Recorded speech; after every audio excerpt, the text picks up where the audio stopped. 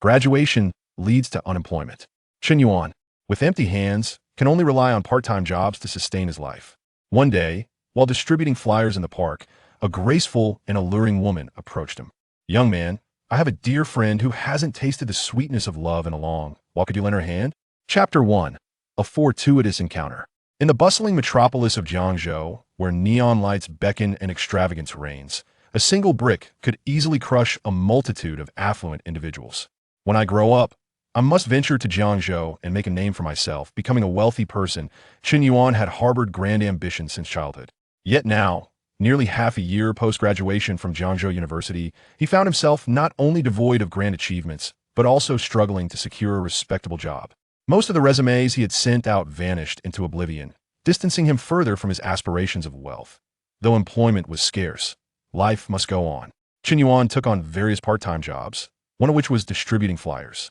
At Qinghu Park, he had visited many times before, yet today seemed unusually crowded. Particularly in the square, a significant assembly of people had gathered. "What is happening over there?" Chen Yuan curiously approached, discovering a matchmaking event in progress. With a stack of flyers in hand, he passed by several matchmaking boards, finding the spectacle quite intriguing. Female, 37 years old, master's degree, unmarried, 160 centimeters tall, annual salary of 300,000, owns a house and a car, seeking a similarly qualified unmarried gentleman. Must possess a good temperament and have an appealing appearance, preferably under 40 years of age. Accompanying the description with a photograph of the woman. Her demeanor is indeed quite impressive, yet Chen Yuan shook his head inwardly. The woman's qualifications were commendable, and her expectations for a partner seemed reasonable. However, if a man possessed such equivalent attributes, finding a woman under 30 should pose no challenge. Why then seek a 37-year-old?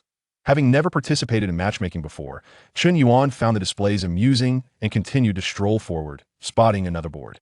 Male, 57 years old, 170 centimeters tall, high school graduate, factory security guard, monthly salary of 3,500, divorced, son resides with the ex-wife, owns a house but no car, seeking a lady under 45, attractive with a stable income.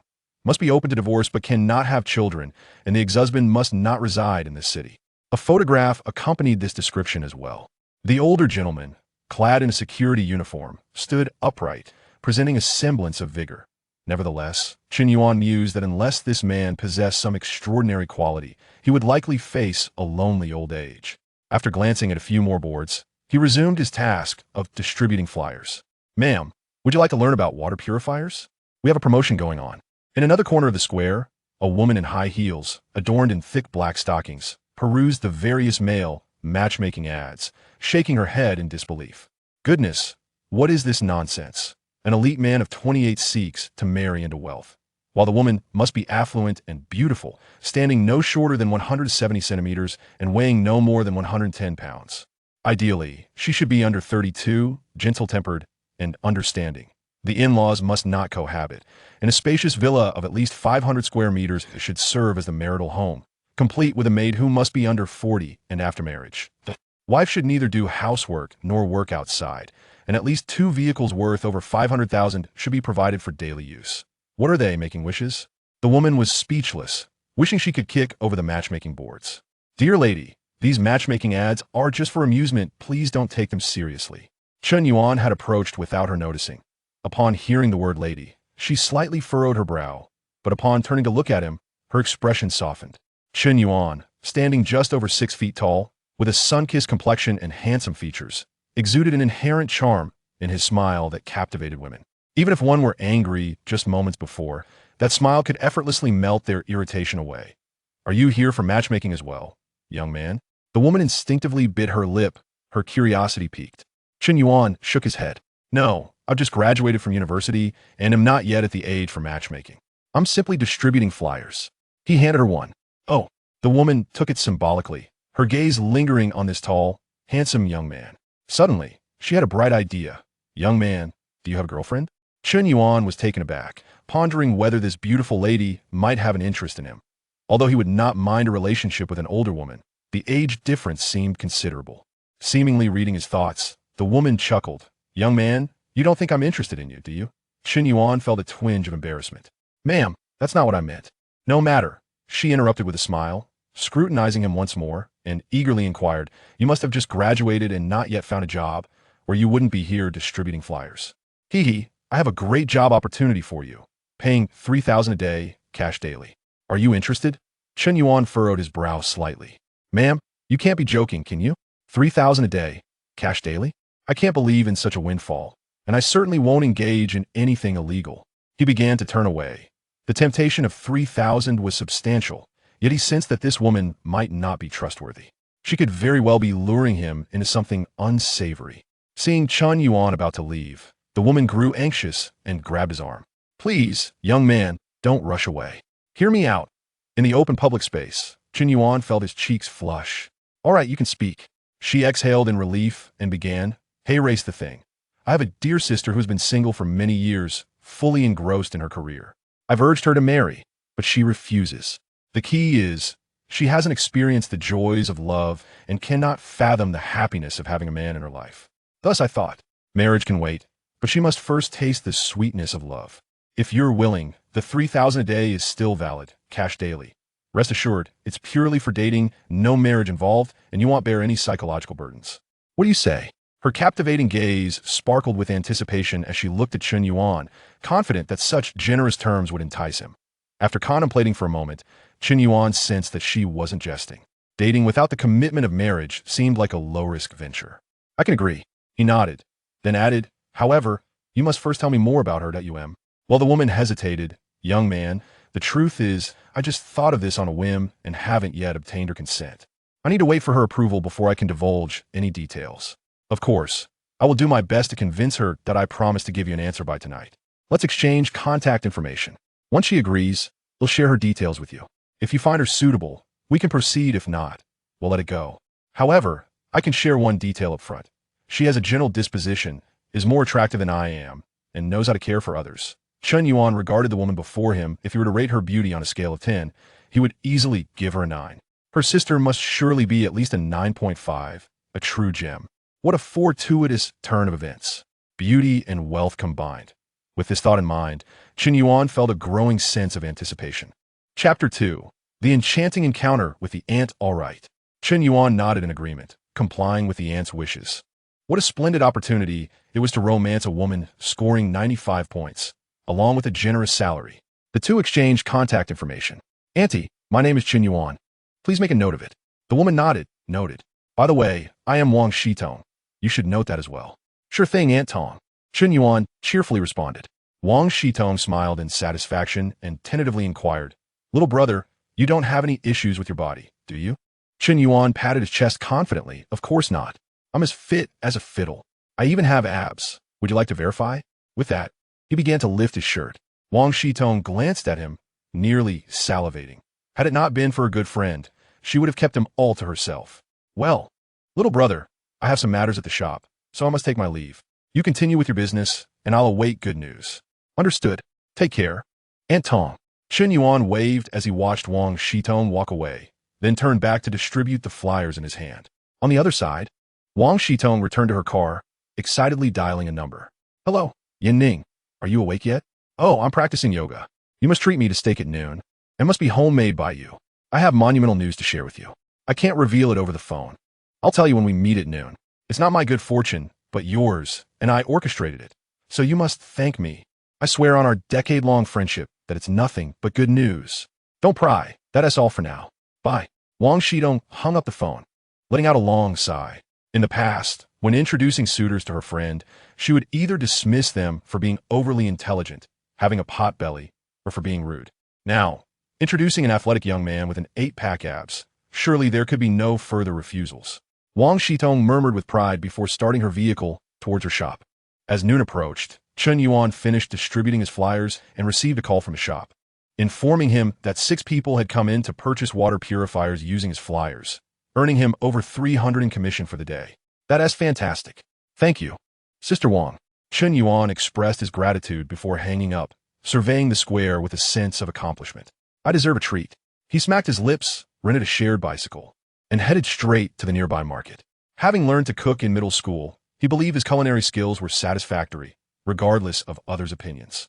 Furthermore, as he had yet to secure a formal job, his meager resources did not allow for frequent dining out. After browsing the market for over half an hour and gathering his groceries, Chen Yuan was ready to return. Just as he passed a vegetable stall he had previously visited, he was captivated by a woman of striking elegance. She appeared to be in her early 30s, but he knew that beautiful women often defy age. Thus, her true age was likely around 40. "Excuse me, how much are the pea pods?" The woman inquired of the vendor, her voice melodious. The vendor glanced at her and replied, 20 yuan per pound. The woman furrowed her brow, hesitated for a moment, and was just about to weigh a little. At that moment, Chen Yuan could not help but lean in. "Boss, selling peas at 20 yuan per jean when they cost 12 is a bit excessive. Don't you think? You can't just hike the price because someone is affluent. Conducting business requires integrity." Chen Yuan had learned this lesson the hard way. It had been near the new year in his hometown, at a fruit stall where he witnessed a lady ask for the price. It was 5 yuan per jean, but when it was his turn, it suddenly inflated to 8. A classic case of price gouging based on appearance. "Boss, how can you conduct business like this?" Upon realizing she had nearly been cheated, the woman was understandably upset. The vendor, aware of his wrongdoing, lowered his head in silence. Seeing this, Chen Yuan chose not to say anything further. He glanced at the woman beside him, unable to suppress the urge to swallow hard, then turned to leave. He had encountered many young women before, and many beautiful ones too, but this exquisite lady before him, embodying maturity, charm, and elegance, was a rare sight. He feared that if he lingered a moment longer, she might mistake him for a lecher. The woman, not having the chance to express her gratitude, hurriedly called out as she noticed him departing, "Hey, wait a moment." To her, this man was merely a stranger amidst a sea of faces, yet inexplicably, she felt an intense sensation that missing this encounter would leave her life lacking something profound. "Excuse me, do you need something?" Chen Yuan asked politely as she caught up to him. The woman smiled warmly and said, "Thank you for your help earlier. My name is Chen Yuan. I haven't tea yet learned your name. It was just a small act. No need to be so courteous," Chen Yuan replied with a smile, feeling somewhat embarrassed about his assistance. "Regardless, I must thank you," Chen Yuan insisted earnestly, nodding her head. Noticing the groceries in Chen Yuan's hands, she inquired, "You seem quite knowledgeable about vegetable prices. Do you often buy groceries?" "Yes," Chen Yuan nodded slightly. "I started cooking for myself in elementary school, but once I entered university, I ate at the cafeteria. Now that I've graduated, I can't rely on the cafeteria anymore, so I've returned to cooking for myself." Chen Yuan raised an eyebrow in surprise. "You started cooking at such a young age? What about your family? Didn't they cook for you?" At this question, a shadow crossed Chen Yuan's eyes. "I am an abandoned child. It was my adoptive father who took me in. He was over 40 and unmarried, treating me like his own son. He had to work hard to make a living, and didn't he have much time to care for me? So I had to learn to fend for myself." Chen Yuan nodded thoughtfully, her lips pursed in empathy. "You seem so cheerful. I didn't realize things were so difficult for you. Your adoptive father has it hard as well, being both a father and mother. But now that you graduated, he should have a bit of relief." Chen Yuan shook his head sadly. The thought brought an inexplicable pain to his heart. Just 2 days before he received his university acceptance letter, his adoptive father had passed away in an accident at the construction site. Chen Yuan himself was unsure why he was sharing these personal details with a stranger. However, upon expressing it, I felt a sudden lightness in my heart. "Ah!" Chen Yuan gasped, her red lips parting in surprise, an expression of apology gracing her features. "I'm so sorry. I had no idea." "It's quite all right." Chen Yuan smiled. "It's all in the past now. Auntie, if there is nothing else, I shall take my leave." "Very well." Chen Yuan nodded, waving her hand at Chen Yuan as she watched him walk away. Upon returning to his rented accommodation, before the door had even closed, the landlord, an elderly gentleman in his 50s, appeared unexpectedly, clutching a set of keys. "Hey, Chen Yuan, you've returned just in time. I wanted to inform you that starting next month, the rent will increase by 200 yuan. Chen Yuan was taken aback, frowning. "What? After just 3 months of tenancy, you're raising the rent?" The landlord's expression immediately soured at his words. "What kind of talk is that? My properties are rented for a minimum of 6 months. Initially, you mentioned you had just graduated and were short on funds, so I agreed to allow you to pay for just 3 months out of pity. Furthermore, the contract is now up for renewal, and if you wish to continue renting, it must be at the updated rate. So, do you wish to renew?" Chapter 3. A heartfelt plea, but the contract hasn't even expired yet. "Allow me some time to consider," Chen Yuan retorted, swiftly shutting the door. The landlord frowned, calling from outside, You have 2 days to decide. However, I must remind you, if you do choose to renew, it must be for a minimum of 6 months. Meanwhile, at the Spring River Villa community, a red Mercedes slowly approached Villa number 17. The occupant of the car was none other than Wang Shitong. Yin Ning, I've arrived.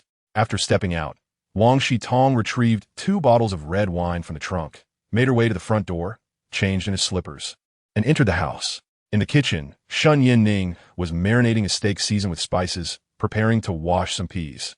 When she heard Wang Shitong's voice and replied, "Are you here? I'm in the kitchen." Wang Shitong placed the wine on the dining table and entered the kitchen, observing Shun Yin Ning washing the peas with a thoughtful expression. She tilted her head and inquired, "What's the matter? You seem preoccupied." "Huh?" Shun Yin Ning snapped back to reality. "It's nothing. Just a minor incident at the market while buying peas." "What kind of incident?" Wang Shitong suddenly became intrigued. Shin Yin Ning chuckled helplessly and recounted the events at the market. Wang Shitong nodded in understanding. "So that is how it is. That young man seems rather kind-hearted." Speaking of a young man, Wang Shitong became even more animated. "By the way, is he handsome?" Being longtime confidants, Shin Yin Ning could sense her friend's excitement. "What does it matter if he is handsome? That one tea put food on the table. At least it's pleasant to the eye," Wang Shitong countered, shaking her head with delight. "He helped you. Didn't you at least ask for his WeChat or send him a token of appreciation?" Shin Yin Ning furrowed her brow. "What are you talking about? He wouldn't even tell me his name, let alone his contact information. Besides, it's not a big deal. If I pursued him, he might think I, an older woman, have ulterior motives." Wang Shitong clicked her tongue. "I simply cannot abide by you saying such things. Why are you being so self-deprecating? Just look at you." Wang Shitong's gaze wanders over Shin Yaning. This ample bosom, this slender waist, this alluring posterior, these beautiful legs, this exquisite face, this graceful demeanor. One can hardly find anyone as perfect as you in the entire Jiangzhou. If that young man truly takes a liking to you, it would indeed be his fortune. "All right, I know I'm beautiful. There's no need for such elaborate praise," Shun Yaning interjected, keen to interrupt before the conversation took a more inappropriate turn. "By the way, you were acting mysteriously early this morning. What were you up to?" Wang Shitong sighed. "Oh, it's all for you. Remember I heard about that matchmaking event at Qinghu Park a couple days ago? I skipped my sleep to help you find a match." Setting aside the washed peas, Shin Yaning began to fry the steak and asked, "So, did you find someone suitable?" "Alas." Wang Shitong let out a heavy sigh. "They're all misfits or have bizarre demands. There is not a decent candidate among them." Shin Yaning chuckled at this. "Then what was all that talk about good news on the phone?" Wang Shitong suddenly grew serious. "As the old saying goes, heaven never bars a person's way. Just when I was at my wit's end, lo and behold, fortune smiled upon me while frying the steak." Shin Yaning turned to inquire, "What do you mean?" Wang Shitong leaned closer and lowered her voice. "At that moment, I spotted a young man, tall at least 6 feet tall, and truly handsome. I'm not exaggerating. He is genuinely good-looking, far more so than the one you encountered at the market, and he fits your aesthetic perfectly." "And then?" Shin Yaning asked. "How old is he?" Wang Shitong replied. "He just graduated from university, so he is probably around 23. "Only 23? Shin Yaning was momentarily speechless. "I'm already 40. In 100 years, my son might even be older than him." Wang Shitong was unfazed.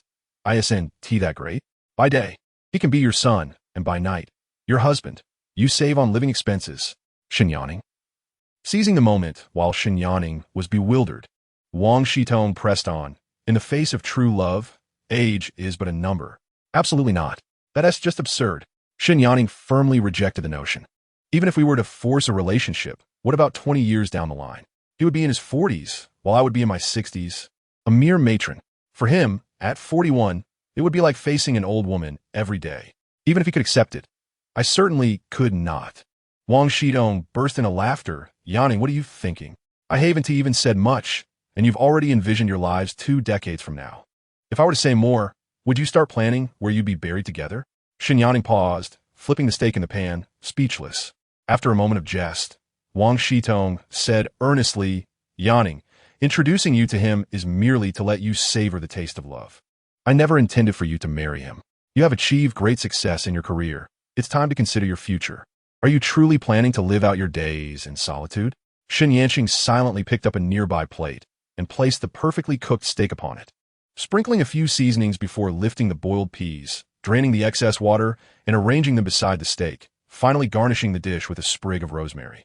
Wang Shidong had never been fond of noodles. With a simple plate of steak prepared, she remarked, "Yanqing, I'm speaking to you. Why are you so silent?" Observing Chen Yanqing's flurry of activity, she felt a tinge of impatience. Chen Yanqing carried 2 servings of steak towards the dining room, saying, "Who truly wishes to grow old alone?" However, finding a reliable partner is not as simple as one might hope. Following her into the dining room, Wang Shitong tucked her bottle of red wine into the nearby cabinet, retrieving the unfinished bottle from their last gathering. Pouring a glass for each of them, she continued, "Indeed, seeking someone worthy of lifelong commitment is quite challenging, but one must first make an effort, right? We can't just wait for the heavens to bestow it upon us. Can we? That young man I mentioned earlier seems quite promising. If you're open to it, he has expressed willingness as well." Wang Shitong, with earnest concern, explained, "The reason I seek a younger partner for you is to help you reclaim your youth and experience the thrill of love. Otherwise, settling for a middle-aged gentleman would simply equate to mundane existence, which is rather uninspiring. Wouldn't you agree?" Chen Yanqing retrieved 2 sets of cutlery from the sterilizer, handing one to Wang Shitong, and replied, "You do make a valid point. Yet at my age, isn't it merely about finding someone to share life with? As for that young man, I think I shall pass. Are you truly not considering it further?" Wang Shitong sighed with a hint of melancholy, eager to persuade her friend once more. "How about this? You meet him first, spend a few days together, and, if there's even a hint of chemistry, you can continue. But if the connection feels lacking or you find no attraction, we can simply let it go. What do you think?" Chapter 4. Am I to be his mother? Sunshine Apartment. After dinner, Chen Yuan sat on the small sofa on the balcony, gazing at the bustling street below. Having lived in the city for over 4 years, he felt like an outsider at that moment, a sense of melancholy washing over him. He had yet to secure a job, and with his rent due to expire soon, he was also faced with a looming price increase. Pulling out his phone, he stared at the meager 5,000 yuan in his bank account, letting out a silent sigh. This amount would barely cover half a year's rent, and once paid, he would be left with nothing. If he did not find work soon, even basic sustenance might become a concern. Suddenly, he recalled the beautiful lady in the sheer black stockings he had encountered in the park that morning. If only her good friend would agree. He could earn 3,000 yuan daily. At that point, financial issues would no longer be a burden. Chen Yuan opened WeChat to check for messages. But Wang Shitong had not reached out. No matter, he muttered to himself, "I will receive a response by tonight at the latest. If it works out, splendid. If not, so be it." Rising, he prepared to head out for his afternoon part-time job at a milk tea shop.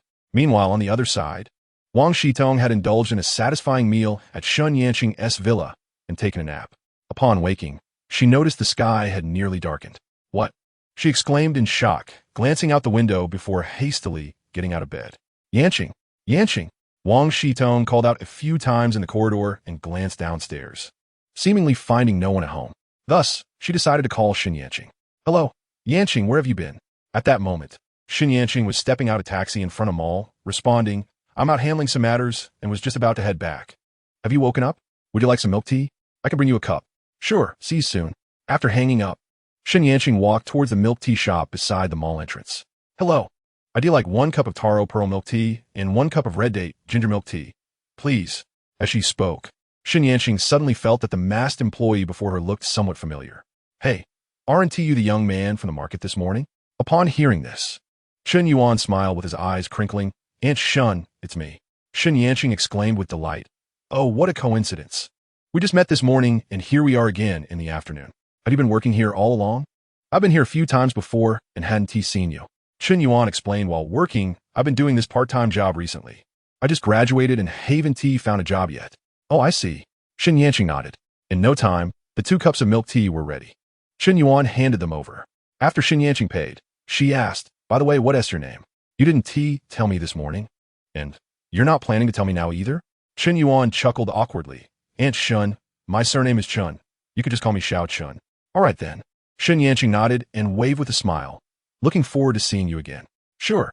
Chen Yuan nodded in return, watching Chen Yanqing walk away. At that moment, Chen Yuan's partner, a petite girl, curiously tilted her head and asked, "Chen Yuan, why didn't you tell her your name when she asked?"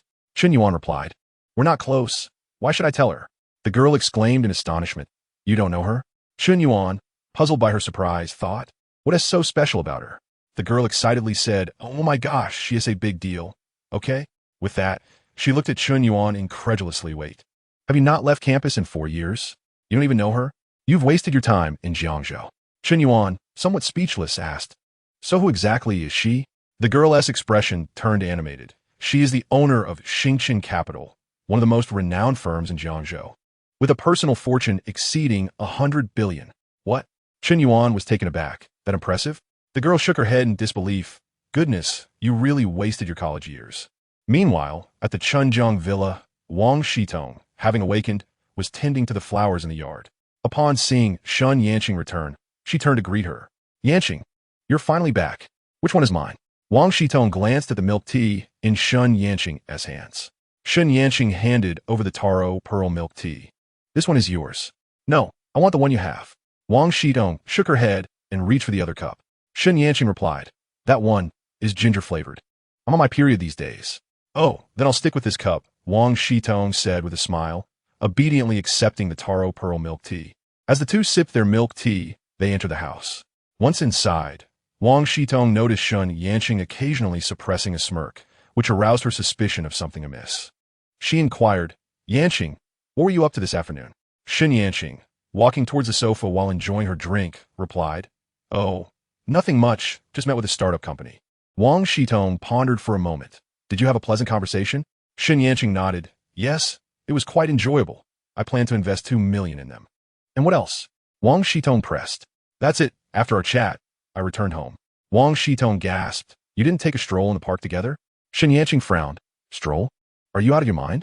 Wang Shitong, baffled, asked. So you exchanged 2 million for a significant stake in the company? Shun Yanqing chuckled. Not really, just 10%. Wang Shitong remarked. What is so amusing about trading 2 million for 10% of startup? Shun Yanqing smiled coyly. Guess who I ran into? Wang Shitong pouted and slurped her milk tea. You know so many people.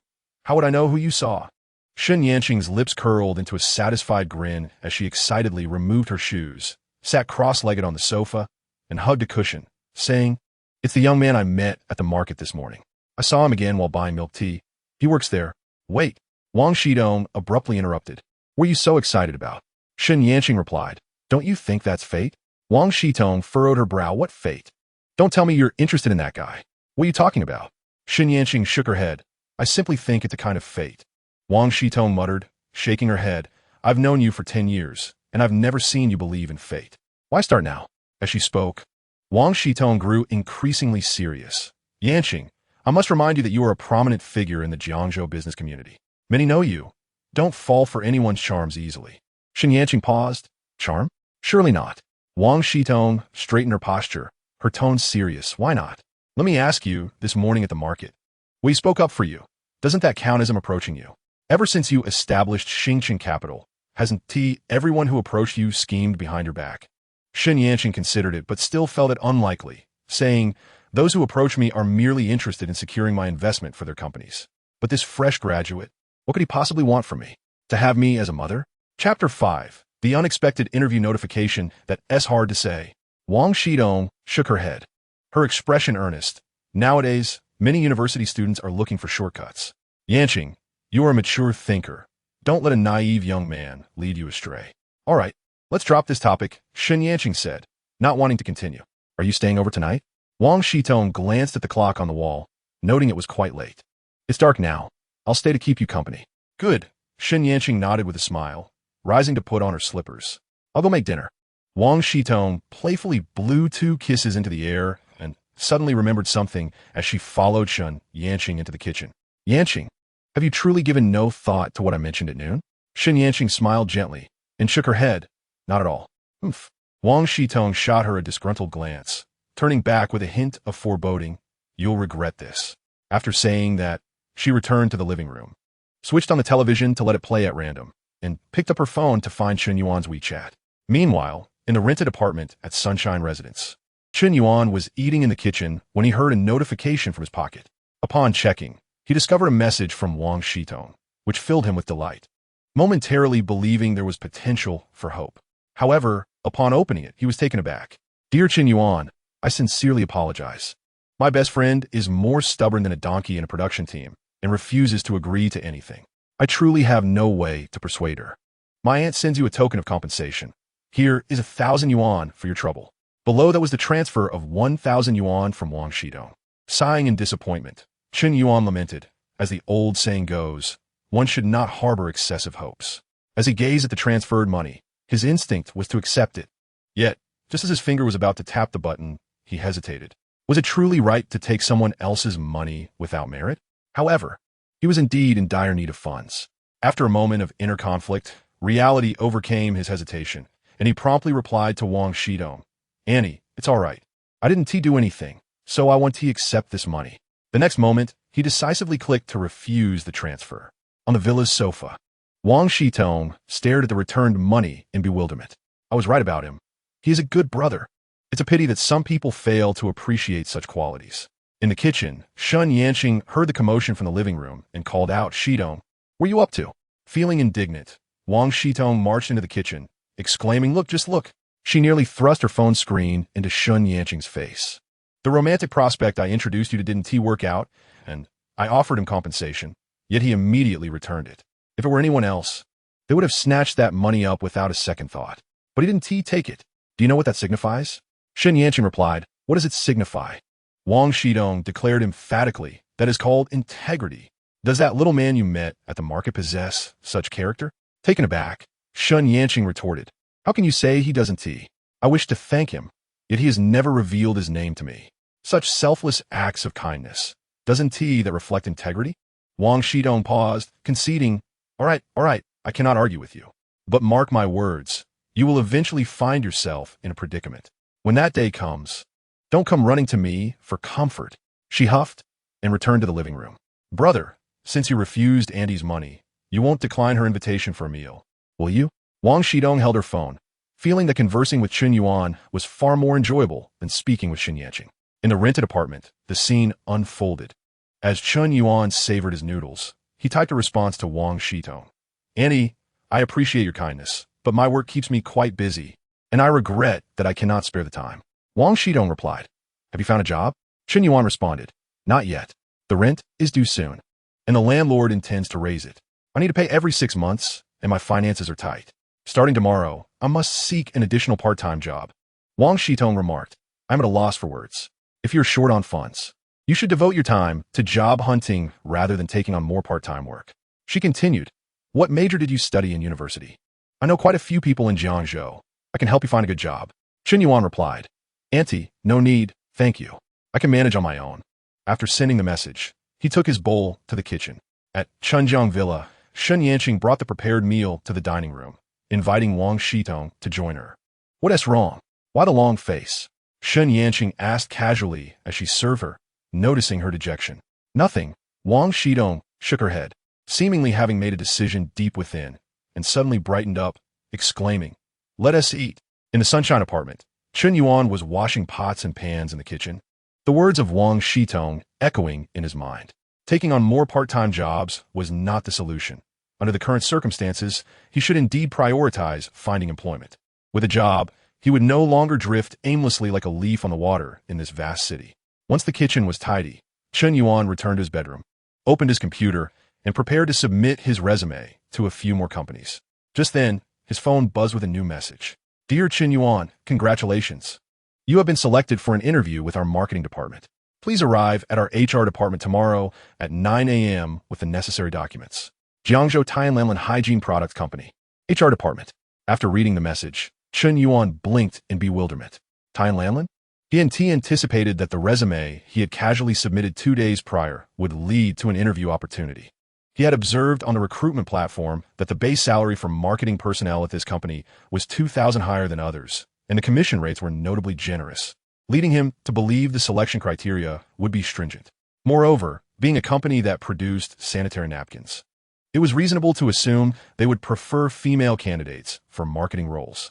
Male resumes would likely be dismissed immediately. To his astonishment, he had received an interview invitation.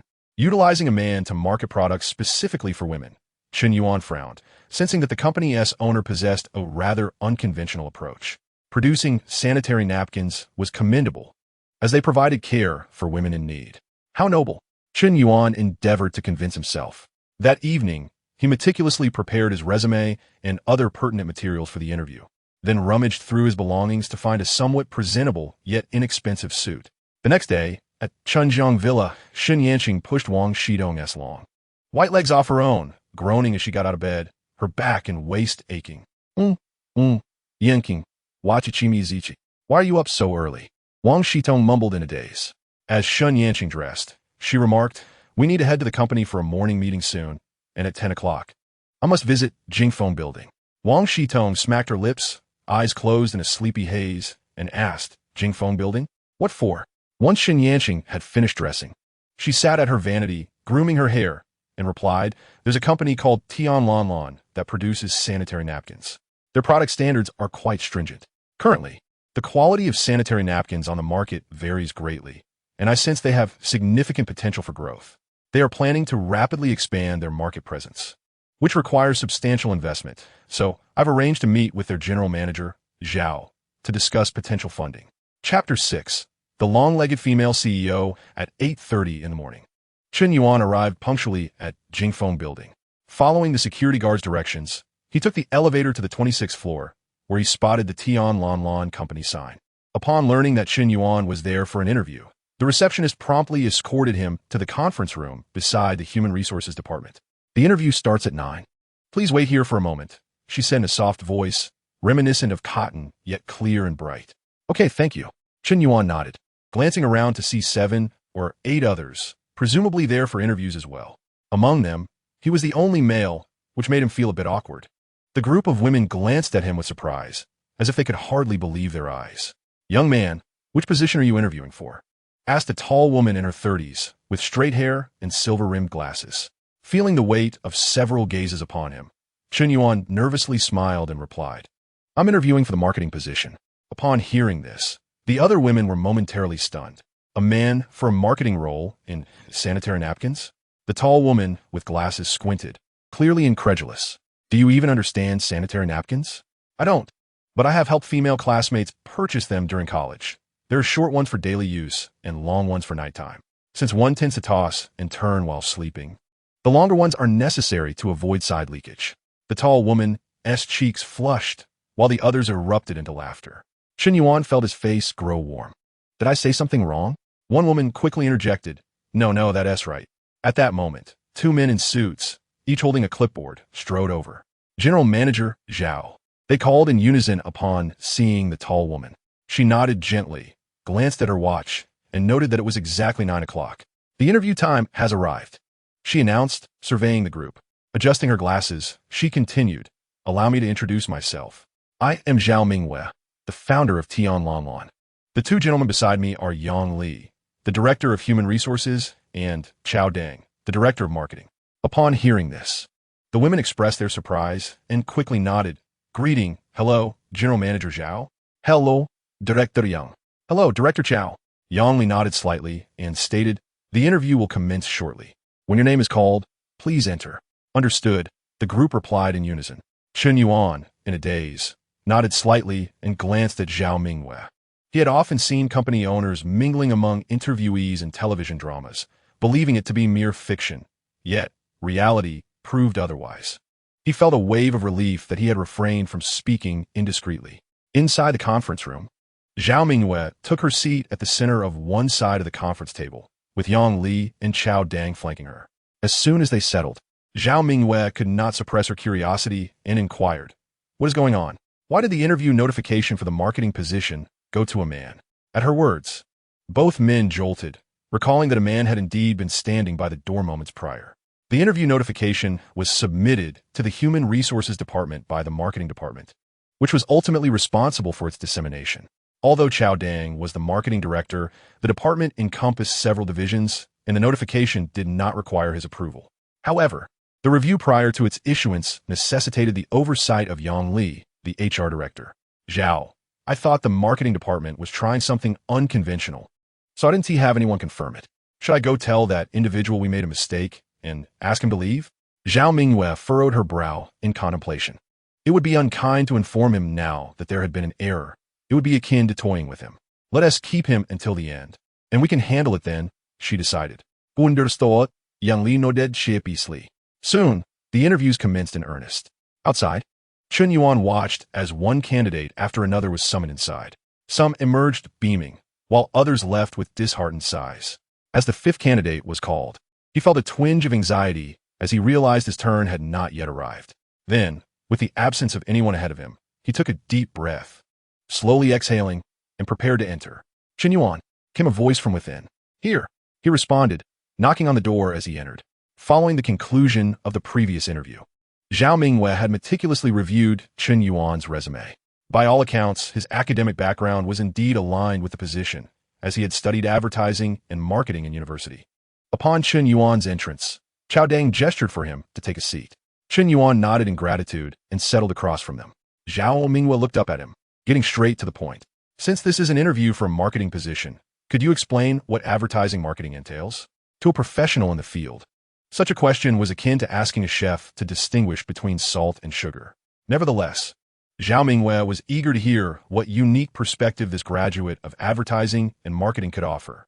Should Chen Yuan's response merely reflect textbook definitions, she would promptly dismiss him to await further notice. Upon hearing the question, Chen Yuan pondered silently. Clearly, such a straightforward query was designed to elicit his personal insights. With this understanding, he resolved to articulate his thoughts clearly and strive for an opportunity to join the company. "Director Zhao, advertising is advertising, and marketing is marketing. I do not believe the two can be conflated." Zhao Mingwei's eyes sparkled with intrigue. She had encountered this viewpoint before, but feigned perplexity as she asked, "Could you elaborate on that?" "Certainly," Chen Yuan nodded, passionately expressing, "In my view, advertising is merely about disseminating information widely, ensuring that everyone is aware of the existence of a brand, a product, or an item. Whether consumers recognize the brand or purchase the product is not solely the responsibility of advertising. Marketing, however, is an entirely different matter." Zhao Mingwei inquired, "How so?" Chen Yuan continued, "Marketing can be categorized in numerous ways, but to me, no method is as direct or effective as event marketing." Zhao Mingwei remarked, "You intend to leverage a specific event to spark inquiries and discussions about the brand and product, thereby igniting a desire to purchase." Chen Yuan agreed, "Indeed, Ms. Zhao. If our product is of superior quality, I am confident it will yield a positive outcome." At this juncture, Chao Dang, the marketing director, interjected, "However, if not executed properly, it could severely tarnish the brand's reputation. Are you prepared to shoulder that responsibility?" Chen Yuan replied with a calm smile, "That will test the leader's capabilities." Chao Dang retorted, "You may believe you have the skills to lead, but lacking the ability to take responsibility is concerning. If something goes awry, the company will have to deal with the aftermath, which poses a significant risk."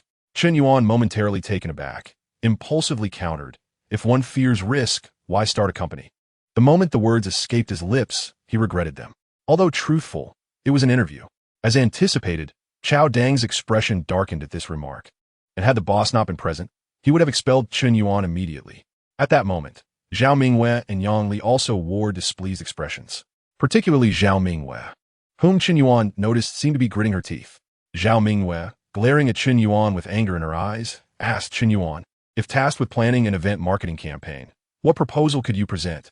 Realizing that he had likely forfeited his opportunity for employment, he boldly stated, "If you seek a specific proposal, you must either hire me or we should first negotiate the terms." Chapter 7. The Ant's Displeasure. Zhao Mingwei, amused yet furious, laughed. "Are you coercing us into hiring you?" She then glanced around, asking, "What do you both think, directors?" Chao Dang responded, "Ms. Zhao, I recommend we dismiss this individual." Yang Li remained silent, but nodded in agreement. Observing that Chao Dang had voiced his opinion, Chen Yuan felt no need to wait for them to escort him out and stood up to leave. Zhao Mingwei, without speaking, focused on Chen Yuan's resume, her expression growing serious. After a brief moment, just as Chen Yuan was about to exit, she looked up and declared, "Congratulations, Chen Yuan, you are hired." "Excuse me?" Chen Yuan was momentarily taken aback, turned to Zhao Mingwei, "You wish to hire me?" Chao Dang, alarmed, exclaimed, "Ms. Zhao, what merit does this individual possess for employment?" Zhao Mingwei raised her hand, signaling him to be quiet, and addressed Chen Yuan, "If you are willing to join our company, Director Chao will personally assist you with your onboarding process. However," she continued, her tone sharpening, "the marketing proposal you mentioned must be delivered to my office by noon tomorrow. and it must consist of 3 distinct ideas as a part of your probationary assessment. Is that agreeable? Absolutely, Chen Yuan replied, nodding enthusiastically. There remain at least 24 hours until noon tomorrow, and the workload of the 3 proposals is scarcely a concern for him. Nevertheless, he inquired of Zhao Mingyue, Zhao, if the proposal receives a favorable response post-implementation, what kind of bonus might the company grant me? Yang Li, who had been silent until now, could not resist teasing. I say, you, already pondering bonuses before the proposal is even in place. Your foresight is indeed commendable. Chen Yuan, brimming with pride, retorted, of course. If one does not consider this, how can one be a captain of the proposal? Yang Li felt his words had unintentionally inflated Chen Yuan's ego.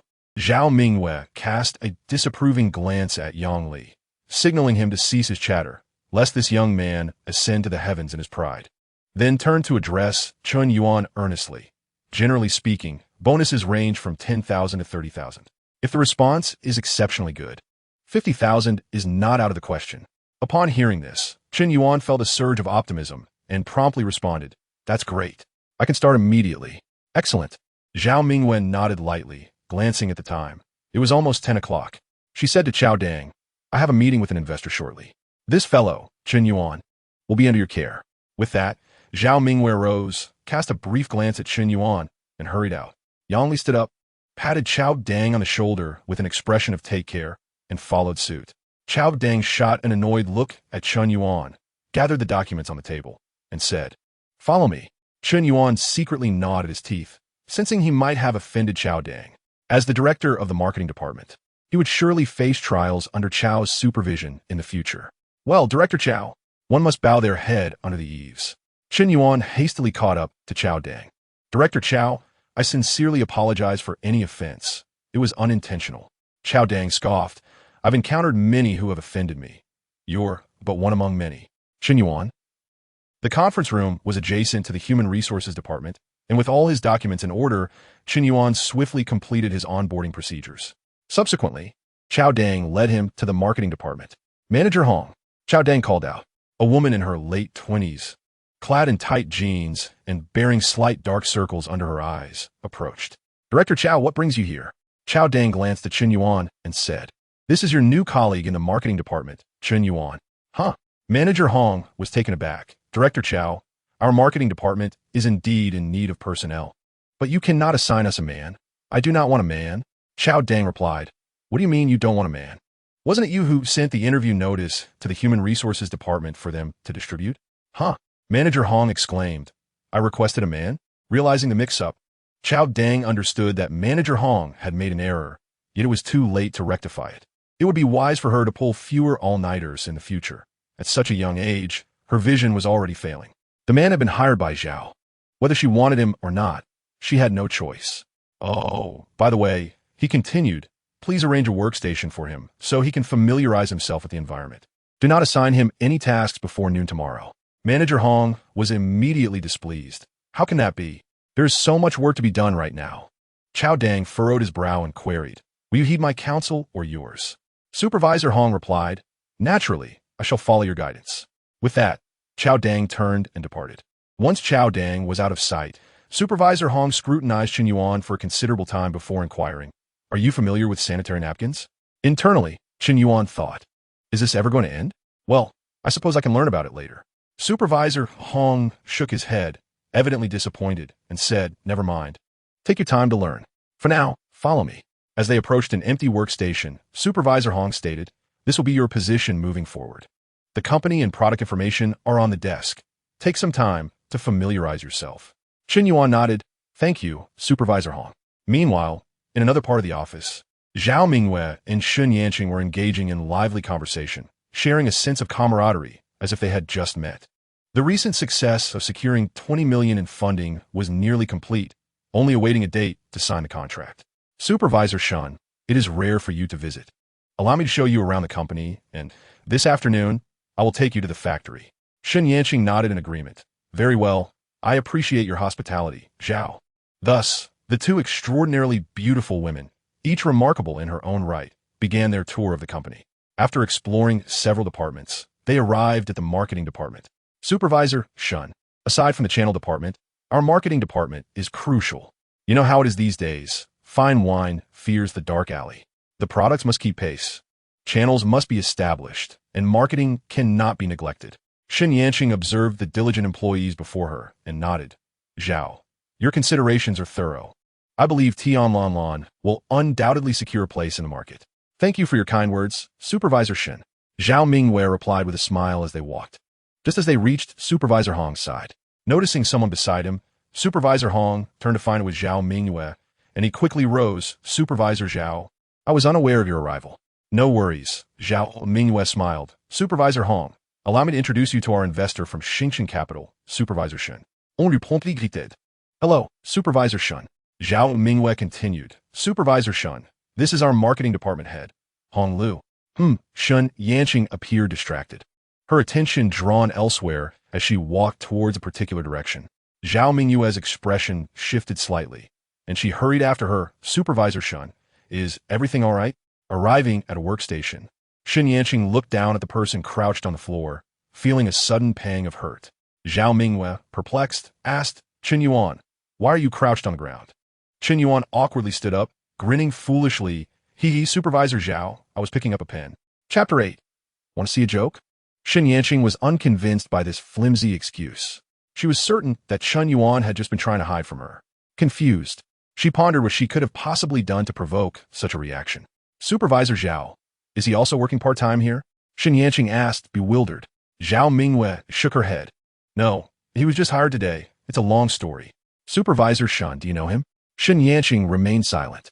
Chen Yuan's earlier attempt to evade her had indeed stung her heart. She turned to Zhao Mingwei and said, Supervisor Zhao, I apologize, but I just remembered I have some matters to attend to. I want to be going to the factory this afternoon. Let us arrange another time. After finishing her words, Chen Yuan strode away. Zhao Mingwei was left in a daze, taking a while to regain her composure, her gaze fixed peculiarly on Chen Yuan. Come to my office, she commanded. Oh, Chen Yuan grimaced and followed Zhao Mingwei amidst the strange looks of their colleagues. Supervisor Hong, it seems our new colleague is quite unique. A co-worker whispered to Hong Lu.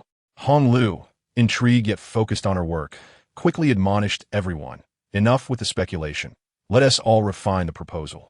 Chen Yuan trailed behind Zhao Mingwei, admiring her alluring figure and the fragrant aura she exuded as they reached her office. Zhao Mingwei settled behind her desk and gestured for Chen Yuan to take a seat. Chen Yuan stretched his back and sat across from her.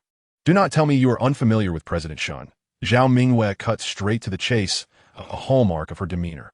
Chen Yuan hesitated. Well, I know her. But, Zhao Mingwei interrupted, I do not care what transpired between you two or what your relationship is. President Shen has promised a 20 million investment, which is crucial for our future development. She is currently upset with you, and whether that 20 million will still be invested has become a pressing issue. The responsibility lies entirely with you. Zhao Mingwei's gaze was unwavering on Chen Yuan. Chen Yuan felt exasperated. This is akin to a misfortune falling from the heavens. Zhao Mingwei waved her hand dismissively. Enough of the useless talk. I have a task for you. Within 3 days, you must charm her back to happiness. If you succeed, I will grant you a bonus of 5,000. Chen Yuan furrowed his brow. What if I fail to charm her? Zhao Mingwei's expression was cold and unyielding. Then you may proceed to handle your resignation. Chen Yuan paused, sensing that she was not jesting. The job he had worked hard to secure, with generous benefits, would be challenging to replace. As the saying goes, a true gentleman knows when to bend. Everything was for the sake of his employment. Besides, if he succeeded, he could flaunt the bonus to his landlord, silencing any complaints. However, the pressing concern remained. He had no idea why Chen Yuan was angry, and how could he, an ordinary employee, possibly appease a mogul with assets in the billions? Zhao, what if I cannot win her over? He inquired again. Zhao Mingwei replied. Then you will continue with your resignation process. All right, I will submit the proposal to you tomorrow, and then I will seek out President Shen. Chen Yuan conceded. Hearing this, Zhao Mingwei nodded in satisfaction, lightly gesturing go on. Back at his workstation, Chen Yuan noticed his colleagues glancing his way from time to time, with one female colleague stealing furtive looks.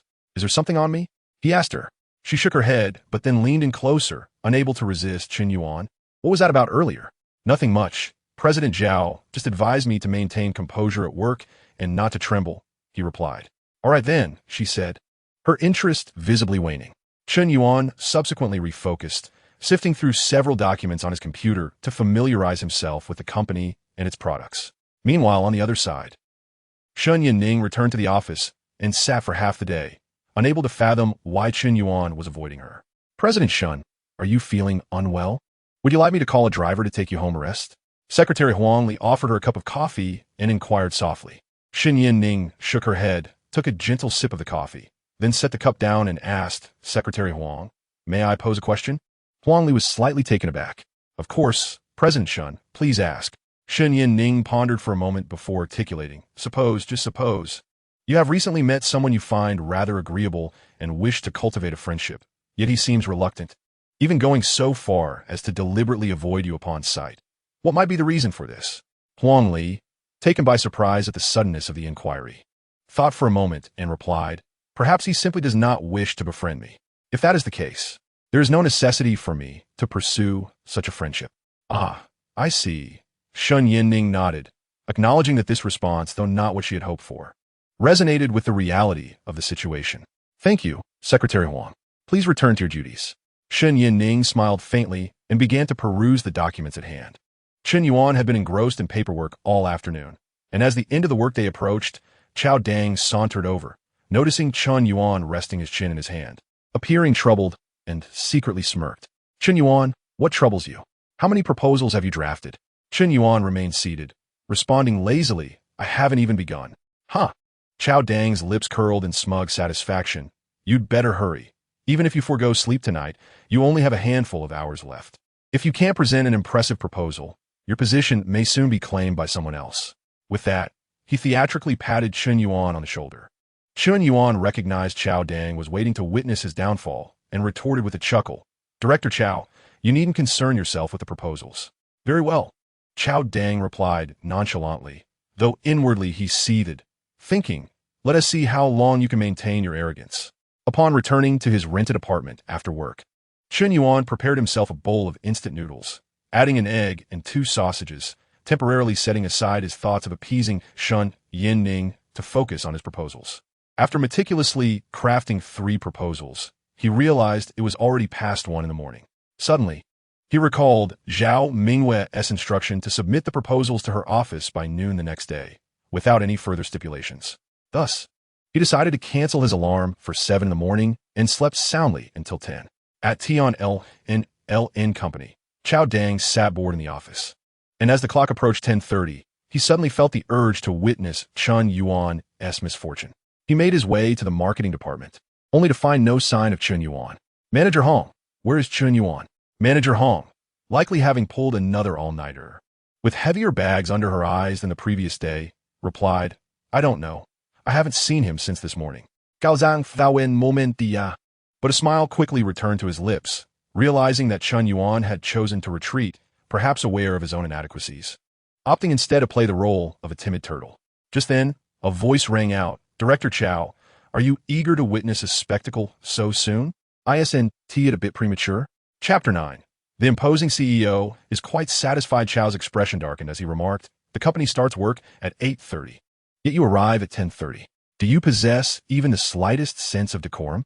Chen Yuan, maintaining his composure, replied with a faint smile, the proposal has been completed.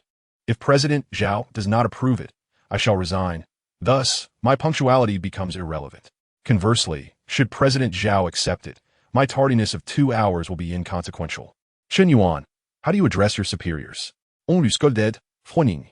You just entered the workforce and dare to offend anyone. Aren't you concerned about future repercussions? Noting that his superior had spoken, Chen Yuan chose silence. He retrieved 3 documents from his bag and proceeded towards Zhao Mingyue's office. Chao was left speechless, his mouth agape in disbelief. Hong Lu glanced at Chen Yuan's retreating figure and said to Chao, Director Chao, the young graduate is unaware of the rules. Please do not hold it against him. Chao, visibly irritated, retorted, if he does not remain today, that would be one thing. However, if he stays as a supervisor, you must ensure he behaves appropriately, or you may as well resign.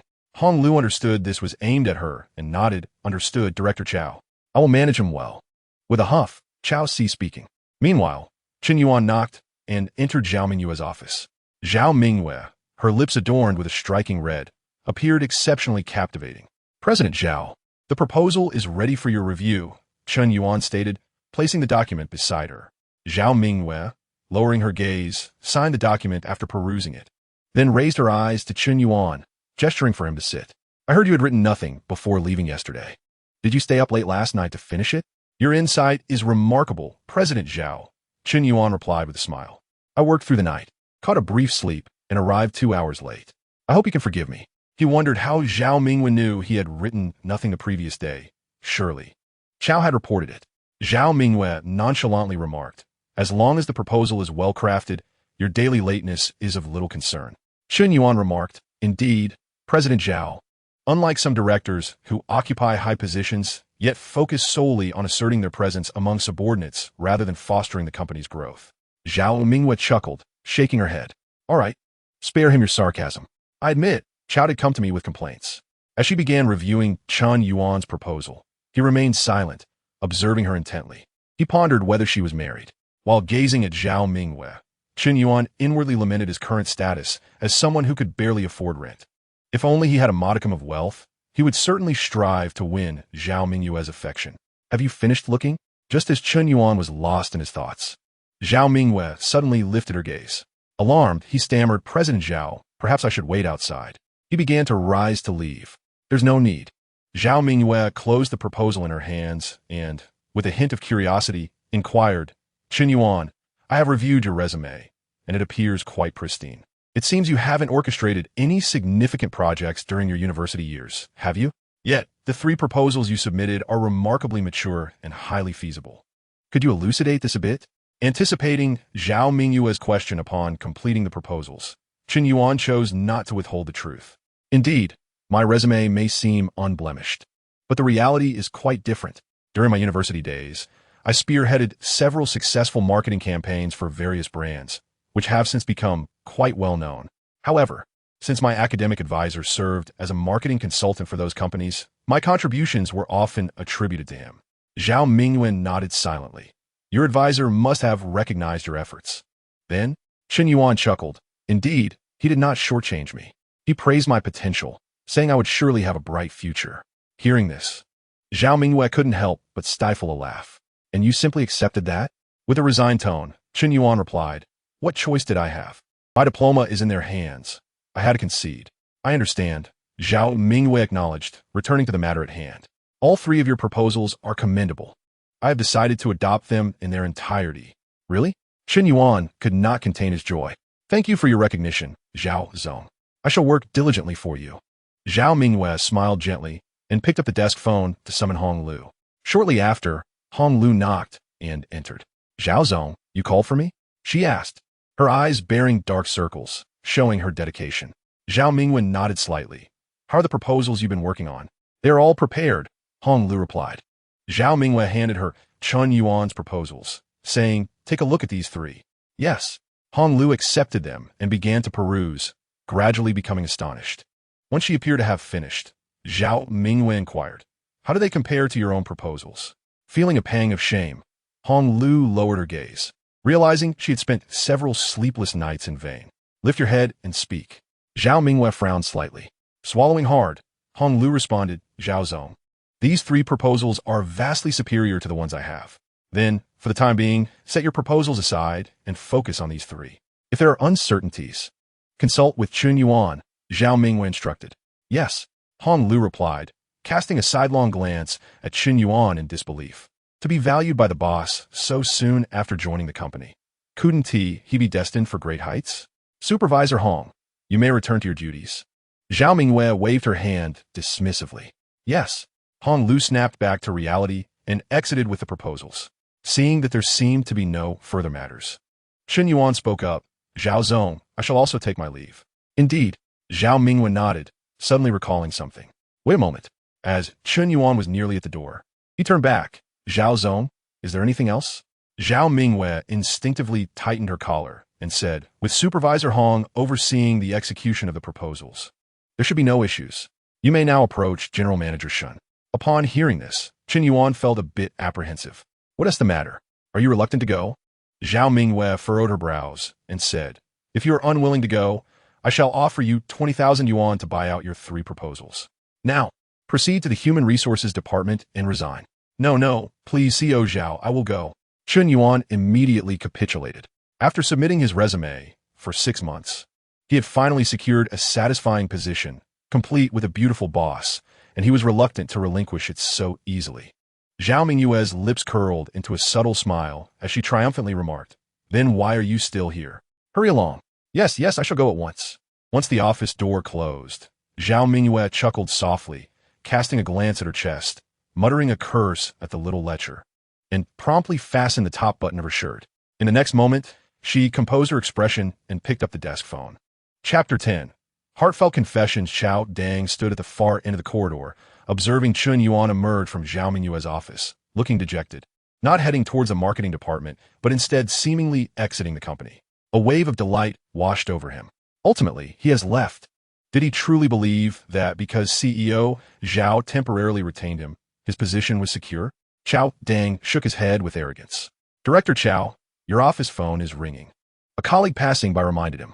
Upon hearing this, Qiao Dang hurried back to his office. "Hello, CEO Zhao." "Oh, very well, I shall come over right away."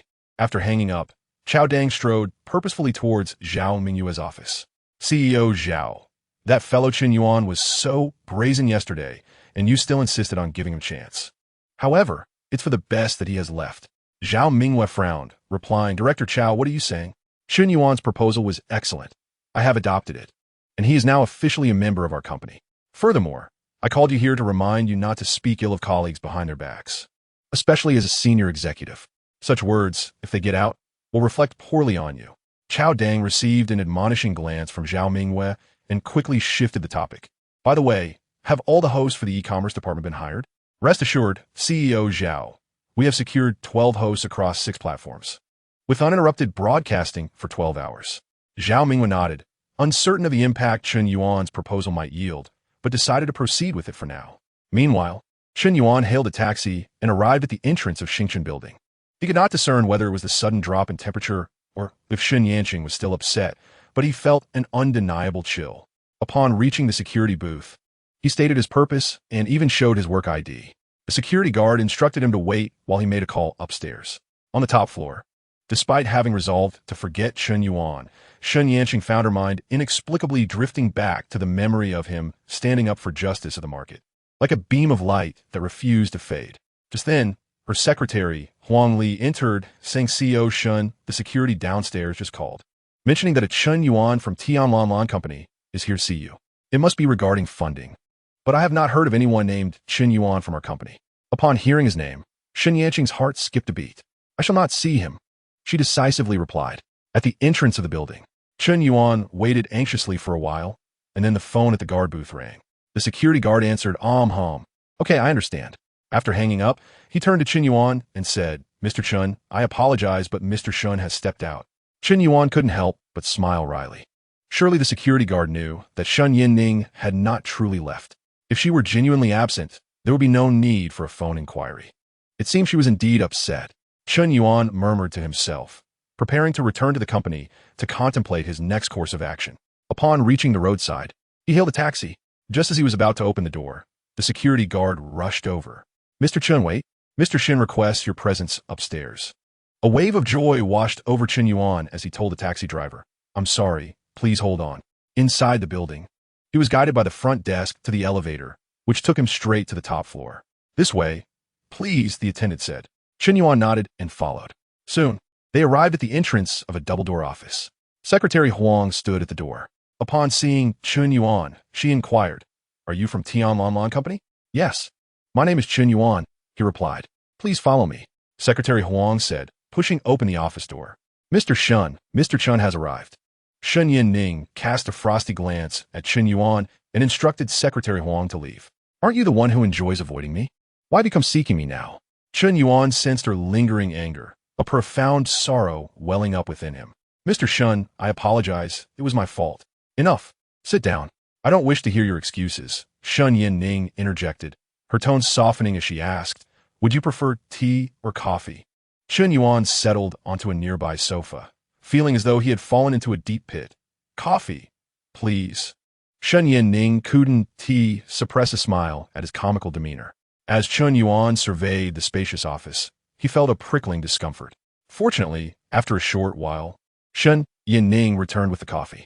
"Thank you, Mr. Shun," he said, rising to take it, only to find the sofa too plush, making it difficult to stand. "Relax. You need not be so formal here," Chen Yuan remarked with a hint of reproach in her glance. Chen Yuan, feeling apprehensive, took a tentative sip of the coffee, easing the tension just a bit. Chen Yuan settled herself at the head of the table, crossing her legs as she asked, "It was Zhao Mingyue who sent you, wasn't he it?" "Indeed." Chen Yuan nodded earnestly. "She mentioned you were upset with me yesterday, and that the company is awaiting your investment. She insisted that if I could seek your forgiveness within 3 days, I could keep my job. Otherwise, I would have to pack my things and leave." Chen Yuan scrutinized him. "So, you came to me out of sheer necessity to maintain your position?" "Well, not entirely." Chen Yuan dared not meet her gaze and instead focused on the tips of her shoes. "It is indeed an honor to be known by you, and I shouldn't have avoided you. I regret having lost face. After you left, I immediately felt remorseful but lacked the courage to apologize." Chen Yuan nodded slightly. "Then tell me, why did you choose to avoid me? What were you thinking at that time?" Chen Yuan took a moment to steady his breath and replied, "I was unaware of your true identity until that day you went to buy milk tea. It was only after you departed that my colleagues informed me of who you are. You are a magnate with assets amounting to hundreds of billions, while I am but a speck of dust in the vast sea of humanity. As the saying goes, there exists a chasm between clouds and mud.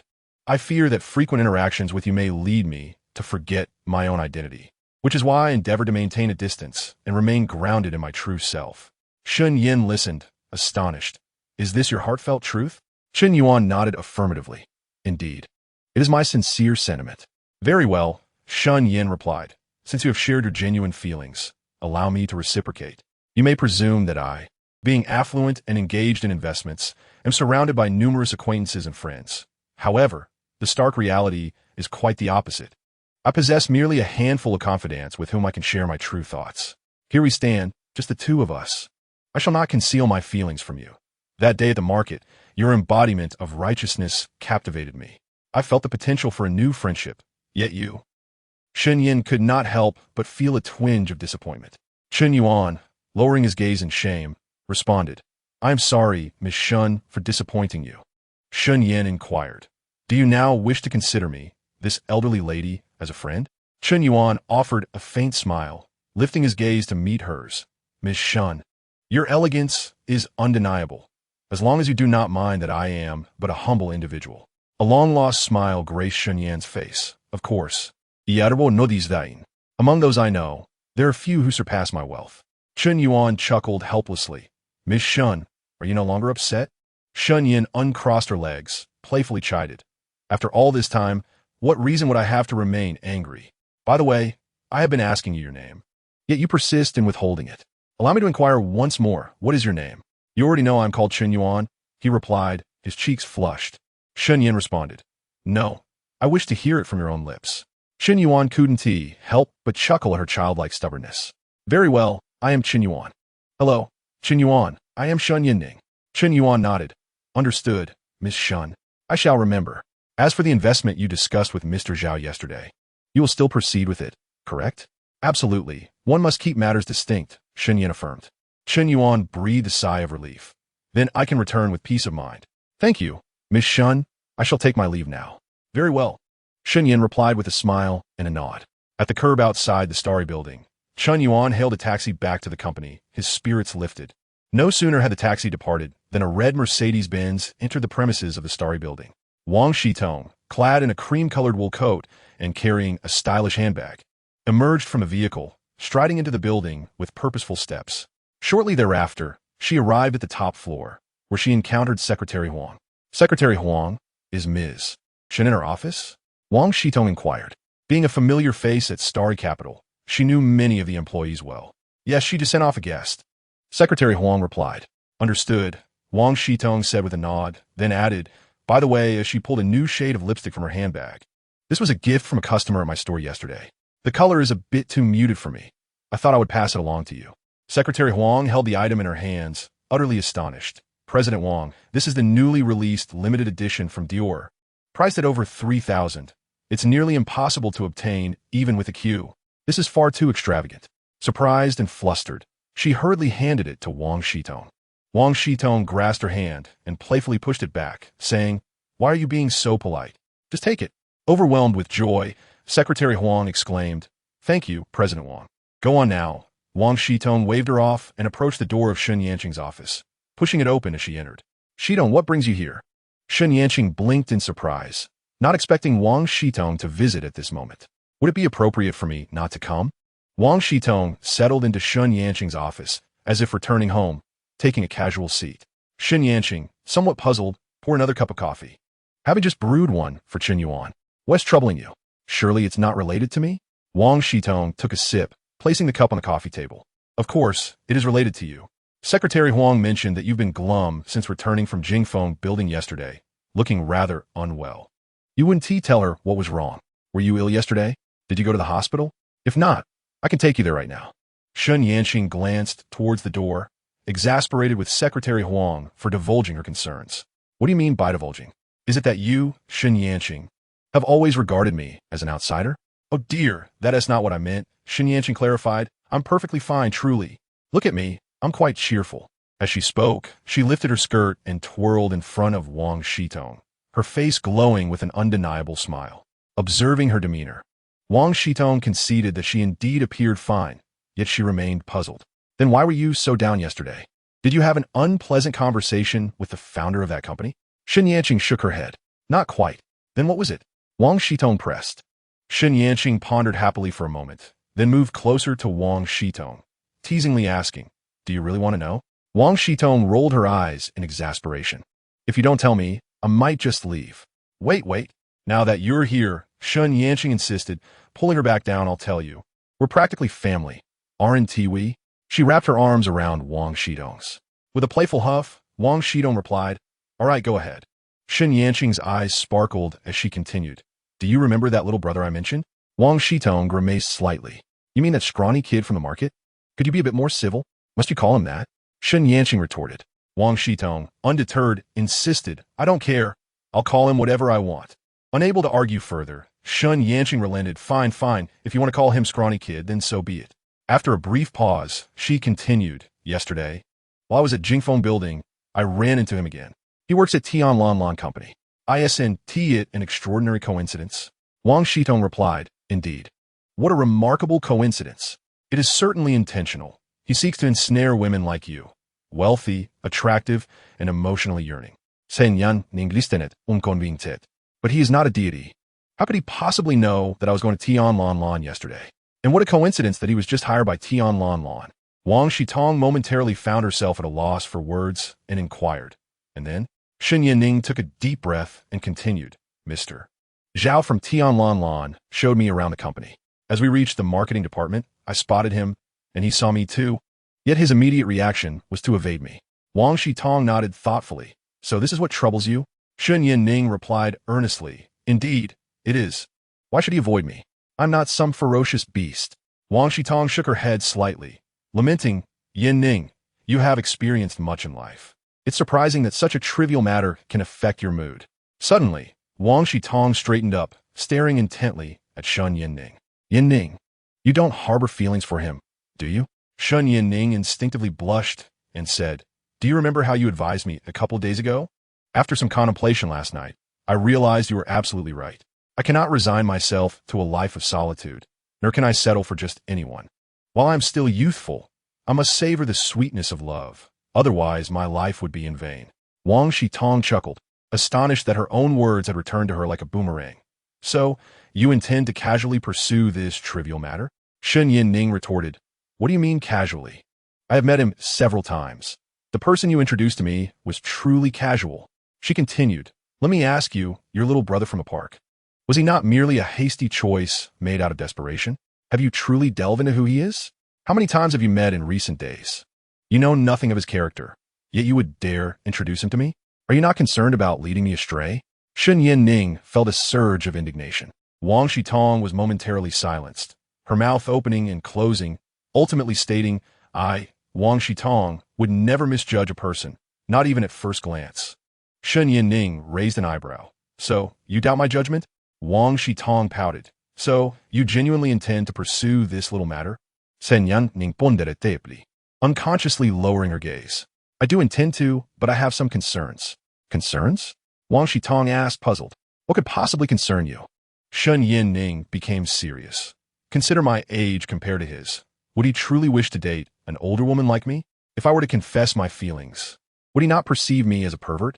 Even if, for argument's sake, he were unfazed by such considerations and genuinely wished to be with me. You know well that I cannot keep him sequestered at home. I have numerous social engagements, and I would inevitably need to bring him along. How would others perceive him then? They might call him a kept man, living off a wealthy woman, lacking in dignity, and tarnishing the reputation of men. Though he is young, he is a respectable man. How could he endure such disparagement? Where would his honor lie? Where would his dignity reside? Upon hearing these words, Wang Shitong couldn't help but let out a scoff. You haven't even begun, and you're already concocting such elaborate scenarios for him? If you truly embark on a romantic venture, wouldn't you be offering up your entire fortune in an instant? Conversely, what if his intentions are merely to take advantage of you? As she spoke, an idea suddenly struck her. How about this? I won't hinder your affection for that little chick, but we must approach this with dual strategies. Let's not abandon the younger brother I introduced to you. You claim I haven't delved deeply into his character. Starting tomorrow, I shall thoroughly investigate him.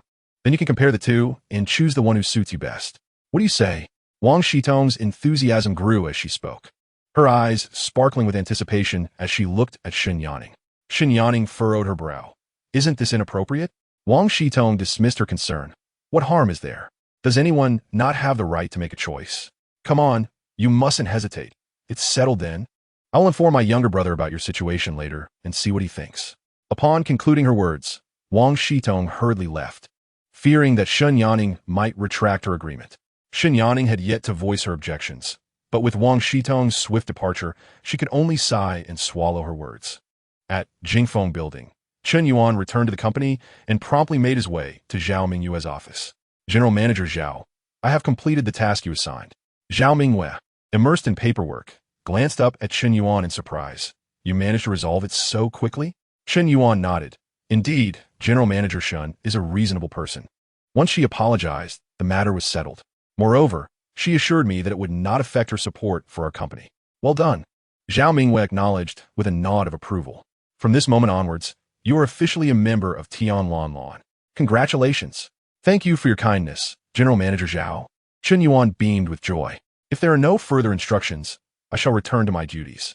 Wait a moment, Zhao Mingyue called out, reaching into her desk drawer to retrieve a stack of red bills. As promised, upon your successful appeasement of General Manager Shun, here is your bonus of 5,000. She extended her hand towards him. Chen Yuan was taken aback.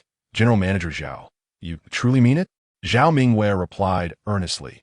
You executed your task splendidly. I cannot go back on my word. Chen Yuan hesitated, stealing a glance at Zhao Mingyue, his heart swelling with joy. Just yesterday, he had thought her words were merely rhetorical. Little did he know, this beautiful boss was sincere. Thank you, General Manager Zhao.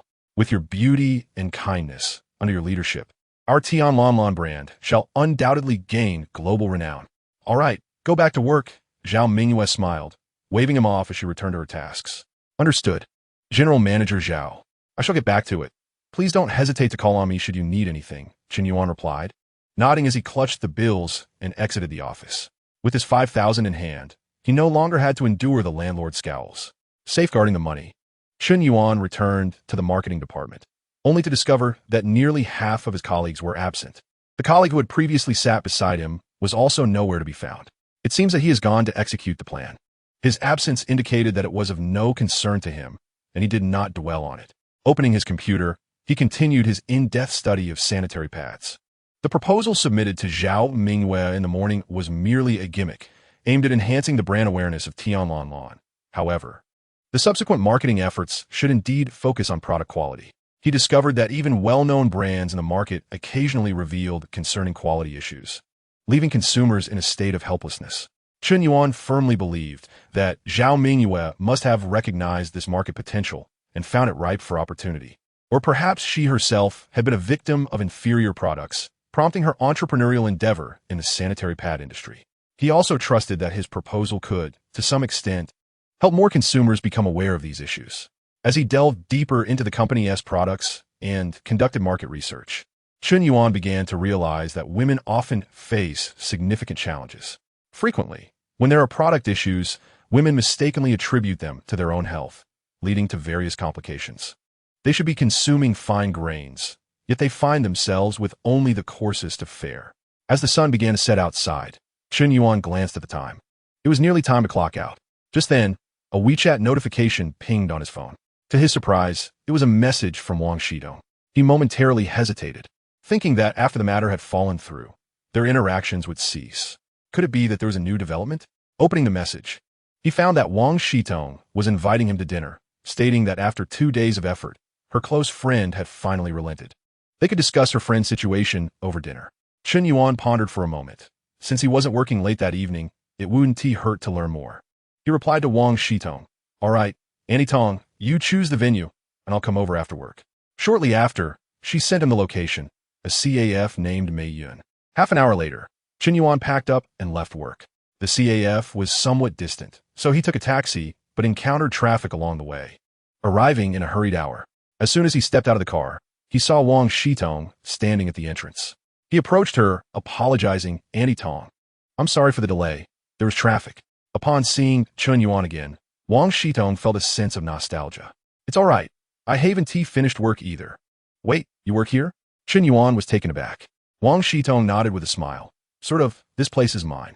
Understanding dawned on Chen Yuan. Wang Shitong added, "Let us not linger outside. Come in with me." Chen Yuan nodded in agreement and followed her inside. In the CAF, Wang Shitong chose a nearby table that was unoccupied, inviting Chen Yuan to sit down. "Would you like to try our signature tender beef steak?" "Certainly. I'll defer to you, Annie Tong," Chen Yuan replied with a smile. As they awaited the arrival of their steak, Wang Shitong began to explain to Chen Yuan, "Dear Chen Yuan, it is like this. After 2 days of persuasion, my dear friend has somewhat reluctantly agreed. However, she still harbors some concerns. You see, we have only known each other for 2 days. I do not know you very well. So, let me first share some details about my friend, and then you can elaborate on your situation, your family background, romantic history, and perhaps even your personality. Just speak freely. Let the conversation flow naturally." Chen Yuan gazed at Wang Shitong, sincerity evident in his expression. Having taken the initiative to meet her at her establishment signified his earnest intentions. "All right, Aunt Tong, please proceed." Chapter 13. On-site investigation. Wang Shitong pondered for a brief moment before speaking. She is 40 years old and has built a substantial career of her own. Both of her parents are teachers and are currently residing in their hometown. Before turning 30, she also worked as a teacher, but after her divorce, she left her job to start her own business. If I recall correctly, she married at 27 and divorced by 30. Following her divorce, she dedicated herself to her career, which is when I came to know her. For the past decade, she has remained single. That is the gist of her situation. Chen Yuan nodded attentively. "Aunt Tong, may I inquire about the reason for her divorce?" "Of course, you may ask," she replied. "What was the cause of her divorce?" Wang Shitong sighed. It is quite a tale of misplaced trust. The man was introduced to her by the vice principal of their school, a businessman who seemed quite impressive.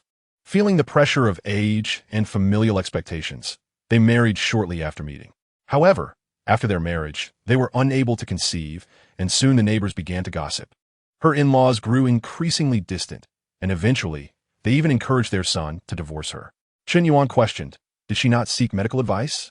"She did," Wang Shitong affirmed, unable to suppress a laugh. "Brother, do you know what the results revealed?" Chen Yuan attempted to guess. "It shouldn't be an issue on her part, right?" Wang Shitong responded, "Indeed, it was not her fault, but the truth is far more outrageous than you might imagine." Chen Yuan's curiosity was piqued. "What do you mean by outrageous?" Wang Shitong opened her mouth to speak, but quickly changed her mind. "Well, this concerns her privacy, so I cannot share further at this moment. However, once you two become more familiar, she can disclose it herself." "All right," Chen Yuan nodded, finding no issue with her response. "Now, let me share my situation. I am 23 years old, having graduated from university just 6 months ago. My parents passed away early, and I have no siblings. I am a sole occupant of my home.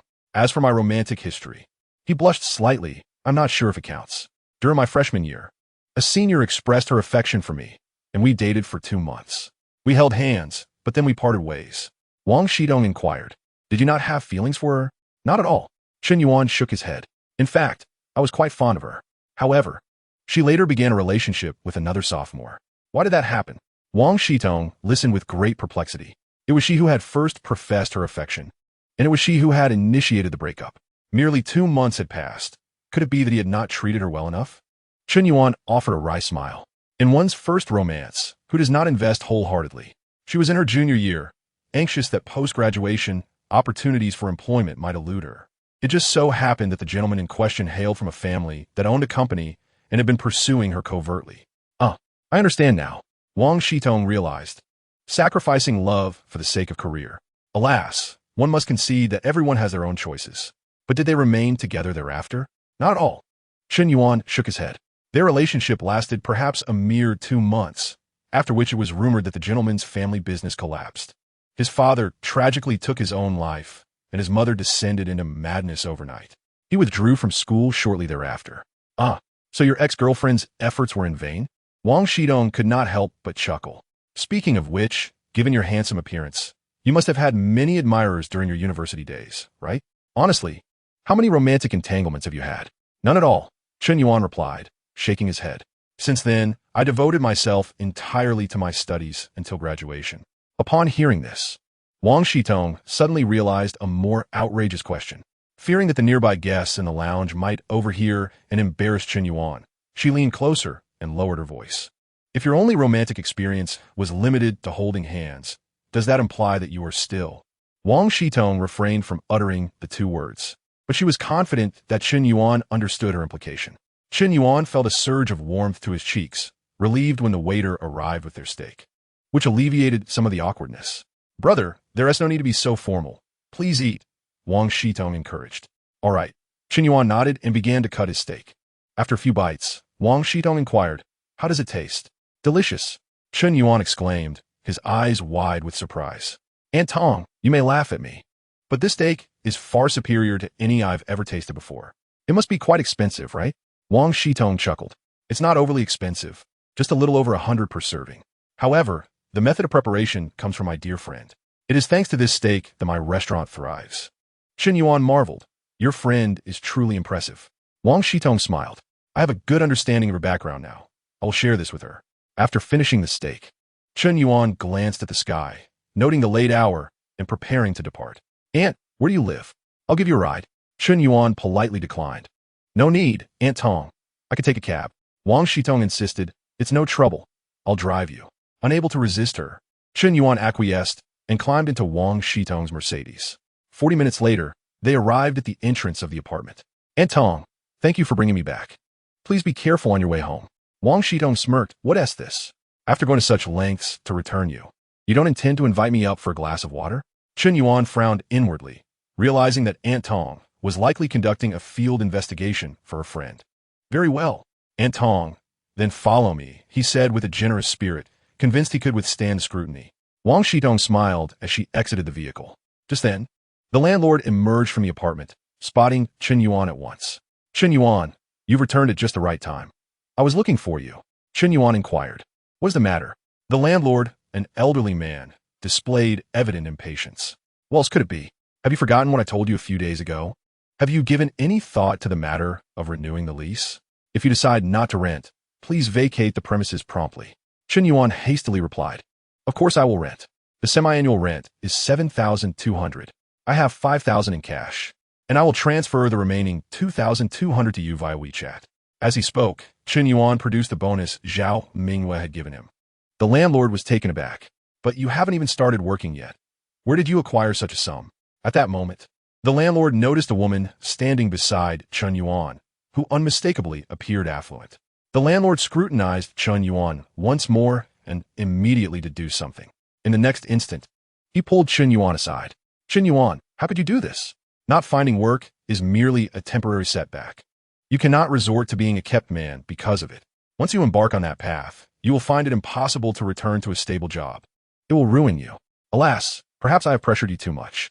The landlord glanced at the money in his hand, made a decisive gesture, and returned it to Chen Yuan. You must return this money. As a man, you must maintain your dignity. I can grant you an extension on the rent. Chapter 14. An appointment for Saturday. Looking at the landlord, Chen Yuan felt an inexplicable surge of emotion. He understood that the old man, despite his harsh demeanor, had a heart of gold. The landlord always adopted a stern facade with tenants, fearing that some might take advantage of his kindness and delay rent payments. Mr. Chen, you misunderstand, Chen Yuan said, half amused, as he attempted to return the money. This money was not given to me by her, nor have I become a kept man. I found a job yesterday. This is a bonus from my employer.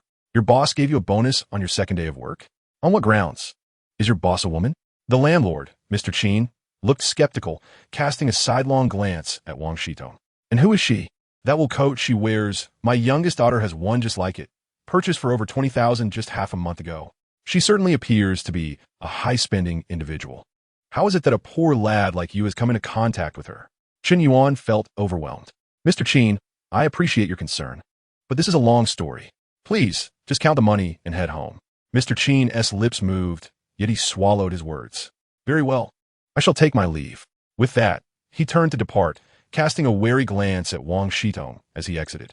Chen Yuan let out a sigh of relief and quickly approached Wang Shitong. Aunt Tong, I apologize for keeping you waiting. Not at all. Wang Shitong replied with a casual smile. That old man seemed quite fierce, but he appears to care for you. Chen Yuan nodded. A harsh exterior conceals a warm heart. It's a long story, Aunt Tong. Let us head upstairs. All right, Wang Shitong agreed, following closely beside Chen Yuan.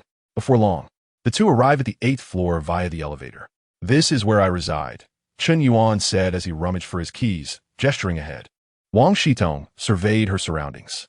Perhaps due to the large number of residents, many doorways were cluttered with trash, shoes, and various other disarrayed items, which caused her to frown slightly.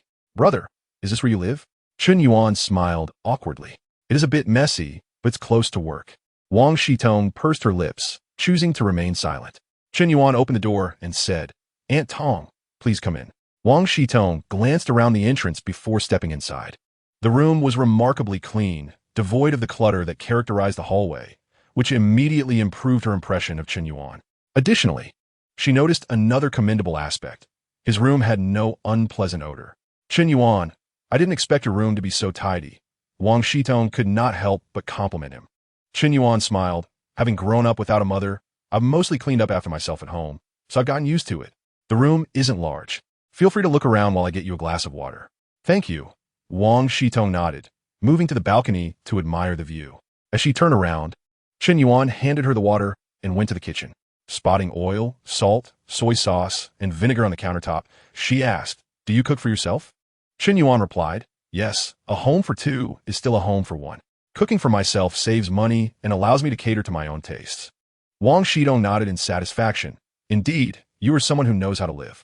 She then added, Well, I've had my drink and it's getting late. I should head back. Get some rest.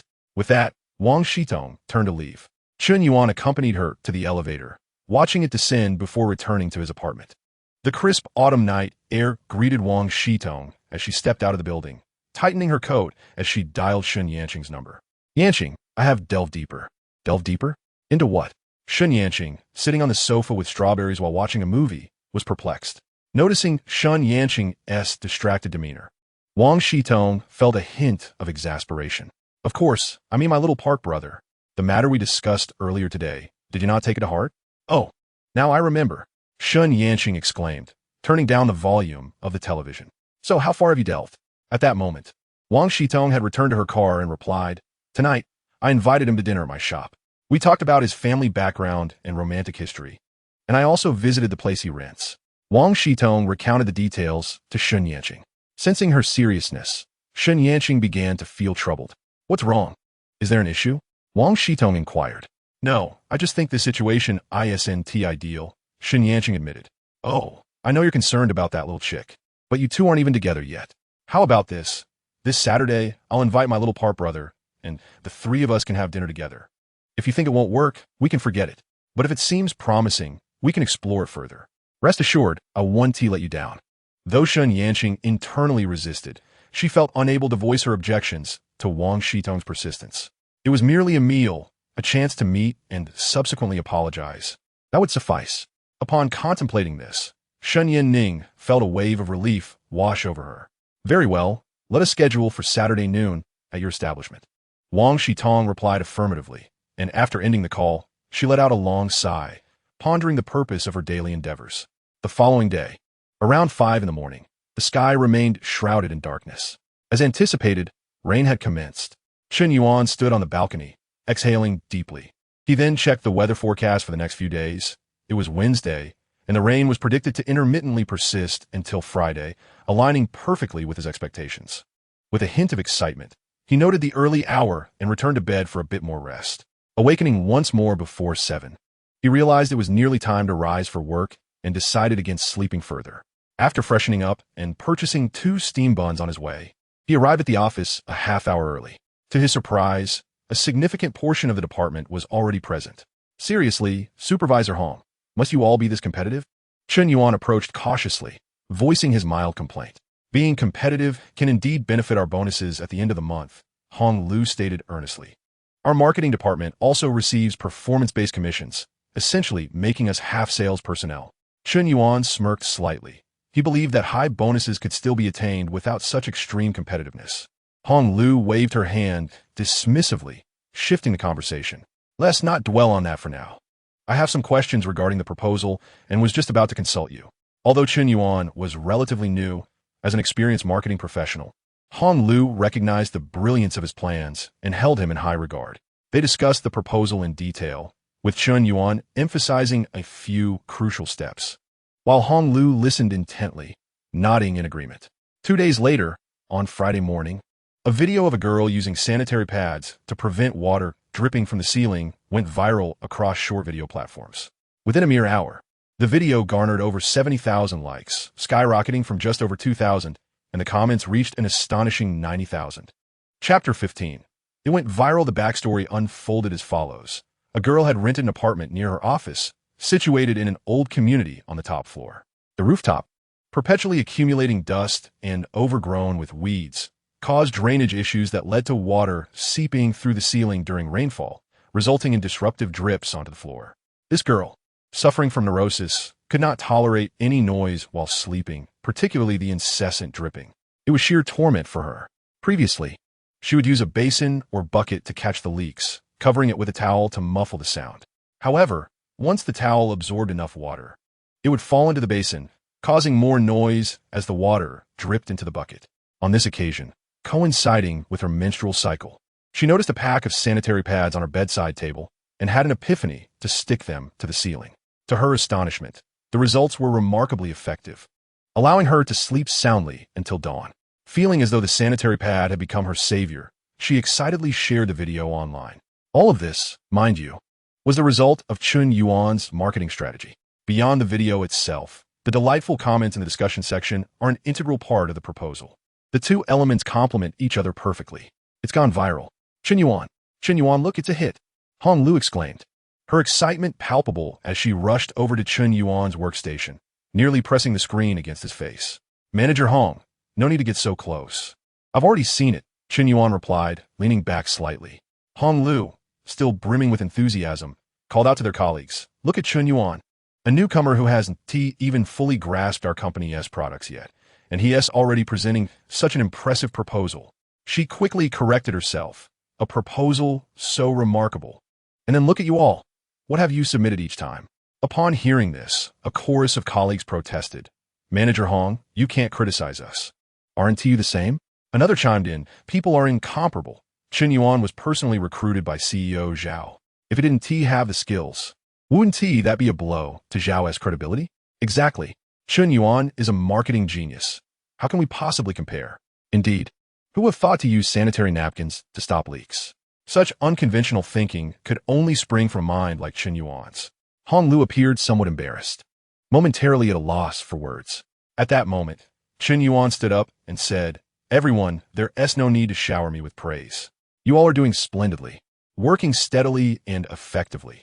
Even if mistakes occur, you can rectify them promptly, minimizing their impact on the company and product reputation. My approach is far more audacious, and a single misstep could lead to irreparable consequences. To be honest, I feel quite pressured. The success of this proposal hinges on all of you. I want to express my gratitude in advance. Chen Yuan sincerely bowed to the group. Seeing this, his colleagues felt a bit shy. A colleague, an older sister figure, remarked, Chen Yuan, We are all part of the same department. Our fates are intertwined. Your success is our success. Right, everyone? The group unanimously agreed. Yes, yes. Sister Lu is right. Hong Lu interjected. All right, let us get back to work. The video going viral is just the first step of our proposal. There is much more awaiting us. The team acknowledged and resumed their tasks. Turning to Chen Yuan, Hong Lu said, Chen Yuan, I have an empty seat next to me. Why don't you tidy up your things and move over? Huh? Chen Yuan was taken aback. I'm quite comfortable here. Only explained. Sitting next to me will facilitate communication. What is this? Now that you become the favored one of CEO Zhao, you're disregarding your immediate supervisor's requests? Chen Yuan smiled. Manager Hong, you jest. While I might choose to ignore others, your words are like a royal decree to me. How could I possibly disregard them? Hong Lu chuckled. You're quite the smooth talker. Now hurry up and pack your things. Chen Yuan nodded, quickly organizing his belongings before moving to sit beside Hong Lu. At noon, as the end of the workday approached, Hong Lu quietly asked Chen Yuan, Are you free for lunch? I'd like to treat you. Treat me to lunch? Chen Yuan replied with a surprised smile. How about I treat you instead? As he spoke, a WeChat message suddenly pinged on Chen Yuan's phone. Upon noticing it was from Wang Shitong, he quickly turned aside. The message was sent via voice, and fearing it would be overheard by Hong Lu, he promptly converted it to text. Brother, I've invited my friend. She said to come to my shop for a casual meal on Saturday at noon. Can you make it before 12? Chen Yuan pondered for a moment before replying, Sure, I will be there on time. After sending the message, he tucked his phone into his pocket, preparing to leave work. Hong Lu had cast a glance at Chen Yuan's phone earlier, and, upon seeing the message was from a woman, a flicker of unease crossed her eyes. She inquired, Is your girlfriend inviting you? Chen Yuan shook his head slightly. A hint of bitterness in his expression. No, just a friend inviting me for dinner on Saturday. Upon hearing this, Hong Lu immediately sighed in relief and earnestly advised. You just graduated and are still young. This is the time for striving. A man should prioritize his career. Once that flourishes, the women will naturally come. Chen Yuan raised an eyebrow. Supervisor Hong, your words carry quite a philosophical weight. Hong Lu lifted her brow. Of course, it's for my elective course in college. Now, let us not dwell on this. Let us go have dinner. We still need to return to work afterward. All right, Chen Yuan nodded, following Hong Lu as they departed together. Meanwhile, in another part of the office, Zhao Mingyue lounged with her legs crossed, her toes encased in skin-toned stockings, playfully dangling a pair of cream-colored high heels while watching a viral video, a smile spreading across her face that was harder to suppress than rust. That guy really has it, Zhao Mingyue silently complimented. Just then, Chao Dang appeared at the door, noticing Zhao Mingyue's alluring posture and instinctively swallowing hard. He had intended to check on her and ask what she wanted to eat, but the words caught in his throat. Instead, he stepped into the office and said, Director Zhao, work has ended. Shall we dine together? Zhao Mingyue, lost in her delight, barely noticed his entrance, startling slightly as she furrowed her brow. Why didn't you knock before entering? Saying this, she hurriedly slipped on her shoes. Chao Dang was taken aback, feeling somewhat out of place. Zhao Mingyue continued, Well, I have someone to meet. You can go eat by yourself. With that, she stood, grabbed her coat from the hanger, and walked out of the office. Gao Zhang, feeling speechless, quietly left. Zhao Mingyue made her way to the marketing department, only to find most had already departed, leaving her puzzled. Previously, the department was so busy they hardly had time for lunch. Today, it was nearly empty. Particularly, she noticed Chen Yuan was absent, which left her feeling a bit disheartened. Forget it. It seems that guy has no luck.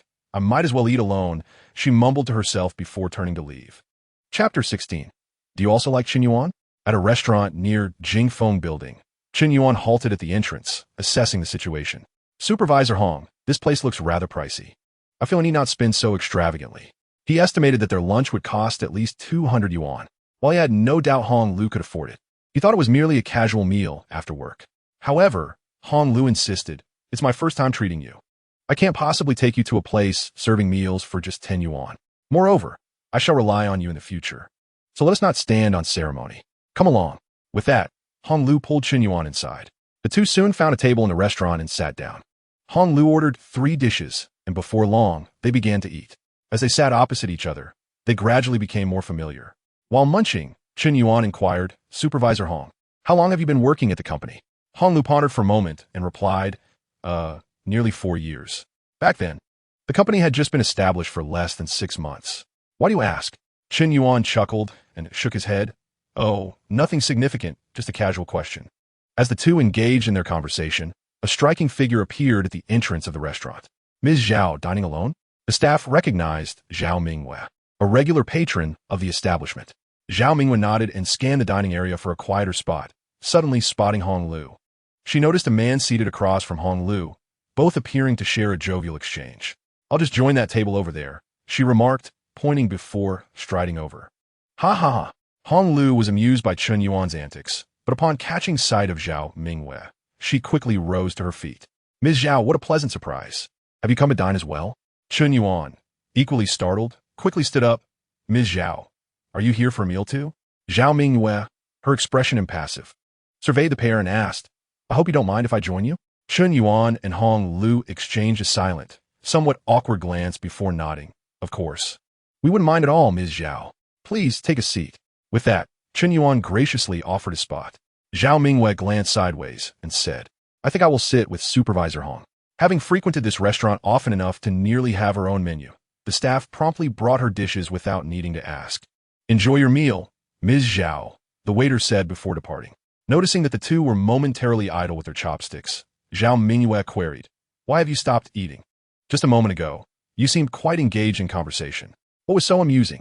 Hong Lu's cheeks flushed with embarrassment as she stammered, Ms. Zhao, I've nearly finished. I must return to work now. Without waiting for Chen Yuan, she hastily made her exit. Hey, Chen Yuan called out, but he did not summon Hong Lu back. As Zhao Mingwei continued to eat, she raised her gaze slightly and asked, You're not thinking of slipping away too, are you? I would dare. Chen Yuan replied, forcing himself to remain seated and resumed eating heartily. Zhao Mingwei looked at the dishes before Chen Yuan and inquired, Was it Supervisor Hong who treated you?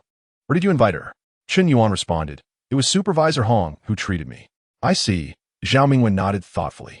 I've known Hong Lu for nearly 4 years.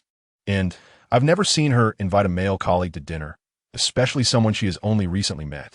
You are undoubtedly the first. Listening to her, Chen Yuan felt a hint of implication in her words. Ms. Zhao, if you have something to say, please be direct. Zhao Mingwei nonchalantly continued eating. Didn't I just mention you were the first? Chen Yuan pressed. So what does that imply? Zhao Mingwei fell silent, and after a while, having nearly finished her meal, she wiped her mouth and rose, saying, I am done. You enjoy your meal at your leisure. Chen Yuan furrowed his brow, feeling somewhat bewildered by the exchange. After finishing the meal in his bowl, Chen Yuan rose to the cashier to settle the bill. The waitress informed him that it had already been paid. Who paid? He inquired. The one who was with you, she replied. I see. Thank you. Chen Yuan nodded appreciatively. Upon returning to the office, just as the workday commenced, he noticed the seat beside him was vacant and inquired with a colleague about the whereabouts of Supervisor Hong. The colleague responded, It seems she was just called to the office by General Manager Zhao. Oh, it's nothing. Thank you, Chen Yuan replied, nodding in confusion, not contemplating further. Meanwhile, in the office, Zhao Mingwei fixed her gaze on Hong Lu for quite some time, remaining silent. Feeling uneasy under Zhao's scrutiny, Hong Lu finally mustered the courage to speak. General Manager Zhao, you wish to discuss matters concerning Chen Yuan, don't you? Zhao Mingwei maintained a calm demeanor, betraying no hint of her thoughts, and asked coolly, Supervisor Hong, what prompted your sudden desire to invite Chen Yuan to dinner? We've known each other for nearly 4 years, and I consider myself quite familiar with you. Are you perhaps developing feelings for him? No, General Manager. I've only known him for 5 days, Hong Lu replied, lowering her head, her cheeks flushing. Zhao Mingwei teased. Your face reveals everything. You can't hide it. Hong Lu pouted and murmured, General Manager, it seems the company has no explicit rules against office romances. Does it? Zhao Mingwei momentarily found herself at a loss for words, then gently elaborated, Supervisor Hong, it's often said that women are naturally dependent on men. But as women of the new era, we must reject such notions. Women are equally capable of shouldering half the sky. Thus we should pursue our own careers. Indeed, General Manager, Hong Lu replied, we women can indeed support half the sky, but the other half still relies on men, doesn't it? Is that not my point? Zhao Mingwei, speechless, continued, I have watched you transition from university to today over the years, yet I've never seen you in a relationship. Why the sudden interest now? Isn't it due to age? My family is quite insistent, Hong Lu explained, but I'm several years older than you, and my family is even more pressing. I haven't felt the need to rush, Zhao Mingwei countered. General Manager, you are the boss. How can I compare with you? With a word from you, countless men would willingly fall at your feet. I, on the other hand, must choose among suitors, and they choose me as well, so I cannot afford to wait. On lui replied. Zhao Mingyue felt a surge of frustration and suggested, then why not consider someone else? Hearing this, Hong Lu furrowed her brow, suddenly realizing something, and timidly asked, General Manager, do you also have feeling for Chen Yuan? Zhao Mingyue was taken aback, hastily denying, what nonsense! How could I possibly like him? Apart from being handsome and somewhat quirky, he possesses no other qualities. Hong Lu smiled knowingly, relieved to discover that Zhao had no romantic interest in him. No, supervisor, are you not being overly optimistic? Zhao Mingyue interrupted. Do you like him? Does he like you in return? Hong Lu blinked in surprise. Though I have never been in a relationship, they say a woman pursuing a man is merely a veil away. It shouldn't be that difficult, should it? Chapter 17. Gradually deepening in the marketing department, Chen Yuan rubbed his nose, stifling 2 or 3 sneezes. Before long, Hong Lu returned from Zhao Mingyue's office.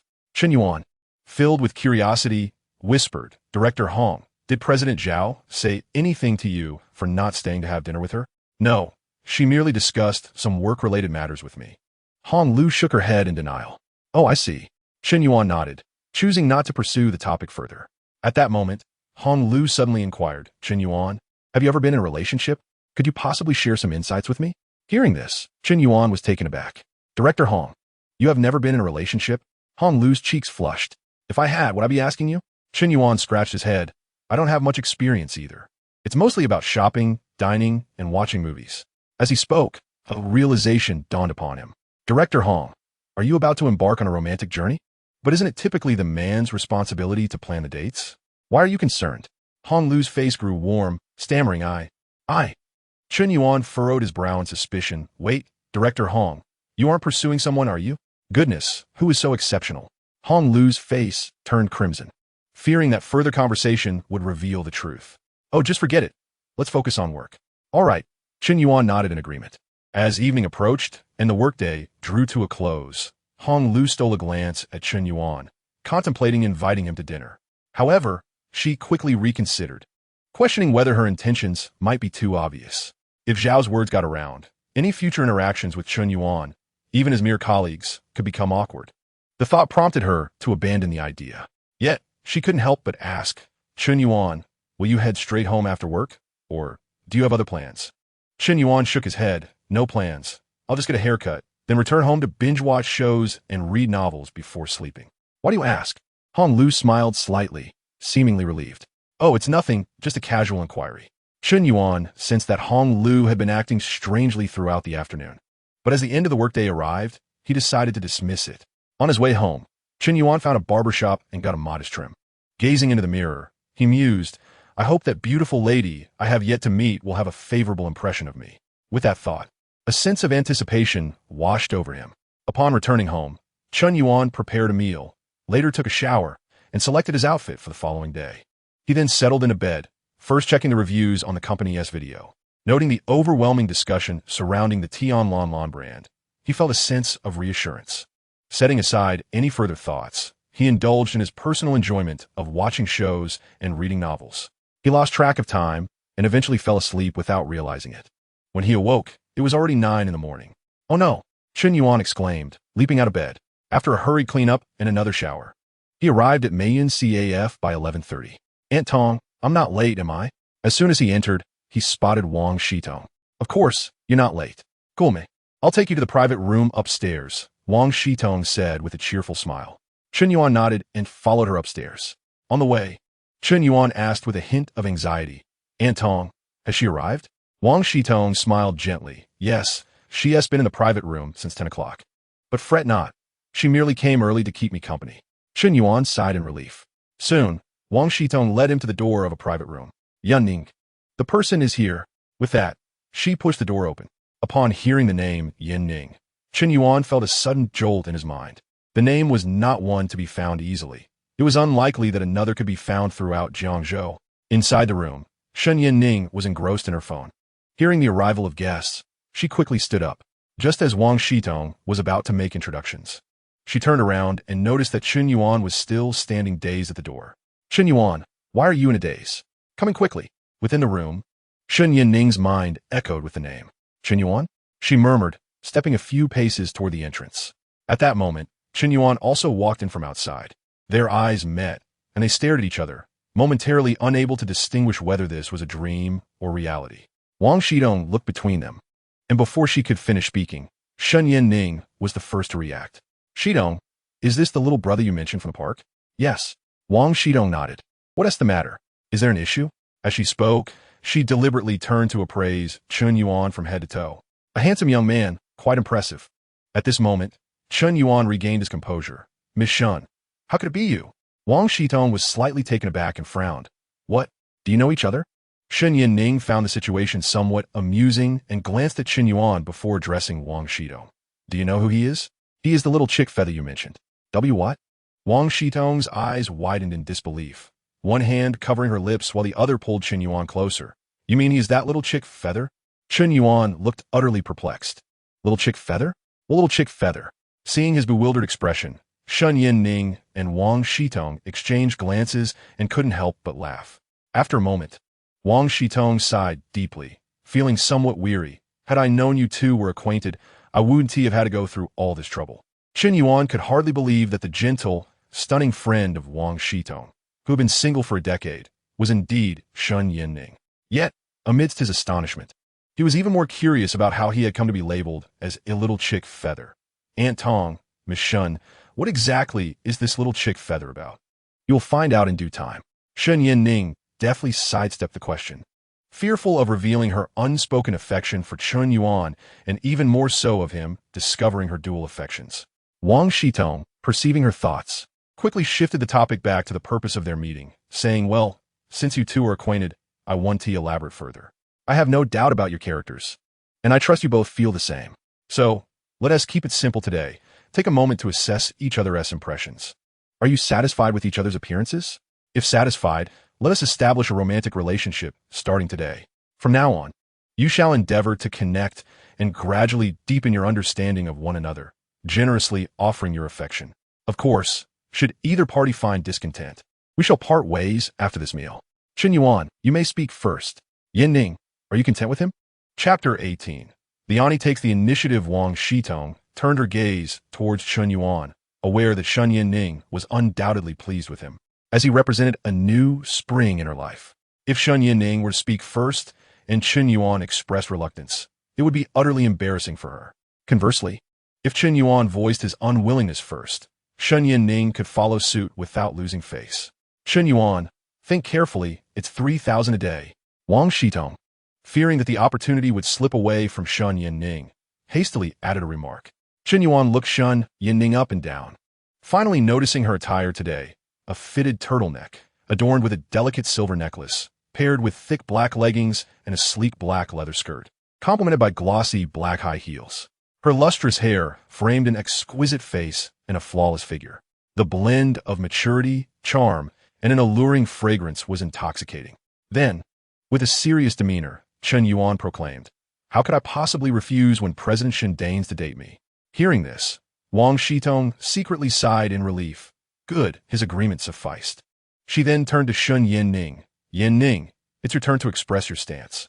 A wave of uncontainable delight surged within Shen Yinning as she gently pressed her red lips together and nodded, saying, with a handsome young man who doesn't mind my age willing to date me, how could I possibly refuse? Excellent. Then we shall consider this an agreement. Wang Shitong looked at the two and solemnly declared, I announce that from this moment forth, you are officially a couple. As she spoke, she took Chen Yuan's hand in one hand and Shen Yinning's in the other, placing Shen Yinning's hand in Chen Yuan's palm. Chen Yuan, I entrust Yinning to you. Remember what I previously told you. Holding Shen Yinning's hand, Chen Yuan felt a softness and nodded in acknowledgement. I remember. Having navigated the business world for a decade, Shen Yinning had transformed from an inconspicuous divorced woman to a renowned billionaire heiress, having encountered countless individuals and experiences. Yet at this moment, she felt a flutter of shyness. Noticing her discomfort, Wang Shitong quickly interjected, well then, it's getting late. Let us have our meal. She proceeded to seat them and called the waiter to bring the dishes. At the dining table, Wang Shitong observed the slight tension between the two and refrained from commenting. Understanding that their situation was not born of free love, hence the initial discomfort was natural. After the meal, Wang Shitong said to Chen Yuan, Yanning has no plans this afternoon. If you are free, take her out for a stroll. The weather is quite pleasant today. Neither too cold nor too warm. Absolutely. Chen Yuan nodded in agreement, thrilled at the prospect of dating such an extraordinary and stunning heiress. A tale worthy of narrating for a lifetime. Subsequently, Wang Shitong turned to Chen Yuan and said, Chen Yuan, please wait downstairs for a moment. I have a few words to share with Yanning. All right. Chen Yuan nodded and made his way downstairs.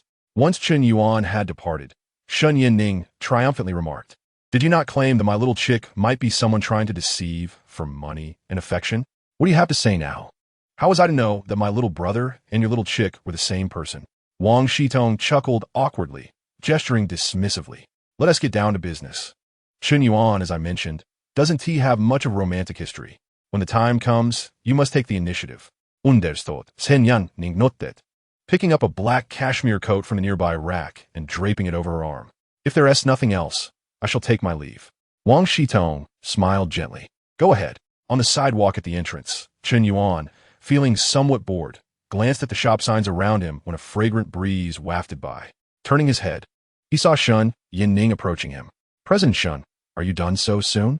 Chen Yuan had expected their conversation to last longer. Shen Yanning nodded gracefully. Just a couple of sentences. Once we finished, I came right down. Shall we take a stroll then? Certainly, Chen Yuan replied, looking to his right. Let us head that way.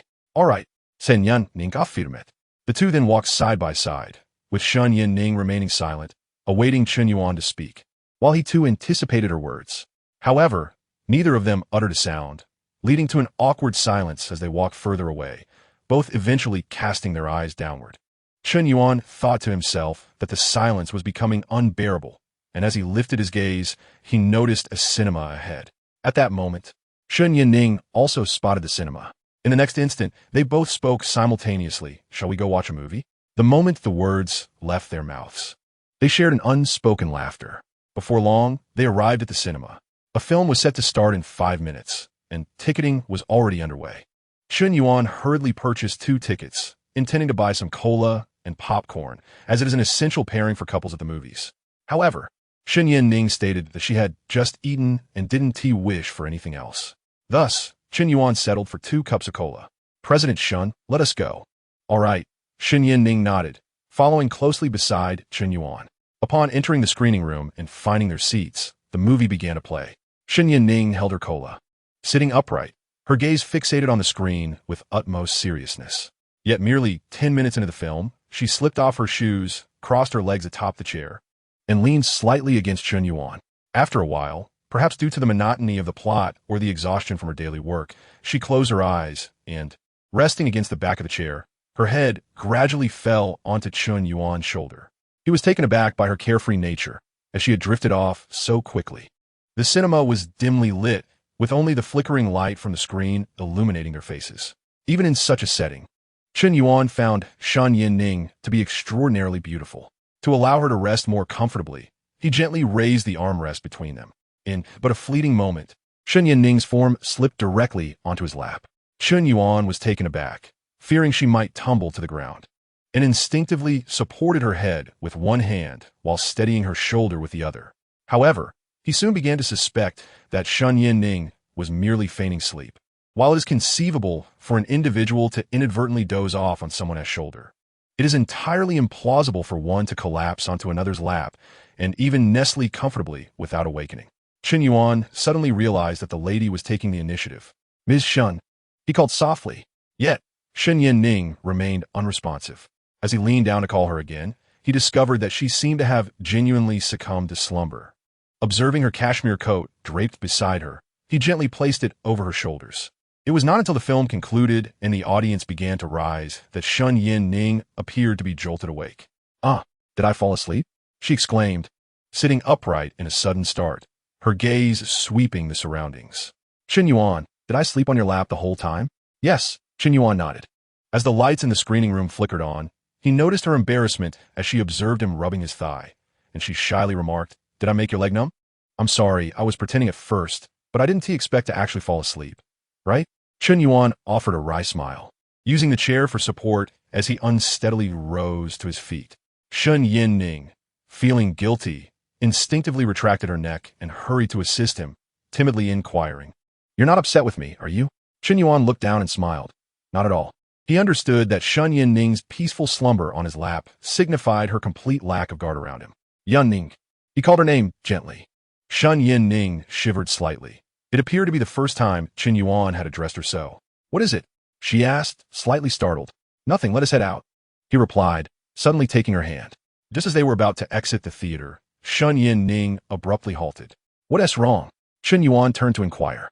With her gaze fixed intently on him, Chen Yuning's expression turned serious. "There is something I feel very apologetic about. I think I must be honest with you." For the first time, Chen Yuan sensed the gravity of her demeanor and nodded gently. "Go on."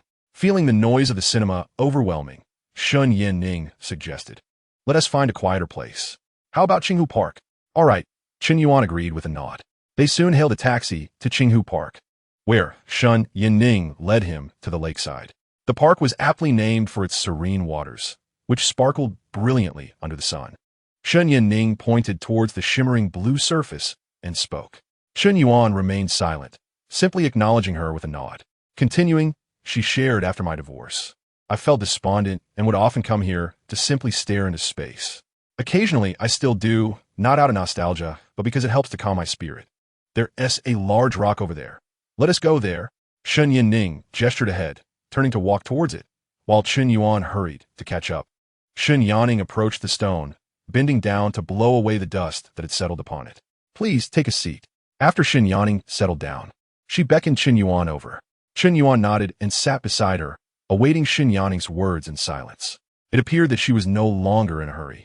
She gazed at the surface of the water, lost in thought, before turning to look at Chen Yuan and finally spoke. "Chen Yuan, I have feelings for you." Chen Yuan was taken aback for a moment. Before he could respond, Chen Yuan continued, "I genuinely mean it. Previously, Shitong mentioned introducing me to a younger brother.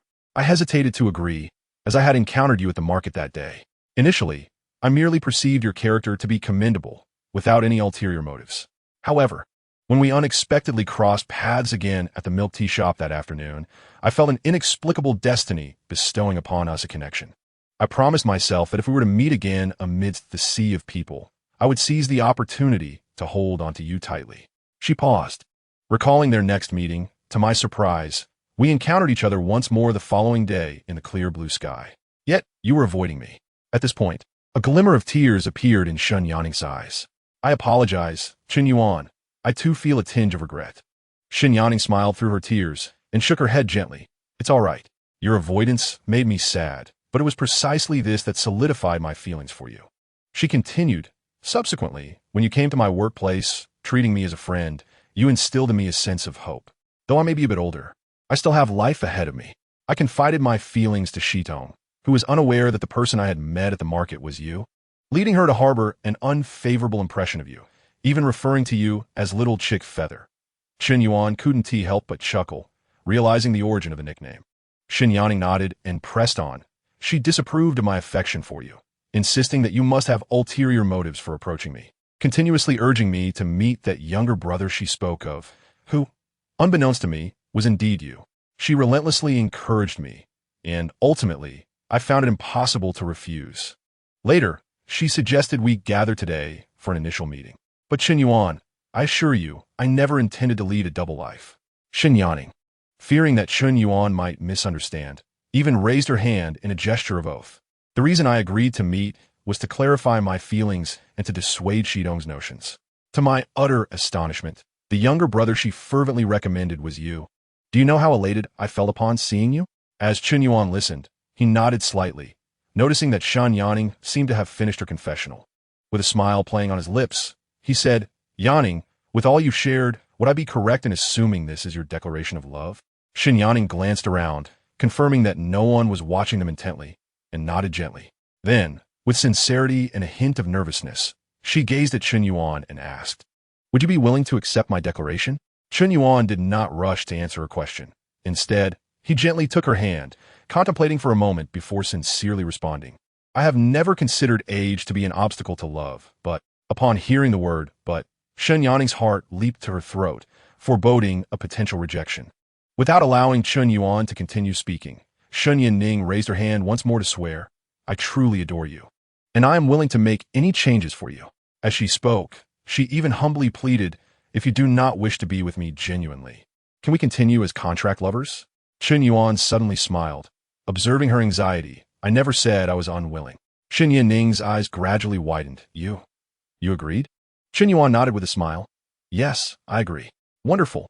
Chen Yuning exclaimed with excitement, embracing Chen Yuan tightly, tears welling in her eyes. Chen Yuan, I knew you would never reject me. In the next moment, she willingly offered a passionate kiss. For the first time, Chen Yuan felt such fervent affection. He had not anticipated that Auntie would be so delightful. For a moment, he found it difficult to discern his surroundings. What was happening here? A retired lady walking in the park frowned at the scene by the lake. Sister, are you envious? Chen Yuning retorted as she withdrew her tongue. The elderly lady seemed to be taken aback, scrutinizing Chen Yuning and Chen Yuan with irritation.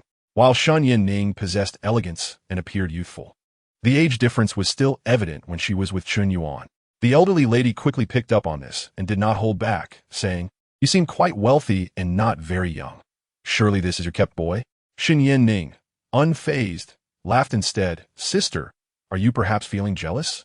Upon hearing this, the elderly lady nearly spat out a mouthful of blood, clutching her forehead, and left, grumbling as she walked away, pulling out her phone to call. I'm feeling dizzy. Please come and take me home. Chapter 20. Sincerity is the ultimate weapon in the park's parking lot. Zhao Mingyue hung up the phone and saw her mother approaching with a concerned expression. Mom, you seemed fine when you left. Why are you suddenly feeling dizzy? Should I take you to the hospital? The elderly lady shook her head. No need, I was just a bit upset. Zhao Mingyue instinctively glanced around the crowd and asked, Who upset you? The elderly lady pointed ahead, just over there, kissing in broad daylight. I can't fathom the embarrassment. Zhao Mingyue found it somewhat amusing. They're just a young couple in love. Kissing is not a crime. Why are you so flustered? The elderly lady retorted, What young couple? That woman looks older than you, and the man is barely in his 20s. Zhao Mingyue replied, Even so, there's no need for you to be angry. The elderly lady continued, All right, enough about that woman. Let us talk about you. If she can find a man in his 20s, why are you still single? My old friends have grandchildren in elementary school. Whenever I see them, I have to avoid them, fearing they will ask me when I will have grandchildren. My dear daughter, I am already 60. If I cannot have grandchildren now, I will never have a chance to feel proud in this life. Zhao Mingyue sighed, Oh dear, Mom. Why do you always bring me into the conversation? The company is inundated with tasks every day. How could I possibly find the time? The elderly woman remarked. Yet you cannot remain single forever. You ought to have some sort of plan. By the way, your cousin mentioned that overseas electrical engineer. I reckon he will return to the country this week. You must meet him. All right, we can discuss it later. Zhao Mingyue nodded hastily. Are you still feeling dizzy? Should you go home or to the hospital? I still need to head to the company later. The elderly woman replied, You go to work. I could take a taxi home by myself. Zhao Mingyue felt a twinge of concern for her mother's health and asked, Are you sure you will be all right?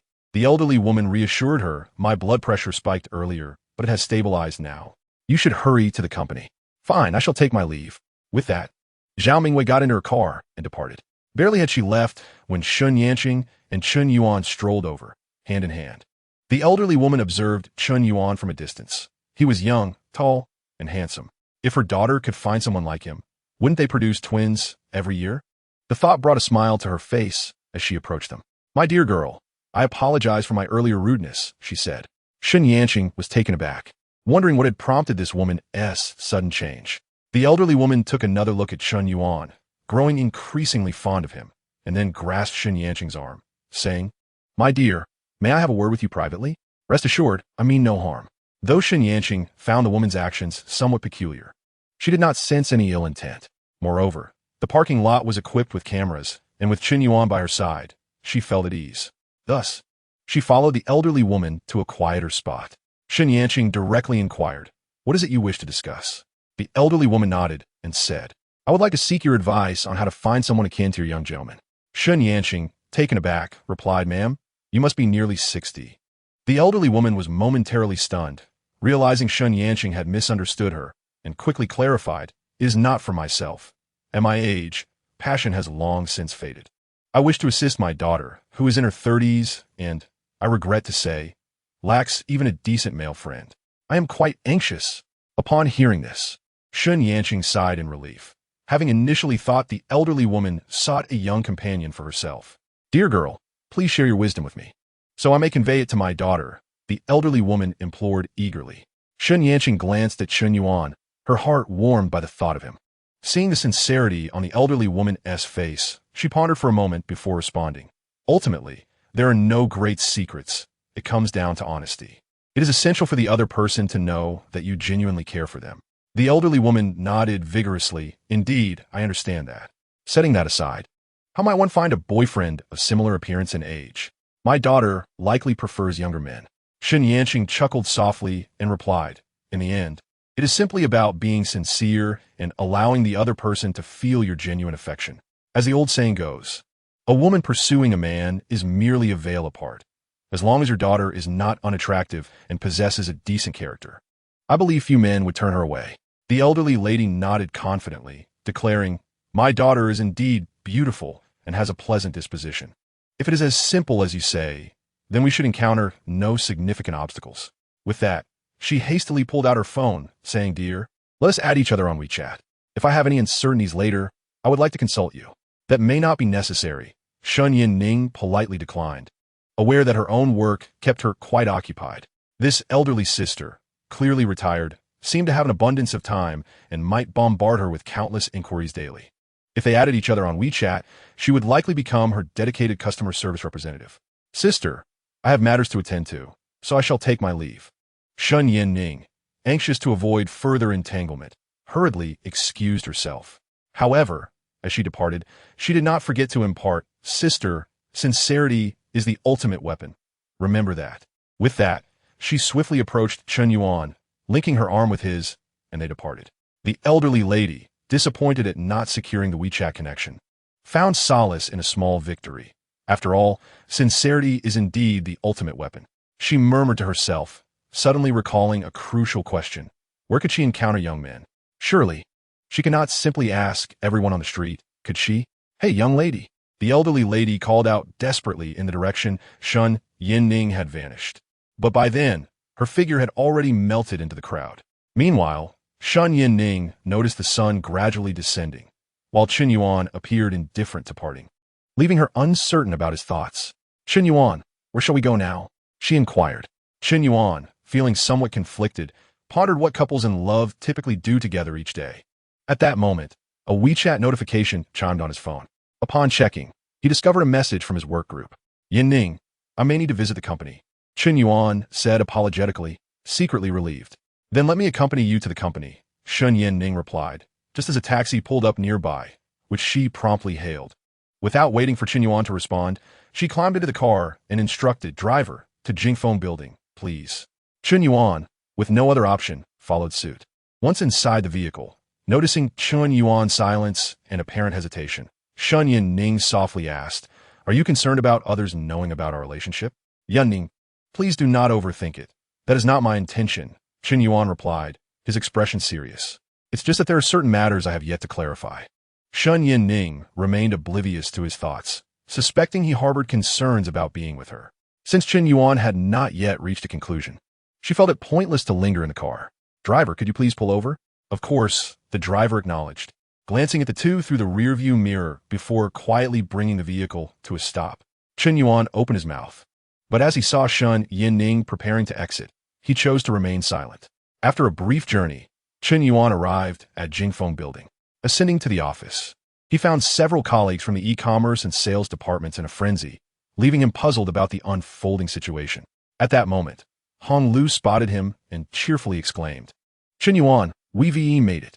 Tian Lan Lan has truly taken off this time. Do you realize?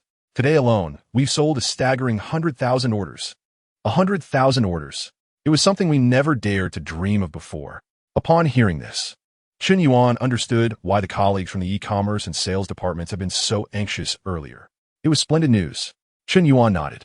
It was indeed anticipated that the brand would flourish. However, selling 100,000 orders in a single day was somewhat beyond expectations. After all, they were only halfway through the plan.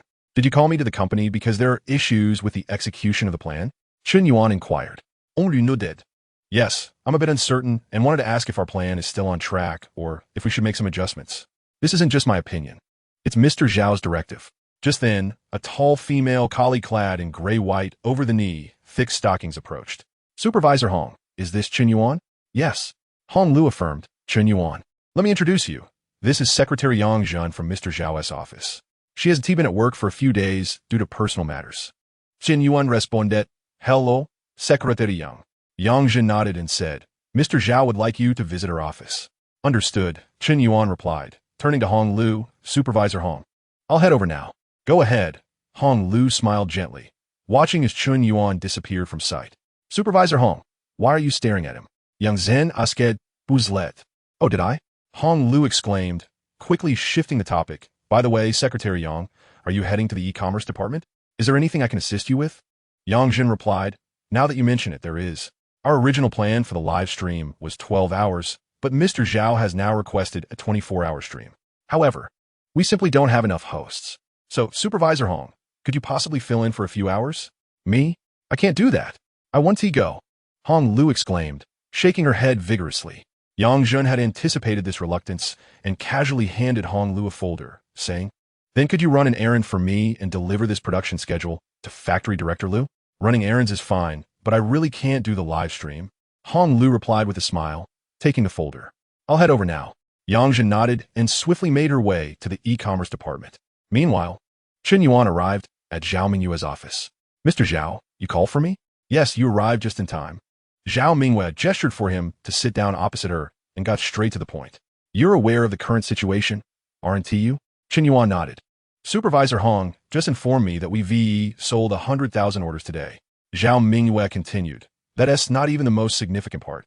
Previously, our online sales were lackluster, and we hadn't managed to distribute much through offline channels either. However, production at the factory has been ongoing, and over the past 3 months, we VE accumulated quite a bit of inventory. Just today, we VE cleared all of it. Upon hearing this, Chen Yuan frowned. Is it really wise to dispatch all that inventory? At present, our reputation is flourishing. Zhao Mingyue, aware of his intent, smiled gently and replied, You have already anticipated it. How could I not? I have communicated with the e-commerce department, instructing the hosts to clearly indicate that a portion of the goods consists of inventory. Price 5 yuan lower than usual. That is reassuring. Chen Yuan sighed in relief. Zhao Mingyue continued. As it stands, following your proposal, our next step should involve engaging review hosts to maintain the momentum. There is no issue with that. However, I wish to add a little more, as I believe it will not adversely affect the plan. Chen Yuan nodded thoughtfully. Zhao, please proceed. Zhao Mingyue elaborated. I wish to seize this opportunity and nurture an internet celebrity from within our company. This way, even if the brand's popularity wanes later, we will at least have this influencer as a safeguard. Understanding Zhao Mingyue's intent, Chen Yuan inquired, That sounds feasible. Do you have a suitable candidate in mind? Indeed. It is my secretary, Yang Zhen. You must have seen her earlier. Yes, Chen Yuan affirmed, recalling Yang's long legs with a smile.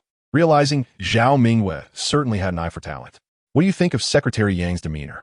Zhao Mingyue asked. Absolutely no issues. However, if you appoint Secretary Yang as an influencer, won't you be left without a secretary? Zhao Mingyue smiled, her eyes narrowing with a hint of premeditation. You need not concern yourself with that. Very well. Chen Yuan nodded and stood up. If there's nothing else, I shall take my leave. Go ahead. Zhao Mingyue waved him off. After leaving the company, Chen Yuan pondered that Shen Yanqing must be upset when she got out of the car. So he decided to call her, hoping they could share a meal. Yet, after dialing, no one answered, confirming his suspicions of her anger. With a resigned sigh, he sent a WeChat message to Wang Shitong to inquire about the situation. Just as he sent the message, Wang Shitong initiated a video call. Chen Yuan frowned, but accepted it.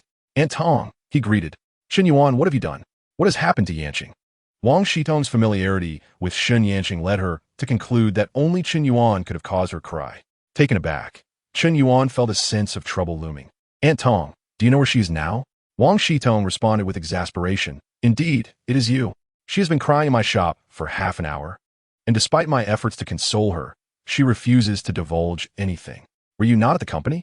In the video, Wang Shitong noticed Chen Yuan standing by the roadside. I finished my work at the company and was about to find her. I called her earlier, but she didn't answer, Chen Yuan explained. Understood. You should come over quickly. Wang Shitong urged. All right, I am on my way now, he replied. After ending the video call, Chen Yuan promptly hailed a taxi to Mayan CAF. In a small private room on the second floor of Mayan CAF, Shen Yanqing appeared to have cried until her tears ran dry, wiping her tear-streaked face with a tissue. At that moment, Wang Shitong approached with a bowl of ginger tea, saying, having cried nearly enough, it is time for you to share what transpired. As she spoke, she handed the ginger tea to Shen Yanqing. With tears streaming down her face, Shen Yanqing took the cup, sipped it a couple of times, and then set it aside. I confessed my feelings to him this afternoon, and he agreed to be with me. Later, he mentioned that he had some work at the company and had to leave for a while. I accompanied him, but he seemed rather reluctant, feeling uncomfortable. I got off midway, and he didn't even utter a word to keep me from leaving. Oh, Wang Shitong, it's all your fault for insisting that I pursue a romantic relationship. What a ridiculous endeavor. Why am I entangled in this again? Wang Shitong, looking wronged, retorted. Even if Chen Yuan isn't the person I introduced to you, you would still have chased after him on your own, wouldn't you? But wouldn't he have happened so quickly? Shen Yanqing replied, feeling aggrieved. Suddenly, a thought struck her. Could it be that I confessed too hastily and frightened him? Wang Shitong nodded thoughtfully. Regardless of whether he was scared, he likely has his own concerns. He just contacted me, asking where you were. I told him you've been crying here for quite some time, and he said he would come over right away. Once he arrives, you two should have a good conversation. Just express any concerns openly. Shen Yanqing nodded softly, taking a deep breath, and said with renewed spirit, I understand. There are many guests downstairs. You should attend to them. I'm fine now. All right, I'll head down first, but you mustn't cry anymore. When I see him, I'll give him a piece of my mind, Wang Shitong remarked as she prepared to leave. Shen Yanqing, rising slightly, cautioned, don't be too harsh. We wouldn't want to scare him off. Hearing this, Wang Shitong felt faint. All right, I get it. When did you become so anxious? Returning downstairs, Wang Shitong greeted a few familiar patrons, engaged in light conversation, and then prepared to head to the cash register. At that moment, a regular customer jokingly remarked, Manager Wang, it seems we haven't seen that flower-giving tycoon in the last month. What's the story? Wang Shitong sighed. How would I know? Anyway, let us eat. Just remember, it's impossible between us. The customer chuckled and nodded in agreement. Indeed, even if you were willing, you'd first need to divorce your husband abroad. Wang Shitong shook her head in resignation, returning to the cash register. Just a short while after she sat down, she spotted Chen Yuan entering. Chen Yuan, come here for a moment. Wang Shitong beckoned, leading him to a quiet corner. I just told you in the video that Yanqing came to me in tears, crying for half an hour. I've known her for 10 years, and I've never seen her so distressed. I don't know what transpired between you two, but I do know that Yanqing is sincere. She's in the third private room around the corner upstairs. When you go up, speak openly about whatever's on your mind. Even if you need to tell her that you don't want to be with her, it's all right. She might be sad for a few days, but she will eventually move on. However, if you remain ambiguous, it won't be good for either of you. Chen Yuan nodded thoughtfully. Antong, I understand what I need to do. Wang Shitong sighed in relief. Can you tell me first if you genuinely like her? After a moment of serious contemplation, Chen Yuan replied, I truly do. Wang Shitong remarked, your words are sufficient. Proceed. Chen Yuan ascended to the upper floor, soon arriving at the door of the third private room around the corner. The door was closed. Standing at the entrance, Chen Yuan steadied his breath and raised his hand to knock, calling out, Yan Ning, it's me. Inside, Shen Yan composed herself similarly and responded, the door isn't locked. You can come in. As her words fell, Chen Yuan opened the door and entered. Is there time to visit me amidst your company affairs? Sen Yan Ning murmuret. After all, she was no longer a young woman in her 20s and could not afford to be overly sentimental. One must initiate the conversation first. Chen Yuan nodded gently and took a seat beside her. It was just a trivial matter at the company. I went and returned swiftly. I heard from Aunt Tong that you cried for quite some time. Ning, I apologize. Upon hearing this, Shen Ning's heart skipped a beat as she anxiously looked at Chen Yuan. What do you mean by sorry? Are you breaking up with me? Observing her anxious demeanor, Chen Yuan felt an urge to chuckle. At that moment, it was hard to associate Shen Ning with a formidable billionaire woman in the investment realm. When have I ever suggested a breakup? Sen Yan Ning frobnet. Then why utter an apology? Chen Yuan replied, I meant to say, I am sorry for the grievances you have suffered. Shen Ning pressed her lips together. Enough. I am not waiting for your apology. Share your concerns or your true feelings. Chen Yuan's expression turned serious as he nodded. All right, then I shall speak my mind. First and foremost, I'm not one to jest with emotions or trivialize them. If I were to engage in a relationship, it would be with the intent of marriage for a lifetime. This afternoon, when you expressed your desire to be truly together with me, it brought me joy. However, I am apprehensive that it might merely be a fleeting whim. At this, Chen Yuan promptly interjected, "This is not a fleeting whim. My confession was made after deep contemplation. If you are willing, the moment the Civil Affairs Bureau opens on Monday, I can obtain a marriage certificate with you." Chen Yuan gazed into Chen Yuan's eyes, and in that sincere gaze, he found assurance in her seriousness. "With your words, I believe you," he nodded. "That is one point. Secondly, I feel I do not know you well enough. Whether it is with you or someone else, I wish for both parties to have a mutual understanding. Chen Yuan Ningripiet. Antong has already shared my basic circumstances with you. What further inquiries do you have? Speak, and I will clarify everything today." Chen Yuan continued. "Antong informed me that you divorced 10 years ago and then embarked on your entrepreneurial journey, correct?" Chen Yuan affirmed yes.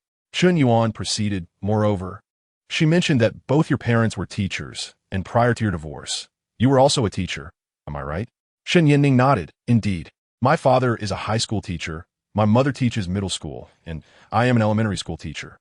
Chen Yuan remarked, "So, you were raised in a typical scholarly family." Upon hearing this, Chen Yuan immediately grasped the direction of Chen Yuan's inquiry and responded, "You wish to know how I could accumulate such wealth in a mere decade? Do you suspect that I have someone backing me?" Chen Yuan had to concede that Chen Yuan was indeed astute. He nodded and remarked, "Indeed, if it were merely 30 years, or even just 20, I would not harbor such doubts." Suddenly, Chen Yuan smiled and said, "Your inquiry is indeed incisive. Very well, since you wish to know, I shall disclose this." Chapter 23, Delving Deep. The individual you envision does exist. However, Chen Yuan's tone shifted, her expression turning stern as she added, "It is absolutely not the sordid relationship you might imagine." Chen Yuan offered a slight smile and replied, "Yuan, I never suggested that you had any unsavory connections with anyone. I simply wish to gain a deeper understanding of you. Regardless of whether we are currently in a romantic relationship or will become spouses in the future, we need not dwell on each other's pasts. Yet we must be aware of them." Chen Yuan nodded earnestly, acknowledging, "You are correct. Very well, let me recount the past decade of my life." With that, she lifted the warm ginger tea before her and took a few delicate sips. "Previously, Shidong may have shared my romantic history with you. I am unsure if it was sufficiently detailed, so I shall reiterate it now. During my student years, I did not engage in any romantic relationships. As you know, both of my parents are educators, and they were quite stringent in this regard. After graduating from university, I entered the workforce without feeling particularly aged. My focus was solely on excelling at my job. Before I knew it, I was 27, and both my parents and school administrators began to feel anxious about my marital status. It was quite touching, really, and before long I was married. However, after a year of marriage, there was no sign of pregnancy, and my in-laws did not press the issue, considering my youth. Yet as 2 years passed, neighbors began to gossip, and my in-laws gradually lost their amiable demeanor, leading to occasional quarrels. By the 3rd year, I filed for divorce, coinciding with my 30th year, and I resigned from my position at the school. Since then, I have remained single, having neither been involved with any man nor engaged in any flirtation. You can rest assured on that front."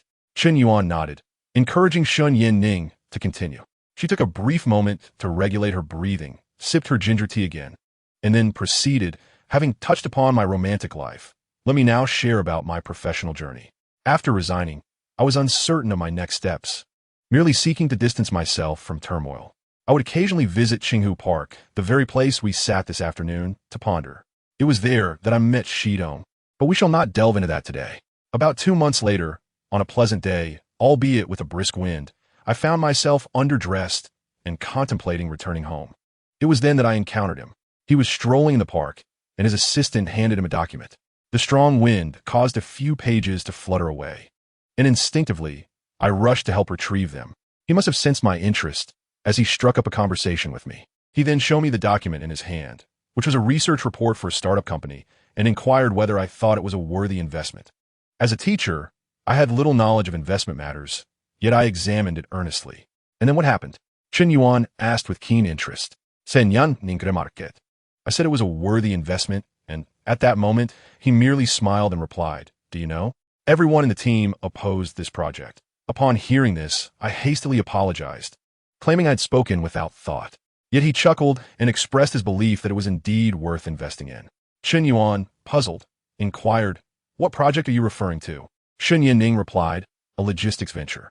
Chen Yuan's curiosity was piqued. "How is that company faring now?" With a slight smile, Shen Yinning reminisced, considering it one of her own achievements, and stated, "It's called Little Pig Logistics." "What?" Chen Yuan exclaimed, astonished. "You must be talking about the Little Pig Logistics that went public earlier this year." Shen Yinning raised her eyebrows with pride. "Indeed, that very same Little Pig Logistics." Chen Yuan continued, "Little Pig Logistics now boasts a market value exceeding 100 billion. There must have been substantial investments back then." "Absolutely." Chen Yuan nodded. "Initially, we invested 200 million, followed by several rounds of additional funding, totaling over 7 billion. However, that is not my primary concern. Let us return to the main topic. The individual in question is Lin Li, the chairman of Gaohua Group." Chen Yuan's pupils widened in recognition of him. Shen Yinning frowned slightly. Gaohua Group is a quintessential family-run enterprise, often referred to as the Lin Group due to the family name. The Lin Group holds significant influence in Jiangzhou, yet maintains a low profile. Many remain unaware of its existence, and the chairman rarely makes public appearances. Furthermore, there is scant information available about Lin Li, with photographs only from his youth. It's not just outsiders. Even mid-level managers within the subsidiaries may struggle to recognize him, let alone those from minor companies. "Do you know him?" Shen Yinning asked. Chen Yuan nodded. "Yes, he delivered an internal lecture at our school 3 years ago." Shen Yinning replied, "That is somewhat reassuring." Chen Yuan added, "By the way, did you encounter him in the park that day? And did he then introduce you to the industry?" Shen Yinning shook her head. "Not quite. Initially, I was unaware of his identity. It was the following day that I ran into him again. I felt that fate was indeed marvelous, and he seemed to find a connection with me as well, which led him to guide me into the industry. He provided me with 100 million as startup capital. However, do not misunderstand. He did not personally instruct me. Another woman took on that role." Chen Yuan furrowed his brow. "Who is she?" Shen Yinning appeared reluctant to discuss this individual, hesitatingly stating, "Her name is Xiao Ya." Noticing a subtle shift in her demeanor, Chen Yuan sensed there was more to the story and asked, as she guided you into the industry, "You must have shared a Minterman bond. Why is it that you only have Aunt Tong as a close friend?" "Because she betrayed old Master Lin," Shen Yinning replied. Her expression tinged with sadness. Chen Yuan gasped, "Is that so? This Xiao, you must have been a trusted confidant of old Master Lin, correct?" Chen Yuan nodded somberly. "I prefer not to speak of her for now. If you wish to hear more about her, we can discuss it when time permits. Now that you know about my situation, do you have any other concerns?" Chen Yuan pondered for a moment before shaking his head. "None." Chen Yuan remarked. "So now you have a deeper understanding of me, correct?" Chen Yuan awkwardly lowered his gaze. "Indeed, a profound understanding. Is it my turn to speak now?" Shen Yinning furrowed her delicate brows. "What do you wish to say?" Chen Yuan replied, "Naturally, I intend to share my past." Shen Yinning chuckled. "You, a fresh graduate, are but a blank slate. What past could you possibly have?" "Oh, right. You once had a former girlfriend, but that was merely at the hand-holding stage." Chen Yuan felt a flush rise to his cheeks. "Is this how you begin to tease me?" Shen Yinning shook her head repeatedly. No, I'm just jesting." On a serious note, a couple of days ago, Shi Tong mentioned that you were picked up by your adoptive father by the roadside. Surely, you must have known this for quite some time. Have you never considered searching for your biological parents over the years? After all, you are quite healthy, without any congenital illnesses. Why would they abandon you? Chapter 24. The landlord grandfather was struck. I did ponder at once, but eventually dismissed the thought, deeming it meaningless. Even if I were to discover the truth, what difference would it make? The facts cannot be altered, Chen Yuan shrugged, adopting an indifferent demeanor. Chen Yuan ninginguiret. When your adoptive father found you, was there nothing else with you? Perhaps a note or some token? She considered that perhaps his parents had acted out of desperation. And if so, they might have hoped to reunite with their child someday, leaving behind some trace.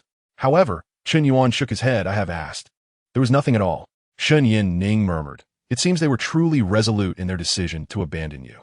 Chen Yuan spread his hands. "Thus, I have come to terms with it.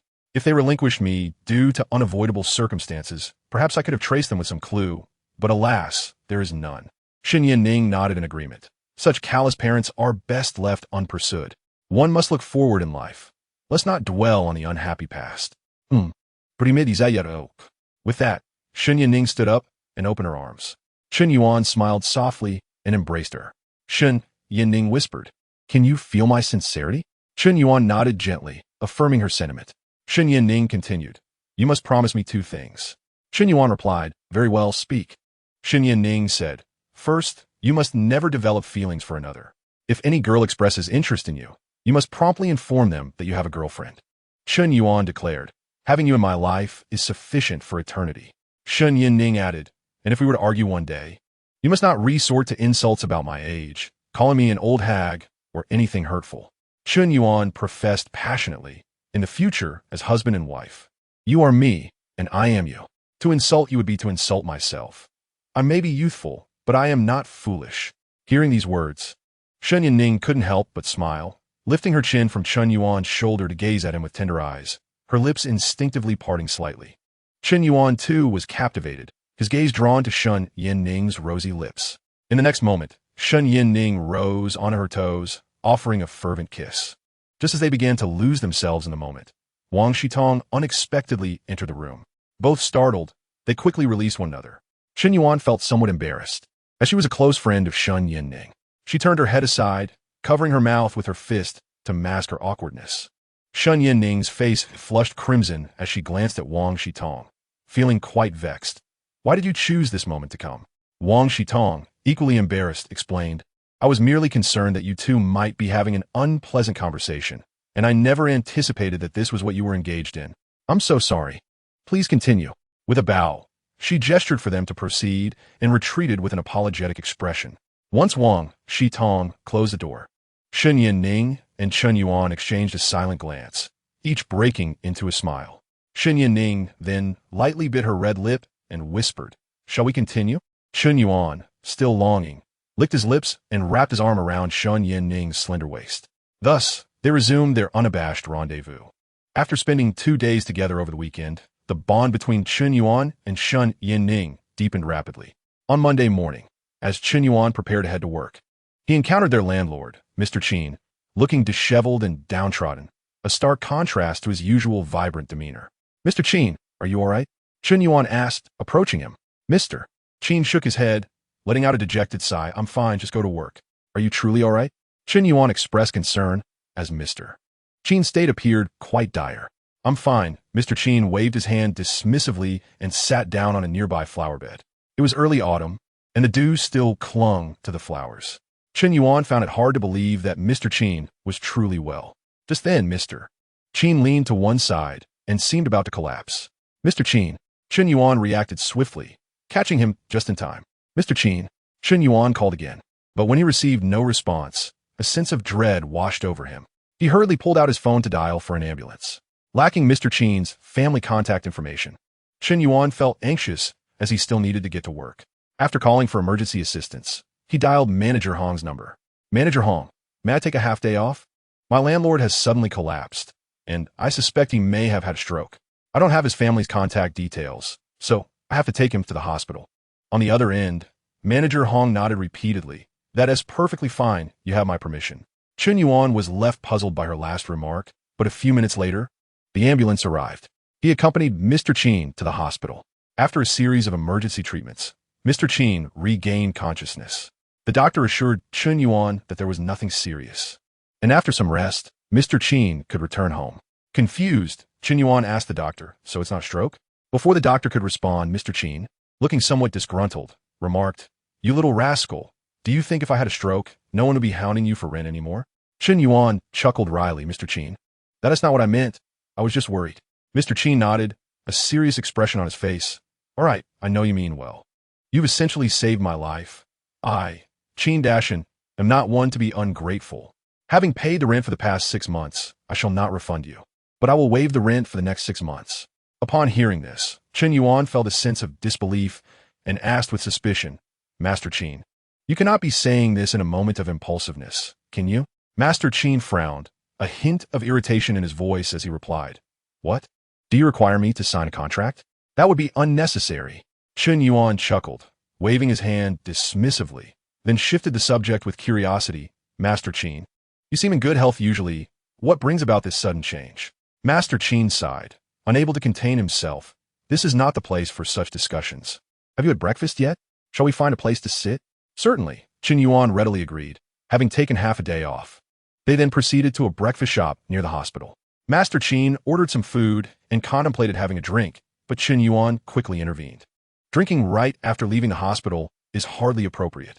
Master Chen nodded in agreement, a look of resignation on his face. As they enjoyed their meal, Master Chen delved into the matter at hand. I divorced many years ago and have 2 daughters. My eldest lives with me while the youngest resides with her mother. My eldest daughter, having graduated with a master's degree, moved abroad and has established her own family there, returning home only twice in nearly a decade. Thankfully, my youngest daughter remains in Jiangzhou, but she does not hold me in high regard. Today is her birthday, and I am aware that I lack the right to celebrate it with her. I thought to prepare a feast in advance to show her that I have always cherished her. I excitedly cooked a spread and invited her over for a meal, conveniently on a Sunday, to not interfere with her work. She refused, claiming she was busy with overtime, not wishing for my efforts to go to waste. I packed the food into containers and took them to her office, only to run into her just as she was leaving. At this point, Master Chen's voice choked with emotion. Chen Yuan silently offered him a tissue and quietly asked, "She didn't throw away the food you brought, did she?" Chapter 25. Past matters. Master Chen shook his head. Though she may not favor me, she would not stoop so low as to treat me in such a manner. This only deepened Chen Yuan's confusion. What could possibly have upset you from yesterday to today? Master Chen sighed helplessly. It is her mother. She was the one who discarded the meal I prepared, dredging up old grievances. Chen Yuan nodded, though he was unaware of the specifics of their past. It was evident that the situation was grave enough to provoke Master Chen's ire. Understanding the sensitivity of the matter, Chen Yuan refrained from probing further and gently reassured him. Master Chen, since so many years have passed, there is no need to let it anger you so. If anything were to happen to you, wouldn't she be the one to revel in it? Master Chen agreed wholeheartedly. You are right. In fact, I realized this when I left the hospital. They have misunderstood me for most of my life. So what does it matter if I remain misunderstood for a few more years? He seemed to come to terms with it, yet immediately after, he sighed deeply. Chen Yuan, my heart is heavy. Chen Yuan regarded him with sympathy and suggested, "Would you like to share your burdens with me?" Master Chen nodded. "Let us start with the reasons behind my divorce." Chen Yuan, serious and attentive, signaled his readiness to listen. Old Mr. Chen continued, "In my early years, I was also engaged in business. As you know, socializing in the realm of commerce is quite prevalent. Some clients have a penchant for frequenting establishments of ill repute, and I could hardly refuse their company. In truth, my wife is quite understanding of this aspect. It was not until I met Huang Chui that my life took a different turn." As he mentioned Huang Chui, Chen Yuan noticed a sudden shift in Mr. Chen's demeanor, as if he were reminiscing about a sorrowful chapter of his life. "Mr. Chen, this Huang Chui, she isn't one of those women from the brothel, is she?" Mr. Chen raised his eyes, insisting, "Yes, she is from such a place, but she is unlike the others." Chen Yuan couldn't help but chuckle. It seemed every passionate man held such beliefs. He casually inquired, "So you fell in love then?" Mr. Chen frowned, visibly irked, and retorted, "Do you think so too? I, Chen Dashan, am not that kind of man. I have a wife and 2 beautiful daughters. How could I abandon them for a woman from such a place?" Chen Yuan was taken aback and asked, "Then what is the story?" Mr. Chen sighed deeply and began to recount. She hails from a rural background, having dropped out of school at 16 and started working in a factory at 17. Her parents are farmers, and she has a younger brother who excels academically, having secured a place in a prestigious high school after the county's entrance exams. Everyone at home, in the village, and the teachers all believe that he will undoubtedly attend a key university in the future. Huang Chui held great hopes for her brother as well, but she was acutely aware that both high school and university would incur significant expenses. Each month, after receiving her paycheck, she would keep only a small sum for herself, sending the rest home. She confided in me that her earnings, combined with the income from farming and her father's occasional odd jobs, were sufficient to support her brother's education. She worked tirelessly, yet she found beauty in her struggles. Such is the nature of fate. Just as one believes everything is going well, misfortune can strike unexpectedly. When her brother was in his final year of high school, she was 20 years old. It was during this time that she collapsed at work and was diagnosed with late-stage stomach cancer upon her arrival at the hospital. The doctors had little hope for treatment. She was acutely aware that her time was limited, yet her brother was just about to finish high school, and she wished to ensure that financial burdens wouldn't prevent him from pursuing his education.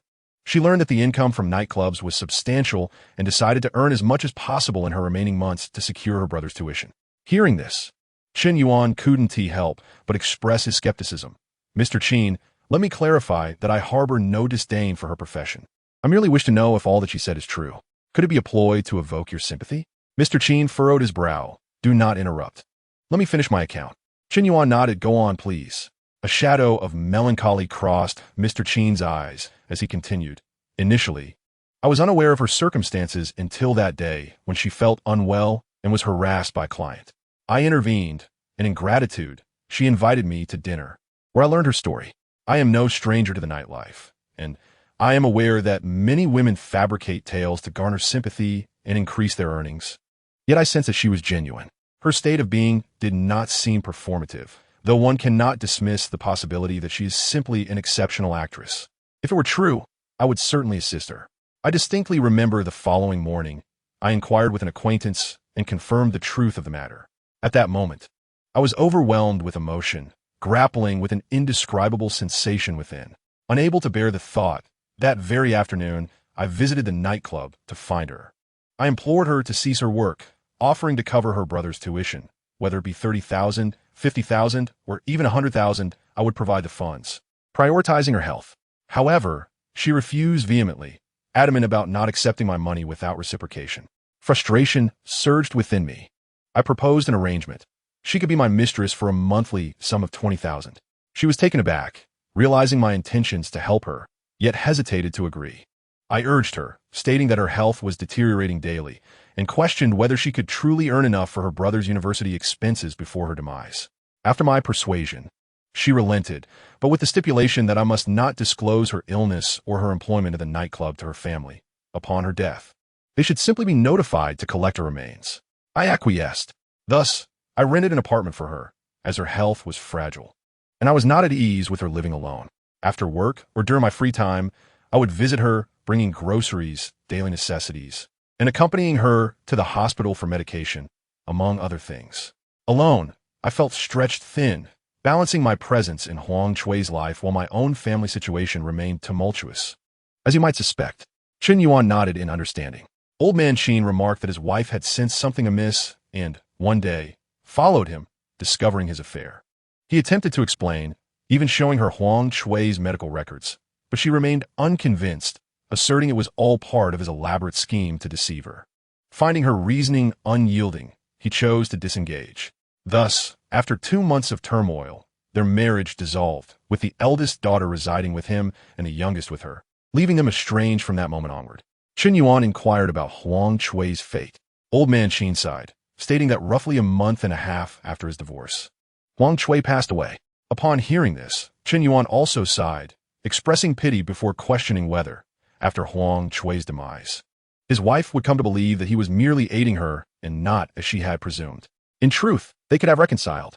Old man Chen, visibly agitated, slammed the table, exclaiming that this was precisely the issue. She simply did not believe him. He ground his teeth in frustration, recounting her accusations that Huang Chui's death was deserved, claiming it was his fault, and warning that anyone who associated with him would meet a similar fate. Given her stance, did he think she would ever consider reconciliation? Chen Yuan replied, it seemed unlikely. However, even if she were adamant in her belief that he had been unfaithful, did his youngest daughter share the same sentiment? Old man Chen slammed the table once more, affirming that indeed, she did. Both mother and daughter had remained steadfast in their convictions over the years. He lamented, is it not unjust? Chen Yuan clicked his tongue, acknowledging the palpable sense of injustice in the situation. Tears shimmered in the eyes of the old man Chen as he confessed. These words have remained unspoken for so many years, shared only with those two women. You are the first to hear them, holding them in my heart for so long. It feels immensely relieving to finally articulate them. Meanwhile, on the 26th floor of the Jingfeng building, Zhao Mingwei prepared an email and summoned Hong Lu to her office. Secretary Hong, please bring Chen Yuan here. Chen Yuan? He is on leave, replied Hong Lu. A sense of unease gripped Zhao Mingwei. On leave? Is he ill? Hong Lu shook her head. No, it's not him who is sick. It is his landlord. Unable to reach the landlord's family, he took it upon himself to take the landlord to the hospital. Zhao Mingwei let out a silent sigh of relief. Is that so? Zhao, General, is there anything you would like me to communicate to him? Only unquiet. Zhao Mingwei waved her hand dismissively. No, it can wait until he returns to the office. All right, then I shall attend to my other tasks, Hong Lu said before departing. At a breakfast establishment, Chen Yuan finished his meal with Old Man Qin, having listened to his stories. It was nearly 11 o'clock, and with work commencing at 1, he felt there was no need to return home. After bidding farewell to Old Man Qin, he decided to head directly to the office. Upon arrival, he found it was just in time for the lunch break. As the elevator doors opened, he spotted Zhao Mingyue and Hong Lu. General Zhao, Supervisor Hong. Chen Yuan greeted with a nod. Zhao Mingyue offered a slight inclination of her head in acknowledgement and asked, "Have you eaten?" Chen Yuan replied, "Yes." Without further ado, Zhao Mingyue insisted. "Then how a little more?" Chen Yuan was taken aback. "General Zhao, I have already eaten." Zhao Mingyue reiterated, "Then have a little more." Chen Yuan was left perplexed. Hong Lu discreetly signaled to Chen Yuan, "The general has matters of work to discuss with you. If you're not eating, just listen." "Understood," Chen Yuan responded, following the two down the stairs. The trio soon arrived at the restaurant where they had dined previously. Zhao Mingyue, a familiar patron, led them directly to a table. Seated at a rectangular table, Zhao Mingyue occupied one side, while Chen Yuan and Hong Lu sat across from her. While they awaited their meal, Zhao Mingyue initiated the conversation. "Chen Yuan, what did you call Hong Lu at the elevator?" After a moment of reflection, Chen Yuan replied, "Supervisor Hong." Zhao Mingyue clarified, "She is now my secretary. So henceforth, refer to her as Secretary Hong." Upon hearing this, Chen Yuan recalled that Zhao Mingyue had reassigned Secretary Yang to the e-commerce department with plans to cultivate her into a social media influencer. Now, she had promoted Hong Lu to the position of her secretary. "Congratulations, Secretary Hong," Chen Yuan said with a smile directed at her. Hong Lu reciprocated the smile warmly. Subsequently, Chen Yuan turned to Zhao Mingyue with a question. "General Zhao, what about the head of our marketing department? It is a crucial time for our project. We cannot be left without leadership." Zhao Mingyue nodded in agreement. "You are correct. Therefore, I have decided to appoint you as the acting head of the department. Your probation period will last 3 months, with a base salary increase of 2,000. After the probation, if you prove competent, your base salary will increase by another 1,000. Your original base salary was 5,000 a month. With this 3,000 increase, your base salary will amount to 8,000. Adding in performance bonuses and departmental rewards, you will receive at least 15,000 a month, which is the minimum. As for the maximum, that will depend on the value you bring to the company." Such a generous offer left Chen Yuan unable to feign indifference. He would hardly believe it himself if he did. "Zhao, I have just joined the company, and being appointed as a supervisor in such a short time may not be ideal. One might mistakenly think I have connections. To be frank, some of our senior colleagues in the marketing department might not be pleased." Chen Yuan expressed his concerns. Hong Lu chuckled softly and spoke on behalf of Zhao Mingyue. "Chen Yuan, you are overthinking it. In our company, promotions and salary increases are based solely on one's capabilities. No one will voice any objections. Furthermore, within our marketing department, colleagues will certainly have no complaints." "Why is that?" Chen Yuan asked, somewhat puzzled. Hong Lu explained, "In our marketing department, there are performance bonuses. Before your arrival, they earn merely a few hundred yuan each month, with a maximum being around 1,000. However, since the implementation of your plan, they have calculated that, based on the recent sales figures, each person could receive at least 2,000 yuan in bonuses. They do not concern themselves with when their leader joined. They only care whether their leader can elevate them." "Chen Yuan, do you have the confidence to help them soar?" Chen Yuan grinned. "I may lack confidence in other areas, but in this regard, I am quite assured."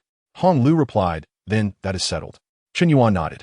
At that moment, Zhao Mingyue added, "While Hong has spoken well of you, I must also convey some important words.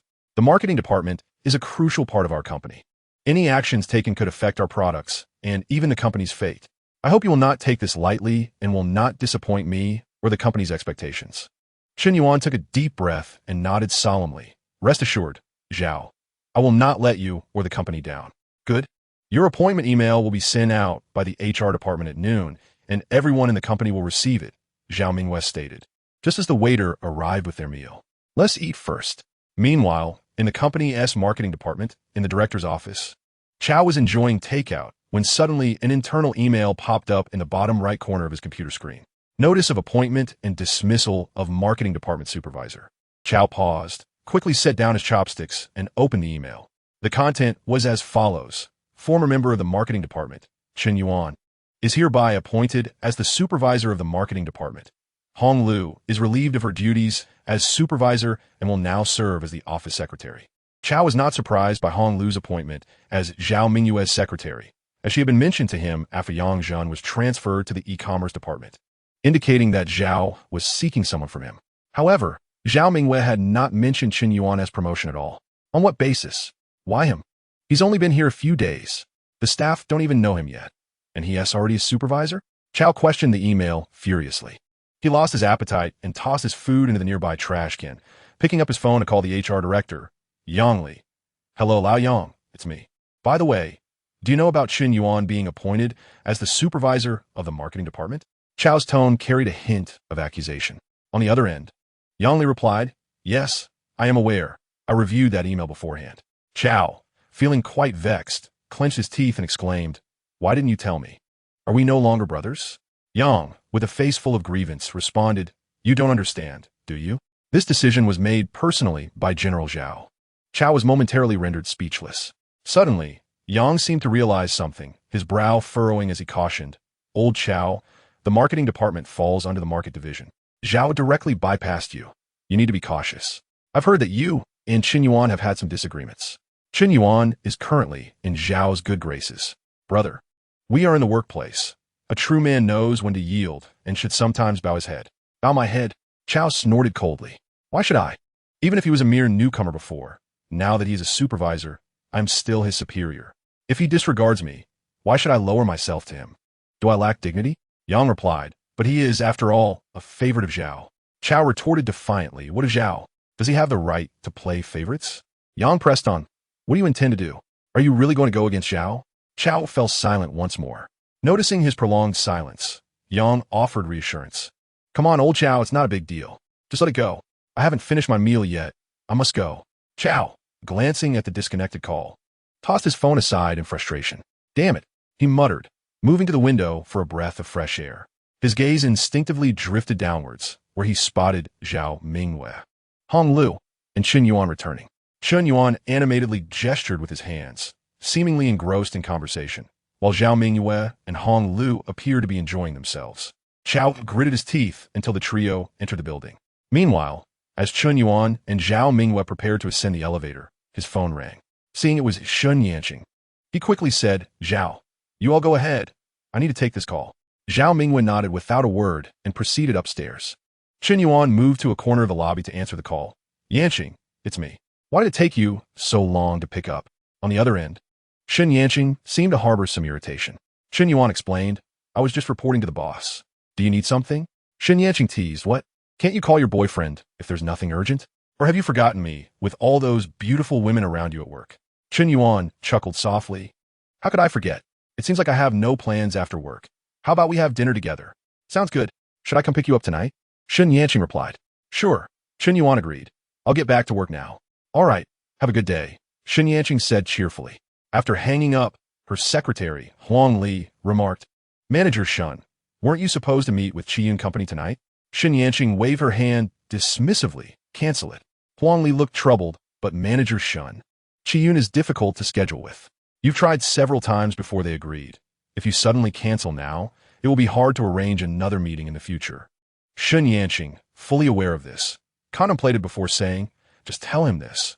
My boyfriend has invited me out, and I cannot refuse. Is that really acceptable? Huang Li furrowed his brow. He was a workaholic and disdained behaviors that sacrificed work for personal matters. Shen Yanning reassured him, It's all right, just do as I say. With a resigned sigh, Huang Li turned and went to notify others. At Jingfeng Building, Tianlanlan Company, Chen Yuan had just returned to his department when his colleagues rose in applause. Congratulations, Supervisor Chen. We look forward to your guidance in the future. Chen Yuan smiled and nodded. Thank you all. It is a privilege to have attracted General Manager Meng's recognition and earned your trust. If I falter in any way, I kindly ask for your understanding. The marketing department buzzed with joy. Chao Deng, standing at a distance, observed Chen Yuan's triumphant demeanor and snorted dismissively before retreating to his office. Just as Chen Yuan settled at his desk, the landline rang. Supervisor Chen, please come to my office. Chen Yuan frowned. He recognized Chao Dang's voice, laden with an unfriendly tone. Coldly, he replied, "All right, I'll be right there." Regardless of the circumstances, the marketing department still fell under Chao Dang's leadership, and it was only proper to respond to a superior summons. Soon, Chen Yuan arrived at Chao Dang's office door. The door was ajar, yet he knocked lightly as a formality. Chao Dang, with his head bent over the documents on his desk, feigned ignorance of his presence. Chen Yuan smirked slightly, aware that Chao Dang was attempting to intimidate him. Unperturbed, he turned to leave. This provoked Chao Dang, who finally looked up and said, "Where do you think you're going?" Chen Yuan turned back. "You seem busy. I didn't want to disturb you. I thought I might return later." With that, he stepped inside. "Don't just stand there, sit." Chao Dang gestured with a wave of his hand. Chen Yuan nodded slightly and took a seat, waiting for Chao Dang to speak. However, Chao Dang remained unhurried, glancing at Chen Yuan before returning to the documents, casually remarking, "Congratulations on your swift promotion to supervisor. You must be the fastest among the junior staff." Chen Yuan smiled faintly. "It's all due to the cultivation of leadership." Upon hearing this, Chao Dang's brow furrowed slightly. He was unsure whether Chen Yuan referred to him or Zhao Mingwei. Yet, he assumed Chen Yuan would not flatter him, and was more likely referring to Zhao Mingwei.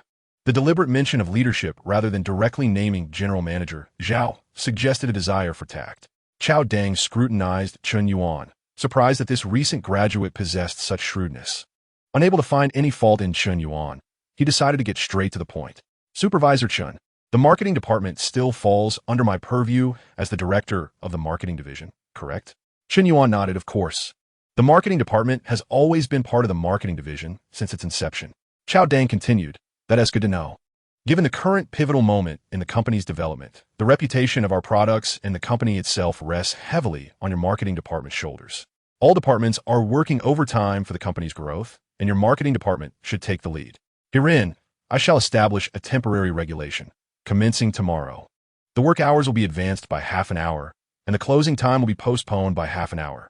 This constitutes the standard working hours. Furthermore, daily overtime is mandatory, not to be less than 2 hours.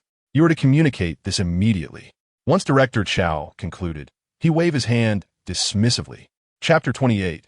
Grudges should not linger. Chen Yuan furrowed his brow in silence, realizing that Director Chao was up to no good. Advancing the start of the workday, delaying the end, and mandating a minimum of 2 hours of overtime daily. Was this not absurd? However, he had no intention of countering this directive. Instead, he cleverly responded, "Director Chao, I wholeheartedly agree with your assessment. Our company is at a pivotal juncture in its development. Every department must exert utmost diligence, and our marketing team must not falter." "Precisely," Director Chao exclaimed, a sly smile gracing his lips. Chen Yuan continued, "I believe that advancing the start time by half an hour is insufficient. It should be at least 1 hour earlier. The end of the workday ought to be postponed by an hour as well, and the minimum overtime should commence at 3 hours. We must foster a sense of belonging among colleagues, treating the company and department as their own home. What do you think, Director Chao?" Director Chao's eyes sparkled with approval, reveling in the unexpected support. "I concur." He nodded. Chen Yuan then stood, declaring, "Excellent. I shall now convey your directives forthwith." "Indeed, do so promptly." Director Chao remained lost in his self-satisfaction. Upon returning to the marketing department, Chen Yuan clapped his hands and announced, "Everyone, please set aside your current tasks. I must relay Director Chao's instructions." At this, the team turned their attention to Chen Yuan. He surveyed the room before articulating, "Director Chao summoned me to his office and expressed that our company is presently at a crucial stage of development. All departments are toiling diligently, and we in the marketing department must adhere to the following regulations. 1. Begin work 1 hour earlier each day. 2. Conclude work 1 hour later each day. 3. Mandatory overtime of 3 hours daily. 4. Treat the company as one's home, contributing without complaint." Once his words settled, discontent erupted among the team. "Director, has Director Chao lost his mind? Is he intent on draining our last drop of energy?" One exclaimed. "Indeed, Director, we already work 8 hours, with the advancement and postponement. That's 10 hours, and then an additional 3 hours of overtime, totaling 13 hours. Who can endure such a burden?" Another protested. "Director, my residence is far. Commuting takes 2 hours, bringing my total to 15 hours. This means I would only have 9 hours left in a day, and after 7 hours of sleep, I would have merely 2 hours to spare. Observing his colleagues' fervent reactions, Chen Yuan maintained a calm demeanor. I share your sentiments, regardless of the company's need for progress. Director Zhao cannot exploit us to this extent. It seems that only Director Zhao may have the authority to intervene. A colleague chimed in, Director, you must report this to Director Zhao. If this continues, we shall lose one of our own in a matter of days. Chen Yuan lowered his head, appearing quite troubled as he spoke. Director Zhao oversees the entire marketing department. Besides our marketing division, there are also the channel and e-commerce departments, which wield significant power. Merely reacting silently will likely yield little effect. Upon hearing this, a colleague seated beside Chen Yuan rose and declared, Then let us approach Director Zhao together. Indeed, we shall go together to find Director Zhao. Let us proceed at once. The others echoed in agreement. Sensing the group's eagerness to take action, Chen Yuan hastily interjected. I didn't call you to go. Please do not attribute this to me. The enthusiastic colleague reassured him. Rest assured, Supervisor Chen, we will not mention you. We can even say you tried to stop us, but were unsuccessful. Chen Yuan smiled and nodded. Excellent. I'm delighted to work alongside you. Soon, a dozen colleagues boldly made their way to seek out Zhao Mingwei. Han Lu was preparing to report to Zhao Mingwei and had just reached the office door when she noticed the marketing team approaching with fervor, followed by several onlookers from other departments. Recognizing the aggressive demeanor of the group, she quickly stepped forward to intercept them. What are you all doing? Her brow furrowed. The colleague recounted nearly verbatim the instructions that Director Zhao had asked Chen Yuan to convey. Upon hearing the details, Han Lu was taken aback. Is Director Zhao truly provoking a rebellion among the staff? Hong's supervisor, you are now Director Zhao's secretary, our former leader. While I still prefer to address you as supervisor, it is futile for you to try to stop us. We must see Director Zhao today. As a secretary, Hong Lu could not simply allow them to proceed unimpeded. She attempted to calm them, saying, Everyone, please remain composed. I understand your situation. I will first report to Director Zhao and ascertain her stance. Does that sound acceptable? With the former leader's voice raised, the group felt compelled to acquiesce and nodded in agreement. Relieved, Hong Lu signaled for them to be patient before entering Zhao Mingyue's office to report. Inside the office, upon learning of the situation, Zhao Mingyue was visibly shocked. This is hardly how one should treat employees. They are humans, not mere beasts of burden. Hong Secretary, please summon them in. Feeling apprehensive, Hong Lu replied, Director Zhao. Aside from Chen Yuan, the rest from the marketing department are present. Zhao Mingyue responded, All the better. Go, bring them in. With no option but to comply, Hong Lu exited the office and ushered them inside. Director, I am aware of the situation. Hong's secretary has already informed me. Zhao Mingyue, anticipating their intentions, raised her hand to interrupt, stating, Director Zhao's decision lacks consideration and will be revoked immediately. You will continue to work as you did before. As for Director Zhao, I shall address him myself. The group, upon hearing this, felt a wave of relief and joy. At that moment, Hong Lu remarked, You have witnessed Director Zhao's stance. Please return to your duties and refrain from such outbursts in the future. If there are any matters, convey them to Supervisor Chen, and he will report accordingly. The elder colleague remarked, We have communicated our concerns to Supervisor Chen, but Director Zhao is his superior and is powerless to intervene. Supervisor Chen is obstructing our efforts, yet this matter is beyond his control. All right, everyone, let us return to our duties. Hong Lu waved her hand, prompting the group to disperse. Zhao Mingyue sighed in relief and then said to Hong Lu, Please summon Chao Dang for me. Understood. Hong Lu acknowledged and subsequently called Chao Dang to Zhao Mingyue's office. Chao Director, Zhao Mingyue began, her expression stern. Why are you requiring the marketing department colleagues to start work an hour earlier, finish an hour later, and mandatorily work an additional 3 hours each day?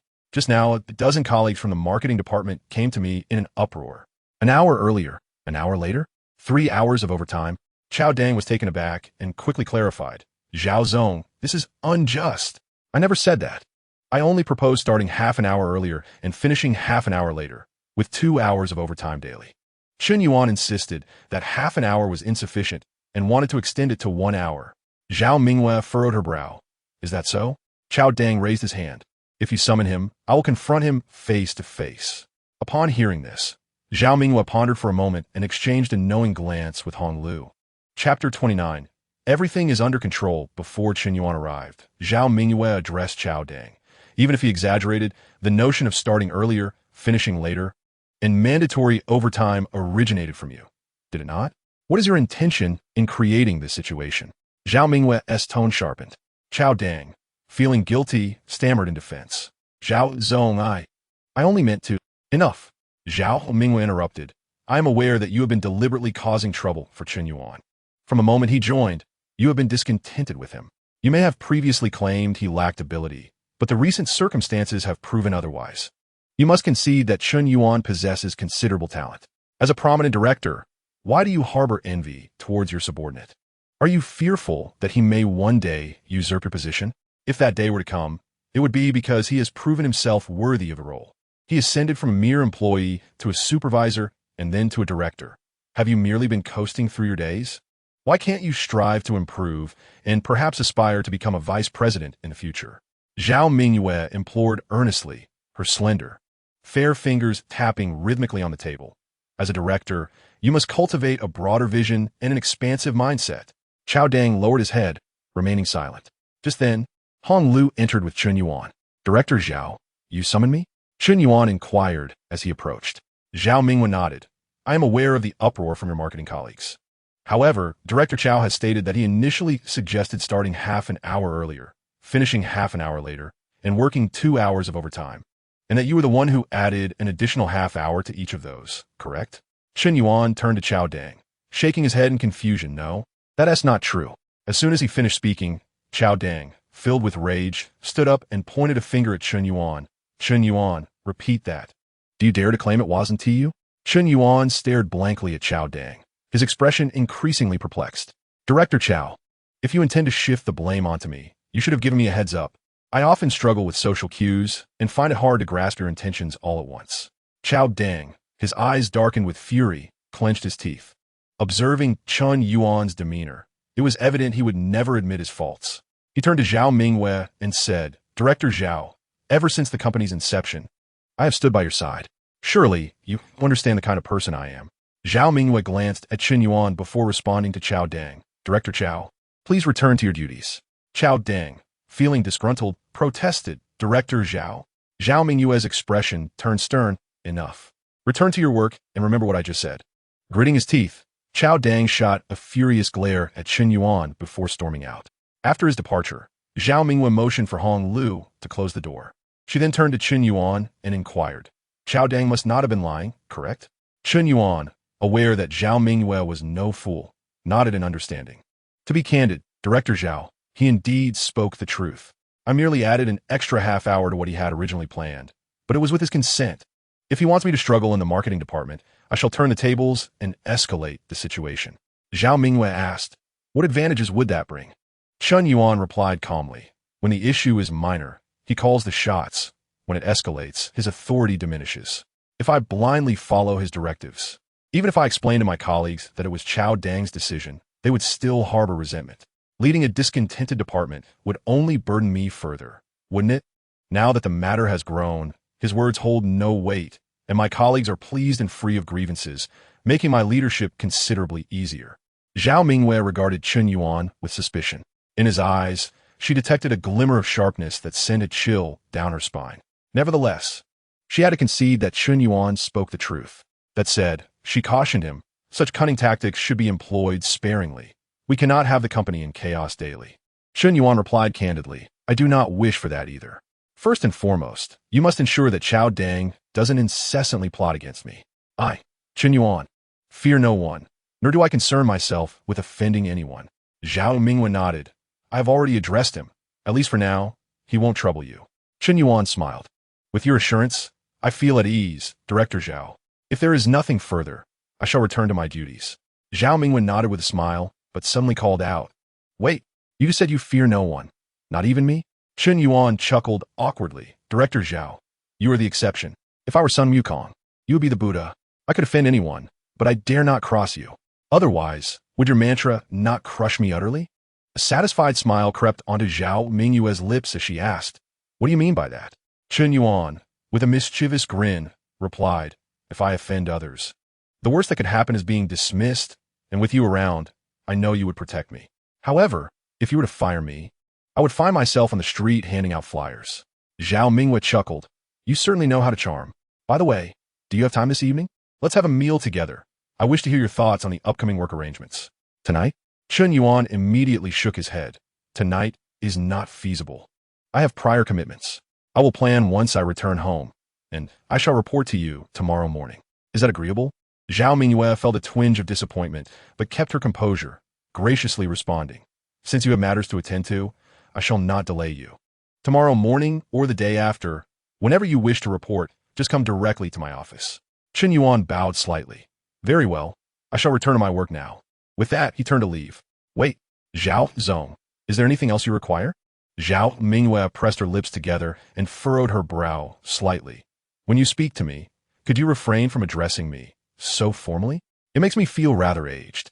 Henceforth, simply call me by my name. Understood. Chen Yuan nodded. Zhao Zong, do you have any other matters? Zhao Mingyue smiled. This time, I truly have none. Meanwhile, Chao Deng returned to his office, pondering deeply. He couldn't shake the feeling that Zhao Mingyue was merely spinning grand tales for him. Talk of expanding horizons and future promotions to vice president seemed nothing more than favoritism towards Chen Yuan. Chao Deng muttered to himself. Just then, Ma Dakwai, the head of the channels department, entered with documents in hand. Ma Dakwai was someone he had personally promoted and held in high esteem. Director, what are you murmuring about alone? Ma Dakwai placed the documents before him and settled into the chair opposite.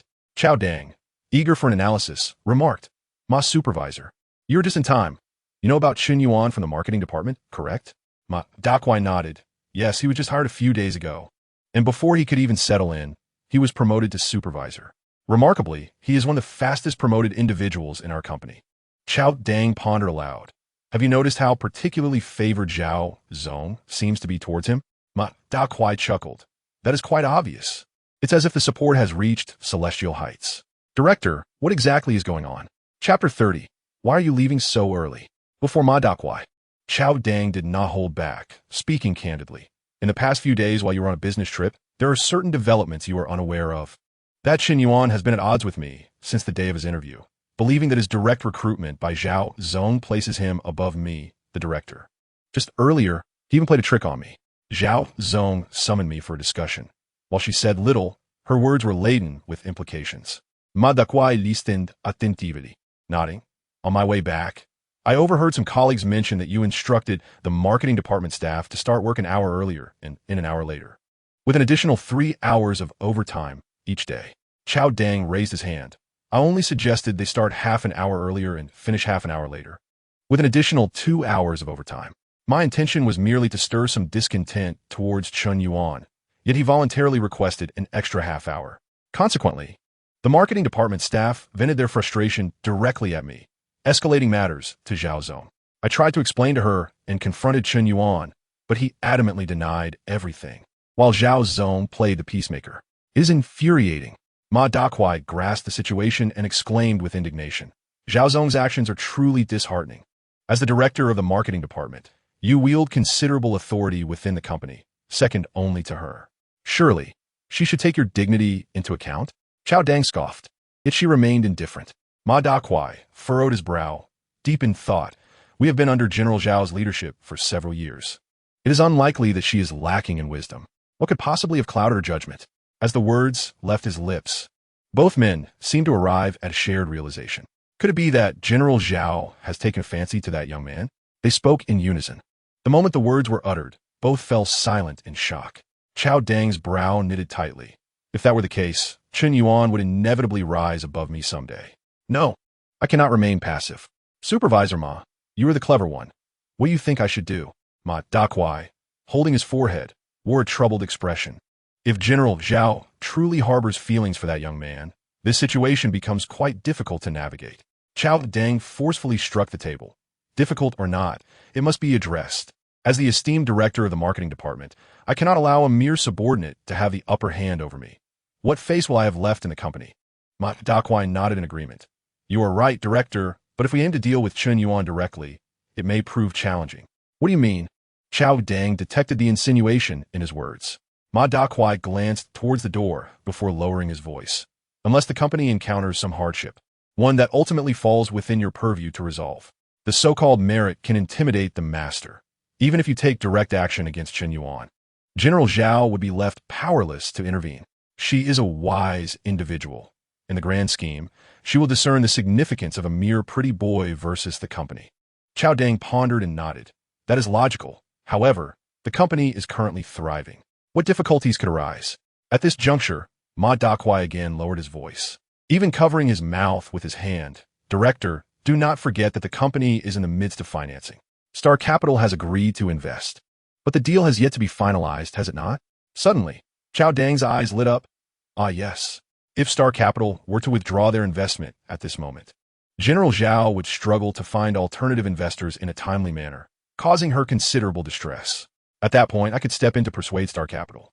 As he spoke, a triumphant expression crossed his face. Ma Dakwai remarked, but how do we induce Star Capital to reconsider?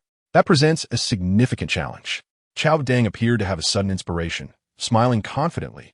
You need not worry about that. I possess my own clever strategies. Ma Dakwai, seeing this, said, then I shall extend my congratulations in advance. Chao Dang nodded appreciatively, then shifted the conversation. By the way, how did the business trip go these past few days? Ah, I was just about to report to you. All the details are here. Ma Dakwai gestured towards a folder in front of him. Chao Dang casually picked it up and glanced through it. You've worked hard during this trip. You should return home to rest. Come back to work tomorrow. Ma Dakwai, overjoyed, clasped his hands. Thank you, Director. I shall take my leave now. Meanwhile, in the marketing department, Chen Yuan sat at the workstation once occupied by Hong Lu, meticulously compiling a detailed work plan for the upcoming fortnight. After careful consideration, he deemed it satisfactory, printed several copies, and called the team to a small conference room for a meeting. Chen Yuan instructed the person beside him to pass the plans around. After everyone had received their copies, Chen Yuan remarked, the schedule in your hands outlines our workload for the next 2 weeks. The tasks are not overwhelming, but they must be approached with diligence. Please take a moment to review it, and if there are any concerns, feel free to voice them so we can discuss together. Upon hearing this, the group lowered their heads, examining the documents with earnestness. Soon, a colleague looked up and asked, Supervisor Chen, is this really our workload for half a month? Doesn't it seem a bit scant? Chen Yuan couldn't help but chuckle. What? Do you all relish working, or perhaps overtime? The colleague awkwardly laughed along, replying, who enjoys overtime? I just think if we proceed like this, we could finish our tasks well before quitting time each day. At this, others nodded in agreement. Chen Yuan responded, precisely, that is the desired outcome. Unless there are exceptional circumstances requiring extra hours, I am staunchly against overtime. Supervisor Chen, you are too kind. The group exclaimed, their faces bright with surprise. Chen Yuan smiled. Since there are no objections, let us solidify our plan. However, I must emphasize that while the workload is manageable, it should not be taken lightly. It requires your utmost seriousness. A colleague assured him, rest easy, Supervisor Chen. If we fail to execute this task well, feel free to dismiss us. Very well. Chen Yuan nodded, reassured by their words. With just a few minutes left until the end of the workday, I won't hold you any longer. Let us adjourn. With that, the group gradually exited the meeting room, and Chen Yuan prepared to leave as well. Just then, a message notification popped up on his phone. It was from Shen Yanqing, stating, I'm downstairs at your building. We're not working late today, right? Chen Yuan smiled knowingly and replied, even if we had to work, I wouldn't. Wait for me a few minutes. I'll be right down. After putting away his phone, he returned to the marketing department, tidied up his belongings. And as the workday concluded, he turned to leave without a moment's hesitation. However, just as he stepped out, Hong Lu approached him with a document in hand. To his surprise, the entire marketing department was devoid of personnel. Where is everyone? Hong Lu wondered aloud, initially assuming they had gone to a meeting. Yet, upon checking the adjacent conference room, she found it completely empty. Have you seen anyone from the marketing department? She inquired of a passing colleague. The colleague replied, it seems they have already left for the day. Left already? Hong Lu was taken aback. Isn't it too early to clock out? The colleagues shook their head. I'm not sure. Glancing at the document she held, Hong Lu decided to call Chen Yuan. Meanwhile, Chen Yuan had just wrapped his arms around Shen Yanqing's delicate form, ready to steal a kiss when his phone rang. Shen Yanqing smirked. I bet that's your boss calling you back to work. You should answer. Chapter 31. Jiangzhou restaurant. Chen Yuan let out a wry smile, retrieving his phone to find it was a call from Hong Lu, which left him speechless. Secretary Hong, it's after hours. On the other end of the line, Hong Lu paused slightly. I know it's after hours, but shouldn't we be working late? Chen Yuan replied, Secretary Hong, today's tasks have been completed. All that remains are matters for tomorrow. I must hang up now. Han Lu gazed at the abruptly disconnected phone, taking a moment to regain her composure. With no other option, she returned to Zhao Mingyue's office, carrying the documents. Zhao, Chen Yuan has left for the day and refuses to come back for overtime. With a sense of resignation, Han Lu placed the files back on Zhao Mingyue's desk. Zhao Mingyue furrowed her brow slightly. He off work. But what about the people in the marketing department? Just give them the documents. Let them pass them to Chen Yuan first thing tomorrow. Only shrugged. They've all clocked out. Zhao Mingyue found the situation amusing yet exasperating, deciding it wasn't a matter of great importance.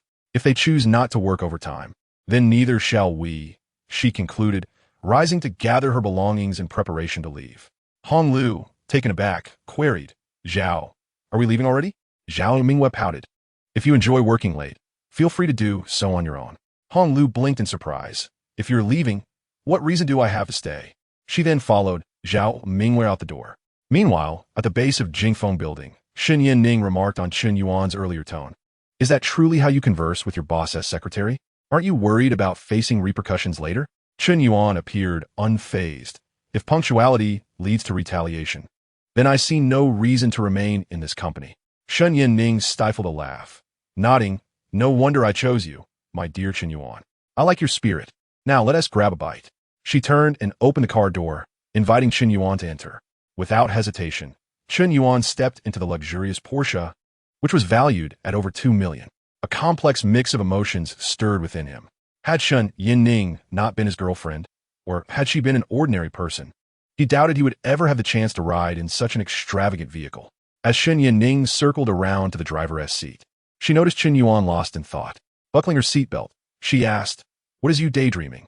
Chen Yuan smiled. The car is quite impressive. Shen Yanning misinterpreted his awe, starting the engine and casually remarking, "If you like it, I'll give it to you. I have several at home. There is also a black Cullinan I seldom use. If you don't mind, you can take it." Wait. How could I possibly drive your car? Chen Yuan promptly declined. Besides, our boss drives a car worth only hundreds of thousands. If I were to drive a vehicle worth millions, people might mistakenly think I am the boss. Shen Yanning responded, "Didn't you say that a couple is one entity? You are me, and I am you, so what is mine is yours. If your boss can't afford it, perhaps she should reflect on herself." Her pride was evident as she raised her eyebrows. Chen Yuan chuckled. While that is true, it seems rather ostentatious and could invite envy. Let us set that aside for now. Shen Yanning nodded. All right, it's up to you. After all, it's my car, and you can drive it whenever you wish. A smile graced Chen Yuan's face, and he added, by the way, I have some delightful news I wish to share with you. Oh, Shen Yanning's eyes sparkled with curiosity as she turned to look at him, eager to know what could be so joyous. Chen Yuan Dao, our former secretary, Yang Zhen, has been reassigned to the e-commerce department, where they plan to cultivate her into an internet celebrity. Consequently, General Zhao appointed our marketing department head, Hong Lu, as her successor, leaving our department without a leader, which prompted General Zhao to promote me. The internal email from the HR department has already been dispatched. Really? Shen Yanqing exclaimed with surprise, abruptly halting the car by the roadside. You've only just joined, and you've already been promoted to department head. It seems General Zhao truly appreciates your talents. Chen Yuan smiled and nodded. Indeed, General Zhao holds me in high regard, but I have also strived not to disappoint her. Upon my entrance, I presented the company with 3 marketing proposals, and we are currently implementing the first one, which has significantly enhanced brand recognition and product sales. Shen Yanqing listened with pride. My man is truly impressive. With that, she swiftly turned the car around, declaring, let us celebrate this milestone elsewhere. Chen Yuan chuckled. Is that necessary? Absolutely. Shen Yanqing insisted, her brow furrowed in seriousness. My man is now a department head. What a splendid occasion. We must commemorate it. Suddenly, she recalled something and dialed Secretary Huang Li on the car system. Secretary Huang, have you canceled the reservation at Jiangzhou Hotel? Not yet. I was just about to do so. Forget it. Don't cancel it. Shen Yanqing concluded before hanging up. Chen Yuan blinked in surprise. Are we going to Jiangzhou Hotel? Yes, what is the matter? Shen Yanqing replied nonchalantly. Chen Yuan couldn't help but let out a bitter laugh. Although he had never set foot in Jiangzhou Hotel, he had lived in Jiangzhou for several years. The hotel's name might suggest a humble eatery, but it was in fact a legitimate 5-star establishment. He had seen online that a single plate of garlic vegetable hearts, their cost a staggering 168 yuan. Furrowing his brow, Chen Yuan questioned, "Isn't that a bit extravagant?" Shen Yanqing raised her eyebrows with delight. "Not at all. The company will cover the expenses." Upon hearing this, Chen Yuan chose not to protest. While the Jiangzhou hotel was beyond his personal budget, dining there for Shen Yanqing was as casual as ordering skewers of grilled leeks at a roadside stall. In no time, the two arrived at Jiangzhou Hotel. Guided by a host, they took the elevator upstairs. Chen Yuan gazed around, marveling at the opulence that surrounded them, even encountering social elites he had only seen on television. Once they exited the elevator, the host led them to a private dining room. As Chen Yuan stepped inside, he was momentarily stunned, feeling as though he had entered a palace adorned with gold. "Calm down," Shen Yanqing whispered, noticing his astonished expression. Understanding that this was likely his first visit to such a venue, she gently took his hand. Chen Yuan nodded quietly. They soon settled at the dining table, where Shen Yanqing accepted the menu from the waiter and presented it to Chen Yuan. "Today, you are the star. Order whatever you desire." Chen Yuan swallowed hard, flipping through the menu and feeling a wave of dizziness wash over him. As Chen Yuan observed the waiter standing by, he reluctantly ordered a pot of thousand-layer bone stew and a plate of huadiao crab. Just these two dishes amounted to 700 or 800 yuan. Closing the menu, Shen Yanqing was taken aback. "Aren't you ordering more?" Chen Yuan subtly gestured, signaling that it was enough. The two of them could not possibly consume so much. Shen Yanqing smiled gently. "It's all right. The company will reimburse us. If we can't finish, we can take the leftovers." She took the menu back and, with a light-hearted demeanor, proceeded to order 3 more dishes: garlic sea cucumber with caviar, ginger chicken with fish maw, and spicy crab claws. Chen Yuan winced at the thought of the expenses. Although Shen Yanqing mentioned reimbursement, he knew it would ultimately come from his own pocket. He had overlooked the prices of the first 2 dishes. But the spicy crab claws were charged per serving, and one serving alone cost over 3,000. The preceding dishes were undoubtedly not of a modest price either. By the end of the meal, the total would easily reach 10 to 20,000 yuan. If the table were full, the bill could escalate to several tens of thousands. After placing the orders, Shen Yanqing also requested a bottle of low-alcohol fruit wine. Since she had to drive, she poured herself only half a glass, taking a few delicate sips before setting it aside. It wasn't until the bill arrived that Chen Yuan realized that the fruit wine itself cost over 3,000. As anticipated, their meal totaled over 16,000 yuan. Although 16,000 might not seem excessive, it represented an amount that many people earn in 3 months. Once the bill was settled, the two sat for a moment before preparing to leave. As they exited the private room, Shen Yanqing suddenly noticed Chen Yuan's demeanor was somewhat subdued. "Chen Yuan, what's wrong? Did the food not suit your taste?" she asked, a hint of concern in her voice. Chen Yuan shook his head. "The food was delightful. It's just that this extravagant meal has stirred up my insecurities." Upon hearing this, Shen Yanqing understood that Chen Yuan felt that such a lavish dining experience might be beyond his reach for a lifetime, if not for her. "Please don't think that way," Shen Yanqing replied. "Isn't there a saying? The world is still unfolding, and we are both dark horses. 10 years ago, when I was still teaching, I never imagined I would have the opportunity to dine at the Jiangzhou Hotel. If you don't wish to rely solely on me, I believe, with your own abilities, that day will come sooner than you think. A true gentleman should never feel inferior at any moment." Listening to Shen Yanqing's words, Chen Yuan felt a surge of emotion. "You're right, Yanqing." He managed to smile faintly. Sometimes having an older, caring, and insightful girlfriend can be a profoundly fortunate thing. "Let us keep pushing forward," Shen Yanqing encouraged, playfully making a fist to cheer him on. "Yes, let's do our best." Chen Yuan took a deep breath, nodding with a smile. "All right, I'll take you home," Shen Yanqing said as she linked her arm with his, leading him to the elevator. As they emerged from the elevator and walked into the lobby, they encountered several middle-aged men laughing and chatting. At the forefront was Han Cheng from Qiyun Company. Han Cheng was engaged in conversation with his colleagues when his peripheral vision caught sight of a striking figure. Upon closer inspection, he approached and exclaimed, "Oh, is that you, General Manager Shun?" Without waiting for Shun Yinning's response, Han Cheng eagerly introduced her to his companions, saying, "Come, let me present to you the illustrious General Manager of Xingqing Capital, Shun Yinning." As his words resonated, one of his colleagues loudly remarked, "General Manager Shun's name is indeed thunderous in the business circles of Jiangzhou. It is a rare fortune to meet her today." Shun Yin Ning listened to their remarks, Sensing a hint of sarcasm, she understood that Han Cheng was displeased due to being stood up. Mr. Han, it was my fault for the sudden cancellation. But your snide remarks are hardly the behavior of a gentleman, Chen Yuan retorted with a cold smile. Upon hearing this, Han Cheng's expression darkened. Yet he refused to yield. I heard from General Manager Shen's secretary that she had an important guest to meet tonight. As he spoke, his gaze fell upon Chen Yuan, and with a disdainful look, he said, I presume your esteemed guest is him? Han Cheng's sharp eyes scrutinized Chen Yuan's unremarkable attire, quickly concluding that he was neither a wealthy heir nor a privileged scion. Chen Yuan held her head high, still entwined with Chen Yuan's arm, her face radiating pride. Indeed, it is he, my boyfriend. Boyfriend? Han Cheng furrowed his brows in confusion. Though he had limited dealings with Xingchen Capital, he was somewhat acquainted with Chen Yuan. Since founding the firm, she had remained single, and while many suitors had pursued her, they all met with failure. He had never heard of her having a boyfriend. Han Cheng scrutinized Chen Yuan once more, reaffirming his judgment. It seemed that Chen Yuan had finally opened her heart. With a smirk, he remarked, General Manager Shen, is he truly your boyfriend, or merely a kept man? Let us not let a life of clarity be sullied by folly. He feigned a kind reminder, laughing heartily. The others around him joined in the laughter. Having navigated the business world for a decade, Chen Yuan had encountered all manner of individuals. Han Cheng's jests were of no consequence to her. Chen Yuan attempted to speak several times, but was discreetly silenced by Chen Yuan. Once Han Cheng and his companions finished laughing, Chen Yuan could not help but chuckle as well. Han Cheng furrowed his brow, asking what is so amusing. General Manager Shen? She expressed a sense of relief, saying, Fortunately, I had my secretary postpone our meeting for tonight.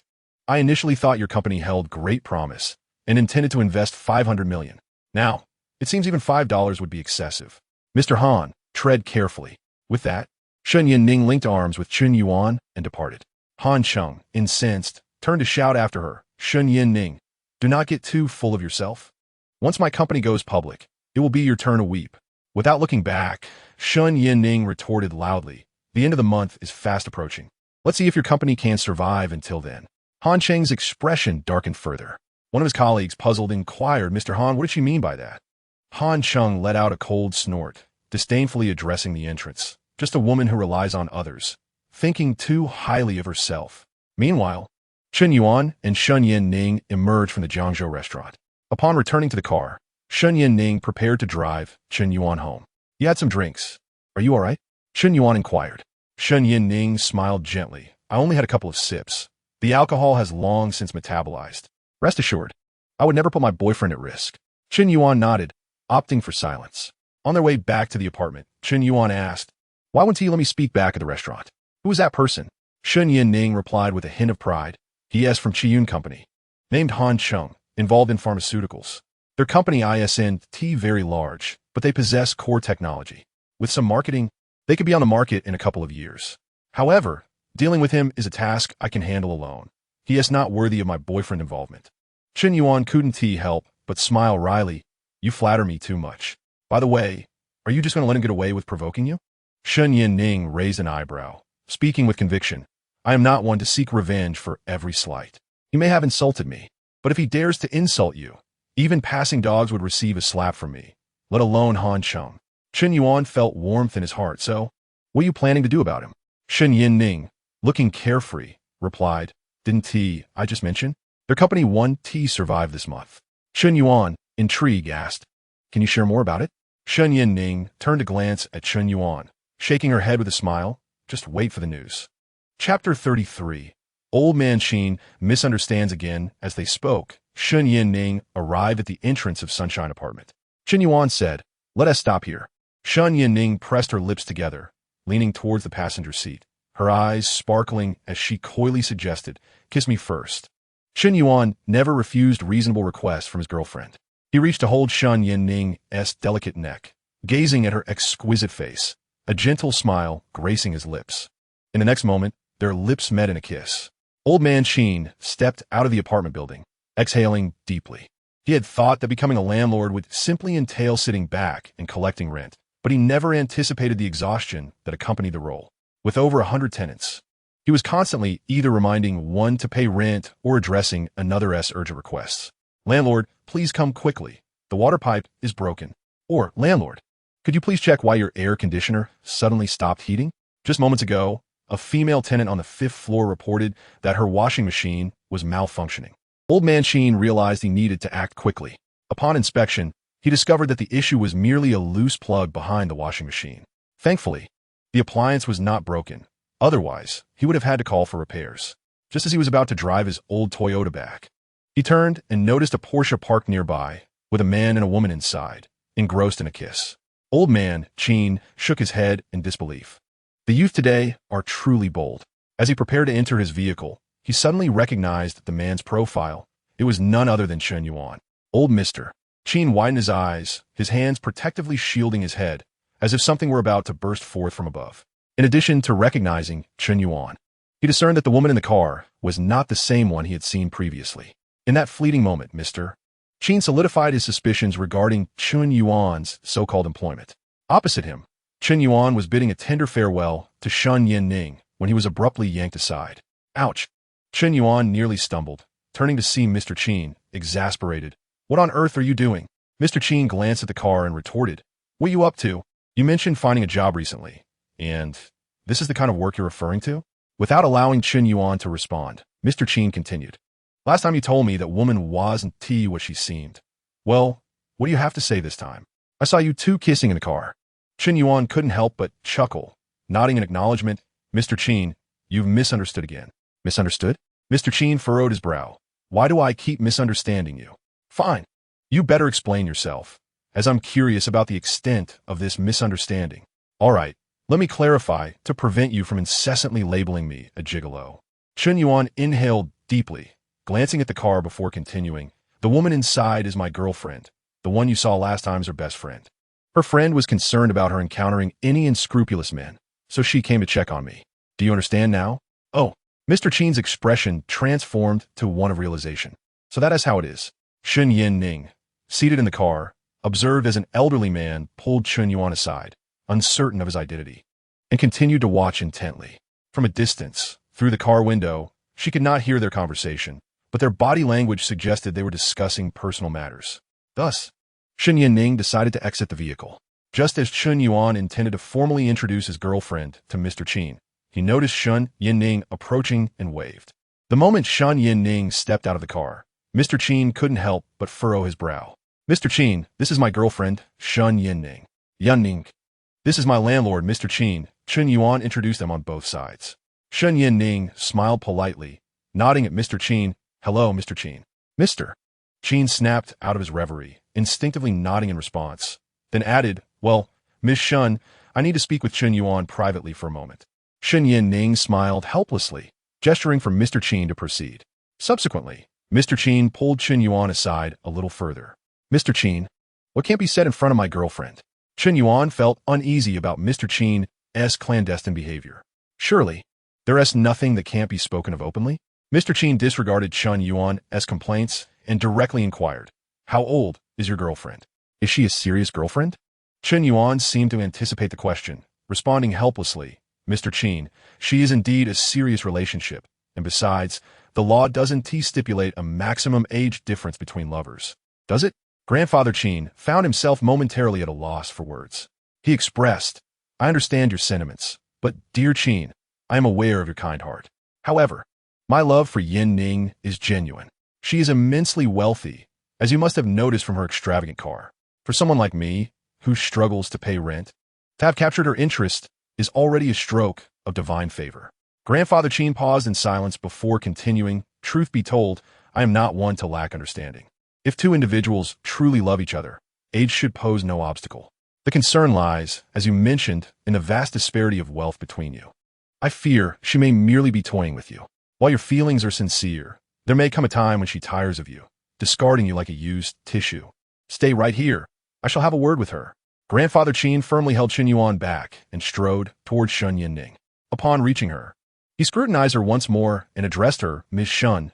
Though Chen Yuan and I are not related, he is a good lad. Should you grow weary of him one day, please do not let him suffer too greatly. As someone of your wealth, it would be only right to offer him some compensation, so he does not end up with nothing. Shen Yin, amused, replied, Grandfather Chen, what are you saying? With a bemused expression, he retorted, do I need to repeat myself? She nodded, murmuring, "I understand. However, I must assure you, my relationship with Chen Yuan is far from a mere dalliance. At your age, and being unrelated to either of us, it would be best if you refrain from meddling in others' affairs. This is no concern of yours. I will speak with Chen Yuan now." With that, she left Grandfather Qin standing there and approached Chen Yuan directly. Grandfather Qin, feeling slightly dejected, thought to himself, "Why the urgency?" Shen Yinning walked straight up to Chen Yuan. He looked apologetic. "Yinning, I'm sorry about Grandfather Qin." "I know." She interrupted him with a smile. "He only means well. I should be grateful, as he has confirmed that you are a good man. Do not worry. I will not take his words to heart. However," she paused, "we will encounter more individuals like Grandfather Qin in the future, and they may not be as gentle in their words. I hope that when that time comes, you will not waver." Chen Yuan sensed her underlying concern and took her hand earnestly, declaring, "Yin Ning, the only person who could ever separate us is you." Hearing this, Shen Yinning felt warmth spread through her heart, her eyes glistening with tears as she embraced Chen Yuan tightly. Not far away, Grandfather Qin watched this tender scene unfold, feeling as though he had witnessed something rather shocking, muttering to himself, "I have worried too much. It is time for me to leave." Chapter 34. A makeshift insole. Shen Yinning longed to accompany Chen Yuan upstairs to his room for a while. Yet, she feared that she might be unable to resist the temptation to linger. Some beautiful moments, she believed, should not be revealed too soon. "Chen Yuan, it is getting late. I should be heading back," she said reluctantly. "All right, drive slowly on your way home," Chen Yuan replied, nodding as he watched her get into her car and disappear from view before he turned to ascend stairs. The next day, Chen Yuan arrived at the office as usual, recalling that during his departure the previous day, Hong Lu had called, likely regarding some matter. Thus, Chen Yuan proceeded to Zhao Mingyue's office in search of her. He did not encounter Hong Lu, but he did see Zhao Mingyue. "General Manager Zhao, you are here so early?" Chen Yuan remarked with a hint of surprise, noting that there were still 15 minutes before work officially commenced. In his recollection, most executives tended to arrive a bit later. Zhao Mingyue took a tissue to dab at her lips, evidently having just finished a meal, and inquired, "Is there something you need?" Chen Yuan replied, "After work yesterday, Secretary Hong called me. I was uncertain if there was anything amiss, so I thought I would come and inquire." Zhao Mingyue sat down and gestured for Chen Yuan to do the same, stating, "I'm not sure what could be of such importance." As she spoke, she handed a document from her desk to Chen Yuan. While Chen Yuan perused the contents, Zhao Mingyue continued, "Secretary Yang is quite striking and has garnered considerable attention in the live streaming sessions, rapidly accumulating over 100,000 followers. However, it is worth noting that 80% of these are male fans. As you are aware, our products are designed specifically for women. Thus, while these male followers may enliven the atmosphere in the live streams, they seem to serve little purpose beyond that. You must devise a strategy to engage these aesthetically inclined gentlemen." Chen Yuan nodded, unable to suppress a smile. This task is not particularly daunting. Zhao Mingyue raised an eyebrow, intrigued by his swift assertion. Chen Yuan casually returned the folder to the desk, saying, "It is no wonder I am the head of the marketing department." Zhao Mingyue chuckled, slightly exasperated. "All right, I acknowledge your cleverness. Spare me the self-promotion and share your thoughts." Chen Yuan adopted a serious demeanor and began, "First, we need to allocate a portion of the budget." Zhao Mingyue waved her hand lightly, indicating that finances were not a concern, as the company was currently in the midst of funding negotiations, and a contract could be signed today. "Just present your ideas," she encouraged. Chen Yuan nodded. "It is quite simple. One word, giveaways. Abundant giveaways." Zhao Mingyue appeared perplexed. "What do you mean by that?" Chen Yuan straightened in his chair. "Let us consider this. Among the 100,000 male followers, I am confident that some are married. Their wives may be familiar with our brand, perhaps even having purchased our products, while others may have never heard of us. Assuming their wives recognize our brand, when their husbands bring home our product, would they not be taken aback? They might exclaim, 'Oh, my husband actually ordered me a pack of sanitary pads online. I've used this brand before. It's excellent. Thank you, dear.' Alternatively, they could say, 'Honey, I saw a video the other day praising this brand. I've been meaning to try it, but I never expected you to bring me a pack. You have such great luck.' For those who are unfamiliar with our brand, we know that most men, once married, focus primarily on their work and providing for their families, often neglecting romantic gestures. When a wife sees her husband returning home with a pack of sanitary pads, would she not feel touched? Once she tries our product and finds it satisfactory, the likelihood of repurchase would surely increase exponentially. Zhao Mingwen nodded thoughtfully. I understand your point. You were referring to those who are married or cohabitating with girlfriends, whom we can consider as one demographic. What about the unmarried ones? I suspect they constitute the majority. Chen Yuan turned his gaze toward the coffee machine in the distance and remarked, Zhao, I'm quite parched. I desire a sugar-free beverage. Zhao Mingyue was taken aback. Was he truly suggesting that she prepare coffee for him? Very well, you just sit there, she thought, casting him a discreet glare before rising to brew the coffee. She turned back to inquire, aren't you concerned that it will be bitter without sugar? Chen Yuan shook his head, responding, it's fine. Life has been somewhat sweet lately, so a little bitterness wouldn't hurt. Zhao Mingyue was perplexed by what he considered sweet. She placed the coffee before him and urged, drink up. Chen Yuan lifted the cup, took a couple of sips, found it a tad too hot, and set it down. What were we discussing earlier? He asked. Zhao Mingyue reminded him. We were talking about those single male fans who, despite being in the majority, remain unmarried and without girlfriends. Ah, I recall now. Chen Yuan tilted his head and continued, while they may not be married or in a relationship, surely they have someone in mind. Perhaps a female friend with whom there is a hint of ambiguity? In a live broadcast, one could speak frankly and even instruct them on how to approach such matters. Zhao Mingyue frowned in confusion. How so? Chen Yuan explained, it's quite simple. They can discreetly invite their crush aside and say, a few days ago, I received a pack of sanitary pads from the Tianlanlan live broadcast, and though I declined, they insisted on sending it to me. Being a man without a wife or girlfriend, it makes me uneasy to hold such a thing. This brand boasts excellent quality, even meeting medical standards, so it feels wasteful to discard it. They would then hand the pads to the woman. If she accepts them, wouldn't she think of the man who gifted her that item when she uses it? Might she feel a twinge of gratitude? Would she perhaps subconsciously consider him rather appealing? Zhao Mingwen nodded in agreement, stating that if the woman did not dislike the man, there could be potential for romance. But what if she refuses? Chen Yuan replied, we cannot guarantee success for every attempt. It's akin to running a clothing store where you cannot ensure that every person who enters will purchase something, right? Zhao Mingyue silently nodded, then asked, what about those who lack any romantic interest or female acquaintances? If they receive our product, how should they handle it? Chen Yuan shrugged. They might as well use it as a shoe insole. After all, our product possesses antibacterial and anti-inflammatory properties, perhaps even remedying foot odor. Zhao Mingyue burst into unexpected laughter, biting her lip to suppress her amusement and playfully admonished, let us be serious. Chen Yuan maintained a solemn demeanor, stating, I am being serious. Our product is so gentle and skin-friendly that I dare say there is no other insole like it on the market. Zhao Mingyue found herself unable to counter him, nodding repeatedly. All right, you make a valid point. Besides using it as an insole, what else could it serve?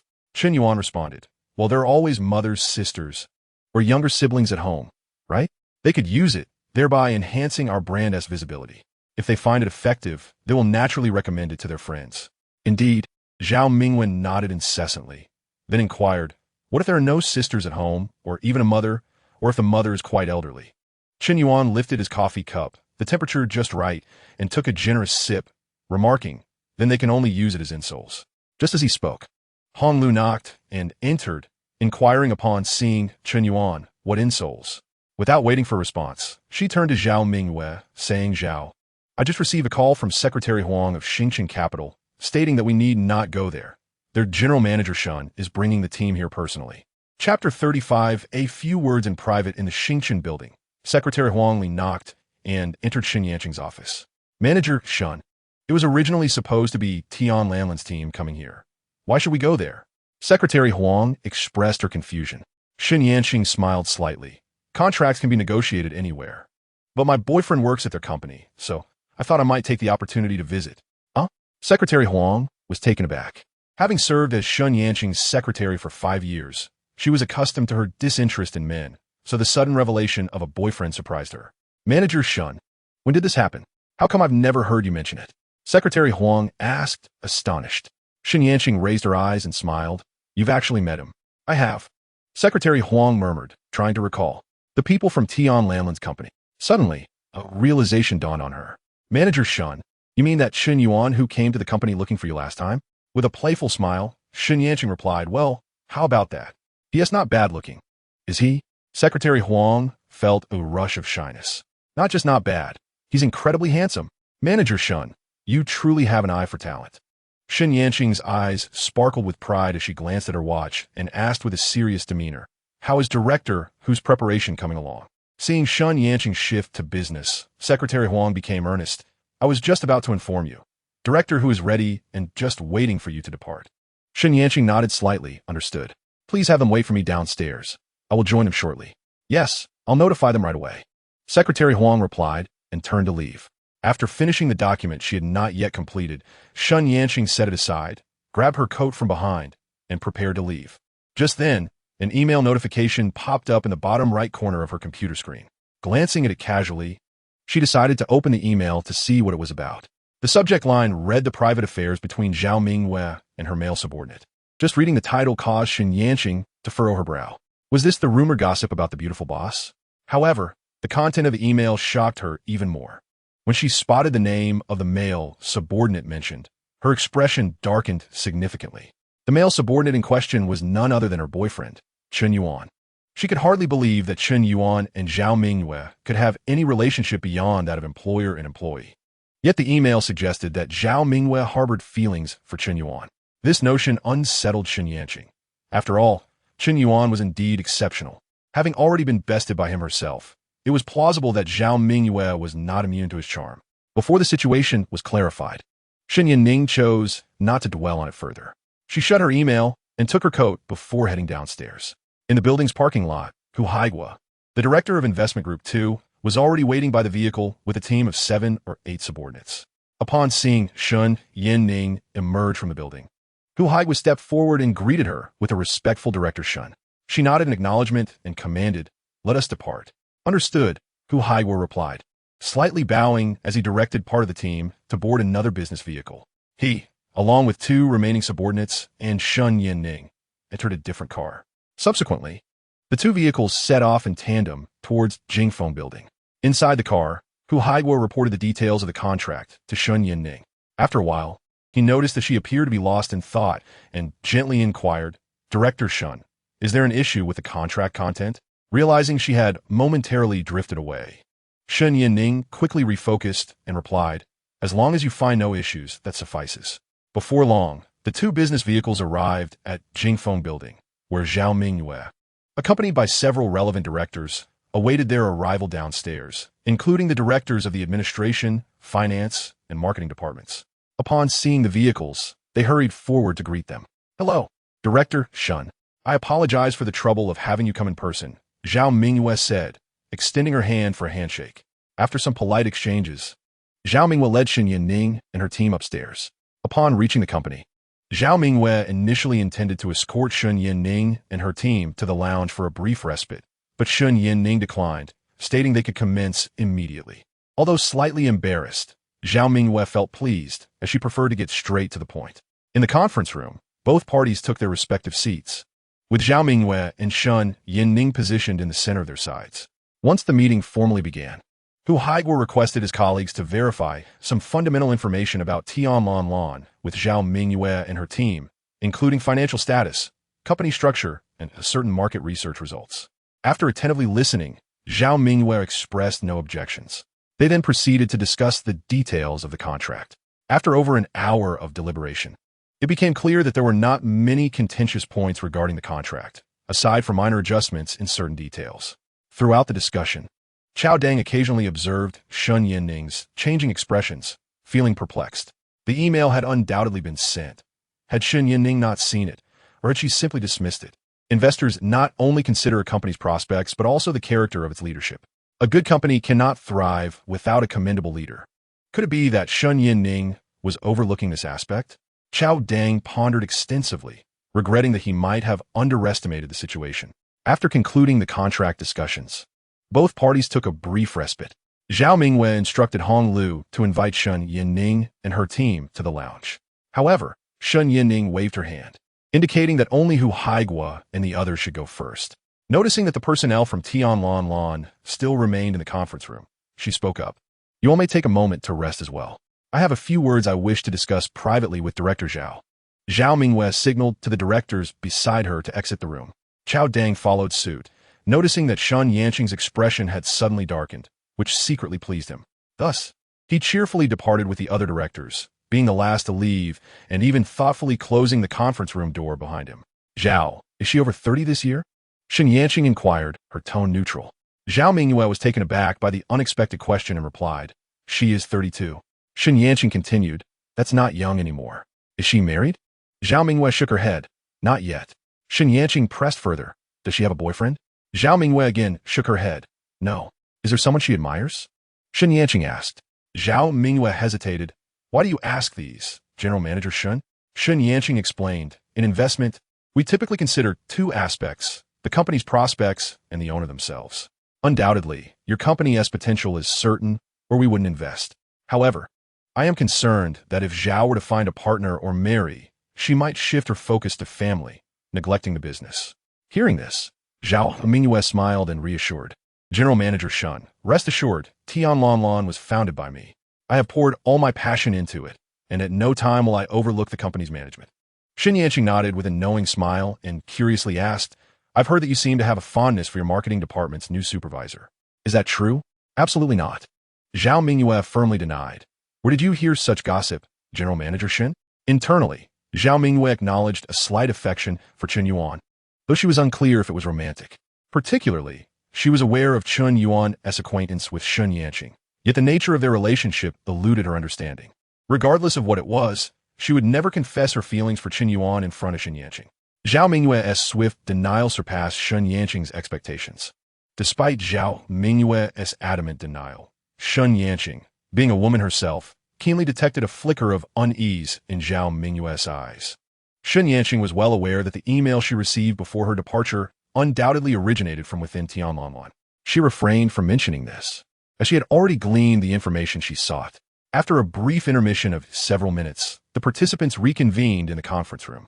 Hu Haiguo presented the revised details to Chen Yuan, who remained silent, merely making a subtle gesture on the contract with her finger. Hu Haiguo was taken aback. Although he was uncertain of its significance, he complied with Chen Yuan's indication. During the subsequent discussions and verifications, Hu Haiguo's demeanor shifted from gentle to unexpectedly assertive regarding several details, even stating outright that if Tianlanlan's intentions persisted, the 20 million investment would be unnecessary. The individuals from Zhao Mingyue's side were immediately left dumbfounded.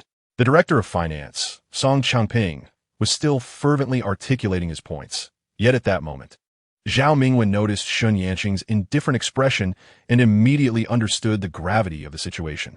It seemed futile to continue the discussion today. Meanwhile, the most elated among them was undoubtedly Chao Dang, though he dared not reveal his delight. Shen, perhaps we should reconvene another day, Zhao Mingyue suggested. Unwilling to squander any more time, she sensed that Chen Yuan was already contemplating withdrawing her investment, even if the words had yet to escape her lips. This was precisely the statement Chen Yuan awaited. She nodded in agreement, affirming that they could discuss it another time. With that, she rose and departed, followed closely by Hu Haiguo and his colleagues. Song Qingping attempted to pursue her, but was halted by Zhao Mingyue. Zhao, what on earth is happening? Wasn't our discussion proceeding smoothly? He inquired, puzzled by what transpired between Zhao Mingyue and Chen Yuan during the brief intermission. Zhao Mingyue sighed helplessly, her exquisite features now tinged with fatigue. She then inquired of Song Qingping, are we still in contact with the investors we previously engaged? Though Chen Yuan had mentioned there would be time to talk, Zhao Mingyue could not be certain of her intent to invest. She found herself needing to prepare for multiple contingencies. Song Changping shook his head gravely, explaining, when you confirmed that Xingqing Capital would invest in us, I informed those other investors of our decision. Are you suggesting I reach out to them again? However, their demands for equity far exceed those of Xingqing Capital, and they even wish to partake in our operations. I fear this could invite disaster, rendering our efforts counterproductive. If we approach them now, they will surely realize that we have lost Xingqing Capital and may escalate their demands. Zhao Mingyue was acutely aware of this, which only intensified her internal conflict. Zhao, what exactly did you discuss with Shen during the break? Song Qingping pressed. Zhao Mingyue felt overwhelmed, the words stuck in her throat. Let us leave it at this for today. I will consider my options further. With a hint of resignation, she then asked, how much do we currently have in our accounts? Song Changping replied, at this rate, we can last a maximum of 2 months. Should we consider cutting expenses? Absolutely not. Zhao Mingyue interjected firmly. This is a critical moment for enhancing our product's visibility. We cannot afford to reduce our expenditures. In fact, we must increase our investment. Song Qingping expressed his concerns. If that is the case, we may only manage to sustain ourselves for just over a month. Additionally, the loan on our mortgage factory will be due in 6 months. If we do not secure investment, the future could be dire. He struggled to articulate the harsh reality. Zhao Mingyue furrowed her brow, unperturbed. What is there to fear? If it comes to it, we can sell our cars or houses, she declared, turning back toward her office. Director Song, there's no need for excessive worry. When Shen left, she didn't explicitly say she would not invest in us. Chao Dang said with a reassuring pat on Song Qingping's shoulder. Just watch. Within 2 days, I will secure the investment from Xingchen Capital. Are you certain? Song Qingping asked, his skepticism evident. Chao Dang thumped his chest confidently. Leave it to me. Song Qingping remained uncertain whether Chao Dang was boasting or truly believed in his own words. At present, the situation has unfolded in such a manner that it is beyond our control. We can only wait for 2 days to ascertain the stance of Xingchen Capital. Zhao Mingyue, feeling dizzy and overwhelmed, returned to her office.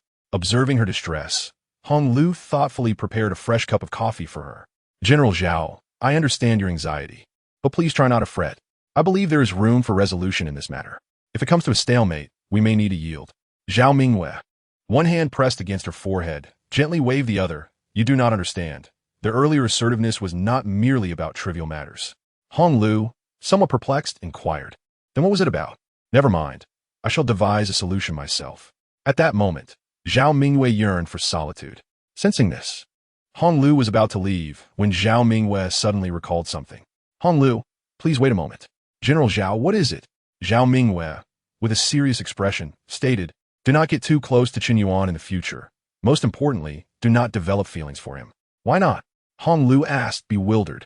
Zhao Mingyue harbored suspicions that remained unverified, leaving her uncertain of how to convey her thoughts. After much contemplation, she simply said, do not concern yourself with the reasons. Just remember, I am looking out for your best interests. Although Hong Lu remained puzzled, she recognized the earnestness in Zhao Mingyue's demeanor, devoid of any jest. Reassured that she did not harbor an overwhelming infatuation for Chen Yuan, she nodded and replied, General Zhao, I understand. I will be cautious. Just remember that. Now, off you go, Zhao Mingyue said, satisfied as she waved her hand dismissively. As Hong Lu turned to leave, she encountered Director Chao at the doorway. Director Chao, what brings you here? I came to discuss matters with General Zhao, he replied, knocking twice on the door before entering the office. Do you have something to discuss? Director Chao? Zhao Mingyue inquired. Chao took a seat across from her and said, General Zhao, I have a plan to persuade Chen Yanqing. You have a plan? Zhao Mingyue responded with skepticism.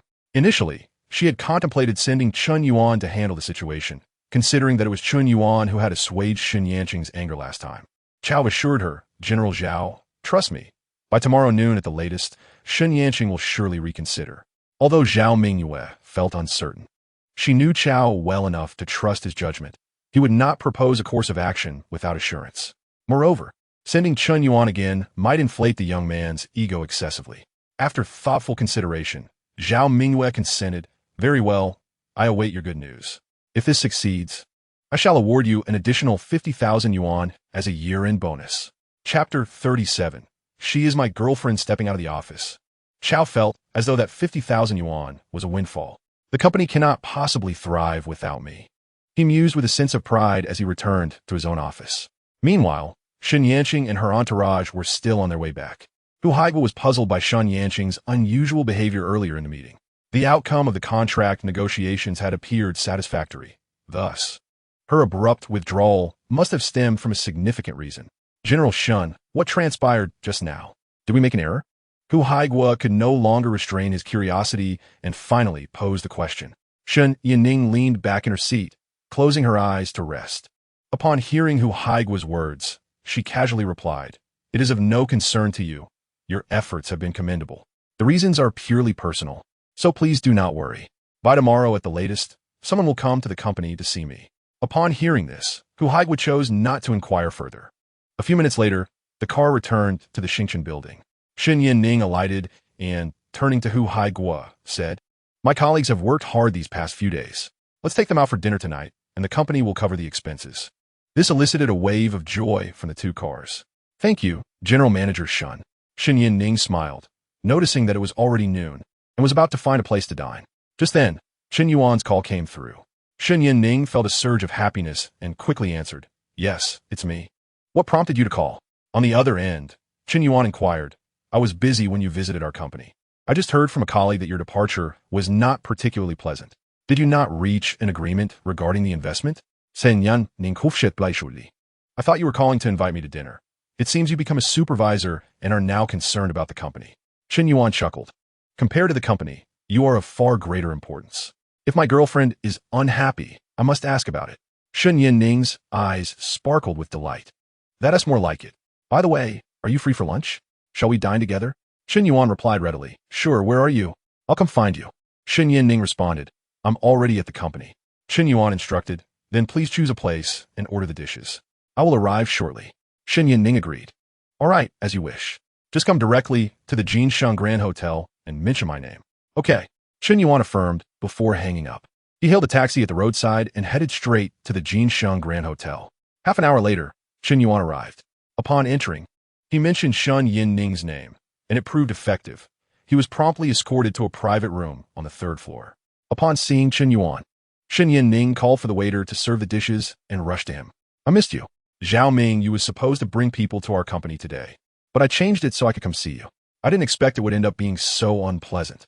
Chen Ning embraced Chen Yuan, murmuring her grievances. Chen Yuan was slightly puzzled. Zhao Mingyu was the one in need of financing, so it seemed she should be the one feeling wronged. She bullied you? Chen Yuan tentatively asked. Chen Ning shook her head. No, I asked her if she liked you. She denied it, but I know she has feelings for you, which made me angry. She likes me. Chen Yuan exclaimed in astonishment. Ning, that's impossible. Chen Ning Then do you like her? Chen Yuan smiled gently. My heart holds only you. Don't sweet-talk me just yet. I have one question for you, and I expect an honest answer, Chen Ning said, her gaze intense. Chen Yuan replied, go ahead. Chen Ning continued. Zhao Mingyu is fair-skinned, beautiful, and tall, a top-tier beauty wherever she goes. Upon seeing such a female boss, do you not harbor even the slightest improper thoughts? Chen Yuan pondered for a moment, shaking his head, dispelling any notions of ulterior motives. Chen Ning inquired, are there no other intentions?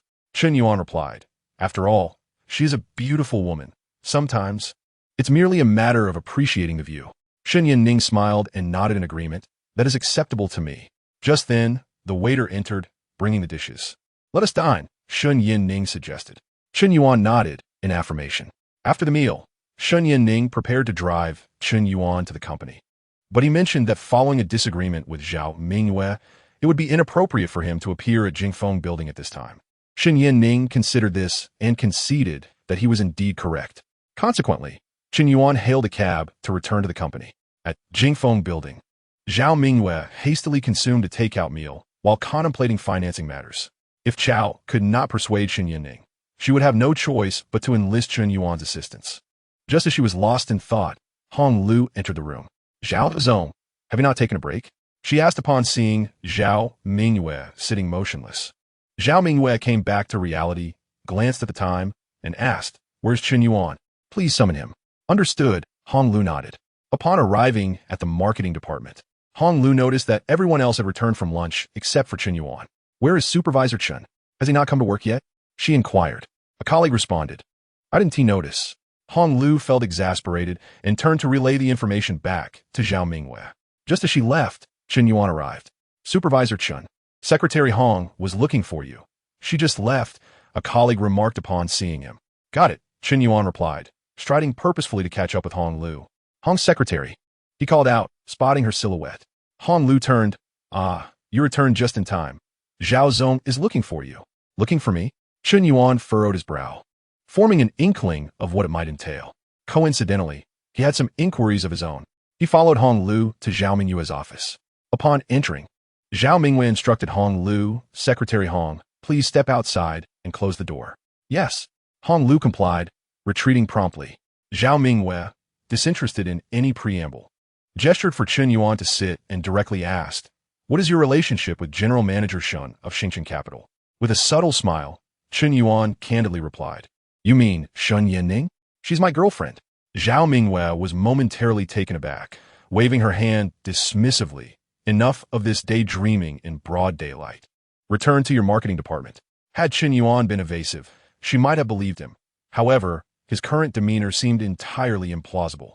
Chen Yuan, perplexed as to why his honesty was met with skepticism, chose not to elaborate and instead asked, Zhao Zong, may I pose a question? Zhao Mingwen nodded. Yes, go ahead. Chen Yuan inquired. I heard from my Yin Ning that you seem to have feelings for me? Upon uttering these words, Zhao Mingyue was left speechless. This was a secret known only to her and Shun Yinning. Could it be that Shun Yinning had indeed divulged it to him? Instinctively, Zhao Mingyue covered her mouth, unable to believe the revelation. Chapter 38. The bladder is about to burst now. Impossible. Zhao Mingyue could hardly believe that Chen Yuan and Xin Yanqing were involved in a romantic relationship. At most, they were merely good friends. Chen Yuan, wearing a subtly mischievous smile, fixed his gaze on Zhao Mingyue and inquired, General Manager Zhao, you have yet to answer my question. Do you harbor feelings for me?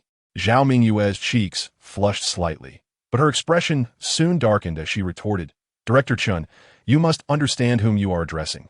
Chen Yuan was taken aback. He had not anticipated Zhao Mingyue's sudden display of authority. I spoke out of turn. If there is nothing else, I shall take my leave to attend to work, he said, rising to depart. Realizing her words may have been a tad too harsh, Zhao Mingyue contemplated calling him back, setting aside Chen Yuan's remarkable abilities.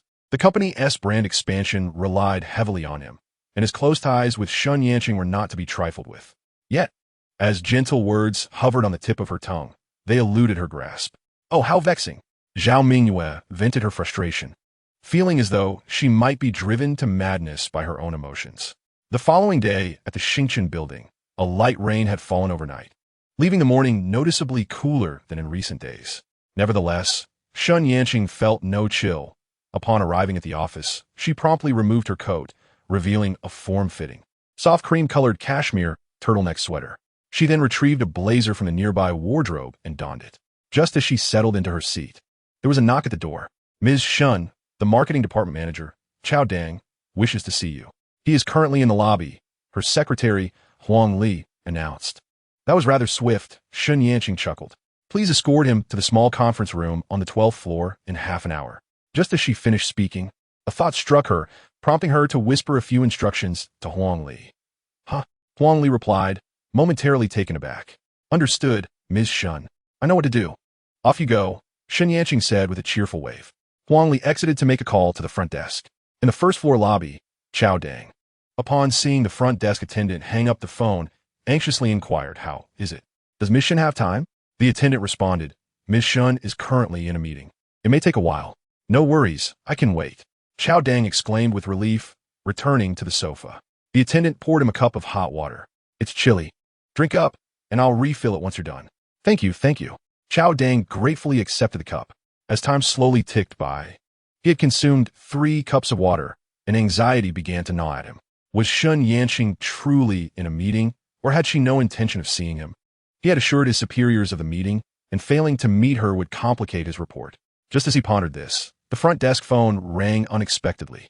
Chao Dang sprang to his feet, thinking it was time for him to go up, but upon hearing the attendant's conversation, it was clear that it was not an invitation for him. Dejectedly, he resumed his seat. Glancing at the clock, he realized he had been waiting for nearly an hour. At that moment, a strong urge to relieve himself struck him. Excuse me, where's the restroom? He could no longer hold back and approached the attendant. She pointed to the right. Just walk straight ahead and take a left at the end. Just as she was speaking, the phone in front of her rang again. The young woman promptly answered the call, affirming her understanding. After hanging up, she noticed that Chao Dang had not walked far and called out loudly, Director Chao. Our general manager, Shun, requests your presence upstairs. Chao Dang crossed his legs, replying, Please allow me to visit the restroom first. The receptionist insisted. Our general manager, Shun, does not appreciate waiting. If he becomes irate, do not blame me for not having warned you. Upon hearing this, Chao Dang felt a stronger urge to relieve himself. Very well, I shall ascend at once, he conceded, lamenting his earlier decision to consume so much water. The receptionist then escorted him to the elevator. Upon reaching the 12th floor, Secretary Huang awaited at the entrance. You must be Director Chao, she said. I am Secretary Shun. My name is Huang Li. Chao Dang nodded vigorously, affirming, Yes, that's me. Huang Li politely gestured for him to follow, stating, "Director Chow, please accompany me." Leading the way, Huang Li took a full minute to traverse what should have been a half-minute journey. Each second felt like an eternity for Chao Dang. Upon arriving at the conference room, they found that Chen Ning had not yet descended. Huang Li poured him a glass of water, saying, "Director Chow, please have a drink. Our general manager will be with us shortly." At the mere mention of water, Chao Dang froze. "Excuse me, Secretary Huang, where is your restroom? I need to relieve myself." His discomfort was palpable. Huang Li, with an unhelpful demeanor, replied, "The restroom on this floor is under maintenance. Once you finish your discussion with General Manager Shun, I will guide you to a restroom on another floor." With that, she left. Chao Dang felt a wave of panic wash over him. What was he to do? Scanning the conference room for a camera, he spotted a paper cup on the table. In the next moment, he poured the water out of the cup through the window, which faced the exterior wall of the building, perfectly aligning with his needs. After emptying the cup, he prepared to address his predicament on the spot. However, just then, the unmistakable sound of high heels clacking on the floor echoed from outside. Recognizing that Chen Ning had arrived, he hurriedly straightened his attire, cup in hand, and retreated to his seat. Chen Ning entered, and Chao Dang rushed forward. "Hello, General Manager. I am Chao Dang, the Marketing Director of Tianlanlan. We met yesterday." Chen Ning nodded. "Apologies for keeping you waiting." Chao Dang quickly reassured her. "Not at all. Not at all. As long as I have the opportunity to meet you, I would wait indefinitely." Noticing the empty paper cup in his hand, Chen Ning remarked, "Director Chow must be thirsty. I wonder what Secretary Huang is doing, not even offering you a drink. Here, let me pour you some water." As she took the cup from his hand to fill it with hot water, Chao Dang felt a surge of desperation rising within him. "General Manager, I no longer wish to drink," he implored. Chen Ning smiled. "The weather has turned cooler. It is easy to catch a cold. You must drink more hot water." She extended the cup towards him. At that moment, as he accepted the cup, Chao Dang's expression contorted in agony, feeling as if his bladder would burst. "General Manager, your time is precious. Let us get straight to the point." Chen Ning, with a calm demeanor, noticed his pallor and feigned concern as she inquired, "Director Chow, your complexion appears quite poor. Are you unwell? Perhaps we should postpone our discussion until next time. Your health is paramount." Chao Dang, suppressing his discomfort, replied, "Miss Shun, I'm perfectly fine." "Oh, very well then. Let us take a seat and converse." Chen Ning nodded, gesturing for him to sit. Chao Dang carefully settled onto the edge of the chair, wary of pressing too heavily and straining his bladder, and promptly shifted to the main topic. "Miss Shun, I heard from Director Zhao that you left in anger yesterday due to the office romance between him and a male subordinate. I understand that investors, when considering investments, not only evaluate a company's prospects, but also the character of its leadership. I assure you, Miss Shun, Director Zhao's integrity is beyond reproach. The issue lies with that male subordinate." "Oh," Chen Ning raised an eyebrow, maintaining her composure as she queried, "Pray tell, what issues does this male subordinate possess?" "Ms. Shun, it is as follows. Since Director Zhao established Tianlanlan, several years have passed, and I am well aware of his character. He would never engage in inappropriate relationships simply because the company is thriving. On the contrary, it is this male subordinate who, relying on his fair looks and knowing that Director Zhao has been single for many years, has seduced him with sweet words." Chao Dang spoke eloquently, momentarily forgetting the urgency of his bodily needs. Chen Ning, maintaining her unperturbed expression, inquired further, "And then? Has Director Zhao recognized his mistake?" Chao Dang chuckled bitterly. "Director Zhao has not yet realized it. However, as her subordinate, it is not my place to comment. Furthermore, whom she favors is her private affair." That said, he emphasized, "While I cannot compel Director Zhao to acknowledge her error, I can certainly find a suitable opportunity to dismiss that male subordinate. Director Zhao's fondness for him is merely a fleeting fancy. I am confident that once he is no longer in the company, her focus will gradually return to her work, ensuring that the company's operations remain unaffected. Ms. Shun, you can invest with peace of mind." Chen Ning, her expression composed, nodded. "And what is the name of this male subordinate?" Chao Dang responded, "You may not know him. He is the newly appointed supervisor of the marketing department, named Chen Yuan, a recent graduate of merely 6 months. In fact, he has only been with us for about a month. Had it not been for his charm over Director Zhao, he would never have attained that position." As he concluded, Chao Dang's demeanor reflected disdain. Chen Ning, contemplative, remarked, "Oh, And what excuse do you plan to use to dismiss Chen Yuan? Are you not concerned that Director Zhao might intervene? Chao Deng, brimming with confidence, replied, "There is no need for concern. All I need to do is find a somewhat attractive female employee to get close to Chen Yuan. And once their ambiguous photos circulate within the company, I could dismiss him on the grounds of damaging the company's image. Should Chen Yuan engage in any flirtation with another woman, Director Zhao, even if she wishes to protect him, will find it difficult to justify her position." Shen Yinning nodded with a smile. "Your strategy is indeed a masterstroke, achieving two objectives with one action." Chao Deng was immensely pleased. "Mr. Shun, since you also find it commendable, shall we proceed with our investment?" Shen Yan's brow furrowed, revealing a hint of indignation as she casually dialed Secretary Huang's number. "Secretary Huang, send 2 security guards up." Chao Deng appeared utterly bewildered. "Mr. Shun, what do you need the security guards for?" Shen Yan merely smiled slyly. "You will soon find out." Chao Deng remained perplexed, completely unable to grasp Shen Yan's intentions. At that moment, an urgent need to relieve himself surged once more. "Mr. Shun, I need to use the restroom." Shen Yan calculated the time and nodded. "Go ahead."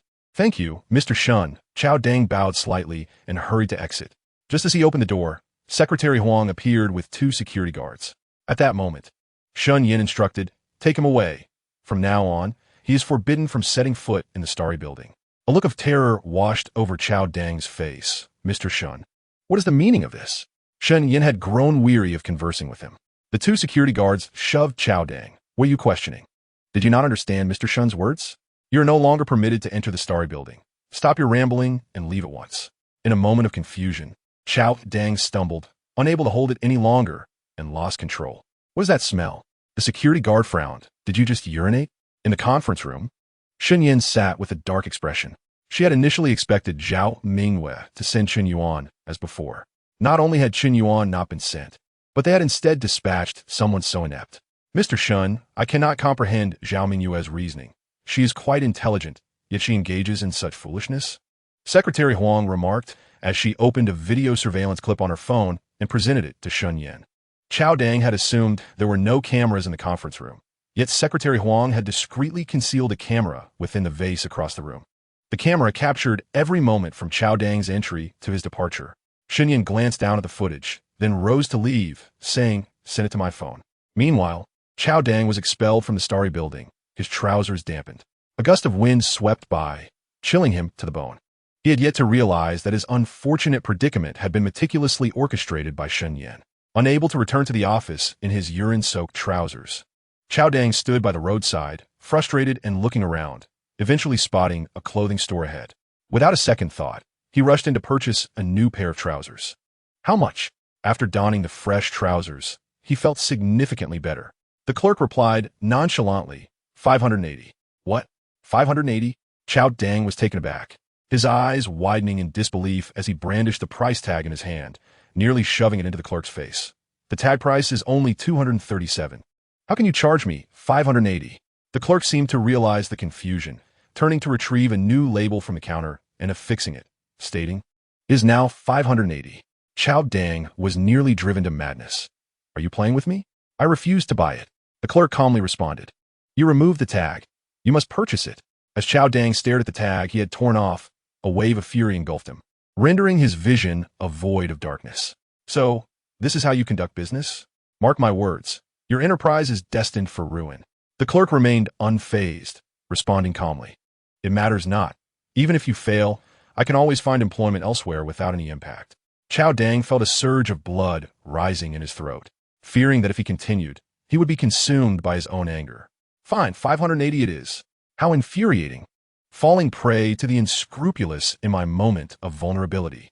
I should have checked the calendar before stepping out today. Even drinking water feels like a chore." With these words, he angrily completed the payment via QR code. As he left, he did not forget to extend a fervent wish. "May you find a new job soon." Once Chao Deng departed, the clerk promptly sent a message on WeChat.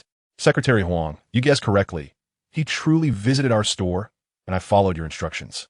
Shortly thereafter, Secretary Huang transferred 1,000 yuan to her. Jingfeng Building. Zhao Mingyue, upon learning that Chao Deng had gone to Xinxian capital first thing in the morning, felt a twinge of anxiety as noon approached without any updates. She couldn't help but worry. Previously, she had asked financial director Song Changping to reach out to former investors. But the outcome was precisely as Song had anticipated, utterly disastrous. Their only path forward now was to restore their relationship with Xingchen Capital to its rightful course.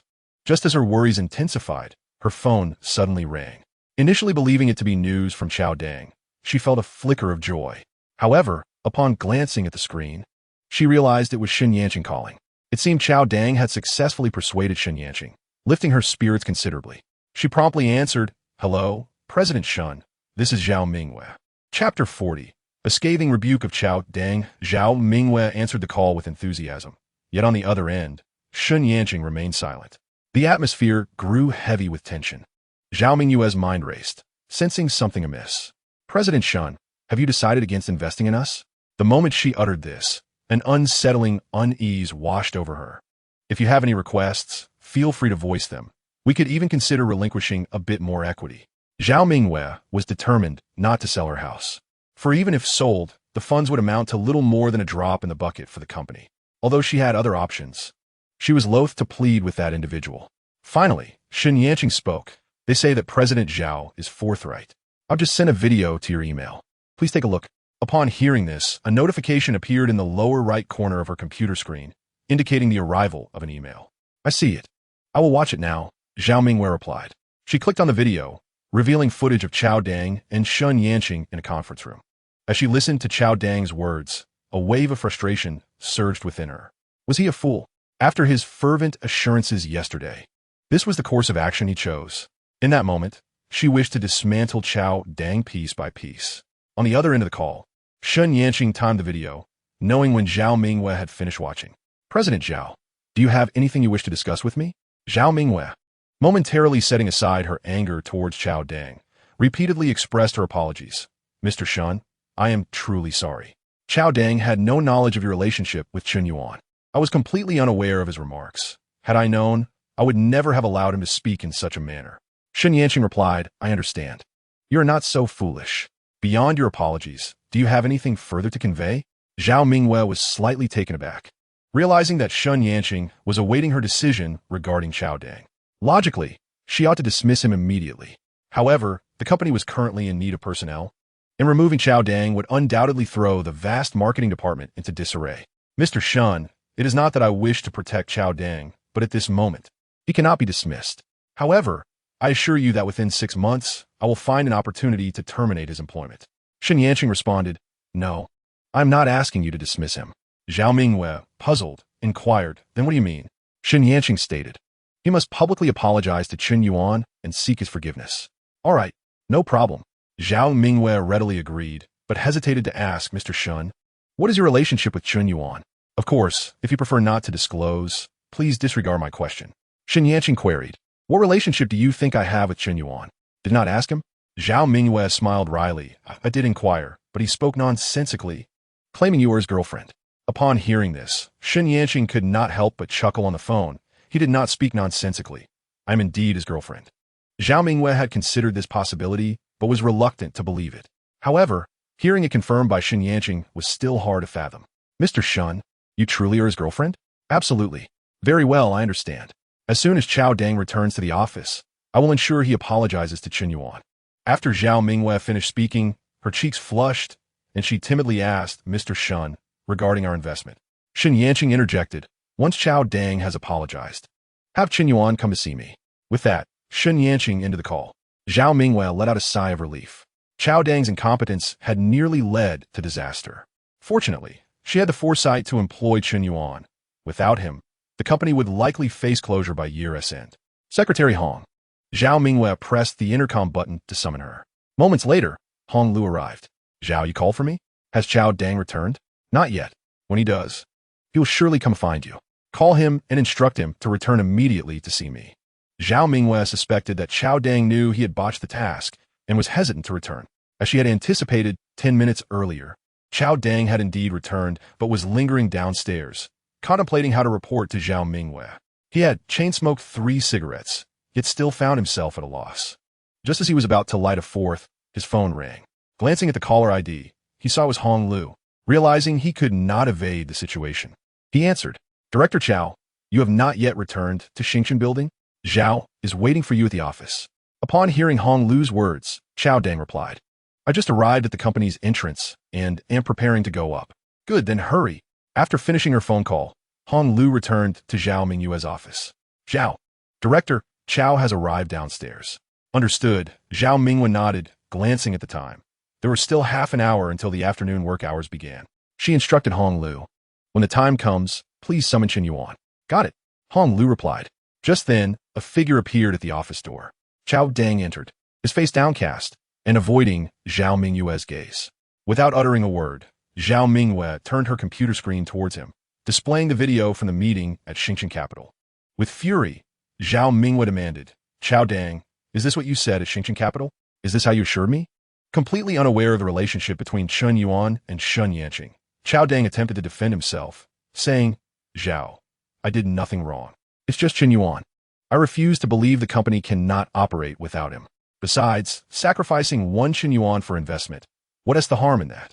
Zhao Mingyue clenched her teeth in anger, exclaiming, and what was the outcome? You not only failed to convince Director Shen, but also made her angrier. She slammed her hand on the table in frustration. Startled, Chao Dang shrank back, looking aggrieved as he said, it was supposed to be fine, but a woman's heart is as deep as the ocean. Even now, I have no idea what ignited her fury. Taking a deep breath, Zhao Mingyue made an effort to calm her agitation, slowly stating, all right, let me clarify this for you. And pay attention to every word. Chen Yuan is Chen Yanqing's boyfriend.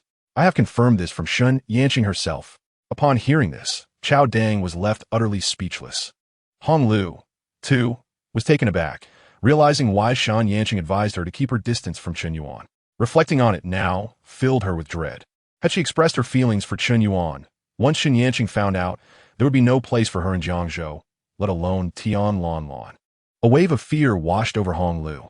It took a moment for Chao Dang to regain his composure, and with a grimace, he said, Zhao, you cannot blame me for this. Who would have thought Chen Yuan was Chen Yanqing's boyfriend? The age difference between them is significant. Zhao Mingyue waved her hand dismissively. Do not concern yourself with their age gap. The fact remains, they are a couple, and that is an undeniable truth. Chao Dang sighed, expressing his frustration. Had I known this relationship, I would never have dared to act so recklessly. Zhao Mingyue understood that not all the blame lay with Chao Dang, but that did not absolve him of wrongdoing. Director Chao, even if Chen Yuan and Chen Yanqing had no connection, as a director, to resort to such underhanded tactics reflects poorly on us in her eyes. Zhao, I was wrong. We are in a financial bind, and I acted impulsively. Chao Dang lowered his head, acknowledging the gravity of the situation. Is there any chance for us to remedy this? Chapter 41. Public apology to Chen Yuan, yes. Zhao Mingyue affirmed. Director Shen is not unreasonable. As long as you publicly apologize to Chen Yuan and earn his forgiveness, we can move past this. Gaozang Fazawin, Apolit. Zhao Mingyue's expression shifted. What is this? Trying to scheme against someone else's boyfriend in front of them? The fact that I haven't dismissed you already should be considered courtesy. You feel wronged by having to apologize? Chao Dang, aware of his own shortcomings, hesitated and replied, Director Zhao, I have no issue with apologizing, but doing so publicly will hinder my future work. Zhao Mingyue fell silent. There was some merit to Chao Dang's argument. However, upon reflection, she realized that Chao Dang's future value paled in comparison to Chen Yuan's. Moreover, Chen Yanqing had only requested a public apology without specifying that it needed to be in front of the entire company. The marketing department was small, and addressing it in front of her colleagues would still constitute a public apology. With this in mind, Zhao Mingyue decisively stated, Director Chao, let's be clear. As a company director, you must lead by example. If you've made a mistake, an apology is warranted. However, it need not be in front of the entire company. Given the limited number of colleagues in the marketing department, even if it's embarrassing, it remains a minor affair. Chao Dang remained extremely reluctant. Yet, Zhao Mingyue had already articulated her stance. If he continued to resist, his position could be jeopardized. After all, it was merely an apology. A true gentleman can bend and yield. With a resolute expression, Chao Dang replied, Director Zhao, I shall heed your words. Only, noticing that it was time to return to the office, remarked, Director Zhao, I will summon Chen Yuan now. Zhao Mingyue nodded. Chen Yuan had just finished a delicious bowl of noodles outside, though the portion was somewhat small, leaving him wanting more. He planned to return for another serving the next day. Upon returning to the marketing department, He had barely settled in when Hong Lu approached him quietly, saying, "Director Chen, could you come here for a moment?" Confused, Chen Yuan followed her to Zhao Mingyue's office. "Director Zhao, Director Chen has arrived," Hong Lu announced. Upon seeing Chao Dang also present, Chen Yuan shot him a disdainful glance before stepping forward to address Zhao Mingyue. "Director Zhao, you called for me?" Zhao Mingyue hesitated, unsure of how to broach the subject. Sensing her difficulty, Hong Lu interjected, "Director Chen, here's the situation. The company is facing some issues with financing. This morning, Director Chao visited Xingchen Capital to meet with Director Shen in hopes of negotiating further support. Unfortunately, Director Chao spoke ill of you in front of Director Shen, who was quite furious. Just now, Director Shen called Director Zhao and stated that if the company wishes to continue with the financing, Director Chao must publicly apologize to you and seek your forgiveness. Otherwise, the discussions are off the table. Director Chen, you understand how crucial this financing is for the company. Director Chao is willing to come to the marketing department and apologize publicly. And he wanted to inform you in advance so as not to put him in too difficult a position." Upon hearing this, Chen Yuan nodded in realization, casting a scornful look at Chao Dang, his disdain even more pronounced.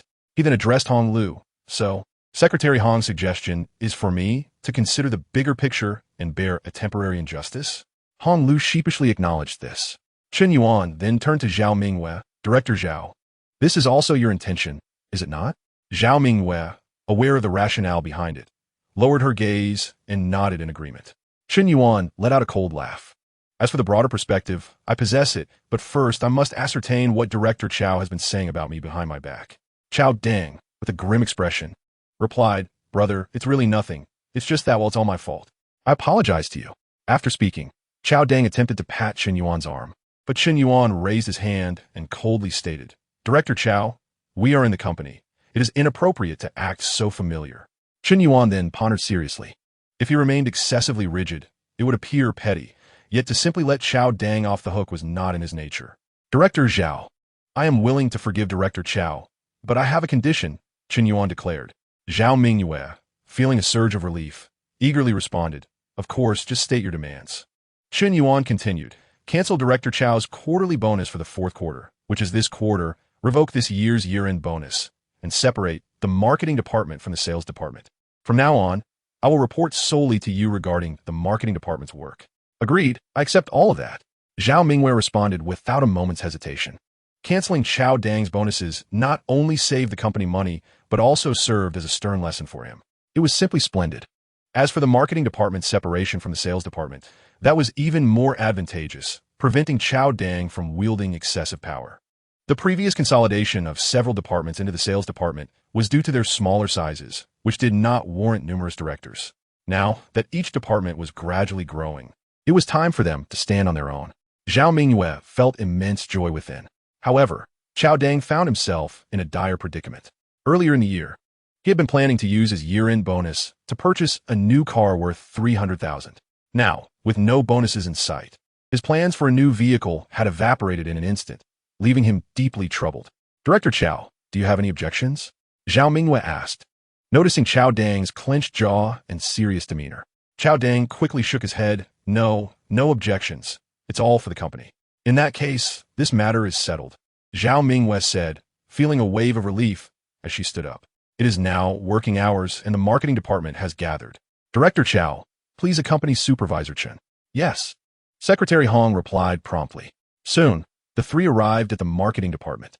Secretary Hong clapped her hands to capture everyone's attention and said, "Everyone, please set aside your current tasks." Upon seeing Secretary Hong, along with Chao Dang and Chen Yuan, the staff sensed the gravity of the situation and watched intently. Subsequently, Secretary Hong continued. "Regarding Director Chao's disparagement of Supervisor Chen behind his back, Director Zhao is quite upset, and Director Chao has recognized his mistakes. He would like to publicly apologize to Chen Yuan." As her words concluded, Secretary Hong turned to Chao Dang. His face had turned a deep shade of red, and after much hesitation, he addressed Chen Yuan. "Supervisor Chen, I apologize. I should not have spoken ill of you behind your back. Please forgive me."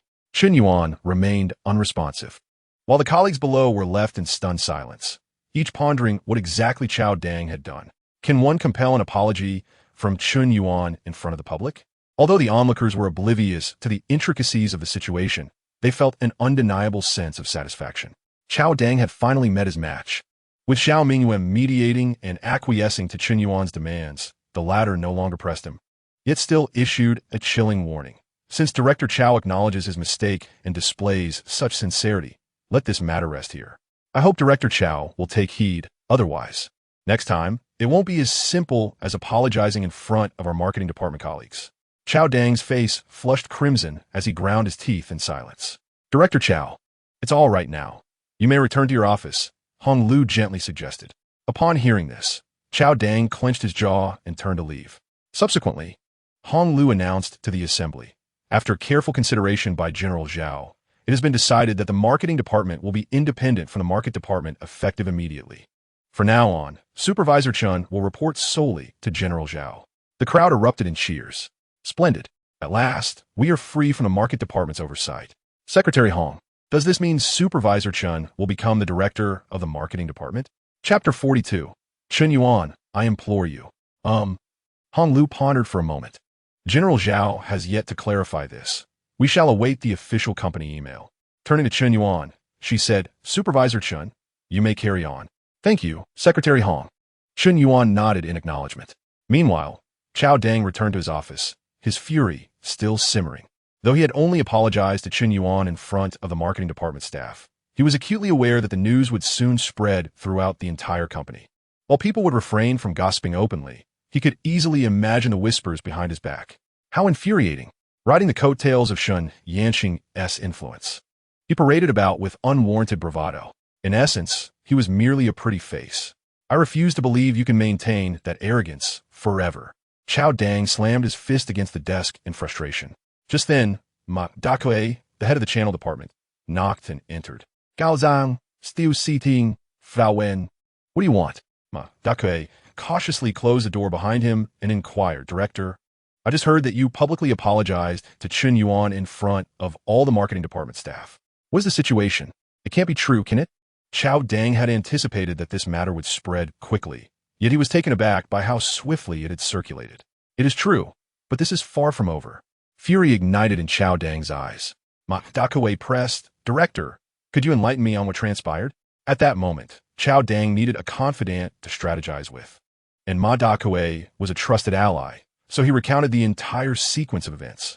Upon hearing it, Ma Dakue was left utterly bewildered. Wait, who is Chen Yuan? And Shen Yanqing, the general manager of Xingchen Capital, worth billions. What does Chen Yuan have to warrant her favor? Ma Dakue couldn't fathom it. Qiao Dang scoffed. They claim to be in a romantic relationship, but in reality, Shen Yanqing is merely indulging a pretty boy. Their connection won't endure for long. Ma Dakue nodded in agreement. That may be so, but as you mentioned, they are likely still in the throes of passion. As long as they are together, we are at a disadvantage against Chen Yuan. Indeed, who could argue otherwise? Qiao Dang nodded in agreement, realizing that as long as he maintained his connection with Shen Yanning, General Manager Zhao would favor Chen Yuan even more. Currently, Chen Yuan was riding on his coattails. What would happen in the future? The thought alone filled Qiao Dang with resentment. Just then, Ma Dakue's eyes suddenly lit up as he said, Director, what if Chen Yuan resigns? Resign? Qiao Dang furrowed his brow. Why would he do that? He was enjoying great comfort each day. Ma Dakue continued. We need to find a way to either make him resign or force him out. Qiao Dang asked, do you have a plan? Ma Dakue nodded. Our company's brand and products have gained popularity thanks to his initial proposal. Director, do not forget that all the netizens currently believe that the video of that girl using sanitary pads to block a leak was merely a coincidence. If they were to discover that everything was orchestrated by Chen Yuan, do you think they would feel deceived? Would they not condemn him, even engage in cyberbullying? Once Chen Yuan is subjected to such online harassment, it would undoubtedly lead to significant damage to the company's and product's image. At that point, would he still have the face to remain in the company? Let us take a step back. Even if he were to remain, we could hire some internet trolls to denounce General Zhao, pressuring her to dismiss Chen Yuan. When that time comes, even if General Zhao is reluctant due to Shen Yanning, she would have no choice but to let Chen Yuan go to quell the public outrage. Once Chen Yuan is dismissed, you could seamlessly take over his responsibilities, and we would redirect the public sentiment back in our favor. You would be hailed as the savior of the company in its time of crisis. What do you think, Director? Qiao Dang listened, taken aback, and upon reflection, realized that Ma de Kuei's idea was entirely feasible. De Kuei, I entrust this matter to you. It must be executed with utmost discretion. Ma de Kuei solemnly nodded. Rest assured, Director, I will handle it meticulously. After saying this, he suddenly remembered something important and pulled a bank card from the inner pocket of his suit. Director, this is the leftover budget from our channel department's expansion funds, all clean and accounted for, totaling 80,000. The password is on the back. He respectfully placed it before Chao Dang. Chao Dang glanced at it, casually covered it with a document, and said, All right, let's get back to work. Meanwhile, upon learning that Chao Dang had apologized and Chen Yuan had forgiven him, Zhao Mingyue felt a weight lift from her heart. She then instructed Hong Lu to summon Chen Yuan into her office. In the marketing department, Chen Yuan was busy with a new proposal when Hong Lu came to call him. He had to pause his work and head to Zhao Mingyue's office. General Zhao, Chen Yuan has arrived. Director Chen, please take a seat. Zhao Mingyue gestured for Hong Lu to step out while warmly welcoming Chen Yuan. Chen Yuan frowned inwardly, uncertain of Zhao Mingyue's intentions. Zhao Mingyue thoughtfully brought over a freshly brewed cup of coffee, smiling as she said, Director Chen, I made this just for you. Please give it a try. Chen Yuan reached for the cup, but hesitated, retracting his hand and stating, General Zhao, you are the boss. There is no need for such humility. If there is work to be done, please just instruct me directly. Zhao Mingyue felt a wave of embarrassment. Chen Yuan, are you still angry with me? Very well. I now confess that I did indeed have some feelings for you. When you asked if I liked you, I should not have spoken to you in that tone. I was wrong. Chen Yuan replied, Zhao, you have done nothing wrong. It was I who was petty. Let's not dwell on the past. Please, let us proceed to the matter at hand. All right, let us put the previous matters behind us. Zhao Mingyue nodded with a smile. The reason I called you here is to invite you back into the fold. Your girlfriend has stated that if we wish to continue the financing, it is imperative that you personally approach her. No one else will suffice. Chen Yuan, I implore you. Zhao Mingyue clasped her hands together, bowing repeatedly. Chen Yuan chuckled softly, understanding that Shun Yanqing would not withdraw her investment, but was merely seeking an excuse to have him visit her. Zhao, I'm a part of this company. As long as it is for the company's benefit, I shall not hesitate. Moreover, you took a bold stand to employ me despite opposition. I owe you this favor. Leave it to me, he proclaimed, gently patting his chest. Zhao Mingyue beamed with joy. Wonderful. When will you go? I shall drive you. Chen Yuan replied. I will head over now. There is no need for you to drive me. I can take a cab, as long as the company reimburses me. Upon hearing this, Zhao Mingyue immediately waved her hand. Taking a cab is out of the question. I must personally escort you, so your girlfriend understands that your position in our company is unparalleled. With that, she retrieved the car keys from her drawer. Let's go. Chapter 43. The heart of the elegant CEO, finally at ease, Zhao Mingyue insisted on driving, leaving Chen Yuan with no choice. Once they were in her car, they quickly arrived at the Star Building. After stepping out at the entrance, Chen Yuan said, Zhao, you may return now. Very well, I shall take my leave. The future of the company rests in your hands. Zhao Mingyue reminded him as she departed. Once Chen Yuan ascended to the floor, he soon found himself at the door of Shun Yanqing's office. Huang Li, aware that Chen Yuan was Shun Yanqing's boyfriend, greeted him with a bright smile and opened the door for him. After Chen Yuan entered, Huang Li discreetly closed the office door behind him. Shun Yanqing was engrossed in her work and, upon noticing the door open, assumed it was Secretary Huang, so she did not look up. It was not until she sensed someone standing directly before her desk that she raised her head, only to be taken aback. Oh, it's you. The moment she saw Chen Yuan, Shun Yanqing was both surprised and delighted, quickly abandoning her work to rush around the desk and embrace him. Chen Yuan held her close, tenderly whispering, Didn't you specifically ask our Zhao to summon me? Here I am. Shun Yanqing blushed, I know, but I didn't expect you to arrive so swiftly. Chen Yuan gently caressed her cheek with his hand, his touch remarkably tender. Did you miss me? Shun Yanqing, her cheeks flushed, shyly nodded, I did. In the next instant, she lifted her gaze to admire Chen Yuan, presenting her crimson lips to him. After a passionate kiss, Shun Yanqing, still yearning for more, pushed Chen Yuan into a chair and gracefully settled herself upon his lap. Subsequently, she laid her head against his chest. Chen Yuan quietly embraced her. Neither spoke a word, inhaling each other's scent and feeling the rhythm of their heartbeats. He wished that time could be suspended at that very moment. After a while, Chen Yuan intended to discuss investment matters with Shun Yanqing, but upon glancing down, he found that she had drifted off to sleep once more. as swiftly as she had in the cinema last time. Perplexed, he wondered if Chen Yuan experienced no transition between wakefulness and slumber. Could there be an underlying ailment? The thought startled him. Such inquiries were not appropriate to pose directly to her. He decided to discreetly inquire with Wang Shitong at a later time. As the two were exceptionally close friends, Wang Shitong would surely be aware if Chen Yuan harbored any secret afflictions. The temperature of the central air conditioning in the office was pleasantly warm, and Chen Yuan continued to hold her. He watched the seconds tick by, and gradually, Chen Yuan began to awaken. Did I fall asleep again? She murmured, wiping away the drool that had nearly escaped her lips. Chen Yuan smiled and said, "It's all right. If you're tired, feel free to sleep a bit longer. No more sleeping, no more sleeping. Your leg must be numb by now." Chen Yuan replied as she rose from his lap, feeling a wave of embarrassment wash over her. Chen Yuan chuckled softly. At that moment, his feet felt akin to a malfunctioning television, displaying only black and white static.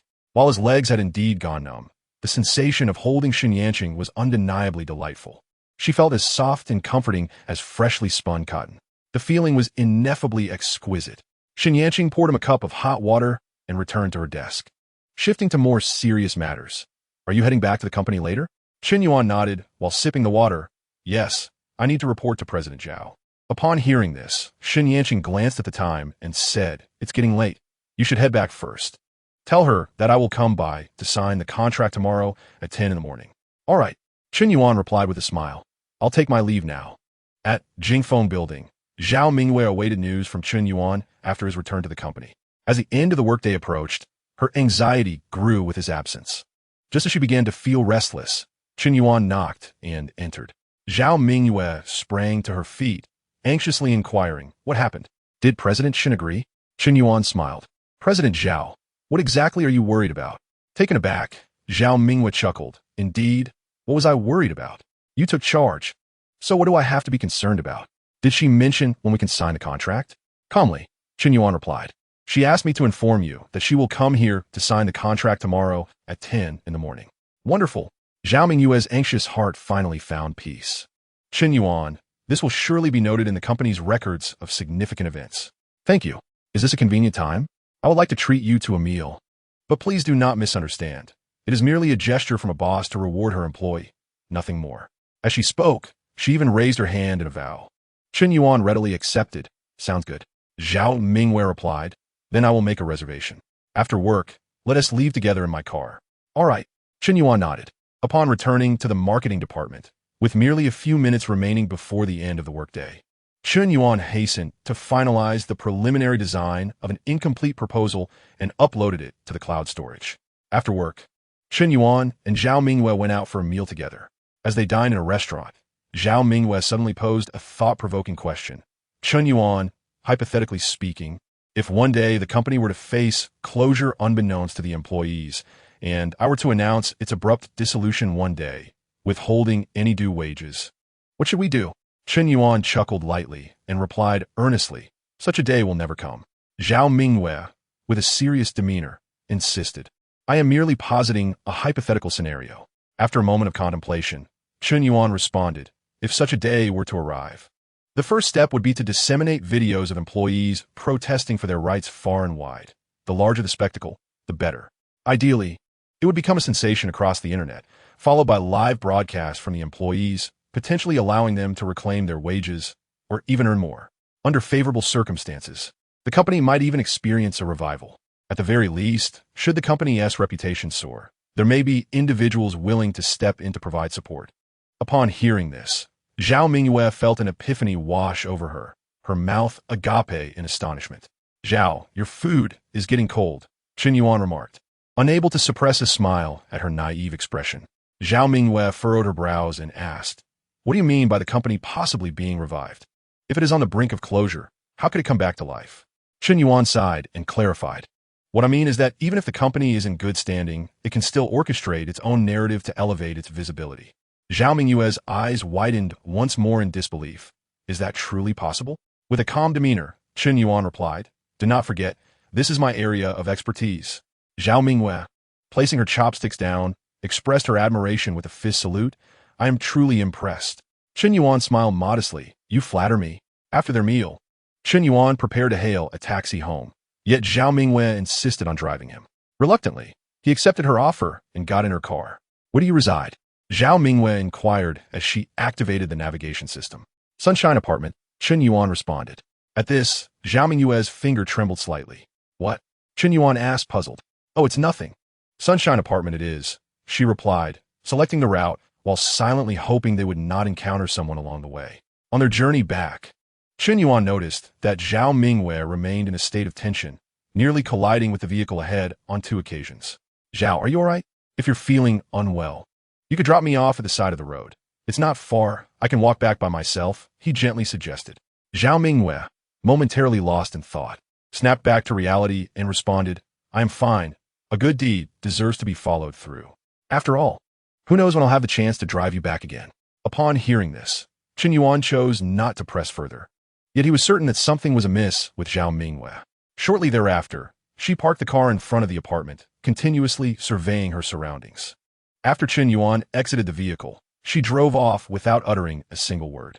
Chen Yuan furrowed his brow in suspicion as he scrutinized the apartment building, utterly perplexed by the connection between Zhao Mingwei and this edifice. Upon returning to his rented quarters, Chen Yuan opened his laptop and meticulously refined a preliminary proposal, reviewing it thoroughly twice. After careful consideration, he added several supplementary notes.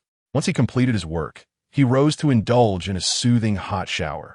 Lying in bed, the clock approached 10 o'clock. Chen Yuan glanced at a few trending news articles. They were trivial matters devoid of interest, leading him to stifle a yawn as he prepared to retire for the night. Just as he was about to turn off the screen, a particular news item at the bottom caught his eye. He hastily unlocked the screen and navigated to that article. The headline read, Jiangzhou Qiyun Pharmaceuticals accused of biotech theft faces a staggering $7 billion compensation claim, on the brink of bankruptcy. Could it truly be the end? Shock was etched upon Chen Yuan's face. Just days prior, Han Sheng of Qiyun Pharmaceuticals had been brazen and arrogant, and Shen Yanqing had made a bold declaration that Qiyun would not survive the month. To think it would transpire so soon. What exactly had Shen Yanqing done? How much leverage did she possess over Qiyun Pharmaceuticals? With a mind teeming with questions, Chen Yuan forwarded the article to Shen Yanqing, inquiring, Yanqing, how did you manage this? At that moment, Shen Yanqing had just finished her shower, her hair freshly dried. Clad in a seductive camisole, she emerged from the bathroom, her fair and slender legs gracefully stepping out as she heard her phone chime. Unhurried, Shen Yanqing approached and picked up her phone, a smile gracing her lips upon seeing Chen Yuan's message. She reclined on her bed and replied, the company that stole from him is one we invested in at Xingchen Capital. We had already grasped the situation regarding their technology theft. If Han Sheng had not turned against me and accepted our investment, we would have considered him family and overlooked the matter. His demise stems from his own hubris. In his rented room, Chen Yuan read Shen Yanqing's reply and instantly comprehended the situation. He promptly responded, then his fate is just. However, Qiyun Medical is facing a $7 billion claim from that company. Do they possess such funds? Senjankin de Blaid, no worries. We can acquire them at a low price later, which would be more advantageous than direct investment. Chen Yuan couldn't help but chuckle. If Han Sheng were to learn of this, he would surely regret his arrogance. Shen Yanqing then inquired, aren't you asleep yet? Chen Yuan replied, not yet. I was about to sleep when I stumbled upon the news. I have a contract to sign tomorrow, so you should rest early. Shen Yanqing responded, understood. You should also get some rest. Good night. Chen Yuan, good night. The following day at Xingchen Tower, Shen Yanqing arrived at the office by 9 o'clock. Hu Haigua, the director of the investment team, and his subordinates were also prepared. Have the contracts been revised? Shen Yanqing asked upon seeing Hu Haigua in the office. Hu Haigua nodded. All modifications have been made according to your specifications. Then let us depart, Shen Yanqing stated. Shortly thereafter, 2 business vehicles departed from Xingchen Tower. Meanwhile, at Jingfeng Tower on the 26th floor, Zhao Mingwei noted the time was already 9:30. Shen Yanqing should be arriving soon. So she instructed Secretary Hong to have 2 clerks from the administrative department prepare the conference room and lounge. Yesterday, Chao Deng incited considerable ire in Shun Yinning. To spare Shun's sensibilities, Zhao Mingyu deliberately kept Chao Deng at bay, welcoming only the director of the administrative department, Wang Xingwen, the director of the finance department, Song Chengping, and 2 key members of the finance team at the entrance of the building. At 10 minutes to 10, 2 business vehicles entered Jingfeng Mansion. Zhao Mingyu swiftly approached to greet them. At this moment on the 26th floor, Chao Dang gazed down, fully aware of Zhao Mingyu's intentions to exclude her from the signing process, which only fueled her resentment. I may not have contributed significantly, but I certainly have endured my share of hardships. Zhao Mingyu, just you wait. I will have my day. Meanwhile, downstairs, Zhao Mingyu guided Chen Yuan and her entourage upstairs. Upon reaching the company, she led them into the conference room. Not seeing Chao Dang, Chen Yuan inwardly commended Zhao Mingyu for her perceptiveness. Once everyone was seated, and with Shen's tacit approval, Hu Haiguo presented the revised contract to Zhao Mingyu for her review. Zhao Mingyu scrutinized the document, and upon noticing the investment amount, she paused momentarily.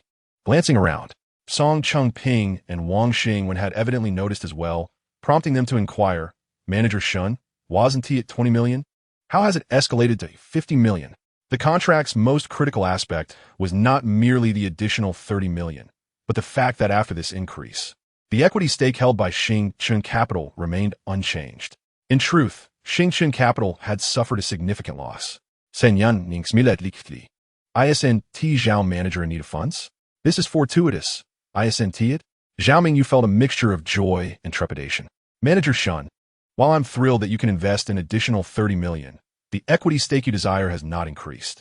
Shen Yanning maintained her smile, responding, there's no alternative. My boyfriend works under you, and he will need to support a family in the future. I am counting on you, Zhao manager, to mentor him.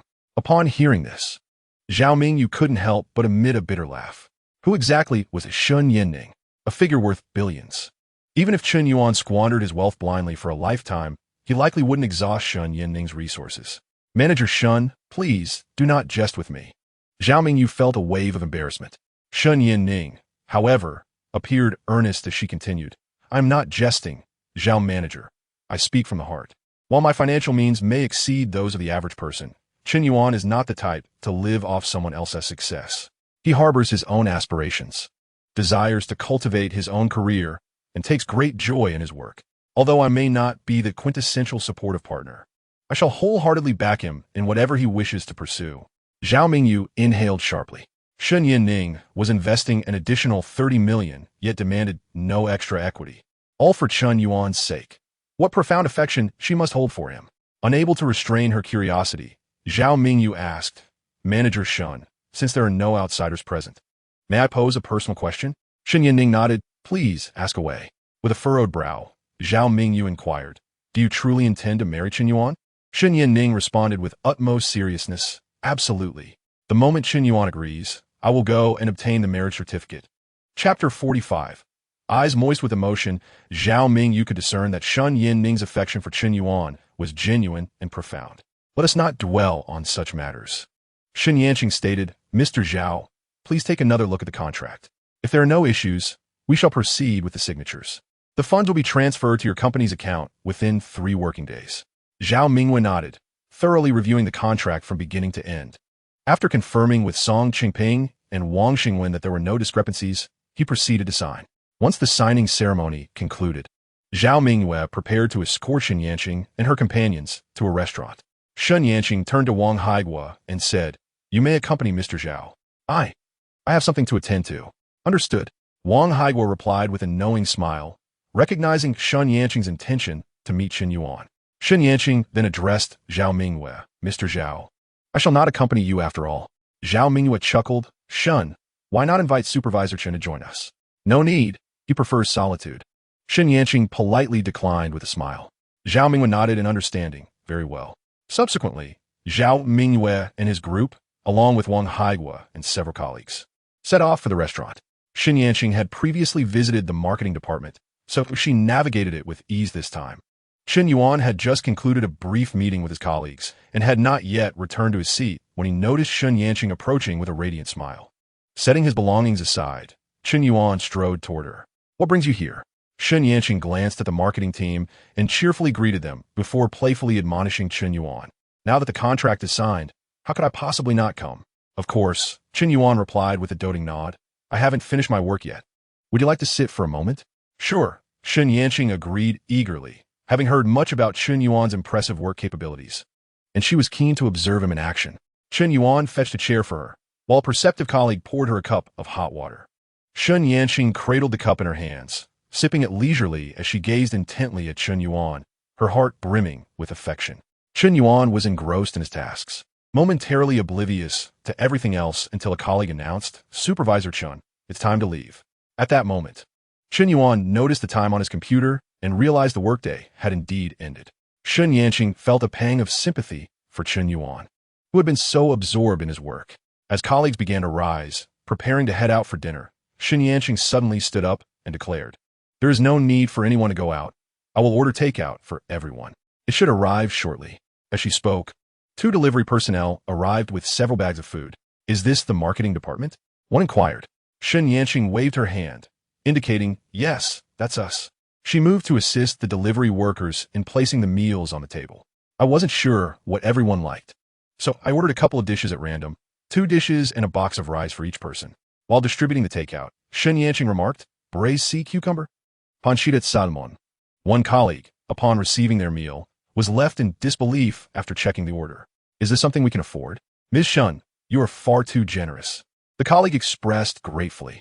Chen Yuan smiled. "It's nothing extravagant. The goal is for everyone to enjoy their meal." Chen Yuan was well aware that Chen Yuan was quite affluent. Spending such a sum was trivial for her. However, for the average person, it could be deemed somewhat extravagant. "Don't just stand there. Hurry up and thank President Chen." Chen Yuan remarked with a smile to his colleagues. The colleagues, having recovered from their astonishment, promptly exclaimed in unison, "Thank you, President Chen. You are the most beautiful." Chen Yuan smiled, playfully nudging Chen Yuan with her petite fist. "All right, now you've made me feel embarrassed." She then addressed the group. "I've also ordered milk tea for everyone, with various flavors available. It should arrive shortly, so feel free to share." "Chen, the supervisor, and I will take our leave now." Chen Yuan was taken aback. "Aren't we eating here?" Chen Yuan whispered, "I've made a reservation. Let's go eat there." After saying this, she took Chen Yuan's hand and led him away. With a resigned smile, Chen Yuan waved back at his colleagues, "Enjoy your meal." After the 2 departed, the milk tea delivery arrived, much to everyone's delight, with each person receiving 2 cups. Sated in content, they remarked, "It's wonderful to have such a good supervisor. When Supervisor Hong was here, we never had such treatment." "Well, what can we do? After all, Supervisor Chen's girlfriend is President Chen." Someone added, "Indeed, Supervisor Chen is quite fortunate. President Chen is not only beautiful and kind-hearted, but also wealthy. She must have accumulated a lot of virtue in her past life." The colleagues chatted cheerfully. Meanwhile, Chen Yuan drove Chen Yuan to a luxurious hotel. Compared to the prestigious Jiangzhou restaurant, this establishment was slightly less ostentatious. Yet the prices were still beyond what many could ever afford. Having been with Chen Yuan for half a month, Chen Yuan's perception of spending was still rooted in roadside eateries. Upon entering the hotel lobby, surrounded by an air of sophistication, he remarked, "Yanqing, we could have simply found a casual place to eat." Chen Yuan replied, "This is just a casual place I chose." Just as she finished her sentence, she noticed Chen Yuan's slight discomfort and added, "If you prefer, we can change locations. I saw a small restaurant on our way here that seemed quite popular. The food there must be good. Shall we go there?" As she spoke, she began to turn back. Chen Yuan smiled gently. "It's all right. We've come this far." "Okay." Chen Yuan nodded, choosing not to press the matter further. They ascended to the second floor's Chinese restaurant and ordered 3 or 4 dishes.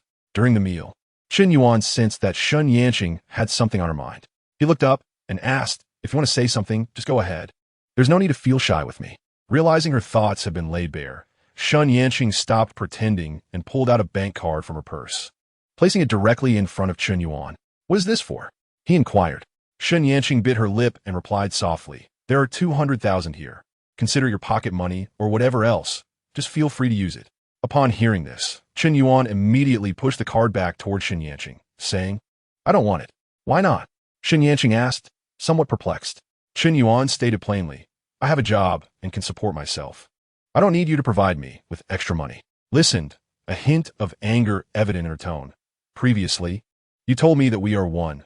What is yours is mine, and what is mine is yours. Now you speak of not wanting my money and that you can support yourself. What do you mean by that? Are you afraid of being beholden to someone or of what others might say?" "Chen Yuan, if this is how you think, you deeply disappoint me." As she spoke, her voice quivered with emotion, and her eyes glistened with unshed tears.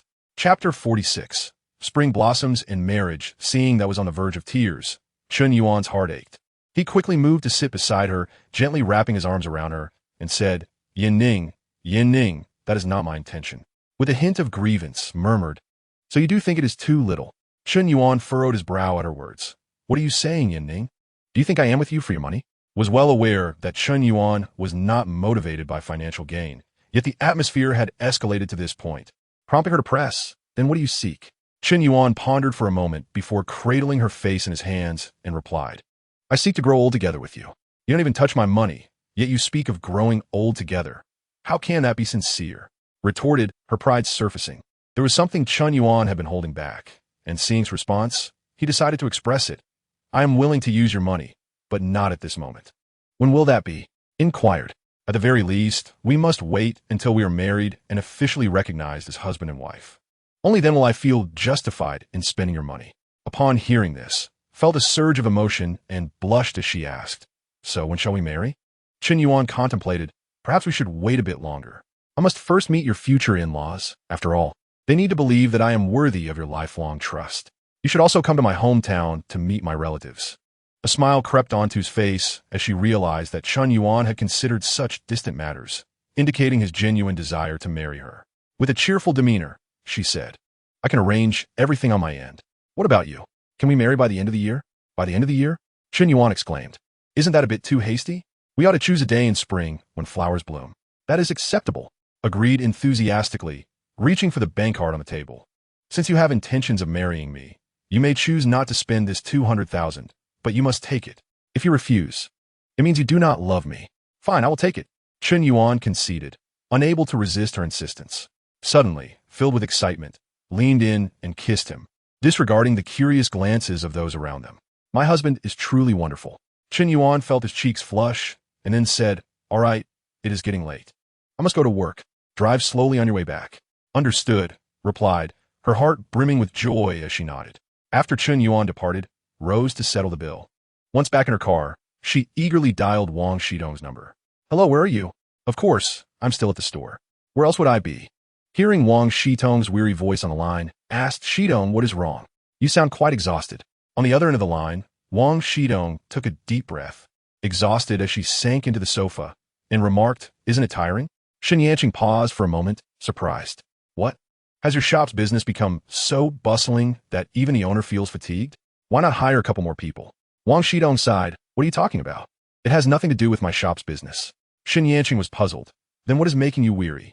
Wang Shidong replied. I was just about to call you to vent. Remember that wealthy man who used to deliver flowers to my shop every day back in August and September? Chen Yanqing recalled. Ah, I remember him, the bald guy with the Range Rover. What about him? Is he bothering you again? Wang Shidong continued. Indeed, when he was pursuing me before, he wasn't even divorced. I was so anxious that I told him to stop sending flowers and making declarations of love until he sorted out his family matters. After that, he vanished, and I thought he had given up. I never expected that this morning he would suddenly appear, divorce certificate in hand. My goodness, I was completely taken aback. Turns out, he returned home and got divorced in the last 2 months. Can you believe this? Chen Yanqing felt a chill run down her spine, realizing that the wealthy man was serious, and asked, So, did you tell him that you were still married? Wang Shidong responded, Of course. I spent the entire morning explaining this to him. I told him I have a husband and a daughter, both abroad, one working and the other studying. Chen Yanqing, intrigued, inquired, And then? Did he still not give up? Wang Shidong shook her head in disbelief, saying, You wouldn't believe it. He said he'd done his research and that my husband hadn't returned to the country in over a decade, claiming that my marriage was practically non-existent. Chen Yanqing couldn't help but chuckle. And what did he say next? Wang Shidong exclaimed, You won't believe this. He said he would go abroad to find my husband and demand that he return to agree to a divorce. Chen Yanqing was astonished. My goodness. How devoted. But I have met that bald fellow a couple of times, and to be honest, he is straightforward but possesses decent character. He does have a point. You and Fong Ziding haven't seen each other in over 10 years, so your marriage is indeed effectively over. I say you should consider that bald guy. No bald brother, huh? Wang Shidong remained seated on the sofa, and upon hearing Chen Yanqing's laughter, she felt exasperated. Chen Yanqing, I confide in you as my best friend, and you mock me so heartlessly? No. Chen Yanqing quickly denied. I am genuinely happy for you. Wang Shidong huffed, suddenly realizing, Wait, you called me. You must have something to discuss. Ever since you got together with Chen Yuan, your calls have become increasingly rare. Shen Yanqing put away her smile and said earnestly, Actually, I wanted to tell you about this.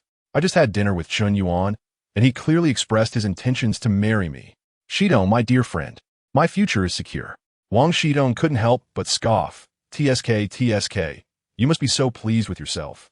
Did he mention when he plans to marry you? Shun Yin-ning remarked, Initially, I intended to marry by the end of the year, but he suggested waiting until spring blossoms. I thought, why not embrace the beauty of spring? I adore the season of renewal. Shitong, this is my plan. With just 3 months until the new year, I wish to surprise my parents by bringing Chen Yuan to meet them in the final month. By the way, you haven't mentioned my relationship with Chen Yuan to them, have you? Wang Shitong replied, You've only been together for a few days. How could I dare to say anything? If you two were to part ways, it would only leave them disappointed. Shen Yin-ning sighed in relief. It's best that you haven't said anything. Once Chen Yuan meets my parents and the company has its holiday, I will return home with him to celebrate the new year and also meet his relatives. After the new year, we'll set a date for the wedding. Does my plan seem reasonable? Wang Shitong responded, Of course it's reasonable. But you must discuss these matters with Chen Yuan. Shen Yin-ning smiled radiantly. That's a given. He is my partner. I can manage the minor details. But for significant matters, I shall heed his counsel. Suddenly, Wang Shitong interjected, Wait, hold on. What do you mean, you man? I must ask, how far have you two progressed?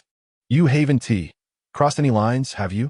Yin-ning, let me tell you, some things should not be rushed, especially at your age. They are far too precious. If he becomes overly eager, you must not yield to him. Shen Yin-ning understood her meaning and responded solemnly, I am aware. I will not give in until the right time. Chapter 47. The reluctant blind date of the CEO, Shen Yin-ning, had been conversing with Wang Shitong on the phone for quite a while. It was only when Wang Shitong mentioned she wished to take a brief nap that Shen Yin-ning concluded the call and returned to the office. Jing Phone Building. In Zhao Mingyue's office, Hong Lu had come in and out several times, and Zhao Mingyue's smile had not faded. Director Zhao, you seem particularly cheerful, Hong Lu remarked. Zhao Mingyue, in high spirits, replied, Of course I am. We secured $20 million in funding, which has resulted in an additional $30 million, and my shareholding has not diminished. How could I not be jubilant? Hong Lu nodded with a smile. Indeed, it is a cause for celebration, but you appear to be exceedingly joyful. Just then, Zhao Mingyue's phone rang. Noticing it was her mother calling, she answered while signaling for Hong Lu to step outside. Mom, what is the matter? How is the financing situation at your company? Wasn't the contract supposed to be signed today? Did you finalize it? Oh dear, I got so carried away with joy that I forgot to tell you. The contract has indeed been signed, and the other party has added an extra $30 million on top of the original amount, without asking for additional equity. It's simply delightful. Zhao Mingyue lived with her mother, Zhao Xianghe, and frequently shared both her triumphs and tribulations with her. Is that so? On the other end of the line, Zhao Xianghe exclaimed with joy, Oh, that is truly wonderful. My dear daughter, it's said that when fortune arrives, it cannot be obstructed. Do you recall that time we went for a walk in the park, and you were quite upset? Zhao Mingyue furrowed her brow in contemplation for a moment before exclaiming, Oh, I remember now. That couple was kissing by the river. You were quite chatty, mentioning that the woman appeared nearly 40 while the man looked barely in his 20s.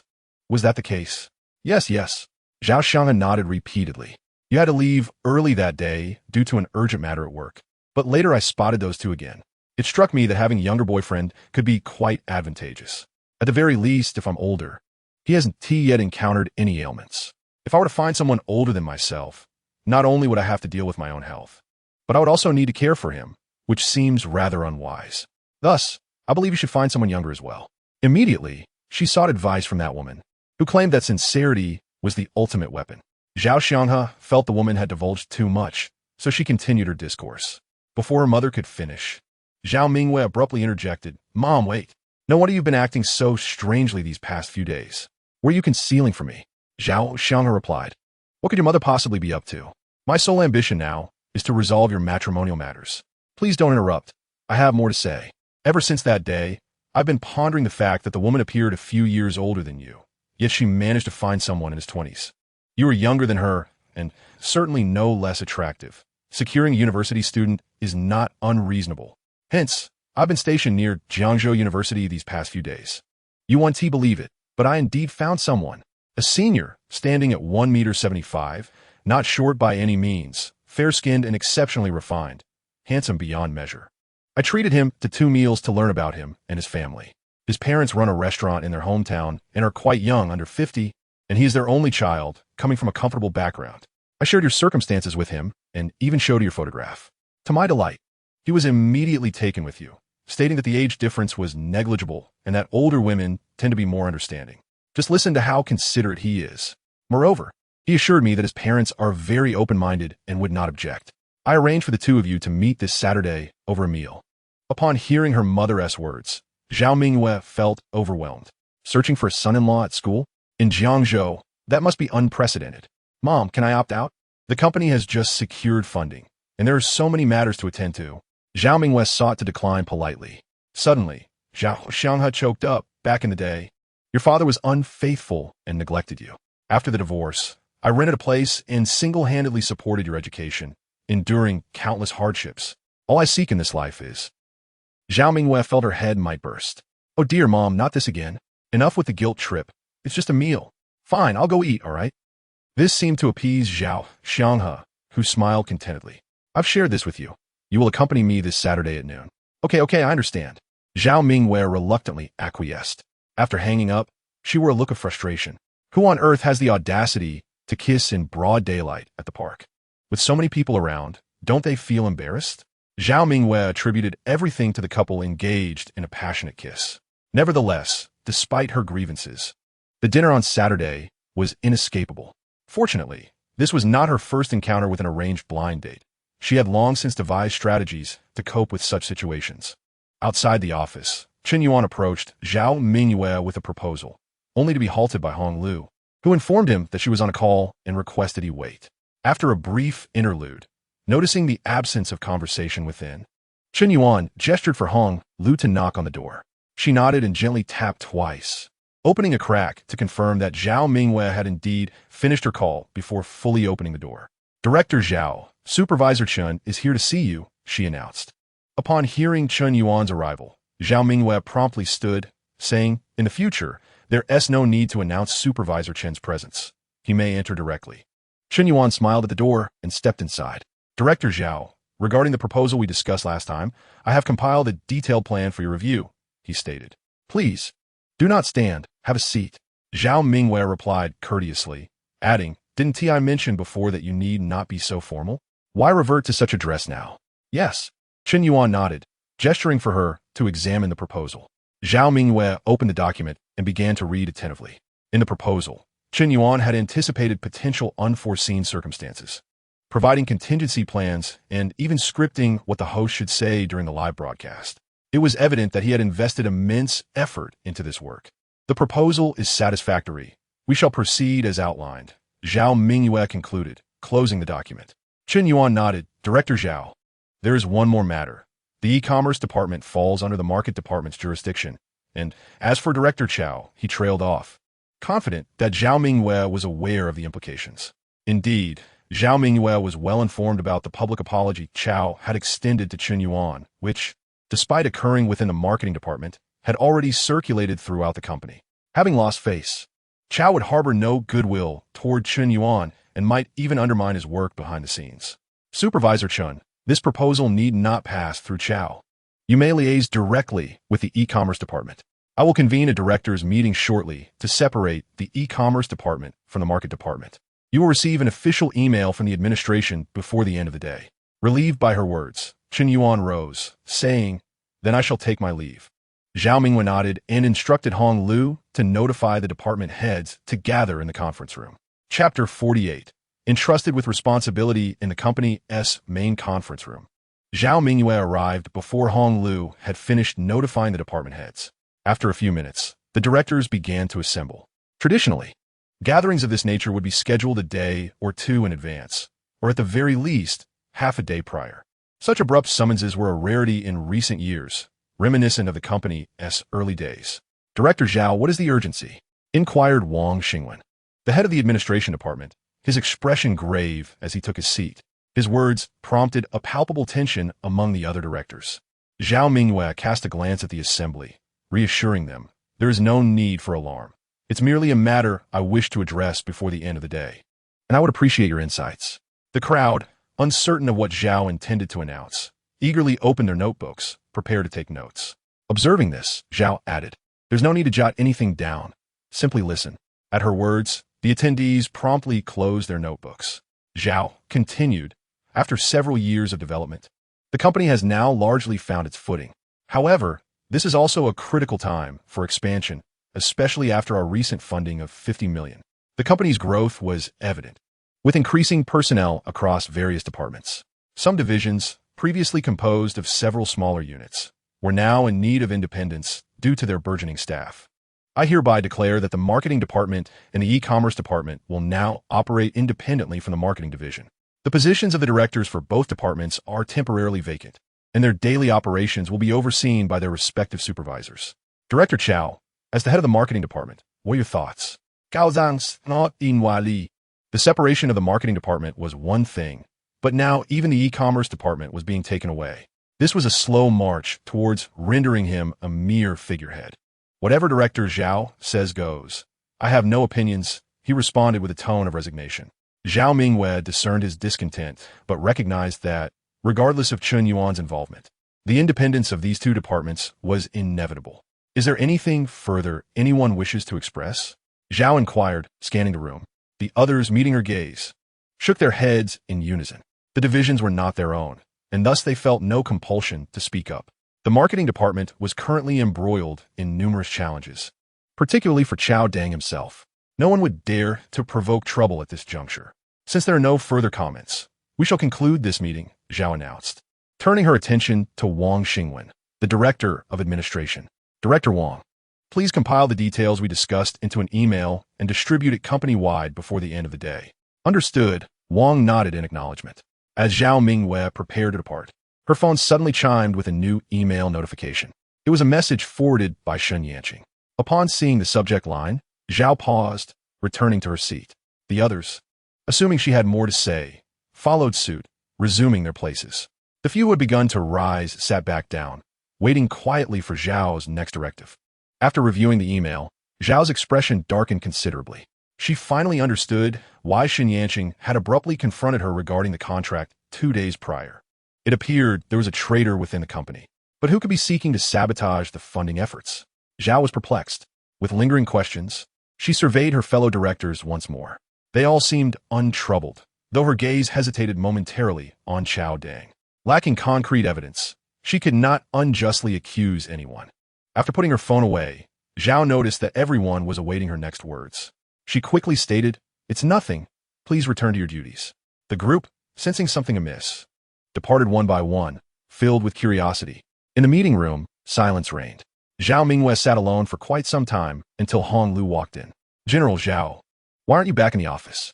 Hong Lu had noticed that the directors had left and, upon checking Zhao Mingwei's office and finding her absent, sought her out. "I'm fine. You may go about your business." Zhao Mingwei waved her hand dismissively. After Hong Lu departed, Zhao Mingwei called Chen Yuan, requesting him to come to the conference room. Chen Yuan arrived, bewildered. As soon as he took a seat, Zhao Mingwei showed him an email she had just received. "So that is how it is." Chen Yuan couldn't help but smile after reading it. Zhao Mingwei, with a serious expression, stated, "Supervisor Chen, I could never have imagined who sent the email to Yanning at your home. I have not shown this email to anyone else. You're the first. I know everyone in the company could be a suspect, except for you. So what does General Zhao mean?" Chen Yuan inquired, returning the phone to her. Zhao Mingwei replied earnestly, "I have but one request. Help me identify this individual." Chen Yuan asked, "Are you certain this person is within the company?" Zhao Mingwei paused for a moment, then affirmed, "Even if the sender is not an employee, they must have been informed by someone within the company. Regardless, I must unearth this traitor." There was a fierce determination in her gaze. Chen Yuan nodded. "Understood. Thank you for entrusting me with this important task." Zhao Mingwei instructed, "This matter must remain between us.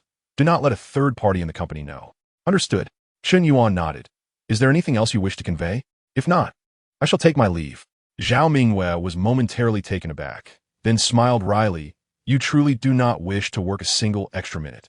Chen Yuan shrugged, grinning. "I've completed today's tasks. Why extend the workday? Tomorrow's tasks can wait until tomorrow." "General Zhao, you should also leave early. Do not overexert yourself." With that, Chen Yuan stood and departed. Zhao Mingyue's eyes widened slightly. He just left so effortlessly? In the finance department, Song Qingping had just returned to his desk when a colleague approached him with a report. Director Song, here is the budget from the channel department for the past 6 months. It has been increasing month by month. Song Qingping brushed it off, saying, the company is vigorously expanding its offline channels. An increased budget is to be expected. However, the colleague insisted, Director Song, you should at least take a look. The increase is rather outrageous. Huh? Song Qingping was taken aback, glancing at the report in his hands. With 20 years of experience in finance, he quickly discerned the anomaly. For this month, the channel expansion had increased by 26%, yet the budget had surged by 73%. That was indeed quite absurd. The colleague suggested, Director Song, perhaps you should consult Director Chow in the marketing department. I fear there may be a problem. Realizing the seriousness of the situation, Song Qingping nodded gravely. All right, I will go at once. Chapter 49. Can I wear a black silk bodycon dress? I wish to see. In the marketing department, Chow was feeling frustrated, sitting alone in the office for a while, preparing to invite a few friends for drinks. Just as he stood up to leave, Song Qingping arrived. Director Chow, just the person I was looking for. Chow's expression darkened. He was in no mood to entertain anyone. Director Song, don't you realize it's after hours? Song Qingping understood that Chow was in a foul mood, for anyone whose power had been diminished would naturally be displeased. He patiently replied, I'm aware it is after hours, but I am in haste, which is why I sought you out. Here is the budget report for the channel department for the past 6 months. Please take a look. As he spoke, he handed the budget report to him. Chow regarded it with suspicion and remarked, what issue could possibly warrant your personal appearance as the finance director? Though he feigned indifference, his eyes scrutinized the document intently. The more he read, the tighter his brow became. He was aware that Ma Dakwai had embezzled a considerable portion of the budget, and he himself had taken a small amount. However, the trifling sum he had appropriated seemed insignificant in comparison. It dawned on Chow that Ma Dakwai had taken a lioness share while merely tossing him a few crumbs. Anger began to surface on his face. Song Qingping noticed that Chow had uncovered the problem and kindly cautioned, Director Chow, Ma Dakwai is one of your subordinates. I will hold off on sending this budget report to Director Zhao until you ascertain the situation. With a self-satisfied expression, Song Qingping patted Chow on the shoulder and turned to leave. Gripping the budget report in his hand, Chow crumpled it in a fit of rage. He turned and immediately dialed the channel department. Manager Ma, come to my office. In the channel department, Ma Dakwai had arranged to meet with 2 attractive married colleagues for drinks. On the phone, Chow's tone was somewhat brusque, yet Ma Dakwai remained oblivious. Pulling out his phone, he messaged the small group, you all go ahead. I'll check in with the director first. He hurriedly made his way to Chow's office. Director, you summoned me urgently. What is the matter? Without inquiring about the budget report, Chow asked, how are the tasks I assigned you progressing? Ma Dakwai hesitated for a moment before quickly responding. I'm working on it. You'll have updates by the weekend at the latest. Chow's expression turned cold as he stated, ensure there are no slip-ups. Ma Dakwai laughed confidently. Director, rest assured, this time I will ensure Chen Yuan has no chance of recovery. Suddenly anxious, he added, if there is nothing else, I'll take my leave. I have a meeting and will be late if I don't hurry. Chow's face darkened. Put your trivial matters aside for a moment and explain what is going on. Saying this, he tossed the crumpled budget report onto the desk.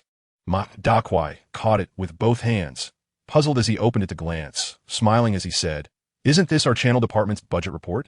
Chow pointed at the document, demanding, tell me, how much has performance improved, and how much has the budget increased? Do you find this high budget reasonable? Ma Dakwai's expression stiffened, and he quickly began to explain, Director, performance and budget do not always correlate directly, as you know. Some channels are difficult to develop, and it is normal to spend more. There are instances where money is spent without the channels being opened. Our company's products are niche.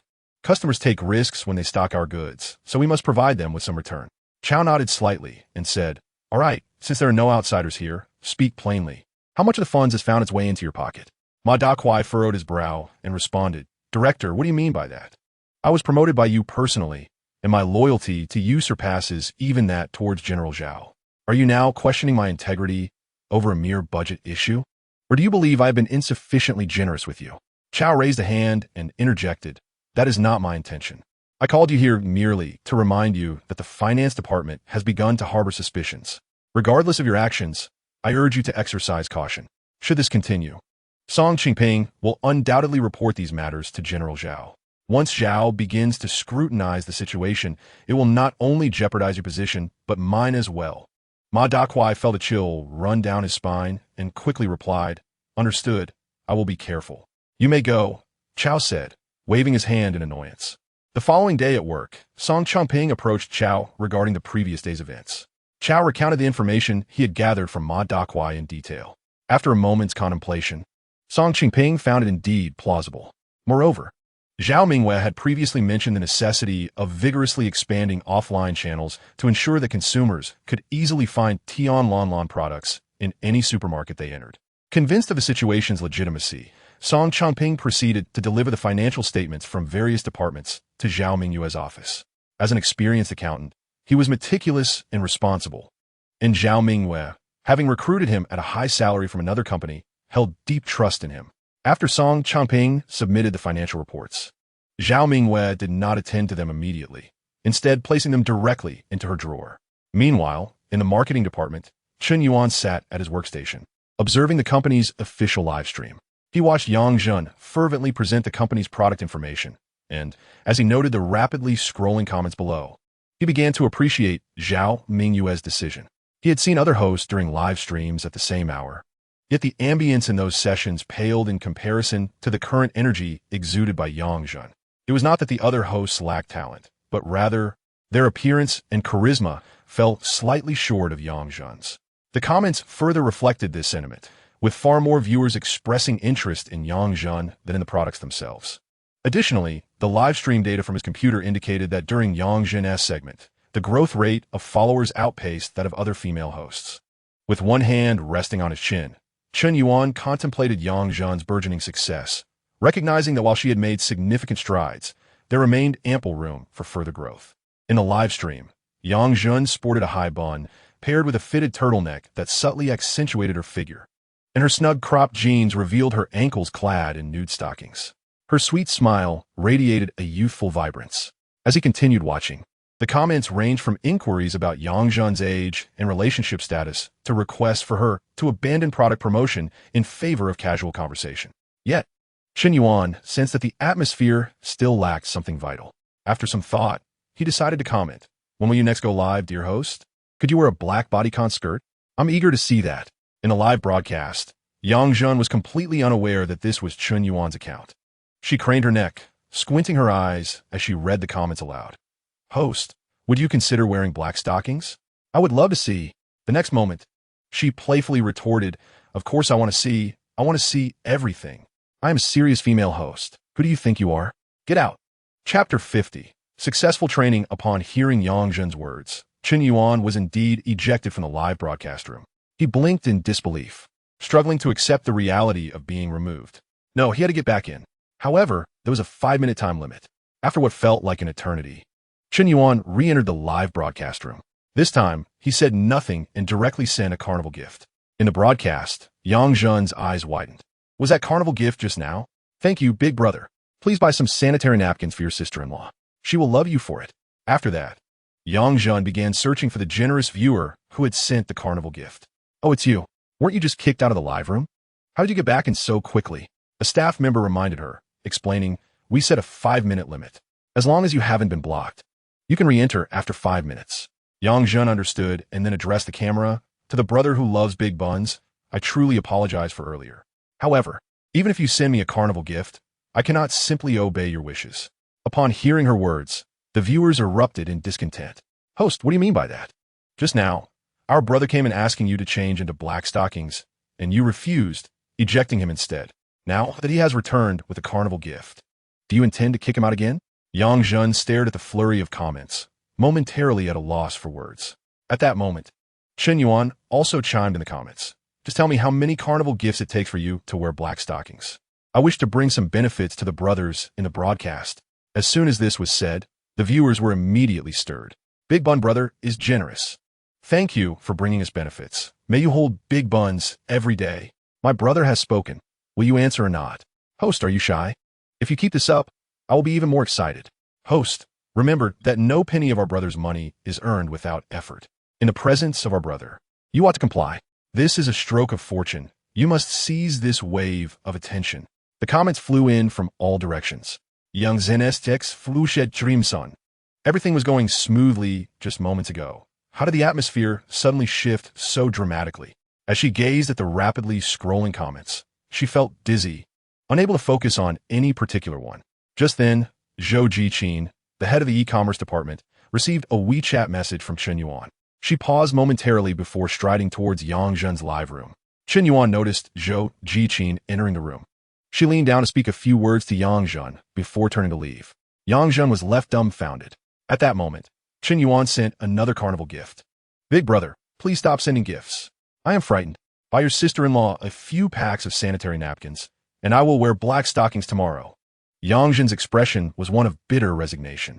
Chen Yuan commented, "It's all right, I can wait, but the brothers in the live stream cannot." He then sent a carnival gift. Initially, the live stream had just over 3,000 viewers, but after sending out 3 carnivals, the number skyrocketed to over 9,000 in mere minutes. Beyond the excitement generated by the carnival gifts, the frequency of comments, likes, and follows also contributed significantly to the heightened atmosphere. Being new to the scene, one viewer inquired, "What just happened?" An experienced fan replied, "The host refuses to wear black stockings, so my brother utilized his financial prowess to persuade the host to change into them." A new fan chimed in, "Timing is everything. Thanks to the top supporter for the perks. The host's legs look fantastic. I want to see more and give my likes." In the live stream, Yang Zhen's face turned crimson. Under the urging comments, she stood up to change into black stockings. After her departure, another host briefly took the stage to introduce products. During this time, the viewer count dropped from over 9,000 to 8,000. A few minutes later, Yang Zhen reappeared on camera, donning a black stocking bodycon dress, her demeanor shy and bashful. The atmosphere in the chat became lively once again. "Here she comes. Wow, such a shy host. I've never seen one like this before. If you had dressed like this earlier, I would have placed more orders. Ha ha ha. Black stockings are simply stunning. I need to act fast." Concurrently, the viewer count surged again, rising from the 8,000 plus after Yang Zhen's brief absence to over 10,000. Observing that the mood had reached a peak, Chen Yuan decided to exit the live stream. At 11 o'clock, Yang Zhen concluded her broadcast. Chen Yuan then approached the e-commerce department to discuss the data with Zhou Jiqin. The peak viewer count during the live stream had increased 5-fold compared to the same time the previous day. The fan count had tripled, with men making up 40% and women 60%. Among the 60% of female fans, an astonishing 80% were aged between 25 and 40. Chen Yuan gazed at the data on the computer screen, somewhat incredulous. It was astounding that there were more women who enjoyed black stocking bodycon dresses than men.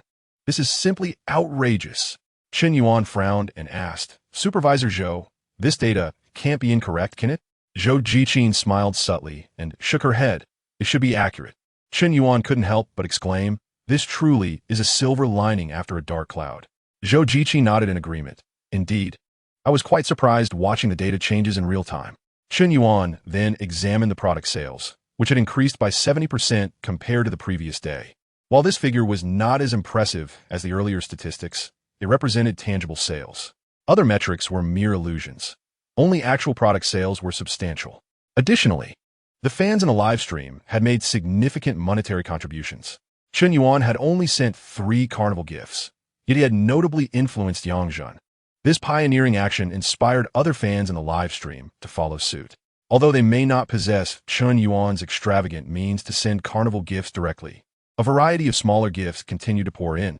Fans even directly crowd-funded in the live stream, prompting Yang Zhen to perform various acts. After 2 hours of broadcasting, the donations from fans surpassed the 3 carnivals sent by Chen Yuan.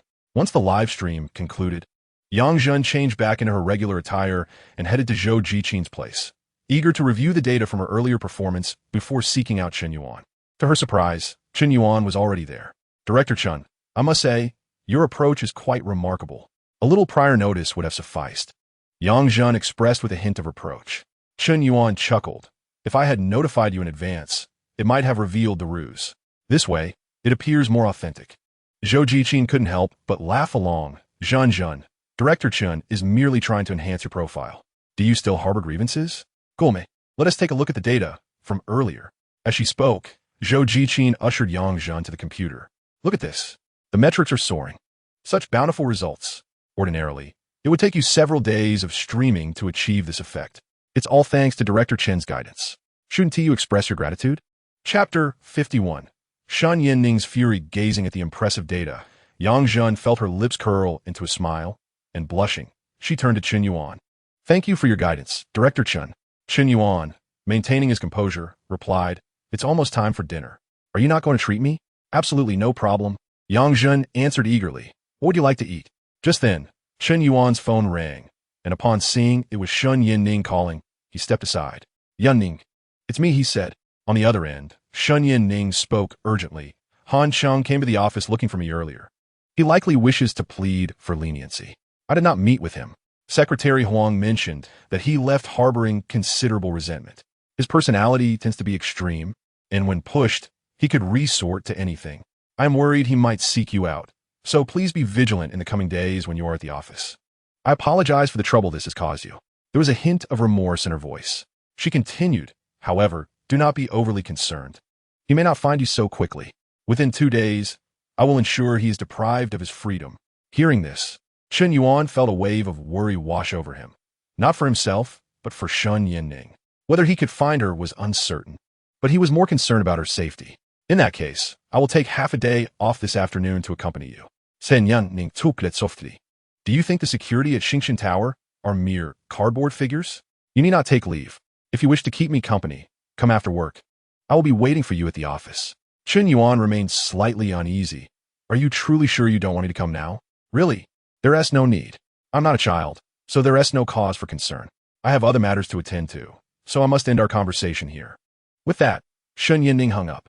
Chen Yuan intended to say more, but seeing the call had ended, he decided against it. Director Chen, is something the matter? Yang Zhen inquired, noticing the solemn expression on Chen Yuan's face. He smiled, It's nothing. Let us go eat. Yang Zhen sensed there was something hidden behind his smile, saying, Director Chen, I can treat you to dinner any day. If you have matters to attend to, please feel free to go. Really, it's nothing. Chen Yuan shook his head, jokingly adding, You're not trying to avoid treating me, are you? Yang Zhen pouted in displeasure. Director Chen, what do you take me for? Chen Yuan chuckled heartily. All right, it was merely jesting. Let us go. He then called out to Zhou Jiqin. Supervisor Zhou, would you care to join us? No. Thank you. I have to work overtime. Zhou Jiqin replied with a smile. Shen Yinning overestimated Han Cheng. Contrary to her expectations, Han Cheng did not seek out Chen Yuan, for he was utterly unaware of even the slightest details regarding Chen Yuan. Approaching him would be akin to searching for a needle in a haystack. Nevertheless, he did not abandon his pursuit. Instead, he lingered at the entrance of the Xingshan building, convinced that Shen Yinning could not hide away in the company indefinitely. Thus, he waited the entire afternoon, as the building's employees gradually departed for the day. With even some floors extinguishing their lights, there was still no sign of Shen Yinning. Could she possibly know that I'm waiting here? Han Sheng pondered, wavering in his resolve.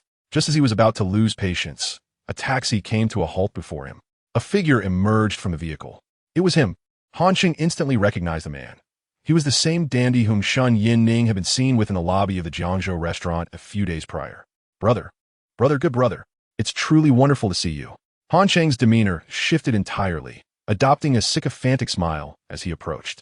Chen Yuan recognized Han Cheng immediately, realizing he had been waiting there for some time. However, Chen Yuan pretended not to know him and inquired, Who are you?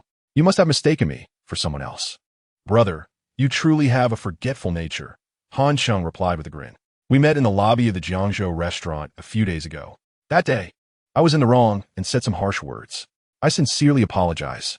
Chen Yuan sneered, feigning realization. Oh, so it's you. I thought you looked somewhat familiar. Mr. Han, why are you not at the company, but here instead?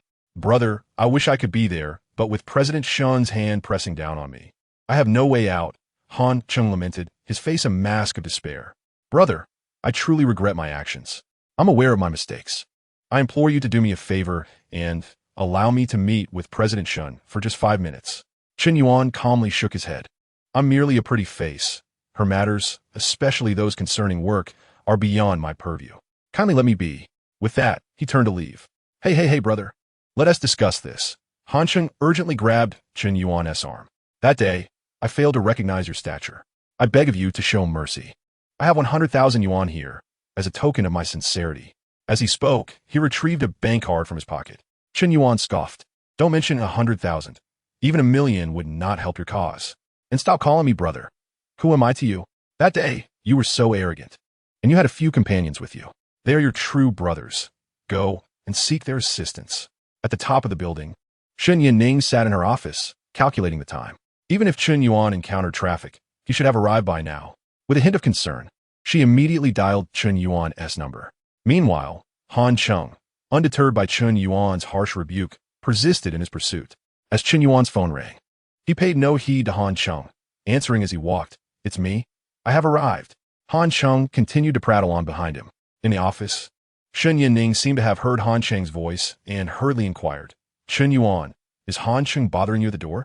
Chen Yuan replied, yes. Han Cheng, upon realizing it was Shen Yinning on the phone, seized the moment to shout from the side, President Shen, it's me, Han Cheng. President Shen, I was wrong. I implore you to show mercy. From now on, I shall serve you like a loyal servant. I beseech you to spare me this once.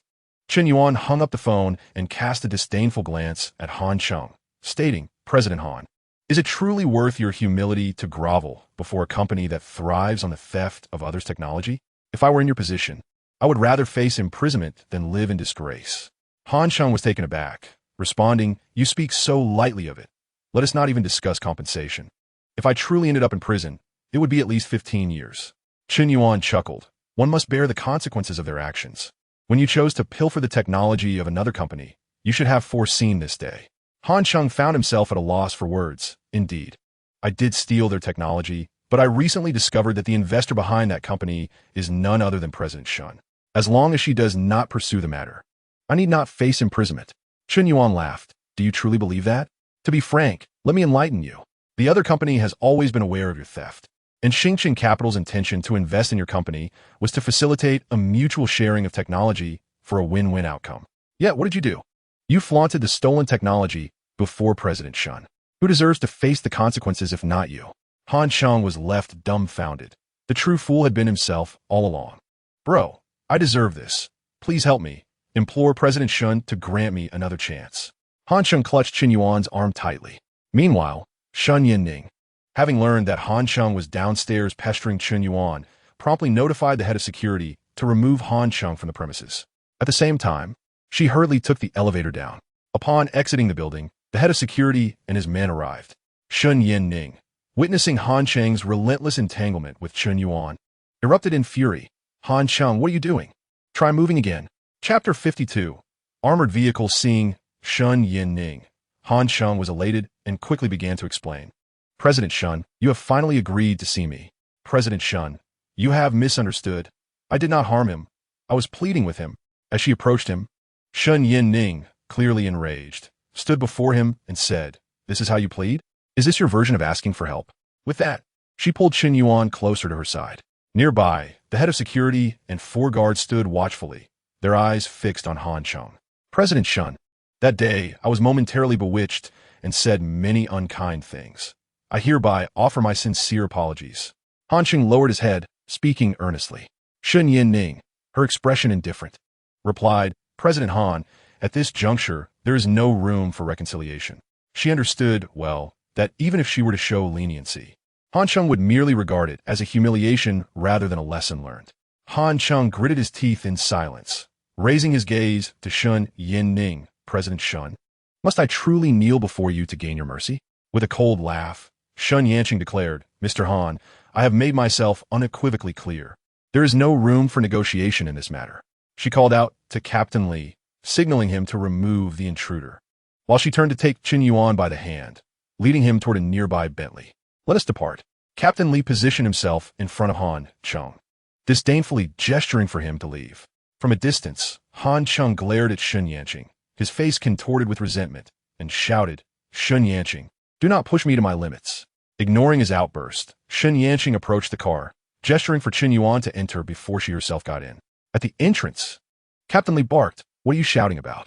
Why haven't you left? Do you want me to take action? Han Cheng, confronted by the watchful security guards, begrudgingly nodded and turned to leave. However, instead of departing, he returned to his vehicle. As Shen Yanqing drove out, preparing to turn right onto the main road, Han Chang accelerated towards them with furious intent. "Damn woman, perish!" he bellowed, his eyes blazing with rage. "Watch out!" Chen Yuan instinctively shielded Chen Yanqing. Just as he protected her, a loud crash echoed. Han Chang's vehicle collided with theirs, yet in the next moment, Chen Yuan felt merely a slight tremor. Remarkably, even the left side airbag did not deploy, and he emerged unscathed. Chen Yanqing, seated on the left, also remained unharmed and composed. In stark contrast, Han Chang's car bore the brunt of the impact, its hood crumpled and airbags deployed. What transpired? Chen Yuan turned his gaze to Chen Yanqing. With a gentle smile, she remarked, "Did you not notice how thick the car door was when you entered?" At that moment, the realization dawned on Chen Yuan. Is this a bulletproof vehicle? Chen Yanqing nodded with a smile. Whether it is bulletproof remains uncertain, but it certainly offers excellent crash protection. Unable to contain his amusement, Chen Yuan chuckled. Chen Yanqing glanced outside the vehicle and said, "Let us exit first." With Han Chang's car wedged against the left side, she waited for Chen Yuan to assist her in disembarking from the right side. Captain Li Taizhan rushed over after witnessing the collision. "Miss Shen, are you unharmed?" he inquired with palpable concern.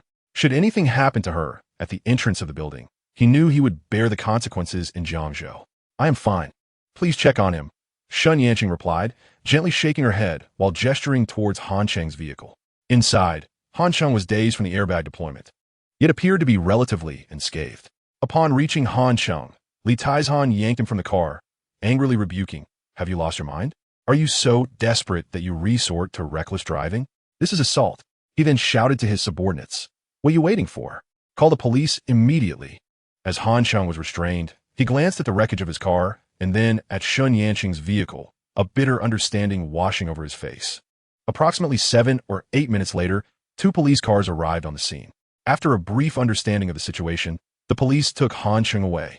After handing over the scene to Li Taizhan, Chen Yanqing switched to another vehicle and departed with Chen Yuan. As they drove, Chen Yanqing exhaled deeply, realizing that Han Chang would likely spend at least 20 years behind bars due to his company's troubles. Chen Yuan nodded in agreement, stating that Han Chang had brought this upon himself. Those who engage in wrongful deeds ultimately face their own demise. By the way, what made you think of purchasing a bulletproof car? Is it common for people like you to do so? Chen Yanqing nodded in response, explaining that she had bought the vehicle 7 years prior after a similar incident had left her with a fractured arm. Ever since, she hoped never to need it again.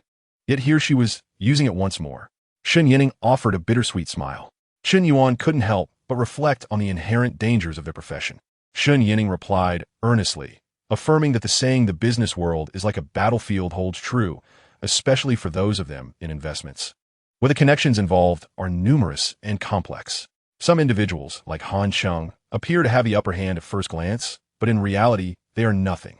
A sudden fall from grace can lead to unrestrained emotions, resulting in unpredictable actions. Chen Yuan nodded in agreement, then asked where they were headed next. Chen Yanqing turned, beaming, and said they were going out to eat. She inquired whether he would be working overtime on Saturday, proposing they visit a hot spring together since a friend had gifted her 2 electronic vouchers. The mention of the hot spring lit up Chen Yuan's eyes as he couldn't help but scrutinize Chen Yanqing. Having spent some time together, he was aware of her remarkable figure, but had yet to fully appreciate it. "What are you staring at? Don't you want to go?" Chen Yanqing noticed Chen Yuan's gaze and asked. Coming back to his senses, he quickly replied, "Of course I want to go." Chen Yanqing declared that it was settled. She would pick him up at 10:30 on Saturday morning. "Deal." Chen Yuan readily agreed. As they conversed, they arrived at a hotel. After dining, Chen Yanqing escorted Chen Yuan back to his home. Saturday arrived, bright and sunny with not a hint of wind. Chen Yanqing donned black, form-fitting cropped pants paired with black stockings and stepped into red-soled black high heels. She wore a white round-neck undershirt, topped with a black Chanel-style jacket. Her long, dark hair cascaded down her back, adorned with a delicate pink and white butterfly decoration, the butterfly's tail draped with slender silver chains that exuded elegance and allure. With a radiant smile, she appeared promptly at the apartment building. Beside her stood a Rolls-Royce that had not been driven in ages. As people came and went from the apartment, they were momentarily stunned upon seeing Chen Yanqing, marveling at the stunning woman gracing the entrance. Not only was she beautiful, but she also drove a luxurious car. Who could possibly possess such a woman? Some even paused at a distance to admire her. After waiting for just a couple of minutes, Chen Yanqing spotted Chen Yuan emerging from the entrance. "I'm here," she called out, taking a few steps forward, raising her arm and cheerfully waving at him. Chen Yuan approached briskly, beaming as he enveloped Chen Yuan in his embrace. "Did you miss me?" he inquired, before leaning in to kiss her tender lips. Chapter 53. Soaking in Hot Springs. A chance encounter with Zhao Mingyu, Chen Yuan was aware that they were under observation, yet she felt indifferent. What did it matter? A kiss was simply a kiss. After their affectionate exchange, they departed for their destination. Before 11:30, they arrived at the Warmth International Hotel. "Let's dine first. After our meal, we can relax for a bit, enjoy some fruit, and then indulge in the hot springs," Chen Yuan suggested as they entered the hotel lobby. Chen Yuan nodded in agreement. "Of course, I shall follow your lead." As they conversed, the hotel concierge guided them to an upstairs private room. "This way, please." The concierge courteously led them. At that moment, a young man walked towards them, shaking off the water from his hands, evidently just emerging from the restroom. Chen Yuan and Chen Yuan paid him no mind. The bustling atmosphere of the hotel was entirely ordinary. The young man approached a private room, opened the door, and stepped inside. Coincidentally, Chen Yuan and Chen Yuan reached the door of the same room just then. As they walked, Chen Yuan instinctively glanced inside. "Oh." After taking a few steps, he abruptly halted. Chen Yuan inquired, "What is the matter?" With a look of surprise, Chen Yuan replied, "I believe I just spotted our general manager Zhao." "Zhao Mingyu?" Chen Yuan echoed, puzzled, as she pointed towards the room entrance. "Is she here?" Turning back, Chen Yuan indeed confirmed Zhao Mingyu's presence inside. "General Manager Zhao, what a coincidence!" She greeted with a smile. Upon seeing Chen Yuan, Zhao Mingyu seemed momentarily frozen. For someone on a blind date, encountering an acquaintance was perhaps the most daunting scenario. As Chen Yuan acknowledged her, Zhao Mingyu could hardly pretend not to notice, forcing a strained smile as she stood. "General Manager Shen, it truly is a coincidence." Seated beside Zhao Mingyu was her mother, Zhao Xianghe. Upon recognizing Chen Yuan, Zhao Xianghe hesitated, furrowing her brow before exclaiming, "Oh, it's you." Realizing who she was, Chen Yuan felt a mix of amusement and disbelief. This was the very woman who had intruded upon her tender moment with Chen Yuan by the lakeside at Qinghu Park not long ago. "What brings you here, dear sister?" Chen Yuan responded, half laughing, half crying. Zhao Xianghe, with an air of astonishment, remarked, "Oh dear, Jiangzhou may be vast. Yet some people we meet only once in a lifetime, while others we encounter repeatedly. This is indeed fate. My dear sister, it seems we are no longer strangers." She excitedly grasped Chen Yuan's hand. As she spoke, she noticed Chen Yuan, exclaiming, "Ah, young man, you are here too? How wonderful." Chen Yuan smiled and nodded in acknowledgement. Observing this scene, Zhao Mingyu felt as though the ground had shifted beneath her. The couple her mother had described, kissing by the river, was none other than Chen Yuan and Chen Yuan. "My dear sister, I was in such haste the other day that I forgot to ask your name. Since fate has brought us together today, we must seize this opportunity." Zhao Xianghe, clearly elated, continued. Chen Yanqing smiled and said, "Elder sister, my name is Chen Yanqing." Afterward, she introduced Chen Yuan, "Elder sister, this is my boyfriend, Chen Yuan." Zhao Xianghe examined the two with delight, nodding repeatedly. "Chen Yanqing, Chen Yuan, splendid, splendid. Oh, I almost forgot to introduce myself. My surname is Zhao, and my name is Zhao Xianghe." "Sister Zhao," Chen Yanqing called out cheerfully. After a round of pleasantries, Chen Yanqing glanced at Zhao Mingyu and inquired, "Elder sister Zhao, what is your relationship with President Zhao?" Zhao Xianghe turned to glance at Zhao Mingyu and, pulling her forward, said, "This is my daughter." "Your daughter?" Chen Yanqing and Chen Yuan were taken aback. When Zhao Xianghe introduced herself, Chen Yanqing had thought that they shared the same surname and assumed Zhao Xianghe was Zhao Mingyu's aunt. "Yanqing, how did you come to know my yaya? Business partners?" Zhao Xianghe asked curiously, as she was not familiar with Chen Yanqing. Chen Yanqing nodded, "In a sense, yes. President Zhao's company is in need of financing, and I just happen to represent my company to invest a little." Zhao Mingyu, standing beside them, quietly added, "Mom, she is the general manager of Xingchen Capital whom I mentioned to you." "Huh?" Zhao Xianghe was astonished. "You are the general manager of Xingchen Capital? I thought that name sounded familiar." She exclaimed, "Then we shall be family." Zhao Mingyu was on the verge of despair. "Mom, who said we are family?" Chen Yanqing smiled. "President Zhao, you speak as if we are strangers. How can we not be family? You see, I am somewhat acquainted with your mother. Your company is financing through me, and my boyfriend works in your company. Doesn't that make us family?" Zhao Xianghe immediately turned to Chen Yuan. Oh, you work at my Yia's company? Chen Yuan nodded. I just recently got hired, personally selected by President Zhao. She has recognized my potential, and I am now the head of the marketing department. Very good, splendid. Zhao Xianghe exclaimed with joy, clapping her legs. At that moment, Shun Yanqing noticed the young man who had been left out and asked, Elder sister, who is this? Zhao Mingwei dreaded this moment the most, and before her mother could speak, she hurriedly said, Mom, that's enough. We have guests. She then quickly turned to the bewildered young man. You, please leave for now. Shen Yanqing sensed something amiss and remarked meaningfully, Oh, President Zhao. Why are you sending him away? Zhao Xianghe echoed her sentiment. Indeed, Yanqing is right. Yeah, what is going on? Have you forgotten why you came today? Mom. Zhao Mingwei frowned, wishing she could find a hole to hide in. Don't speak. Zhao Xianghe glared at her sternly, then smiled at Shun Yanqing, introducing the young man. This lad is Sun Xiang, a student from Jiangzhou University, currently in his 4th year.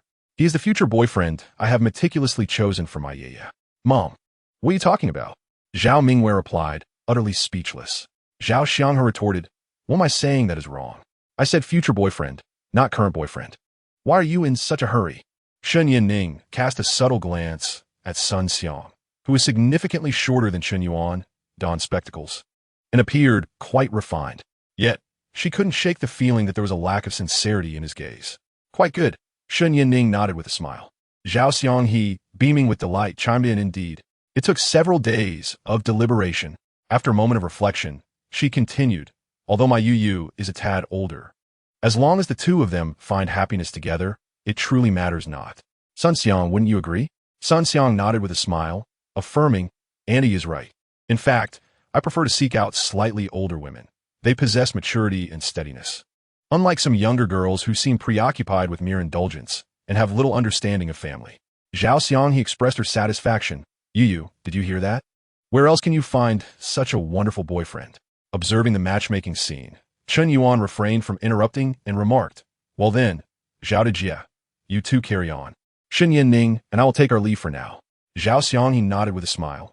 All right, we shall gather again when time permits. Once Chen Yuan and Shen Yanning departed, Zhao Xianghe promptly arranged for Zhao Mingyu and Sun Xiang to take a seat.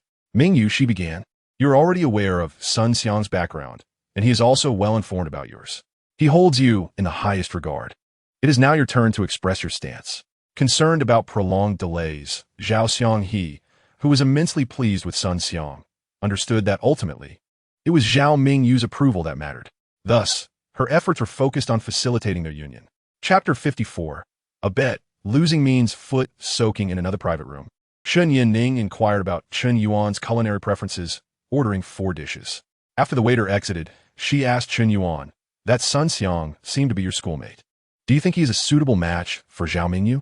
Chen Yuan chuckled softly, but remained silent. Shen Yanning gently furrowed her brow, playfully chiding. Don't just laugh, share your thoughts. After contemplating, Chen Yuan replied, I don't know him well enough to say. Shen Yanning appeared intrigued by this, insisting, set aside other considerations. Based solely on first impressions, do you think they're a good match? Chen Yuan shook his head. Shen Yanning's eyes brightened. So you agree it's not a good fit? I think so too.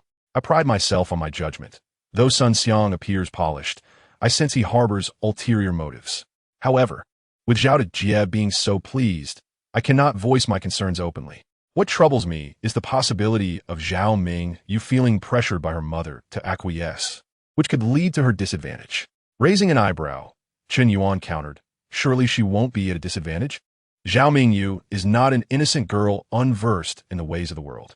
Upon hearing this, Shen Yanning's interest piqued further as she pursed her lips, proposing, How about we make a wager?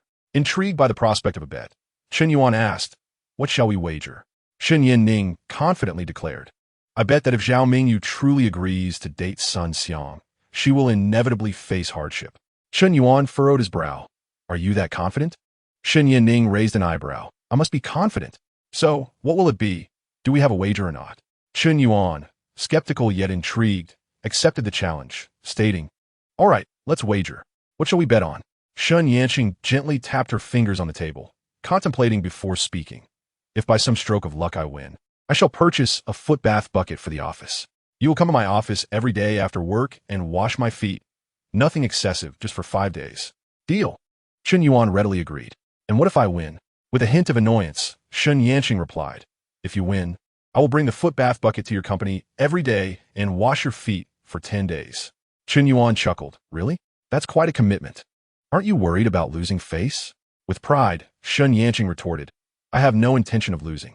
Even if I do, washing my boyfriend's feet is hardly something to be embarrassed about. Chen Yuan nodded repeatedly. All right, it's settled then. Shall we seal it with a pinky promise?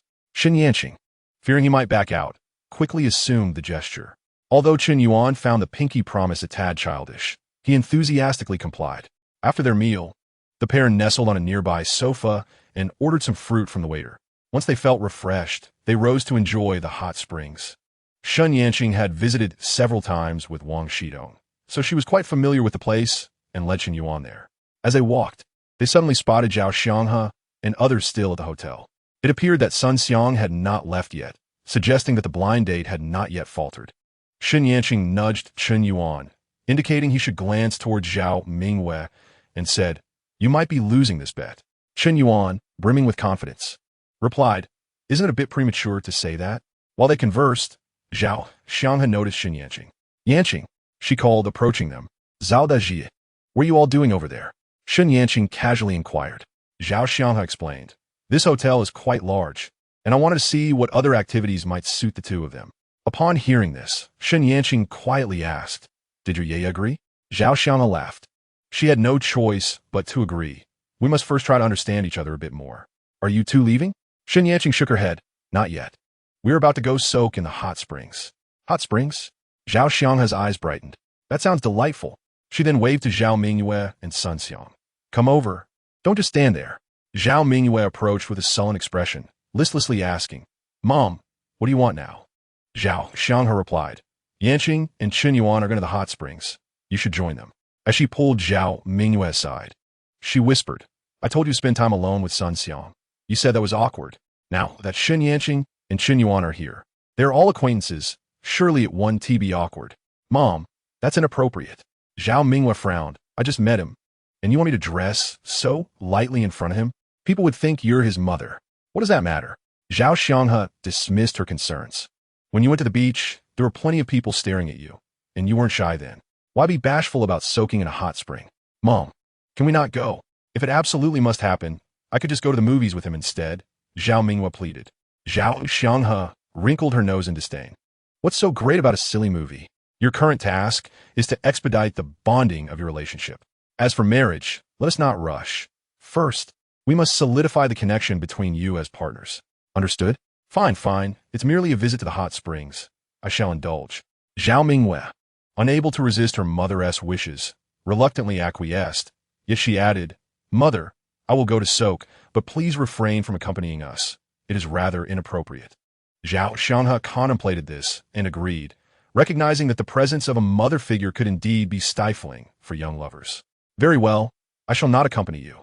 I will return home. Zhao Xianghe readily consented and then turned to pull Sun Xiang aside for a brief discussion. Subsequently, the four of them proceeded to the hot springs. Upon reaching the changing area, as they prepared to part ways, Zhao Mingwei remarked, Well, you need not change your clothes. Sun Xiang was momentarily taken aback. Zhao Mingwei furrowed her brow. What? Do you still wish to enter the water? Sun Xiang lowered his head, mumbling an affirmation. Zhao Mingwei and Shen Yanqing then entered the women's changing room, while Chen Yuan turned to walk into the men's. Sun Xiang stood at the entrance. Inside the changing room, Chen Yuan called out, Sun Xiang. Hey! Sun Xiang responded as he stepped inside. While changing, Chen Yuan inquired, Zhao Mingwei is about 8 or 9 years older than you. You truly do not mind? Sun Xiang replied nonchalantly, Your girlfriend seems to be older than you as well. Do you not mind either? Chen Yuan chuckled, lowering his voice. Brother, to be honest, I am merely after her wealth. At my young age, marrying her would be foolish. Once I secure a sum from her, I shall make my exit. With money, I could pursue a younger and more beautiful partner, which would be far more enjoyable. Sun Xiang regarded Chen Yuan with skepticism, a hint of wariness in his gaze, and slowly shook his head. Then we are not of the same ilk.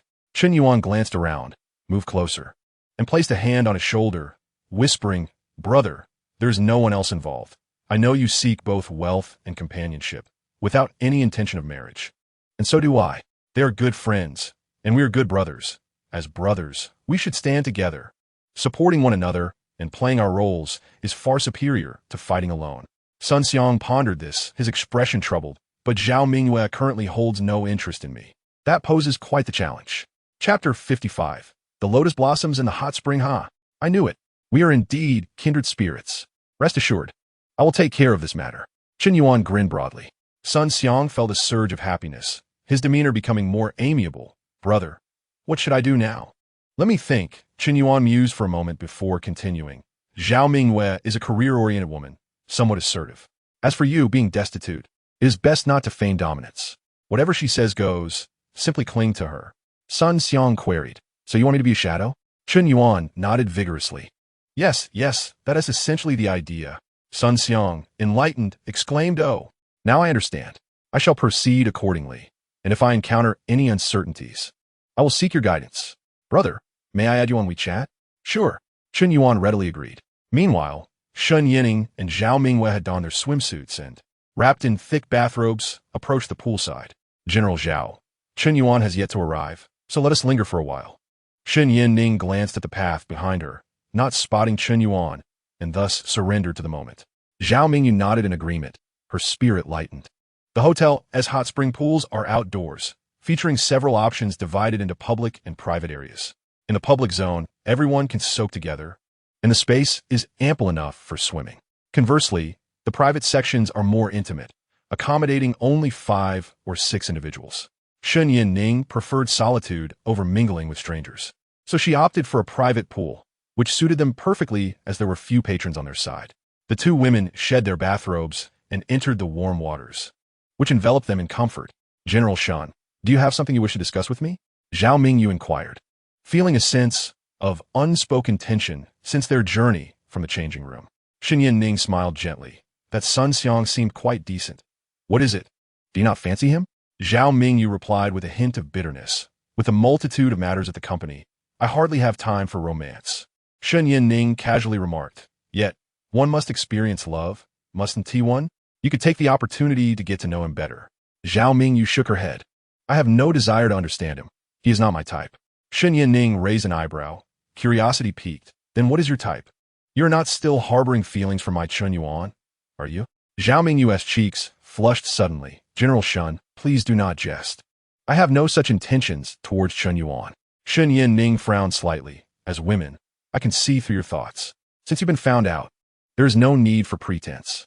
With her feelings laid bare, Zhao Mingyue ceased to hide and candidly admitted, yes, I did have a slight infatuation with Chen Yuan, but it never escalated to an extreme.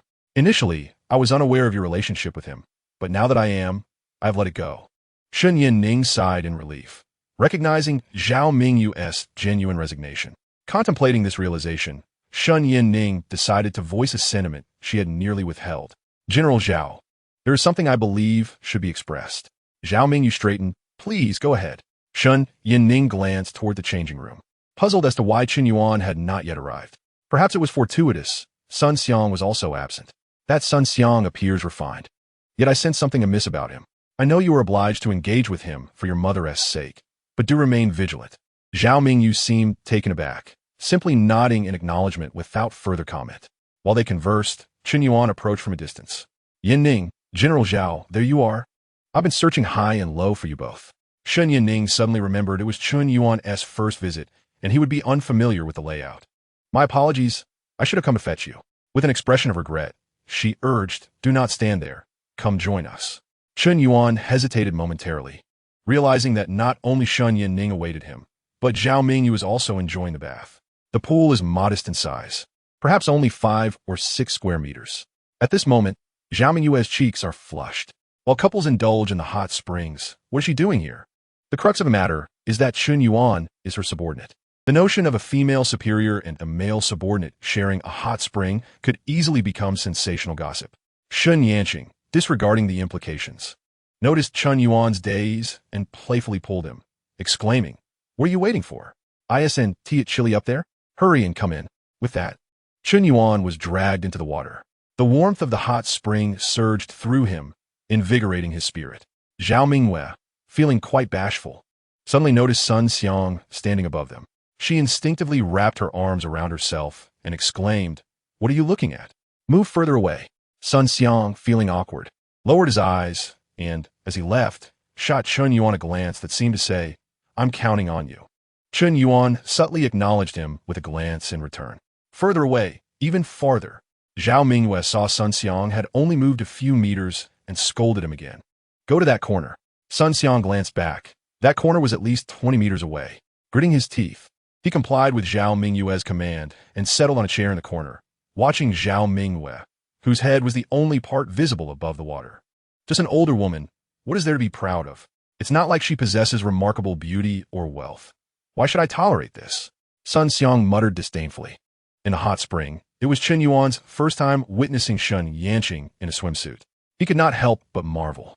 Shen Yanqing possessed not only stunning beauty and impeccable grace, but also skin that was smooth and radiant, much like a lotus blooming on the water surface, a sight to behold.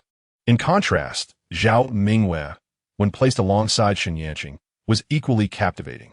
Together, they resembled twin lotuses, an exquisite pairing. Chen Yuan gazed at Zhao Mingyue, never dreaming that one day he would share a hot spring with his alluring boss. The thought alone was exhilarating. Surely, no other male subordinate in the entire Jiangzhou could boast such a privilege. While it was manageable when Zhao Mingyue and Shen Yanqing were together, Chen Yuan felt a slight awkwardness upon joining them. Yet, seeing that Chen Yuan harbored no ill intentions, it did not seem too uncomfortable. After a while of casual conversation, Shen Yanqing ordered 4 glasses of juice, enjoying the hot spring while sipping her drink and engaging in pleasant dialogue. Sun Xiang, seated in the corner, felt warmth in his heart as he watched the server bring the juice. It was nice to know his brother was thinking of him. In the hot spring, Chen Yuan glanced toward Sun Xiang and suddenly asked Zhao Mingyue, Zhao, have you thought of an excuse to rid yourself of the burden in the corner? Earlier, during their chat, they had discussed Sun Xiang, and Zhao Mingyue had clearly expressed her lack of interest in any interaction or understanding with him. Thus, Chen Yuan posed the question. Upon hearing his words, Zhao Mingyue appeared troubled and pondered for a moment before replying. I'll give him some money and ask him to tell my mother that we feel we are incompatible. He can withdraw on his own, and that way, I can smoothly explain things to my mother. Chen Yuan nodded. That is a good approach, but it only addresses the surface issue. Zhao Mingyue, puzzled, inquired, what do you mean by that? Chapter 56. Someone is up to no good. You think that by spending money to get rid of Sun Xiang, you won't have to deal with a Zhang Xiang, a Ma Xiang, or a Lu Xiang later on. You plan to give away all of my family's 50 million investment? Chen Yuan remarked with a smile. Zhao Mingyue understood that Chen Yuan's latter comment was made in jest, and while it left her feeling somewhat amused yet exasperated, upon reflection, she realized that he was entirely correct. Removing Sun Xiang would merely lead her mother to conclude that it was only Sun Xiang who was unsuitable. There would indeed be a Zhang Xiang, a Ma Xiang, and a Lu Xiang to follow, and if that were the case, she would inevitably find herself overwhelmed. What should I do then? Zhao Mingyue asked earnestly. Chen Yuan replied with a faint smile, of course, we must address the issue at its root. Your mother needs to understand that such randomly chosen individuals are fundamentally unreliable. Zhao Mingyue nodded thoughtfully. But how can I persuade my mother? Chen Yuan chuckled. Simply speaking will certainly not suffice. There's a saying that goes, people learn from others, which may lead to resentment. But lessons learned from events are etched in one's memory for a lifetime. Zhao Mingyue nodded in comprehension. I understand that, but what should I do? Turning around, Chen Yuan retrieved his phone from his robe and played a recording, saying, listen to this. Zhao Mingyue perked up her ears to listen, while nearby, Shen Yanqing, intrigued, leaned closer to Chen Yuan, also straining to hear. The recording contained the conversation between Chen Yuan and Sun Xiang in the changing room. After listening, Shen Yanqing shot Chen Yuan an annoyed glance. However, she recognized that Chen Yuan's words were merely a means to elicit the truth from Sun Xiang, and thus, she felt no anger. Rather, she was pleased. The fact that Chen Yuan did not hide these words from her was a testament to his sincerity, proving that he was not, as stated in the recording, merely after her wealth and beauty. In contrast, Zhao Mingyue's expression darkened. She realized that while she had not suffered personally, the thought of her mother being manipulated by Sun Xiang was infuriating. Chen Yuan, send me that recording. I want to see what Sun Xiang has to say. I'll also let my mother listen. Zhao Mingyue began to rise, even standing up to confront Sun Xiang directly. Zhao, let's not be so rash. Chen Yuan furrowed his brow and pulled Zhao Mingyue back into the water. Zhao Mingyue sulked in the water, defiantly stating, "How can I tolerate this?" Chen Yuan calmly replied, "Zhao, with this recording, you can make Sun Xiang retreat in the face of difficulty, but persuading your mother still requires further finesse." Zhao Mingyue, perplexed, inquired, "Where's the discrepancy?" Chen Yuan explained, "If you play the recording for your mother, she will merely believe she misjudged and will surely not hesitate to pursue the next one, correct?" Zhao Mingyue nodded in realization. "Given my mother's personality, that is indeed true." Chen Yuan smiled. "Thus, your mother must undergo the experience with Sun Xiang to be deterred from seeking another." Zhao Mingyue began to grasp the implication, saying, "You intend to wait until Sun Xiang acts against me, to do something harmful, and then proceed accordingly, right?" Chen Yuan smiled. "It is no wonder you can lead a company, Zhao. You are quite astute." Zhao Mingyue's cheeks flushed. "Come on, compared to your cunning, I feel like a novice." With that, she couldn't help but chuckle. At this moment, Shen Yanqing remarked, "Chen Yuan, your idea is commendable, but what if Sun Xiang truly harms General Zhao? The consequences would be dire." Chen Yuan replied with calm composure, "But I am here." He then turned to Zhao Mingyue and asked, "General Zhao, can you trust me?" Without a moment's hesitation, Zhao Mingyue nodded. Although their acquaintance had been brief, she held unwavering confidence in Chen Yuan's abilities. Satisfied, Chen Yuan nodded in acknowledgement, appreciating the presence of such a compliant superior. "Regarding the recording you just heard, let us consider it as if it never occurred. Maintain the same stance towards Sun Xiang as before, but do not overdo it. At times, you must allow Sun Xiang to perceive a glimmer of hope. This balance you must discern for yourself." "Understood," Zhao Mingyue affirmed earnestly. Suddenly recalling something, she shifted the conversation. "By the way, have you made any progress on investigating the traitor?" Chen Yuan paused, his gaze evasive. Zhao Mingyue, taken aback, remarked, "Surely you haven't forgotten?" Shen Yanqing, perplexed, inquired, "What traitor?" Zhao Mingyue clarified, "The one who asked Chen Yuan to investigate and sent an email." Shen Yanqing responded, "Is it feasible to entrust this matter to my Chen Yuan?" Zhao Mingyue replied, "Whether it is feasible or not, I have no choice. In this matter, I only trust Chen Yuan." Shen Yanqing couldn't help but chuckle. "I thank you on behalf of my Chen Yuan. However, he has only recently joined the company and is unfamiliar with the personnel, making the investigation quite challenging." Shen Yanqing glanced at Chen Yuan, feeling a twinge of sympathy. Zhao Mingyue, resigned, stated, "Nevertheless, it must be investigated. Moreover, your Chen Yuan possesses a keen intellect, does he not?" Shen Yanqing, amused, retorted, "General Zhao, are you intending to treat my Chen Yuan like a workhorse? It's not your vehicle, so you don't feel the weight of it, do you?" Zhao Mingyue responded, "Then I can occasionally assist in maintaining him, can't I?" Chen Yuan, unable to endure the banter any longer, interjected, all right, let us not rush to maintain me. General Zhao, I assure you that before the end of the workday next Friday, I will unearth this individual." "Very well, your words bring me comfort," Zhao Mingyue replied with a smile. Noticing that the time spent soaking was considerable, Shen Yanqing remarked, "Perhaps we should stop soaking? I'm quite pretty by now." Zhao Mingyue stood up, took her bathrobe, and prepared to exit the water. At that moment, Chen Yuan received a phone call. "Hello. Yes, what is it?" "All right, I understand. No need to panic. I will assess the situation first." After hanging up, Chen Yuan's expression turned grim, prompting Shen Yanqing to inquire urgently, "What is it? What happened?" Chen Yuan replied with measured calmness, "It's just a minor issue at work." However, Zhao Mingyue, upon hearing it was work-related, became immediately concerned and asked, "What's going on?" Chen Yuan explained, "Someone has leaked my previous proposal online, and now public opinion is overwhelmingly against it." Zhao Mingyue's expression darkened. "Is someone within the company attempting to stir trouble?" Chen Yuan nodded thoughtfully. "It must be someone from within the company. Otherwise, who would know about my proposal? It's quite possible that the individual who exposed the proposal is the same person who emailed Yanqing." Just as he was struggling to locate this person, they had now surfaced unexpectedly. Chen Yuan spoke, a smile involuntarily gracing his lips. "Zhao, you mentioned earlier that we should identify this individual before next Friday, but it seems that is no longer necessary." Zhao Mingyue inquired, "Have you suspected someone?" Chen Yuan shook his head. "Not with certainty just yet, but investigating will pose no issue." He then turned to Shen Yanqing, an apologetic expression on his face. "Yanqing, you'll need to return on your own. I must head back to the office." "All right," Shen Yanqing nodded. Zhao Mingyue, donning a bathrobe, interjected eagerly, "Chen Yuan, I'll accompany you." Chapter 57. The protector of the husband. Upon leaving the hotel, Chen Yuan hopped into Zhao Mingyue's car, heading straight for the company. After bidding them farewell, Sun Yanqing noticed Sun Xiang hesitating to speak and said, "They're going to the office. Do you not intend to join them?" Rolling her eyes, Sun Yanqing got into the car and sped off. Upon their return to the company, Chen Yuan made a beeline for the marketing department. "Wang Qian, what is the current situation?" he inquired. It was Saturday, and while some departments were operational, most were closed for the weekend. The marketing team had often worked overtime in the past, but since Chen Yuan became the supervisor, he had discouraged extra hours, though the duty roster remained to monitor public sentiment. This week, it was Wang Qian's turn. Prior to Chen Yuan's arrival, she had already taken screenshots of the relevant public discourse.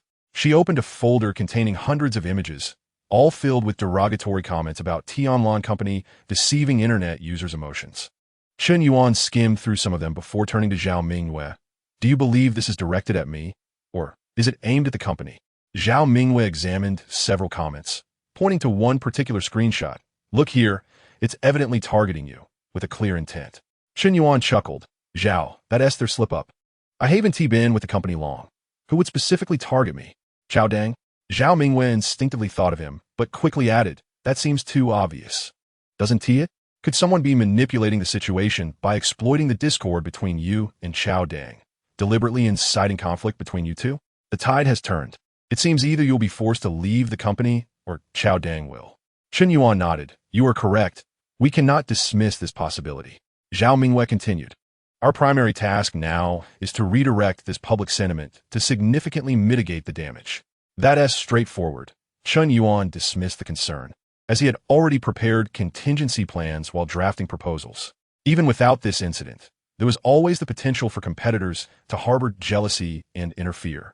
"Zhao, you should head back. I can handle this." Chen Yuan felt Zhao Mingyue's presence was unnecessary here. It would be better for her to rest than to worry needlessly. Zhao Mingyue, however, was far from inclined to leave, asking, "What do you intend to do?" While retrieving his phone to contact the e-commerce department head, Zhou Jiqin, Chen Yuan replied, "I will draft a statement and have Yang Zhen produce a short video to clarify." With that, he reached out to Zhou Jiqin and, after a brief conversation, settled at his workstation to open his computer. Zhao Mingyue observed that Chen Yuan was preoccupied with his tasks, so she chose a nearby spot to patiently await his return. Meanwhile, after leaving the hotel, Sun Yanqing did not venture far before finding a place to park her car by the roadside. She perused the online discourse surrounding Tianlong and, upon examination, discovered that the negative commentary was, in varying degrees, deliberately aimed at Chen Yuan. While she could tolerate criticism directed at Tianlong, she found herself utterly unable to endure anything against Chen Yuan. Reflecting on the fact that Chen Yuan had only recently joined Tianlong, she concluded that any animosity he might have incurred could only stem from one individual, Chao Dong. The last time Chao Dong had suffered a setback at her hands, Zhao Mingyue had excluded him for the contract signing. It was difficult for her to believe that Chao Dong harbored no resentment. "Perhaps it was he who had sent the email to me last time," Sun Yanqing muttered, seemingly struck by a thought yet uncertain. Therefore, she decided to call Zhao Mingyue. "President Zhao, I have a question. Following our last negotiation breakdown, was it you who sent Chao Dong to seek me out, or did he volunteer?" Zhao Mingyue, unsure of Sun Yanqing's motives for the inquiry, casually replied, "Chao Dong approached me on his own accord." Sun Yanqing then inquired, "So prior to this, had Chao Dong and my Chen Yuan already been at odds?" Zhao Mingyue nodded affirmatively. "Indeed, there's been some discord. Now I understand," Sun Yanqing concluded, hanging up the phone before driving directly to Jingfeng Building. On the other side, Chen Yuan swiftly completed the copywriting, made a few adjustments, and sent it to Zhou Jiqin, advising her that when Yang Zhen recorded the video, she should appear as natural as possible, avoiding any impression of reciting a script. Zhou Jiqin acknowledged this and proceeded to contact Yang Zhen. Noticing Zhao Mingyue's grave expression, Chen Yuan smiled and remarked, "President Zhao, Tianlong must have faced numerous challenges since its inception. Having weathered such storms, why does a mere trickle of negative commentary trouble you so?" Zhao Mingyue glanced around the department. Aside from Wang Qian, there were no outsiders present. With a determined expression, she confessed, "To be honest, I fear nothing except for idle gossip." Chen Yuan gasped, momentarily bewildered. "President Zhao, are you jesting with me?" Zhao Mingyue rolled her eyes. "Do you think this is a time for jokes? Could you elaborate?" Chen Yuan's curiosity was piqued. It was surprising to him that a boss like Zhao Mingyue would fear rumors. Surely there was more to this story than met the eye. Sensing the presence of others, Zhao Mingyue replied sternly, "Do not pry into matters that do not concern you." Chen Yuan turned to Wang Qian, saying, "Wang Qian, you may leave for the day." Wang Qian, taken aback, hesitated. Chen Yuan waved his hand, considered a full day's work. Upon hearing this, Wang Qian's face lit up with joy. "Thank you, Supervisor Chen." "Thank you, President Zhao." After expressing her gratitude, she quickly gathered her belongings and exited. "Now that there are no outsiders, you may speak freely," Chen Yuan encouraged. Zhao Mingyue, reflecting on past events, found it difficult to voice her thoughts. "I told you not to pry. Why is your curiosity so insatiable?" Chen Yuan, unwilling to relent, thought, having already delved so deep, it would be foolish not to uncover the roots of the matter. "Mr. Zhao, we have shared the experience of soaking in hot springs together, and as individuals who value honesty, there is no need for pretense," Chen Yuan implored earnestly. Zhao Mingyue felt a surge of regret for having spoken too freely moments ago. After a brief hesitation, she was about to respond when the sound of high heels clicking against the floor echoed down the corridor. Both of them were taken aback. Who could be approaching at this moment? Just then, Shen Yanqing's silhouette emerged. "Miss Shen, what brings you here?" Zhao Mingyue, relieved to have an opportunity to divert the conversation, was the first to speak. Shen Yanqing wasted no time and stated directly, "I came to see if there was anything I could assist with." Feeling a pang of guilt, Zhao Mingyue replied, "Miss Shen, it's truly unnecessary for you to concern yourself with such trivial matters. Chen Yuan and I can handle it." "No." Shen Yanqing raised her hand, her gaze sharp and resolute. "If they are merely targeting Tian Lanlan, that is your affair, and I shall not interfere." However, her tone shifted to one of unyielding authority, leaving no room for argument. "Now that they are targeting Chen Yuan, his matters are inherently mine, hence I must intervene." Chapter 58. Luring the serpent from its lair. This was the first time Chen Yuan witnessed Shen Yanqing in a fit of anger while together with her. Leaning back in his chair, he observed her commanding presence with intrigue, feeling a sense of admiration. Zhao Mingyue managed a bitter smile in Shen Yanqing's presence and remarked, "But we currently have no leads on who is responsible. Isn't it obvious? It must be that Xiao Dang," Shen Yanqing asserted with conviction. Zhao Mingyue inquired, "Do you have any clues, Miss Shen?" With a smirk playing at her lips, Shen Yanqing replied, "Isn't it straightforward? As long as we ascertain who sent that email, the culprit behind this incident is likely to be him. But how can we determine who sent that email?" Zhao Mingyue questioned. Shen Yanqing chuckled playfully. "Isn't that simple enough?" With that, she stepped aside to dial a number. Chen Yuan and Zhao Mingyue exchanged glances, uncertain of Shen Yanqing's intentions. After a brief conversation, Shen Yanqing returned and announced, "We will have results shortly." Chen Yuan nodded in silence. Soon after, Chen Yuan received a video from Zhou Jiqin, featuring Yang Zhen's recent recording. Zhou Jiqin instructed Chen Yuan to review it, and if all was satisfactory, to send it out without delay. After watching it, Chen Yuan found no issues and informed Zhou Jiqin to proceed with sending it directly. "Mr. Zhao, the online sentiment should alleviate shortly. Please try not to feel overwhelmed," Chen Yuan reassured. Zhao Mingyue nodded in acknowledgement. Approximately 10 minutes later, Shen Yanqing's phone rang. She stepped aside to answer, saying, "Yes, all right, thank you." After hanging up, she turned to Zhao Mingyue and Chen Yuan, declaring, "We have tracked it down. The email was sent from an internet CAF, which has surveillance cameras, and they are currently investigating." "Wonderful!" Zhao Mingyue exclaimed joyfully, "Thank you, Miss Shen." Shen Yanqing smiled gently, signaling that no thanks were necessary. A few minutes later, Shen Yanqing received a surveillance video via WeChat. Without viewing it, she handed it to Zhao Mingyue, saying, "Mr. Zhao, please take a look." Zhao Mingyue accepted the device and opened the video. The figure captured on screen was none other than Xiao Dang. Could it truly be him? Zhao Mingyue found it hard to believe. Shen Yanqing, filled with indignation, declared, "I told you just now it must be him." Zhao Mingyue returned the phone to Shen Yanqing and remarked, "It has been confirmed that the email was sent by him. But how can we prove that he is indeed behind this incident?" Shen Yanqing raised an eyebrow and replied, "It's simple. We shall draw the snake out of its hole." Zhao Mingyue, looking puzzled, inquired, "What do you mean by that?" Shen Yanqing smiled calmly, "Leave it to me. By the way, Chen Yuan, I want to be joining you for dinner tonight." Chen Yuan nodded, "No problem. I can manage on my own." Zhao Mingyue interjected, "Rest assured, Shen, I will treat Chen Yuan to dinner tonight." All right then, I shall take my leave, Chen Yanqing said with a smile, approaching Chen Yuan and opening her arms for an embrace.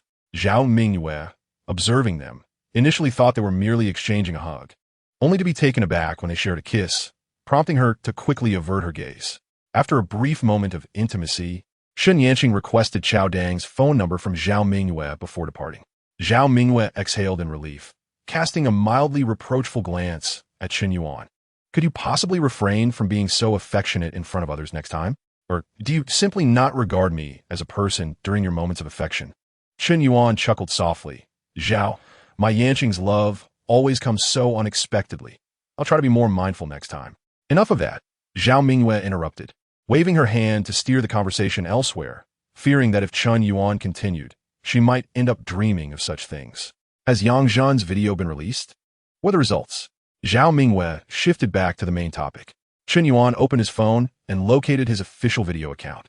Since the video was released, less than half an hour had passed. The video had garnered over 10,000 likes, 30,000 comments, and more than 5,000 shares, along with over 1,000 saves. However, these metrics were not Zhao Mingyue's primary concern. She was most anxious about the prevailing sentiment in the comment section. Taking Chen Yuan's phone, she paused the video and, with a hint of trepidation, opened the comments section. She scarcely dared to breathe, her fingers gently scrolling down the screen. While there were indeed many negative comments, an even greater number were positive. For instance, one user remarked that even if Tian Lanlan employed some minor tactics, her intentions were merely to enhance her product's visibility and allow a superior offering to reach those in need. What was the wrongdoing in that? Had she swindled anyone out of a single penny? A swarm of sudden detractors brandishing their petty grievances should be wary of divine retribution. Another comment boldly asserted that such a confidential marketing strategy of Tian Lanlan being exposed indicated a mole within, criticizing those who benefited from her efforts while disparaging her character, and calling for the exposure of the traitor. Numerous similar lengthy comments received considerable likes, and the majority of shorter comments were supportive. Zhao Mingyue felt a wave of relief wash over her, a smile gracing her face as she asked Chen Yuan, "How did you know the tide would turn in our favor?" Chen Yuan, with an air of calm assurance, replied, "2 words, sincerity. That is precisely why I encouraged Yang Zhan to be forthright in the video. Mr. Zhao, to speak candidly, aside from the few with ulterior motives, most netizens are quite forgiving. They do not fear your mistakes. Rather, they dread your obstinacy in refusing to amend your ways. While they cannot reach through the internet to strike you, they can certainly curse your ancestors from a distance." Zhao Mingyue furrowed her brow, feeling somewhat offended by Chen Yuan's words. Noticing her expression, Chen Yuan hastily clarified, "Mr. Zhao, I did not mean to insult you. I simply meant, all right." Enough of that. Zhao Mingyue interrupted him repeatedly. "What shall we do next?" After a moment's contemplation, Chen Yuan replied, "First, let us silently express our gratitude to the internet trolls for the surge in traffic they have inadvertently provided us. Then, we shall await news from Yan Ning. Since the email was sent by Chao Dang, it is likely that he is entangled in this matter as well. We must see how Yan Ning can coax a confession from him." Zhao Mingyue nodded, feeling a twinge of shame. Throughout this ordeal, Chen Yuan and Shen Yan Ning had been tirelessly engaged, while she, as the owner, felt rather ineffectual. Meanwhile, after descending the stairs, Shen Yanning promptly dialed Chao Dang's number, initiating her plan to lure him out. On the other end, Chao Dang was singing with a few friends when he noticed his phone vibrating on the coffee table. Glancing at the unfamiliar number, especially on a weekend, he initially dismissed it, ready to hang up. However, just before he did, he noticed that the number contained several eights. This was likely not a trivial call, nor a prank. He quickly answered, "Hello, this is Chao Dang." "Hello, Director Chao, this is Shen Yanning." Upon hearing her voice, Chao Dang became alert, signaling his friends to pause, and hurriedly stepped outside. "Hello, Director Shen," he exclaimed as he found a quieter spot. Shen Yanning calmly inquired, "Is Director Chao available now? How about joining me for a cup of coffee?" Chao Dang was taken aback. Shen Yanning was inviting him for coffee? Was this a mistake? "Director Shen, is there something you need?" he asked cautiously, aware of the tension between himself and Chen Yuan. The notion of her inviting him for coffee seemed dubious. On the other end, Shen Yanning sensed Chao Dang's wariness and remarked meaningfully, "Director Chao, the business world is akin to a battlefield. There are no permanent friends, nor eternal enemies. Some matters, some words, must be addressed face-to-face. There is a Starbucks diagonally across from our company. I will be waiting there. If you do not arrive within an hour, I shall leave. With that, she ended the call. Staring at the disconnected line, Chao Dang leaned against the wall, mulling over the situation. Could it be that Chen Yuan still had use for him? He found it hard to believe, yet he remained uncertain. Just then, a friend from the karaoke room emerged, asking Chao, "What are you doing? You've been on the phone for ages." In Chao Dang's eyes, Chen Yuan represented a pathway to prosperity. Regardless of the circumstances, he resolved to go. In any case, there would be no loss on his part. Considering this, Chao Dang hastily addressed his friends. "You all continue to enjoy yourselves. I have matters to attend to." His friends were momentarily taken aback, one of them exclaiming, "What could be so urgent? How dull?" At a Starbucks diagonally across from the Xingchen building, Chen Yuan settled into a cozy corner by the window, leisurely sipping her coffee. Before long, she observed a Volkswagen Passat come to a halt at the entrance. A man emerged from the vehicle, none other than Chao Dang. Chen Yuan diverted her gaze, continuing to savor her drink. Chao Dang strode into the CAF, scanning the surroundings until his eyes landed on Chen Yuan in the corner, and he approached her with purpose. "Ms. Chen," he called out as he took a seat opposite her. Chen Yuan glanced at her Patek Philippe watch and smiled, saying, "Director Chao, you certainly move swiftly. It hasn't even been half an hour." Chao Dang chuckled in response, nodding earnestly. "When Ms. Chen summons, I must appear at the earliest opportunity." "Quite perceptive." Chen Yuan nodded in satisfaction. "What would you like to drink?" "It's on me." Chao Dang observed the caramel macchiato in front of her and replied, "I'll have the same as you."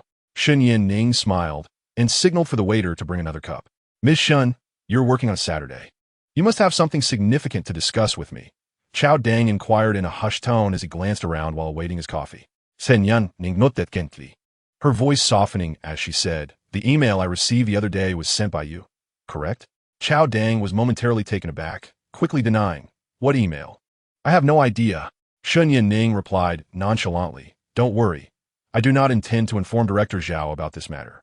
At least not before Zhao Mingwei is ousted from the company." With that, she lifted her coffee cup and took a delicate sip. Chao Dang, still in a state of confusion, couldn't he comprehend her words. What did she mean by before Zhao Mingwei is ousted from the company? "Sir, your caramel macchiato." The waiter's arrival interrupted Chao Dang's thoughts. "Thank you," Chao Dang said absent-mindedly. Once the waiter departed, he quickly asked, "Ms. Shun, I didn't quite grasp what you just said." Chen Yuan's smile faded, her gaze sharpening as she stated, "Chen Yuan is my boyfriend. You should be aware of this. To be frank, I have high hopes for Tianlonlon, but I do not wish for Chen Yuan to remain merely a minor supervisor. Even your position as the head of the marketing department does not interest me." Upon hearing this, Chao Dang was left speechless. "Ms. Shun, you can't possibly be suggesting that you want Chen Yuan to take Zhao Mingyue's position, can you?" Chen Yuan's expression turned haughty. "My boyfriend, Chen Yuan, even if you were to assume Zhao Mingyue's role, would still be underappreciated in my eyes. In truth, I could offer him a better company, but he is fond of Tianlonlon, so I can only indulge him. This is also why I chose to invest in Tianlonlon." Chao Dang was once again left astonished. Had Shen Yanning not revealed this, he would never have fathomed the depth of the intrigue at play. Shen Yanqing continued, "I am currently in need of personnel, Director Chao. If you can assist me, once Chen Yuan becomes the president of Tianlonlon, you shall be the vice president. However, Chen Yuan will not remain at Tianlonlon indefinitely.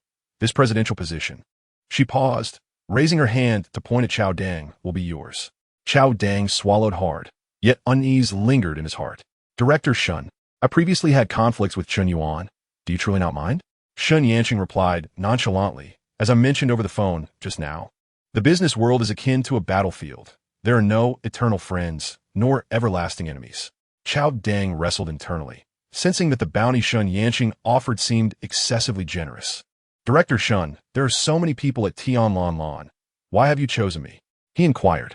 Shen Yanqing candidly responded, "Because Zhao Mingwei is disappointed in you, and because you harbor resentment towards her."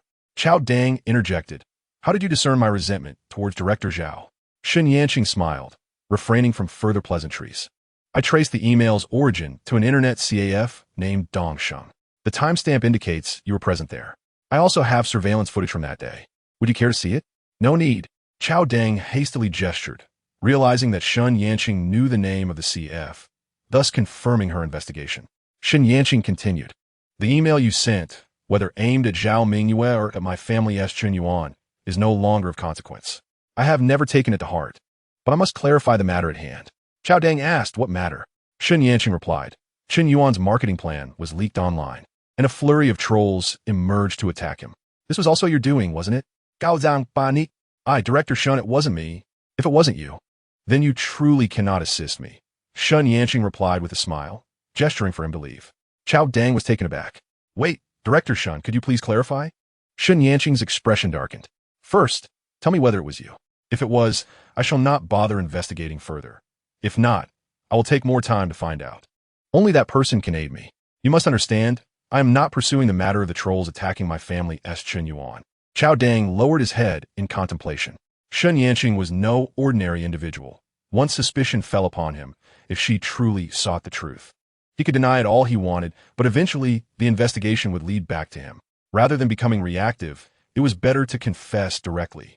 "Director Shun, it was I, but I did not execute it myself. I instructed the head of the channel department, Ma Dakwai, to do so." "Ma Dakwai?" Chen Yanqing raised her brow slightly, unfamiliar with the individual, yet she pressed Chao Dang, "Is Ma Dakwai trustworthy?" Speaking of Ma Dakwai, Chao Dang felt somewhat confident. "Director Shun, Ma Dakwai was originally an ordinary employee in the channel department. Over the years, I have personally promoted him. He is absolutely reliable." Chen Yanqing nodded. "Very well. Since you trust him, I shall too. Now, I have a task for you. Starting tomorrow, instruct Ma Dakwai to direct those trolls to target Zhao Mingyue. I aim to leverage this current fervor to bring Zhao Mingyue down. However, there must be no slip-ups in between, to ensure everything goes smoothly. You and Ma Dakwai must provide me with a detailed action plan before 9 o'clock tonight, as I wish to review it personally." With that, Chen Yanqing produced a bank card, stating, "There are 500,000 here, which shall serve as your operational funds. Today is Saturday, and I'm granting you only 1 week. Next Friday at 10 in the morning, I will convene a shareholders meeting in my capacity as a shareholder to formally challenge Zhao Mingyue." Chao Dang nodded vigorously. "General Manager Shun, I will certainly fulfill the task." "All right, you should leave promptly." Chen Yanqing waved her hand dismissively. After departing from Starbucks, Chao Dang noticed the sun was nearly setting and hurried to contact Ma Dakwai. Before meeting Ma Dakwai, he sought out an ATM to check the balance on the bank card. There indeed was 500,000. But when he attempted to withdraw a portion, the machine indicated that the card had been frozen, effective until 10 tomorrow morning. Chao Dang was momentarily taken aback, but soon deduced that Chen Yanqing must have frozen the card temporarily out of concern that he might not present a satisfactory plan. Without further thought, he proceeded to the agreed-upon meeting spot with Ma Dakwai. Meanwhile, in Starbucks, less than 5 minutes after Chao Dang's departure, Chen Yanqing also stood to leave. As dinner time approached, she promptly called Chen Yuan. "Chen Yuan, are you still at the office?" Chen Yuan, currently in Zhao Mingyue's office, replied, "Yes, I am still here. President Zhao mentioned going for dinner shortly. Have you finished your work?" Chen Yanqing nodded. "Yes, it has gone far more smoothly than I anticipated. Please wait for me. I am on my way to join you." "All right, we will wait for you," Chen Yuan responded. After ending the call, Zhao Mingyue approached, carrying 2 cups of freshly brewed coffee, offering one to Chen Yuan. "Has your Yanqing reached any conclusions?" Chen Yuan affirmed. She said it went more smoothly than she expected, but I'm not aware of the specifics. We can discuss it when she arrives. She also mentioned wanting to join us for dinner. Zhao Mingyue chuckled. "It is precisely because of you. Otherwise, it would be quite a challenge to get her here." Chen Yuan laughed. "President Zhao is merely jesting. Regardless, my Yanqing is now a shareholder of our company, and when the company's interests are at stake, she, as a shareholder, will certainly not stand idly by. It is largely due to President Zhao's charisma. With no one else in the office, the two engaged in mutual flattery. After a while, feeling they had gone a bit overboard, they finally ceased. Laughing, they finished their coffee, and Zhao Mingyue excused herself to use the restroom just as Chen Yanqing arrived. "General Manager Shun is here? Please take a seat," Zhao Mingyue exclaimed, wiping her hand with a paper towel and warmly welcoming Chen Yanqing. Chen Yanqing, not one to be overly formal, gracefully perched on her desk. "I just met with Chao Dang." He readily admitted to a few things. The online trolls were sourced by him through your department head, Ma Dakwai. Chen Yanqing cut straight to the point, retrieving her phone from her handbag and displaying a video from her gallery. This was captured by the Starbucks surveillance. I specifically arranged for the recording to be activated. The Starry building stands as an iconic edifice within that commercial district, and the Starbucks located therein is aptly named the Starbucks Starry Building Store. The general manager of Starry Capital has proclaimed that even the president of Starbucks Washiao region must adhere to his directives with the utmost respect. Chen Yuan and Zhao Mingwei concluded their viewing of the video together. With this evidence, Chao Deng and Ma Dakue would find themselves a loss for words. Chen Yuan smiled and remarked, "Director Zhao, you were overly concerned before." Initially, Chen Yuan harbored doubts that this matter was primarily instigated by Chao Deng. However, Zhao Mingwei suggested that perhaps someone was exploiting the discord between him and Chao Deng to orchestrate this situation. In hindsight, it appears that was not the case at all. Shen Yining commented, "Once Chao Deng presents the proposal to me tonight, Director Zhao, I trust you understand what must be done on Monday without further instruction." "Rest assured, Director Shun, I know how to proceed," Zhao Mingwei replied, feeling a twinge of shame and sorrow. Not for the impending dismissal of Chao Deng and Ma Dakue, but for her own feelings of regret. Ma Dakue was another story, but Chao Deng was a veteran of the company, having joined during its inception. In those early years, he devoted himself wholeheartedly. It was unexpected for him to have transformed into this version of himself. Or perhaps he had always been this way, and she had simply failed to notice. "Director Zhao, do not be disheartened," Shen Yining said as she stepped away from her desk and gently patted Zhao Mingyue's shoulder. "For a company to grow robust, the greatest obstacles do not arise from external challenges, but rather from internal discord. Only when the team is unified can they withstand even the most formidable external pressures." Zhao Mingwen nodded earnestly, expressing her gratitude. "Thank you for your guidance, Director Shun." Shen Yining smiled faintly, suddenly recalling something. "I have yet to engage with Ma Dakue, but I suspect that, as the head of the channel department and a close ally of Chao Deng, there may be discrepancies in the accounts." Shen Yining's intuition was not unfounded. Over the past decade, she had invested in hundreds of companies, and such positions often harbored issues within management. At that moment, Zhao Mingyue also recalled something. A few days ago, the financial director delivered a report on the channel department's performance over the past 6 months. As she spoke, Zhao Mingyue rummaged through her drawer and quickly located the report. When the financial director, Song Qingping, had brought it to her, he had not indicated any issues. So, she had not scrutinized it. Now, she examined it with renewed diligence. The accounts did not reveal any glaring problems, merely a significant increase in the budget. "Director Shun, it appears there are no major issues," Zhao Mingyue stated, handing the report to Shen Yining. Shen Yining skimmed through it and noted that while the budget had indeed increased, it was not excessively unreasonable. Just as she was about to return the report to Zhao Mingyue, she suddenly spotted a name on the report: Qianhong Supermarket. "Director Zhao, if I am not mistaken, Qianhong Supermarket seems to hold our shares," Shen Yining pointed out. Upon hearing this, Zhao Mingyue immediately grasped Shen Yining's implication. She was suggesting a reconciliation of the accounts. "Director Shun, I would appreciate your assistance once more," Zhao Mingyue said, feeling a deep sense of shame. Shen Yin, with a smile gracing her eyes, inquired with a profound meaning, "So, how do you intend to express your gratitude?" Chapter 61. The elegant CEO transforms into a younger sister. "Express my gratitude?" Zhao Mingyue found herself momentarily bewildered. Shen Yin, still smiling, suggested, "How about this? You can call me your sister." Zhao Mingyue was taken aback. Before she could respond, Shen Yin continued, "If you're unwilling to acknowledge me as your sister, then you will simply have to accept me as your aunt." Zhao Mingyue stammered, "Why has it changed to aunt?" Shen Yin replied matter-of-factly, "You see, I refer to your mother as elder sister, and I call myself little sister, so that makes me your aunt, doesn't it?" At this moment, Chen Yuan interjected, "Then that makes me the aunt's husband, doesn't it?" Zhao Mingyue paused, then quickly said, "Then I shall still call you sister." "Huh!" Shen Yin laughed joyously, then added, "Now, let me hear you say it." Zhao Mingyue's face flushed crimson as she shyly called out, "Sister." "Ah." Shen Yin readily responded, then remarked, "Now you and your brother-in-law wait for me here while I step out to make a phone call." With that, Shen Yin turned and exited the office. Chen Yuan and Zhao Mingyue exchanged glances. Zhao Mingyue observed a look of anticipation on Chen Yuan's face and teased, "Are you truly expecting me to call you brother-in-law?" Chen Yuan grinned mischievously. "Isn't that the case?"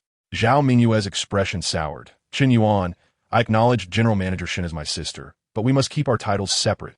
Chen Yuan replied, "Once Yen returns, I shall report you. This little sister of mine seems to have forgotten about her brother-in-law. You know how protective Yan is of her husband. Zhao Mingyue was well aware of Chen Yuan's protectiveness. Otherwise, given Chen Yuan's stature, she wouldn't bother with such a small company. Chen Yuan, what do you think of this arrangement? Zhao Mingyue pondered before conceding. During work hours, we keep it professional. I shall call you Manager Chen, and you shall call me President Zhao. Outside of work, I will call you brother-in-law, and you will call me Yaya. If you disagree, feel free to report me. Chen Yuan contemplated for a moment and nodded. All right, but you must call me brother-in-law first, so that when the day comes you suddenly call out, I will know to whom you are referring. Zhao Mingyue exhaled deeply. So you insist on hearing brother-in-law today? Chen Yuan insisted. Certainly. Once you call me brother-in-law, our relationship will be officially established. Fine, you win. Zhao Mingyue bit her lip in embarrassment, hesitating for a while, and finally uttered the words, brother-in-law. Chen Yuan beamed with delight. My little sister is truly obedient. Zhao Mingyue forced a smile, but after saying it, she felt a strange sense of delight. After a while, Shen Yan returned from her phone call. Yeah, Chen Yuan. The report from Chen Yuan department store will take at least an hour to arrive, so let us not just wait here idly. Let us go for a meal. Shen Yan suggested. Sounds good. Chen Yuan readily agreed. Turning to Zhao Mingyue, little sister, don't just stand there. Let us go. Zhao Mingyue felt a wave of annoyance at being called little sister in the office. Chen Yuan remarked, but it's not working hours now, and besides, there are no outsiders around. All right, you may call me whatever you wish. Zhao Mingyue was acutely aware of Chen Yuan's silver tongue and realized that she was utterly defenseless against his charms. Rather than being subjected to a relentless verbal onslaught, she deemed it wiser to capitulate gracefully. Shen Yanqing observed the exchange between the two and couldn't help but chuckle. Chen Yuan, while Mingyue may be your sister-in-law, she is also your superior. Do not overstep your bounds. She understood that he was merely jesting with her. Chen Yuan smiled in response. As the trio conversed, they exited the company. Today heralded a double celebration, a fortuitous day indeed. So let us head straight to Jiangzhou restaurant, proposed Shen Yanqing. Zhao Mingyue, utterly perplexed, inquired. What double celebration are you referring to? Shen Yanqing raised an eyebrow. What? Does my acquiring a younger sister not count as joyous news? Chen Yuan interjected. Well, that is but one occasion. What other good tidings are there? Shen Yanqing continued. The traitor within the company has been exposed. Does that not qualify as cause for celebration?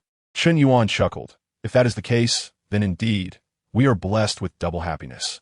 As their conversation unfolded, the elevator reached the ground floor. The three emerged from the building, with Chen Yuan taking a seat in Shen Yanqing's car, while Zhao Mingyue drove her own, and they proceeded directly to Jiangzhou restaurant.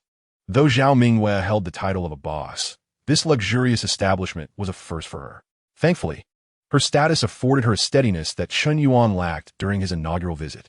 Upon entering the restaurant's grand hall, Zhao Mingyue surveyed the surroundings and remarked, Today, thanks to my sister, I too shall indulge in the delights of Jiangzhou restaurant.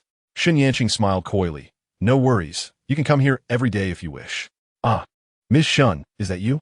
The hotel's manager, recognizing the arrival of esteemed guests, quickly straightened his suit and approached them. It seems you haven't visited us in quite some time. Shen Yanqing smiled gently. Who said that? I was here just a few days ago. You simply weren't present. I must apologize for my oversight. Please forgive me, Miss Shen, the manager chuckled. How many guests do you have today? I shall prepare a private room for you. Shen Yanqing responded, Just the three of us. The manager nodded. Very well, please follow me. As they spoke, the manager led them to the elevator. Upon reaching the third floor, he guided them to a private room with a splendid view. What would you three like to eat? The manager inquired, presenting the menu. Shen Yanqing took the menu and handed it to Zhao Mingyue. Mingyue, please order first. Zhao Mingyue felt a bit awkward. Sister, I am not picky. You may order as you wish. Very well. Shen Yanqing replied without further ado, glancing through the menu and selecting 5 or 6 dishes. Noticing Zhao Mingyue's earlier address of Shen Yanqing as sister, the manager curiously asked, Miss Shen, is this your sister? I don't believe I've met her before. Shen Yanqing nodded lightly. This is my adopted sister, Zhao Mingyue, the president of Tianlanlan Company. She may visit often, so please ensure she is well taken care of. The manager, standing tall, assured her, rest assured, Miss Shen, I shall extend the same level of hospitality to Ms. Zhao as I do to you. Shen Yanqing smiled in satisfaction. At that moment, the manager turned to Chen Yuan, inquiring, Miss Shen, and this gentleman? This is my boyfriend. Chen Yuan, Shun Yanqing replied, a subtle glimmer of happiness illuminating her features as she spoke. The manager was momentarily taken aback and quickly responded, "Ah, you are Mr. Shun's boyfriend. My apologies. I'm the lobby manager of Jiangzhou Hotel. Who you? Named after the legendary figure who tamed the waters." Chen Yuan smiled. "After who you departed?" Chen Yuan curiously inquired. "Does he inquire about every guest who arrives here?" Shen Ning replied with a smile. "It's a professional habit. Any significant guest is certainly accompanied by noteworthy individuals. Recognizing this prevents unintentional offenses in the future." Chen Yuan frowned slightly at her words. "Isn't this merely discerning worth based on appearance? Had we not accompanied you today, we would not have received such favorable treatment." Shen Ning candidly nodded. "Isn't this the case everywhere? People often cast their gaze downward, yet their hearts tend to aspire upwards." Chen Yuan nodded in agreement, choosing not to elaborate further. The waiter presented a fruit platter before their meal. At that moment, Shen Ning's phone chimed with an email from Zheng Shanhe, the director of the investment division. "The financial statements from Qianhong department store have arrived. Please take a look," Shen Ning remarked as she handed over her phone. Chapter 62. The Challenge of a Younger Sister-in-Law. Zhao Mingwei examined the report within the email. The entry fee for the company at Qianhong department store amounted to 20,000, with barcode fees of 1,000, store celebration fees of 1,000, display fees of 2,000, and a daily management fee for promoters of 200 per person, among others. Apart from the fixed entry fee of 20,000, the remaining costs were calculated monthly, per item, or daily. In total, the expenses for the past 6 months equated to 80,000. Zhao Mingwei subsequently retrieved her phone, having deliberately captured the financial interactions between the company's channel department and Qianhong's finance department prior to leaving. Upon comparison, she discovered that the amounts reported by the channel department exceeded those from Qianhong by a staggering 30,000. The other expenses were largely consistent, with the discrepancy lying primarily in the promoter fees. Zhao Mingwen noted that it was evident Ma Dakuai had inflated the cost for one additional person. This was merely for Qianhong department store. The company currently collaborates with over 300 supermarkets, both large and small, in Jiangzhou and surrounding counties. Even disregarding the smaller supermarkets, there are over 50 partnerships with major retailers like Qianhong. If each partnership involves an excess of 30,000, the total would start from at least 150,000. If smaller supermarkets are factored in, the figure would easily exceed 200,000, and this is only for 6 months. No wonder the company's profits are so meager. It appears they have been siphoned away. Zhao Mingwei seethed, her teeth clenched in anger. "I used to think corruption only thrived in large corporations. I never expected such severity in our modest company. It is utterly deplorable. Sister, I believe we need not wait for Chao Dang and Ma Dakuai's ridiculous scheme. With this alone, I could have Ma Dakuai imprisoned." Shen Ning nodded. "However, we still do not know if Chao Dang is complicit. Let us refrain from alarming them for now. On Monday, we shall discreetly gauge their reactions." Zhao Mingwei recognized the wisdom in her sister's caution. Her reminder was indeed invaluable. As the three of them exited the Jiangzhou restaurant, darkness enveloped the outside world, with the first lights of the evening flickering to life. Shen Ning was preparing to bid farewell to Zhao Mingyu when a call from Chao Dang interrupted her. He informed her that the proposal had been completed and sent to her email. After hanging up, Shen Ning checked her inbox and subsequently forwarded the email to Zhao Mingyu. "This is the proposal written by Chao Dang and Ma Dakuai. I've sent it to your email. You can review it later." "All right," Zhao Mingyu nodded. "Sister, I'll head back now." Sen Yan Ning notet krakeshuli. "Please be careful on your way home." Once Zhao Mingyu had departed, Shen Ning turned her attention to Chen Yuan, who was engrossed in a conversation on WeChat. "What are you chatting about? Let us get in the car. I'll drive you back." Chen Yuan nodded and put away his phone before entering the vehicle. On the journey, he resumed his conversation on WeChat. "Chen Yuan, who exactly are you chatting with?" Shen Ning had never seen him so serious before. Chen Yuan chuckled. "It's Sun Xiang. Remember when I mentioned at the hot springs that I'd help him win over Yu? He asked what she was up to this afternoon, and I told him I'd sent her a few messages, but she didn't respond." Upon hearing this, Shen Ning recalled, "I would have forgotten if you hadn't mentioned it. You can play along with him, but don't let you get too involved." "I understand. I'm keeping track," Chen Yuan assured her. "By the way, I haven't asked you yet. What made you suddenly decide to take Zhao Mingyu as your sister?" Shen Ning smiled. "You might not believe me if I tell you." Chen Yuan furrowed his brow, urging her to elaborate. I worry she might still have ulterior motives and one day try to steal my boyfriend. If that happens, who would I turn to for justice? Now that she is my sister and you're her brother-in-law, if she still attempts to undermine our relationship, everyone would see her true colors. At this, Chen Yuan couldn't help but laugh. Are you more concerned about her or distrustful of me? Of course, I trust you, Shen Yinning replied. But if someone is constantly fixated on you, it makes me uneasy. Would you be indifferent if someone was obsessively pursuing me? Chen Yuan smiled. You make a valid point. As they spoke, Shen Yinning suddenly remembered something. By the way, with the weather growing colder, you should keep taking the bus to work every day. Choose a car from my garage. If you're worried about being too ostentatious, I can buy you a modest one. You're a supervisor now. It's time you had your own vehicle. Chen Yuan teased her. Are you tired of driving me home? Shen Yinning was taken aback, pulling over to the side of the road with a feigned pout. Chen Yuan, you ungrateful soul. Don't you know how much I care for you? Saying that just now. Are you trying to provoke me? As she spoke, tears welled up in her eyes. Realizing he had gone too far, Chen Yuan quickly backtracked. Yinning, please don't cry. I was just joking. Shen Yinning huffed in playful indignation. Then give me a kiss. She leaned in, and Chen Yuan obliged, planting a gentle kiss on her cheek before turning her lovely face towards him and kissing her tenderly. Shen Yinning sighed softly, surrendering to the moment. After a brief moment, the two exchanged glances, their eyes weaving a silent connection. Shen Yinning regained her composure and inquired, regarding the car we discussed earlier, have you given it some thought? Chen Yuan contemplated briefly and replied, perhaps I should opt for an economical vehicle. Anything under 150,000 will suffice. I am not particular. Shen Yinning nodded, asking, are you certain you do not wish to select one from my garage? No, Chen Yuan insisted, waving his hands dismissively. Shen Yinning did not press further, saying, very well, I shall arrange for someone to retrieve the car tomorrow. Meanwhile, Zhao Mingwei returned home, having just slipped into her slippers. When Zhao Xianghe approached with a stern expression, come here, sit on the sofa, she commanded. Observing her mother's serious demeanor, Zhao Mingwei furrowed her brow in confusion. Mother, what is the matter? Zhao Xianghe gestured for her to take a seat on the sofa. Unsure of her mother's sudden intensity, Zhao Mingwei complied. I am seated now. Please speak. Standing before her, Zhao Xianghe looked down and asked, did something occur at the company today? Zhao Mingwei nodded.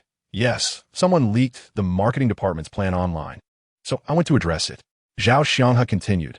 Why did you not take Sun Xiang with you? Zhao Mingwei's expression shifted. Did he report me? Zhao Xianghe replied. He did not report you. Rather, I inquired how things were between the two of you. He mentioned he had to return to school after you went to the company. Yeah.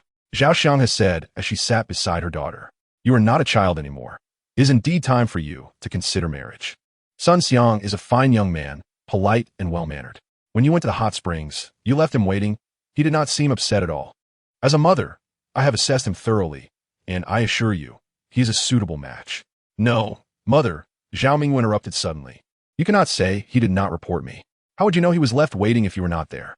Chapter 63. Accelerating progress, please do not hastily accuse him of reporting. He simply deserves fair treatment, Zhao Xianghe retorted. It must have been quite awkward for him waiting while you enjoyed the hot springs. Zhao Mingwei, feeling equally exasperated, replied, Mother, is he not indirectly reporting to you? If he did not wish to complain, he could simply say he was with me at the hot springs. Zhao Xianghe dismissed her concern. He was being sincere. Zhao Mingwei conceded, Fine, I admit my fault. I will be more mindful next time. That is more like it. Zhao Xianghe smiled, taking her daughter's hand earnestly. Yeah. When you expressed your desire to start a business, I did not utter a word of opposition. A career is not solely a man's domain. Women can also be independent and successful. However, in matters of marriage, it is wise for a woman to marry sooner rather than later. Zhao Xianghe extended one hand, stating, Consider this. A man of 40 or even 60 can still find a 28 or 29-year-old partner and have children. But what of women? Yes, if you're wealthy, you may also find a younger companion. But what about children? At 40 or 60, how will you bear children? Can you truly have your own biological offspring? When the time comes, the young man may engage in frivolous pursuits outside, and soon enough, a child may arrive. The burden falls upon us women. The reason for my mother's urgency stems from this concern. You are 32 this year, and in just 2 months, you will turn 33. By the time you reach 35, even if you're married and expecting a child, you will still be considered a high-risk pregnancy. You are my flesh and blood. If I do not cherish you, who will? Listening to her mother's heartfelt words, Zhao Mingyue began to grasp the gravity of the situation. Nodding, she replied, "Mother, I have taken your words to heart. By the latest, I will ensure you can hold your grandchild by the age of 36. Good. Zhao Xiang nodded in approval, but then suddenly wondered why it was 36. You need to establish a relationship with Sun Xiang. By this time next year, I could hold my grandchild. Zhao Mingyue smiled, realizing that she could not explain everything to her mother at that moment, and responded, "Mother, didn't I just say by the latest 36? All right, with your promise. I feel much more at ease." Zhao Xianghe beamed with joy. "Is there anything important at the company tomorrow? You should have lunch with Sun Xiang. Chat casually to deepen your understanding, and then go watch a movie." Zhao Mingyue recalled Chen Yuan's words from yesterday, when necessary. She must provide Sun Xiang with a glimmer of hope. Meanwhile, she thought about hastening the process, as she did not have the luxury of time to indulge Sun Xiang. She needed to reveal his true character promptly. Thus, she readily agreed. "All right, let us proceed as you suggest." The next day, at the entrance of Jiangzhou University, "Xiangzi, it's already 10 o'clock. Is that elegant CEO of yours actually coming?" After leaving the hotel yesterday, Sun Xiang returned to campus and boasted to his 3 roommates that he was about to win over an elegant CEO. If this endeavor succeeded, they would enjoy a life of luxury together. His 3 roommates were skeptical. At 9 o'clock, Sun Xiang received a call from Zhao Mingyue in his dormitory and turned to tell them that at 10 o'clock, the elegant CEO would come to pick him up for their date, allowing the guys to witness the event.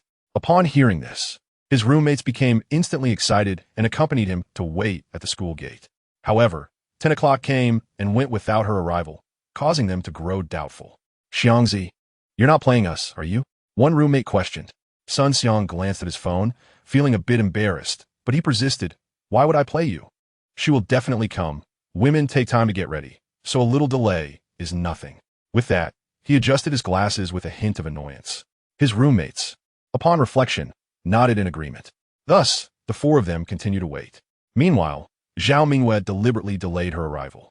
After finishing her call with Sun Xiang, she set off but parked her car by the roadside just before reaching Jiangzhou University. She wanted to see how Sun Xiang would react to her tardiness of several minutes. The weather outside was slightly breezy and a bit chilly.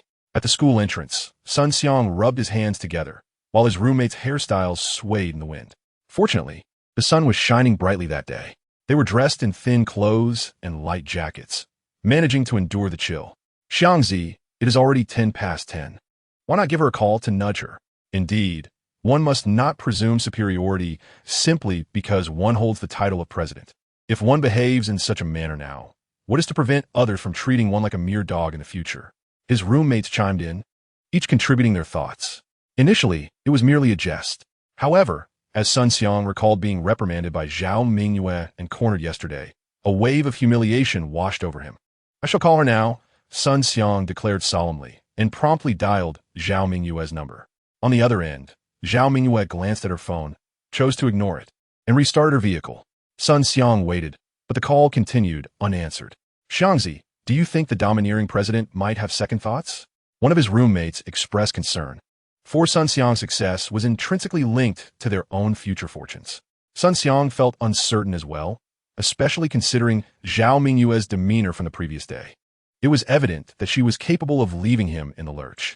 Just as anxiety gripped him, a Mercedes-Benz approached directly. Could it be her? His roommate peered through the windshield and discerned that the driver was a woman, seemingly a beauty. "It is her." Sun Xiang nodded excitedly, recalling that he had seen Zhao Mingyue driving this very car to the office yesterday. "Wow, Xiangzi, look at you. The president is personally here to take you on a date. When you make it big, don't forget about us, your brothers," his roommate exclaimed with uncontainable enthusiasm.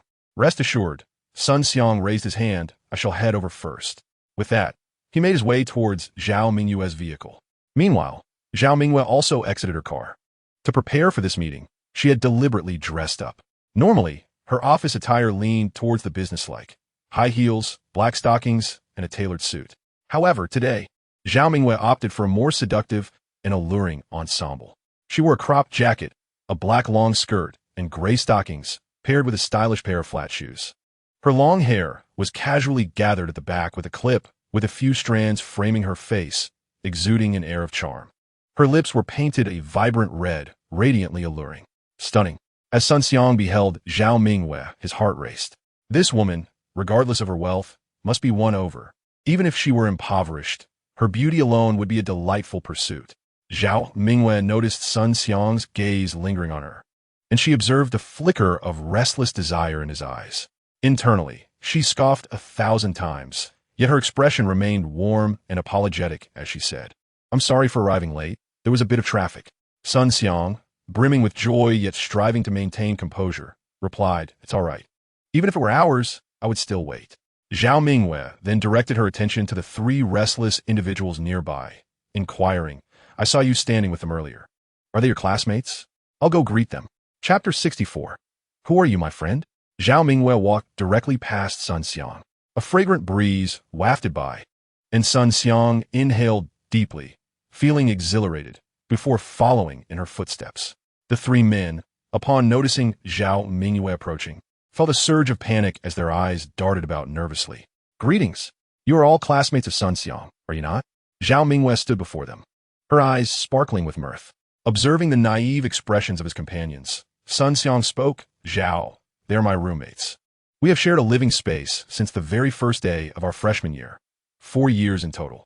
Upon finishing his introduction, he noticed his 3 roommates still gazing at Zhao Mingwei and cleared his throat discreetly. The trio quickly regained their composure and exclaimed in unison, "Hello, Zhao." Zhao Mingwei smiled warmly and turned to Sun Xiang, saying, "Shall we be off? Otherwise, we may miss the movie after dinner." "Certainly," Sun Xiang replied enthusiastically, promptly following her lead. The 3 roommates watched as Sun Xiang entered Zhao Mingwei's vehicle, their excitement palpable. "He has got it made. Sun Xiang is in good hands.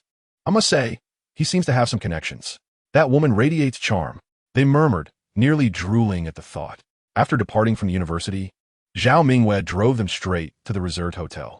The establishment was not overly luxurious, yet it was a respectable 4-star venue. "This place must have quite high expenses," Sun Xiang remarked as he stepped out of the car, noticing the plethora of luxury vehicles, some worth hundreds of thousands or even millions, parked nearby, making him feel somewhat intimidated. Zhao Mingwei chuckled lightly. "Please, no need for such formalities. Just call me Ye." Sun Xiang was taken aback. The difference in Zhao Mingwei's demeanor today compared to yesterday was striking. "Zhao, no. Yeah." He tentatively tried the name. "What is it? Speak up," she replied with a beaming smile. Sun Xiang's face flushed as he inquired, "Why the sudden change in attitude from yesterday to today?" Zhao Mingwei replied with a smile, "Is that all? I thought you had something more pressing to ask. We only just met yesterday, and then Chen Yuan mentioned you're quite decent, worth getting to know.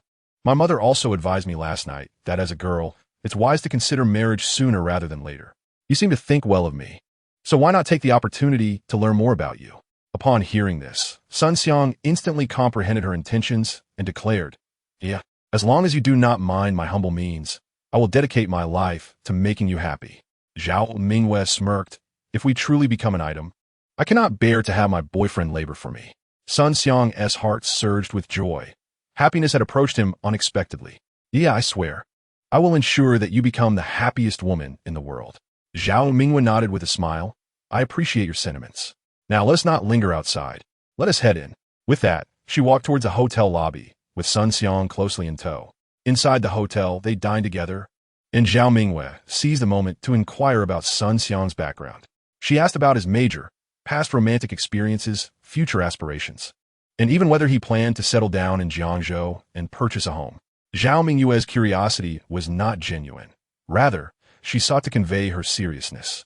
And Sun Xiang could indeed feel her earnestness, his heart brimming with exhilaration. Subsequently, the two ventured to the cinema. Inside, as Sun Xiang observed a scene where the male and female leads shared a kiss, he discreetly glanced at Zhao Mingwei, who was utterly engrossed in the film. He then attempted to brush against her hand. However, just as his hand was about to make contact, Zhao Mingwei fluidly withdrew hers.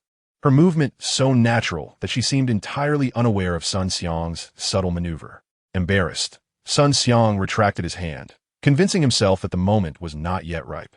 Throughout the film, he made several attempts, yet all were in vain, stirring a sense of anxiety within him. Ultimately, by the time the hour-and-a-half movie concluded, he had not succeeded in touching Zhao Mingwei's hand. Upon exiting the cinema, Zhao Mingwen inquired. What shall we do now? Sun Xiang pondered for a moment before suddenly asking. Are you afraid of ghosts? Zhao Mingwen paused, confused by the question. Sun Xiang continued. If you're not scared, we could visit a haunted house. I know of a newly opened one that is quite entertaining. Zhao Mingwen secretly scoffed at the notion, having failed to make a move in the cinema. He now sought to frighten her into his embrace. How childish. Yet, to further ignite Sun Xiang's eagerness, she feigned hesitation and replied, No way. I'm scared. Indeed. The next moment, Sun Xiang became invigorated, patting his chest and declaring, Don't worry. I will protect you. Zhao Mingwen lightly bit her red lip. Really? Absolutely. Sun Xiang affirmed, thumping his chest with vigor. All right then. Let us go. But you must promise not to scare me. Zhao Mingwen playfully admonished. Sun Xiang, elated within, thought to himself that all those aloof, domineering women were nothing in comparison. He nodded. I assure you, I will only protect you, not frighten you. Good. Then let us proceed, Zhao Mingwen responded, feigning bravery. The two climbed into the car, and under Sun Xiang's guidance, they arrived at the haunted house. The establishment was bustling with visitors, and the ticket prices were reasonable. Sun Xiang, with a flourish, purchased 2 tickets. Let us head inside, he said. Zhao Mingwen nodded.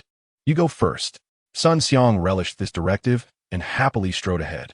Inside the haunted house, darkness enveloped them, rendering the path ahead barely visible. Concerned that Zhao Mingwen might get lost, and hoping that when she became frightened, she would instinctively seek refuge in his embrace, he turned and said, Stay close. From a distance of 2 or 3 meters behind, Zhao Mingwen, heart racing, replied, I know, just don't talk. Sun Xiang chuckled. You're frightened already. And we haven't even begun. Should I carry you? Just be quiet. I can handle it myself. Zhao Mingwen retorted, her tone firm. Sun Xiang smiled, understanding that Zhao Mingwen, accustomed to her authoritative role, had a touch of stubbornness. Then go at your own pace. He remained stationary, waiting for her. Before long, Zhao Mingwen caught up, and as she reached out, she unexpectedly touched Sun Xiang, startling her. What are you doing? Don't scare me, she exclaimed, then, disregarding him, continued forward. Sun Xiang chuckled to himself, quietly trailing behind her. As they proceeded, they approached a corner less than 2 meters ahead. Suddenly, a disembodied head tumbled down from above on Zhao Mingwen's right side, its hair disheveled and its tongue grotesquely elongated.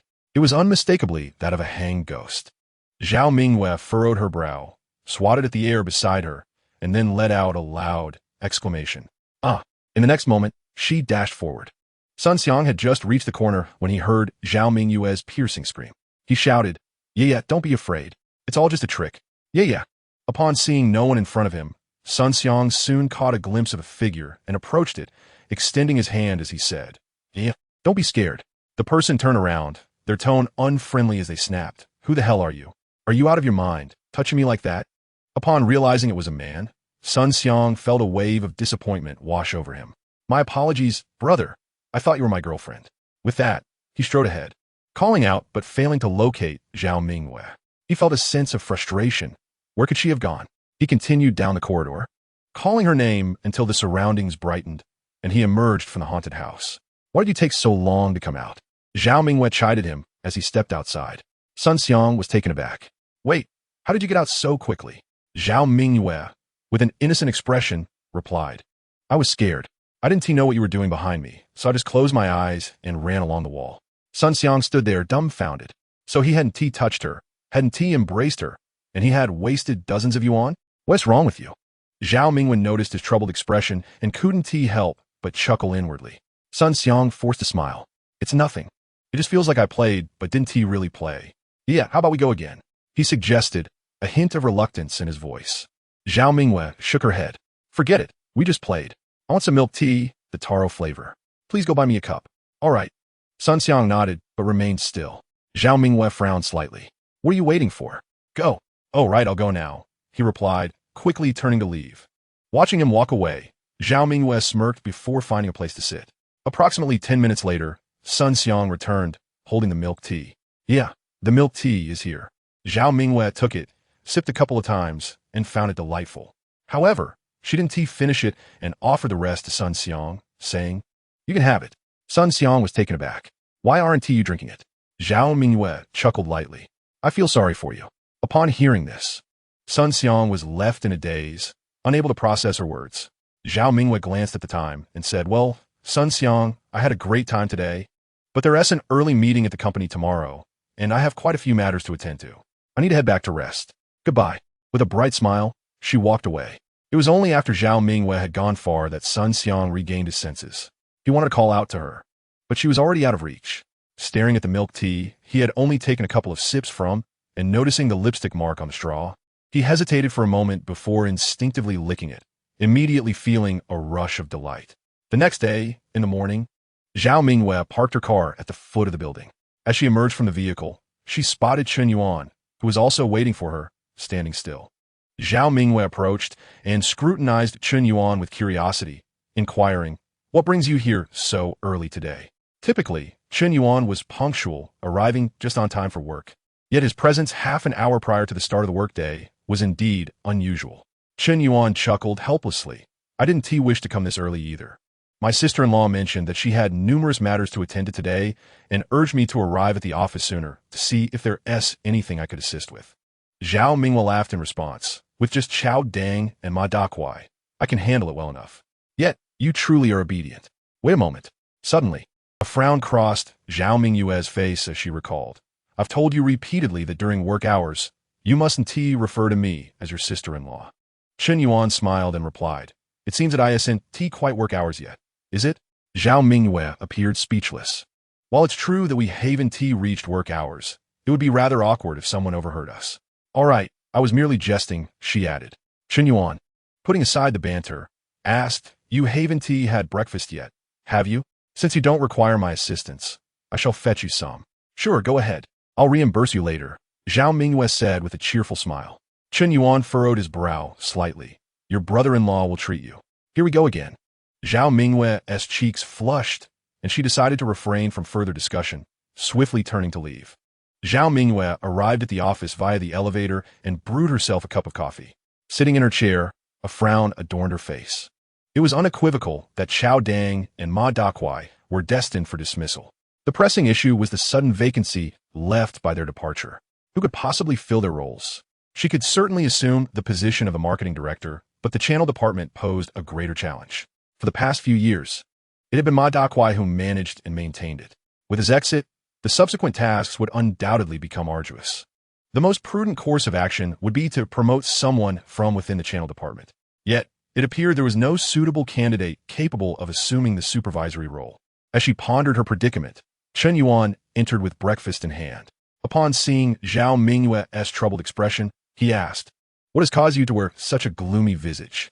Placing the breakfast before her, he encouraged, "Please eat." Zhao Mingyue nodded absent-mindedly as she began to consume her meal. "Aren't you going to share your thoughts?" Chen Yuan inquired as he settled across from her. Zhao Mingyue sighed and replied, "The position of channel department supervisor will soon be vacant, yet there are no suitable candidates at the moment." Chen Yuan remarked, "You don't intend to retain Ma Dakuai, do you?" "Absolutely not." Zhao Mingyue waved her hand dismissively. "Even if I were to assume the role myself, I would never keep Ma Dakuai." Chen Yuan shrugged. Expressing his inability to assist, "I might have solutions for other matters, but this is something I truly cannot help you with." Zhao Mingyue acknowledged, "I understand. You carry on with your tasks. I shall contemplate further. If all else fails, I'll simply recruit someone new." Chen Yuan stood and departed. Before long, Hong Lu knocked and entered. "Director Zhao, I believe I just spotted Chen Yuan." Upon hearing this, Zhao Mingyue couldn't help but laugh. "You two find it somewhat peculiar that he is so proactive about work, don't you?" Hong Lu concurred. "Indeed, it is rather strange." After finishing her breakfast, Zhao Mingyue noticed it was time to head to work. She touched up her makeup and said to Secretary Hong Lu, "Please check if Supervisor Ma from the channel department has arrived. If he has, ask him to come over." "Understood." Hong Lu responded and promptly left. In a short while, she returned with Ma Dakuai. "Director Zhao, Supervisor Ma is here," Hong Lu announced, stepping aside. Zhao Mingyue gestured for Ma Dakuai to take a seat. Once he was settled, she retrieved the channel department's report from her drawer. "Supervisor Ma, here is your department's report. Please review it for any discrepancies." Zhao Mingyue spoke in a gentle tone, masking any hint of unease. Yet, Ma Dakuai remained vigilant, casting a wary glance at Zhao Mingyue before scrutinizing the report. After what seemed like a thorough examination, he replied, Director Zhao, everything appears to be correct. I have cross-checked it meticulously, and there are no issues. Zhao Mingwei remained composed, urging, take another look. Sensing her insistence, Ma Dakawei hastily explained, Director Zhao, I understand the budget has been somewhat excessive, but as you know, the competitive pressure is immense without additional expenditure. It is nearly impossible to achieve results. Zhao Mingwen nodded, then please verify if there are any discrepancies in our accounts with Qianhong Department Store. Zhao Mingwei deliberately pointed out Qianhong Department Store, yet Ma Dakawei did not suspect she had uncovered anything. If the issue were solely with Qianhong's finances, he might have panicked. However, the reality was that he had fabricated accounts across numerous supermarkets. Confronted with Zhao Mingyue's inquiry, he again examined the report and responded, Director Zhao, I cannot recall the details from Qianhong, but the general ledger is accurate, totaling 111,653 yuan. Is that so? Zhao Mingyue scoffed, pulling out her phone to show him a photograph. Take a look at this. She placed the phone in front of him. Ma Dakawei glanced at Zhao Mingyue with suspicion before focusing on the photo, his expression shifting dramatically. This is the report from Qianhong Department Store, indicating over 80,000 on their end, yet it appears as over 111,000 here. Supervisor Ma, explain to me the source of this additional 30,000 yuan. After retrieving her phone, Zhao Mingyue asked calmly, Ma Dakui panicked, Director Cao, I'm giving you a chance, Zhao Mingyue interrupted coldly. This is merely the fabricated account you have with Qianhong Department Store. We have established hundreds of supermarkets. Tell me, how many fraudulent accounts have you created? When did this begin? You cannot have taken all the money yourself. Who else has shared in your ill-gotten gains? If you confess, I will not report you. Director Zhao, I have only manipulated accounts in a few supermarkets, totaling just over 100,000. It is definitely not hundreds, and it has only started in the last 6 months. I have not shared the accounts with anyone, Ma Dakawei confessed, aware that the truth was out. He realized he could not conceal everything. But minimizing his admissions could work in his favor. He believed that if he confessed quickly enough, Zhao Mingyue would not be able to investigate every single supermarket. And even if she did, she might not uncover the entire extent of his deceit, due to the fact that many supermarket executives have also accepted benefits from him. Those individuals are protecting him, as well as themselves. Zhao Mingyue fundamentally does not believe that Ma Dakawei embezzled merely a trifling amount. Director Ma, opportunities are scarce. You would do well to ponder your words. If it were truly such a meager sum, I would not concern myself with it at all. Ma Dakawei replied, Zhao, I assure you, it is only this much. Zhao Mingyue smiled slightly. Very well, let's not dwell on the amount. Instead, tell me, who in our company has received your money? No one. I have not given any money to anyone. Ma Dakawei vehemently shook his head. Zhao Mingyue responded coldly. Is that so? Very well. Since you refuse to acknowledge the truth, you may step outside and await the police's intervention. She waved her hand and then instructed Hong Lu. Secretary Hong, please summon Director Cao. He is an astute individual and will speak for himself. Hong Lu glanced at Ma Dakawei, responding, yes, I shall go at once. A wave of panic washed over Ma Dakawei. No one knew better than him the extent of his embezzlement. Zhao Mingyue might not uncover anything, but if he were handed over to the police, it would be the end for him. Wait. Ma Dakawei called out as he saw Hong Lu about to exit the office. Director Zhao, you mentioned that if I fully disclose, you would refrain from calling the police? Indeed. Zhao Mingyue nodded. Ma Dakawei promptly declared, all right, I will speak. Zhao Mingyue turned to Hong Lu and instructed, Secretary Hong, please activate the mobile recording. Understood, Director Zhao. Hong Lu replied, nodding as she positioned herself beside Zhao Mingyue, directing the camera towards Ma Dakawei. Caught in a predicament, Ma Dakawei gritted his teeth and decided to confess completely. The falsified accounts began 2 years prior. Initially, it was merely a tentative endeavor, and the amount embezzled was insignificant, only about 20 to 30,000 a month. However, as time passed, his appetite grew, and he began to manipulate the accounts of more supermarkets. While the falsifications at each supermarket were not substantial, the sheer number of supermarkets accumulated into a considerable sum. Over the past 2 years, the total amount embezzled reached an astonishing 5 million. Of that, 2 million was used for bribery, leaving him with a net gain of 3 million. You should have a record of how much Xiao has taken from you over these 2 years, Zhao Mingyue inquired. Ma Dakawei nodded. A total of 830,000. Excellent. You truly excel. Zhao Mingyue gritted her teeth, feeling the bitterness of her frugality only to see it squandered by such individuals. She continued to question, "How much remains of the 3 million in your possession now?" Ma Dakaway lowered his head. "Not much left." "What does not much mean?" "Approximately 7 to 80,000. "Have you purchased a house?" "No." "A car?" "No." "So you've squandered over 200,000 on indulgences?" Ma Dakaway kept his head bowed. "Director Zhao, I am deeply sorry. I have wronged you and the company." Zhao Mingyue felt a pang in her heart and said, "I do not care how much money you have left. You must return the full amount to the finance department by the end of today and proceed to the human resources department tomorrow morning to complete your resignation." "Understood," Ma Dakaway replied, rising to express his gratitude. "Thank you, Director Zhao." With that, he turned and exited. Hong Lu turned off the recording and, with a curious tone, inquired, "Zhao, why not report him to the police for embezzling millions from the company? At least he should spend a few years behind bars." Zhao Mingyue sighed softly. "One must leave a margin in life. The channels department is the lifeblood of the company, constantly navigating through profit and loss. It would be unreasonable to remain entirely untainted. As long as it doesn't go too far, turning a blind eye occasionally is permissible." Reflecting on the company's journey since its inception, she continued, "Ma Dakwai has indeed been diligent, having developed hundreds of channels over the years. We ought to acknowledge some of his contributions." Hong Lu nodded in agreement. "It is indeed fortunate for Ma Dakwai to have a boss like you." Zhao Mingyue raised her hand. "Enough of this. Please call Chao Dang." "Understood," Hong Lu responded, promptly going to summon Chao Dang. A few minutes later, Hong Lu returned with Chao Dang in tow. Chao Dang observed Hong Lu closely, sensing something unusual. Typically, whether it was Yang Zhen or now Hong Lu, they would merely convey the message to meet Zhao Mingyue and leave. However, today, he felt as if Hong Lu was keeping a watchful eye on him. "Zhao, you called for me?" Upon entering the office, Chao Dang greeted Zhao Mingyue while scrutinizing her expression, which seemed unchanged from usual. "Chao Director, please take a seat." Zhao Mingyue replied cheerfully. Seeing her in good spirits, Chao Dang felt a sense of relief. "Zhao, what is it you need?" he asked. Zhao Mingyue got straight to the point. "Chao Director, the channels department has always been under your market management. The budget has seen a significant increase over the past 2 years, particularly in the last 6 months. You are aware of this, correct?" "I am." Chao Dang instinctively nodded, thinking Zhao Mingyue was about to point out his oversight, and quickly added, "I personally review their budgets every year, every half year, every quarter, and even every month." "That's good to hear," Zhao Mingyue nodded.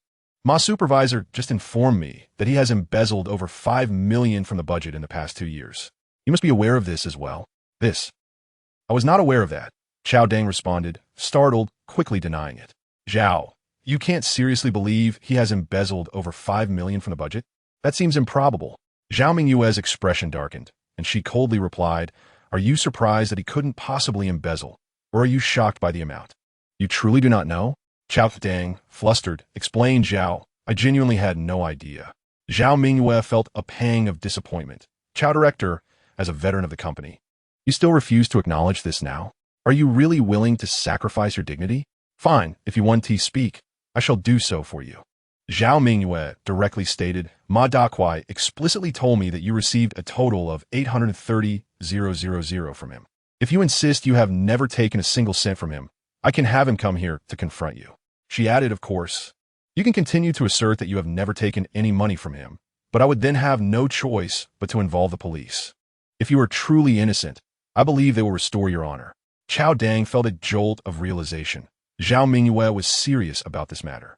H.L. stood beside H.O.M.Ju, observing C.O.D. Ing hesitating, lacking the forthrightness even exhibited by M.D. Ku. She could not help but speak up. "Director CEO, if you can candidly admit to your actions and return the funds to the company, ZHOZ Inc. may consider your status as a senior member and might not pursue the matter further. However, if you remain obstinate, ZHOZ Inc. will have no choice but to handle this matter with due diligence." ZHOM and Zhu remained silent, her gaze fixed intently on COD Inc. After weighing his options, COD Inc. finally lifted his head to meet ZHOM-Zhu's eyes and, with a sense of shame, confessed, "HOZ Inc. I admit I did indeed take money from MD Ku." With an impassive expression, ZHOM-Zhu responded, "As long as you can return 500,000, I shall not pursue this matter any further. Externally, I will state that you left for personal reasons, which will not affect your reputation." COD-ing felt a warmth in his heart at her words. Thank you, ZHOZ-ing. ZHOM and Zhu continued. There's another matter. A few days ago, when Mr. SHN visited to discuss financing, he received an email just before his departure. You scheduled that email to be sent from an internet CAF, did you not? At this point, COD-ing felt he had nothing left to hide and admitted candidly, yes, I sent it. ZHO and Zhu nodded in satisfaction. And the exposure of the marketing department's proposal online, along with the hired trolls attacking CH and Yuan, was also orchestrated by you instructing MD Ku, correct? Indeed. COD-ing confirmed once more. Taking a deep breath, Shou and Zhu concluded, well, since you have admitted to everything, I have nothing more to say. You may leave. As COD-ing turned to exit, he paused and abruptly looked back. ZHOZ-ing, how did you find out? ZHOM, Zhu replied coolly. That is something you need not concern yourself with. After COD-ing departed, he contemplated how SHNYNN-ing had provided him with 500,000, which he could use to cover the company's shortfall. Regarding the situation with SHNYNN-ing, having already been dismissed, he assumed she would not voice any objections. After all, that sum was ostensibly allocated for event expenses. He doubted SHNYNN-ing would attempt to reclaim it. With his prospects with TNLNL-in now at an end, COD-ing felt disinclined to return to work.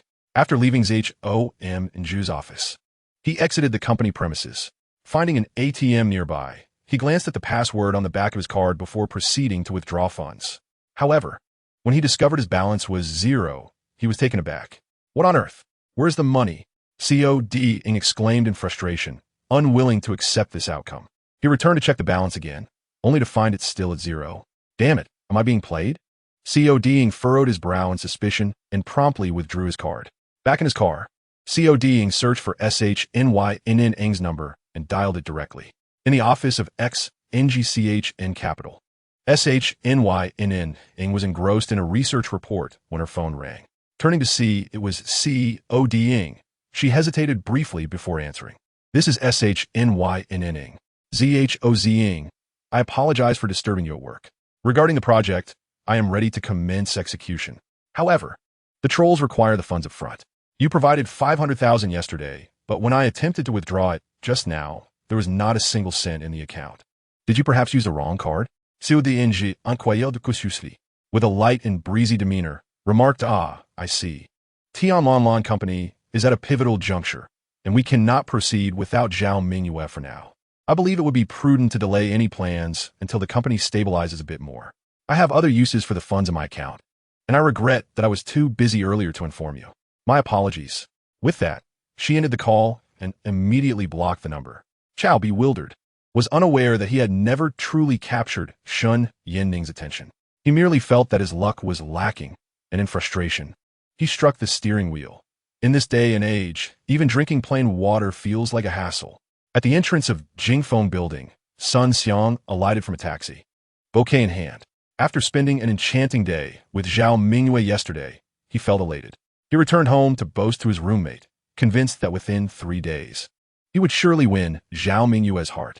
Today, he intended to seize the moment and deliver flowers to Zhao Mingyue at Tianlonlon, eager for the company to recognize their budding relationship. This way, everyone would know that Zhao Mingyue had a potential boyfriend, making it more challenging for her to reconsider. As Sun Xiang entered the building, the lobby security guard stopped him. Sir, whom are you looking for? The guard inquired. With a beaming smile, Sun Xiang replied, I am here to see my girlfriend, the president of Tianlonlon Company, Zhao Mingyue. Having worked in this role for several years, the guard was familiar with Zhao Mingyue and had never heard of a boyfriend. Narrowing his eyes, he scrutinized Sun Xiang, dismissing him as merely a poor lad who dared to aspire for something unattainable. With a smirk, the guard casually asked, Do you have an appointment? Sun Xiang, taken aback, retorted, I'm delivering flowers to my girlfriend, and I need an appointment. The guard continued, How can you prove she is your girlfriend? Grinding his teeth, Sun Xiang shot back, Oh, so you think you're better than me, huh? Fine. I'll call her right now and have her file a complaint against your property management. You'll be out of job. With that, Sun Xiang pulled out his phone and dialed Zhao Mingyue. Hello, yeah, it's me, Sun Xiang. I'm downstairs at your office, but the security guard won't let me in. Please tell him. He then handed his phone to the guard. The guard, momentarily taken aback, answered the phone. Hello, President Zhao, this This is the lobby security guard, Xiao Li. Oh, understood. He returned the phone to Sun Xiang. Furrowing his brow, Sun Xiang took back the phone. Hello, yeah. It's me. On the other end, Zhao Mingyue's voice was icy. I'm very busy right now and don't have time for you. Please go home. She abruptly ended the call. Sun Xiang stood there, dumbfounded, wondering how someone could change so swiftly. Just yesterday, she had been so gentle, and now she seemed as fierce as a lioness. Was this truly the same person? The guard chuckled softly. What boyfriend nonsense. She clearly has no desire to see you. One must be practical. You're young, so stop trying to take shortcuts. If it doesn't work out, come work with me as a security guard. I'll look out for you. Look out for me. You are just a doorman, reveling in your small authority. Sun Xiang, filled with rage, pointed at the guard. You'd better watch out. Soon, you'll know who's really in charge. Chapter 68. Seeking help from Chen Yuan after leaving those harsh words. Sun Xiang stepped outside the building and opened his phone to find Chen Yuan on WeChat. Zhao Mingwei refused to see him, leaving him with no choice but to seek assistance from Chen Yuan. Unable to meet Ye, yet I cannot handle a mere security guard? Sun Xiang grumbled. Chen Yuan was at work in the azure sky. As long as he came down or spoke directly to the guard, claiming to be a client of the company, the guard would have no choice but to let him through. Brother, I'm downstairs at your company. I just called Ye, but she won't see me. We had such a delightful time yesterday. Please, just tell the lobby guard to let me in. Or you could come down and bring me up. I beg you, brother. I'll be waiting downstairs. In the marketing department, Chen Yuan glanced at the WeChat message from Sun Xiang and shook his head silently, taking a while to respond. Brother, I was busy and didn't see your message. There has been a significant issue with the management today. Director Zhao is quite upset. It would be unwise for you to provoke any further trouble. I'm tied up at the moment. Perhaps you can come by another time. Upon reading Chen Yuan's reply, Sun Xiang was momentarily taken aback. Is this truly the worst time to come? He sighed. I suppose I'll have to wait until tomorrow. Resigned. He tucked away his phone and turned to leave. At that moment, the security guard at the entrance shouted, Hey, are you leaving already? Can't you stay? Aren't you supposed to let me know who's in charge? Wow, what a nuisance. Fuming, Sun Xiang ground his teeth, that insufferable guard. One day, he will be begging for my favor. In the marketing department, after dismissing Sun Xiang, Chen Yuan received a call from Shen Yaning, exchanged a few pleasantries, and then proceeded to Zhao Mingyue's office. He sent Hong Lu away, closed the office door, and took a seat in front of Zhao Mingyue. Sister-in-law, what's on your mind? Chen Yuan asked with a smile, tilting his head. Zhao Mingyue replied, exasperated, Director Chen, it is work hours. Well, there is no one else here, Chen Yuan countered. By the way, did Sun Xiang come looking for you earlier? Zhao Mingyue nodded. Yes. Why didn't he let him in? I'm swamped with tasks. I simply don't have time to deal with him. It's better to let him cool his heels. Chen Yuan smiled, still troubled by the issue regarding the head of the channel department. Indeed, Zhao Mingyue continued. I just had the HR director reach out to a few headhunters, but there aren't any suitable candidates at the moment. Even if there were, our resources are rather limited. Chen Yuan, undeterred, remarked, How grand do you think they are to dismiss us as too small? Zhao Mingyue replied. This individual was previously a regional channel manager for a candy conglomerate, earning $1 million a year. How could I possibly afford such talent? Moreover, they are aiming for Fortune 500 companies. What do we have to offer? Chen Yuan chuckled. I thought they were a deity of sorts. Turns out, they're not so formidable after all.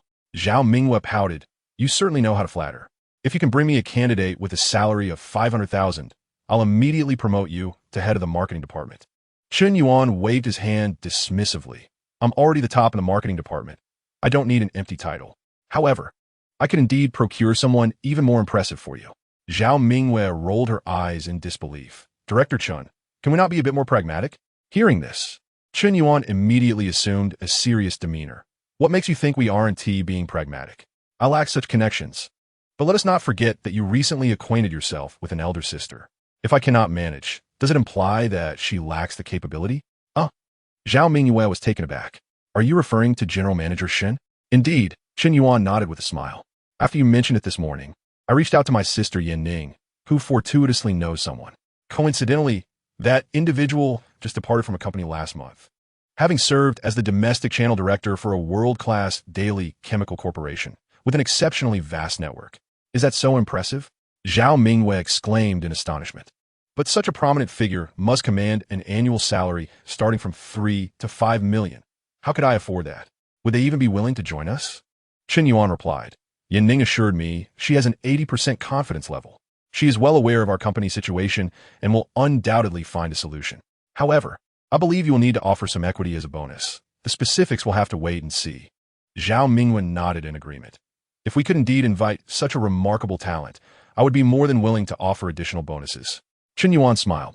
Very well. We shall proceed thus. If there are any developments, Ning will contact you directly. Understood. Thank you, brother-in-law. Zhao Mingyue's cheeks flushed as Chen Yuan prepared to leave. He heard her address him as brother-in-law and quickly turned back. Wait, what did you just call me? Zhao Mingyue, blushing, playfully replied. What, do you not like it? If you don't, I won't call you that anymore. Chen Yuan, invigorated, responded.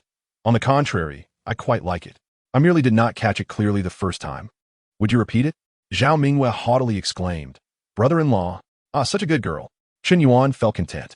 Meanwhile, Ma Dakawei perhaps genuinely wished to avoid imprisonment or perhaps experienced a pang of conscience. Within an hour of returning to work that afternoon, he transferred the funds to the finance department. Moreover, it was not the 70 or 80,000 he had mentioned, but a full 1 million. Finance Director Song Chengping, unaware of the earlier events, was perplexed to see 1 million deposited into the account, especially from Ma Dakawei. He sought out Ma Dakawei to ascertain the situation. Upon learning it was the return budget, Song Chengping was left in shock. Supervisor Ma, have you lost your mind? He exclaimed, then disregarding him, headed directly to Zhao Mingyue. Director Zhao, we just received 1 million from Ma Dakawei's account. This matter is partly my oversight as well. Zhao Mingyue waved her hand dismissively, indicating it was not his fault. Did he say anything else? He did, Song Chengping nodded. He expressed his shame in facing you and asked me to convey his apologies to both you and the company. Oh, and here is his resignation letter. He mentioned that once you sign it, he would handle the formalities with HR tomorrow morning, as he feels too embarrassed to come in person. Zhao Mingyue nodded. Understood. There will be another sum deposited from Director Chao. Please keep an eye on it. Director Chao? Song Chengping was left speechless. Considering that the channel department falls under the marketing department and that Ma Dakawei was promoted by Chao, it is only reasonable that Chao would also be implicated in this situation. Director Zhao, if there's nothing else, I shall take my leave. Go ahead. Zhao Mingyue waved her hand. Before the end of the workday, Zhao Mingyue received a call from Song Chengping, informing her that 50,000 from Chao had been deposited into the company account, with a budget of over 5 million. Recovering 150,000 is not such a significant loss after all. Zhao Mingyue endeavored to adopt a more relaxed mindset. As the clock neared the end of her workday and her tasks dwindled, she began to tidy up her belongings in preparation to depart. At that moment, Sun Xiang's call came through once more. Initially reluctant to answer, she reconsidered and picked up the phone. Is it you? Yeah. Have you finished work? I'm waiting for you downstairs. Let us go for hot pot, he proposed. Chapter 69. Overconfidence. Zhao Mingyue felt a surge of frustration. Today had already been tumultuous enough, and the prospect of hot pot was hardly appealing. Yet, driven by the desire to unveil Sun Xiang's true nature and impart a lesson to her mother about hasty introductions, she reluctantly acquiesced. All right, please wait a moment. I will be down shortly. After hanging up, she grabbed her coat and exited her office. As she reached the front desk, she unexpectedly encountered Chen Yuan. Chen Yuan spotted her and inquired, Zhao, leaving so early? Noticing the presence of others, Zhao Mingyue responded with a soft affirmative. They approached the elevator where several colleagues were also departing. As the elevator arrived, her colleagues insisted, Zhao, please go ahead. Wishing to speak with Chen Yuan privately, she addressed her colleagues, you may go ahead. I need to discuss a matter with Supervisor Chen. With that, she gestured for Chen Yuan to follow her, and they made their way to the stairwell. Once there, Zhao Mingyue glanced around and whispered, Sun Xiang is waiting for me downstairs, proposing a hot pot dinner. Given the pressing matters at the company, I lack the energy for pretense. Please find a way to reveal his true colors sooner rather than later. Understood. Chen Yuan nodded in agreement. After their brief exchange, they returned to the elevator and soon descended to the ground floor. Yeah. Sun Xiang exclaimed upon spotting Zhao Mingyue, waving enthusiastically. She approached him quickly, acutely aware of the curious glances directed their way, and frowned. What is all this commotion about? At that moment, the office exodus was in full swing, with numerous employees from various companies milling about. Zhao Mingyue, renowned for her beauty as the esteemed president of Jingfeng Building, was well known among the crowd. Nearby, a security guard gaped in astonishment. Goodness, has this sycophant truly taken the plunge? Zhao, you two are off to dinner. I shall take my leave, Chen Yuan remarked cheerfully, casting a knowing glance at Sun Xiang as he departed. Sun Xiang, oblivious to the significance of the gesture, simply interpreted it as encouragement. As they arrived at the parking lot, Sun Xiang trailed closely behind Zhao Mingwei. Just as she opened the car door, she turned and asked, "Do you possess a driver's license? Can you drive?" Sun Xiang hesitated. I to drive? I am feeling rather fatigued today. If you have a license, you may take the wheel, Zhao Mingwei replied. His spirits lifted. Sun Xiang eagerly responded, I do have a license. I learned during my sophomore summer, though I haven't driven much since. That is of no consequence. Automatic cars are quite simple to operate, Zhao Mingwei assured him, taking her seat in the passenger side. Sun Xiang, elated, settled into the driver's seat, relishing the sensation of gripping the steering wheel that Zhao Mingwei touched daily, as if he were holding her hand. Upon arriving at the hot pot restaurant, Zhao Mingwei ate her meal with little enthusiasm. Upon exiting the hot pot restaurant, a breeze began to stir outside. The previously bright sky gradually became shrouded in clouds. Please take me home, Zhao Mingwei said proactively. Of course, Sun Xiang replied cheerfully. After arriving at the residential complex where Zhao Mingwei lived, Sun Xiang exited the car, preparing to take the bus back. At that moment, Zhao Mingwei remarked, Sun Xiang, it's quite chilly. Why don't you just drive my car back? Sun Xiang was taken aback. To the school? What about your work tomorrow? Zhao Mingwei's expression darkened slightly as she feigned annoyance. Can't you come pick me up? Sun Xiang's heart fluttered, and he hastily responded, all right. I'll pick you up. So, what time should I come tomorrow morning? Zhao Mingwei replied, 7 o'clock. Sun Xiang nodded earnestly. Okay. I will be there at 6:50 sharp. Meanwhile, on the 13th floor balcony, Zhao Mingwei's mother, Zhao Xianghe, had just finished her dinner and stepped outside for some fresh air. Glancing down, she spotted her daughter with Sun Xiang, a smile blossoming on her face. It seems there is still hope. Below, Sun Xiang watched as Zhao Mingwei entered the building before he drove away. Upon returning home, Zhao Mingwei changed her shoes and called out, Mom. Hearing her, Zhao Xianghe quickly brought over a cup of tea she had brewed. Here, daughter, have some tea to soothe your throat. Zhao Mingwei furrowed her brows in suspicion. Mom, what is this all about? Zhao Xianghe chuckled. Didn't you call to tell me you went out for hot pot with Sun Xiang? Hot pot is quite spicy, and since you're not particularly fond of spicy food, I'm just showing concern. Zhao Mingwei offered a faint smile as she accepted the cup. Thank you, Mom. You're being so polite with me. Zhao Xianghe laughed and then added, by the way, I have an old friend who is ill, and I'd like to visit her. Could you drive me? Huh? Zhao Mingwei was taken aback. Mom, why don't you just take a taxi? Zhao Xianghe feigned confusion. Where's your car? If it's not possible, I'll drive myself.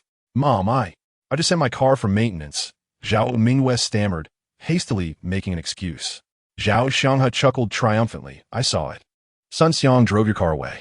Now sit down and tell me how things are progressing between you two. Enthusiastically, Zhao Xianghe pulled Zhao Mingwei to sit on the sofa. Before, I introduced him to you, and you were completely uninterested. Now you've even let him drive your car. It seems you've come to appreciate him. Haven't you? Zhao Mingwei nodded perfunctorily. Yes, he is quite nice.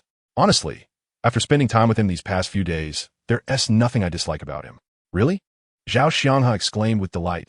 That's wonderful. As long as you're willing to explore this connection, I won't rush you. Zhao Mingwei smiled gracefully. Well, Mom, I think I'll leave it at that for now. I'm a bit tired today, so I'll take a shower and head to bed. All right. You should get some rest, Zhao Xianghe said cheerfully. Meanwhile, Sun Xiang returned to the university, driving Zhao Mingwei's Mercedes, parking it directly beneath the dormitory. Sitting in the car, he pulled out his phone and messaged his 3 roommates in their WeChat group. Brothers, peek your heads out of the hallway.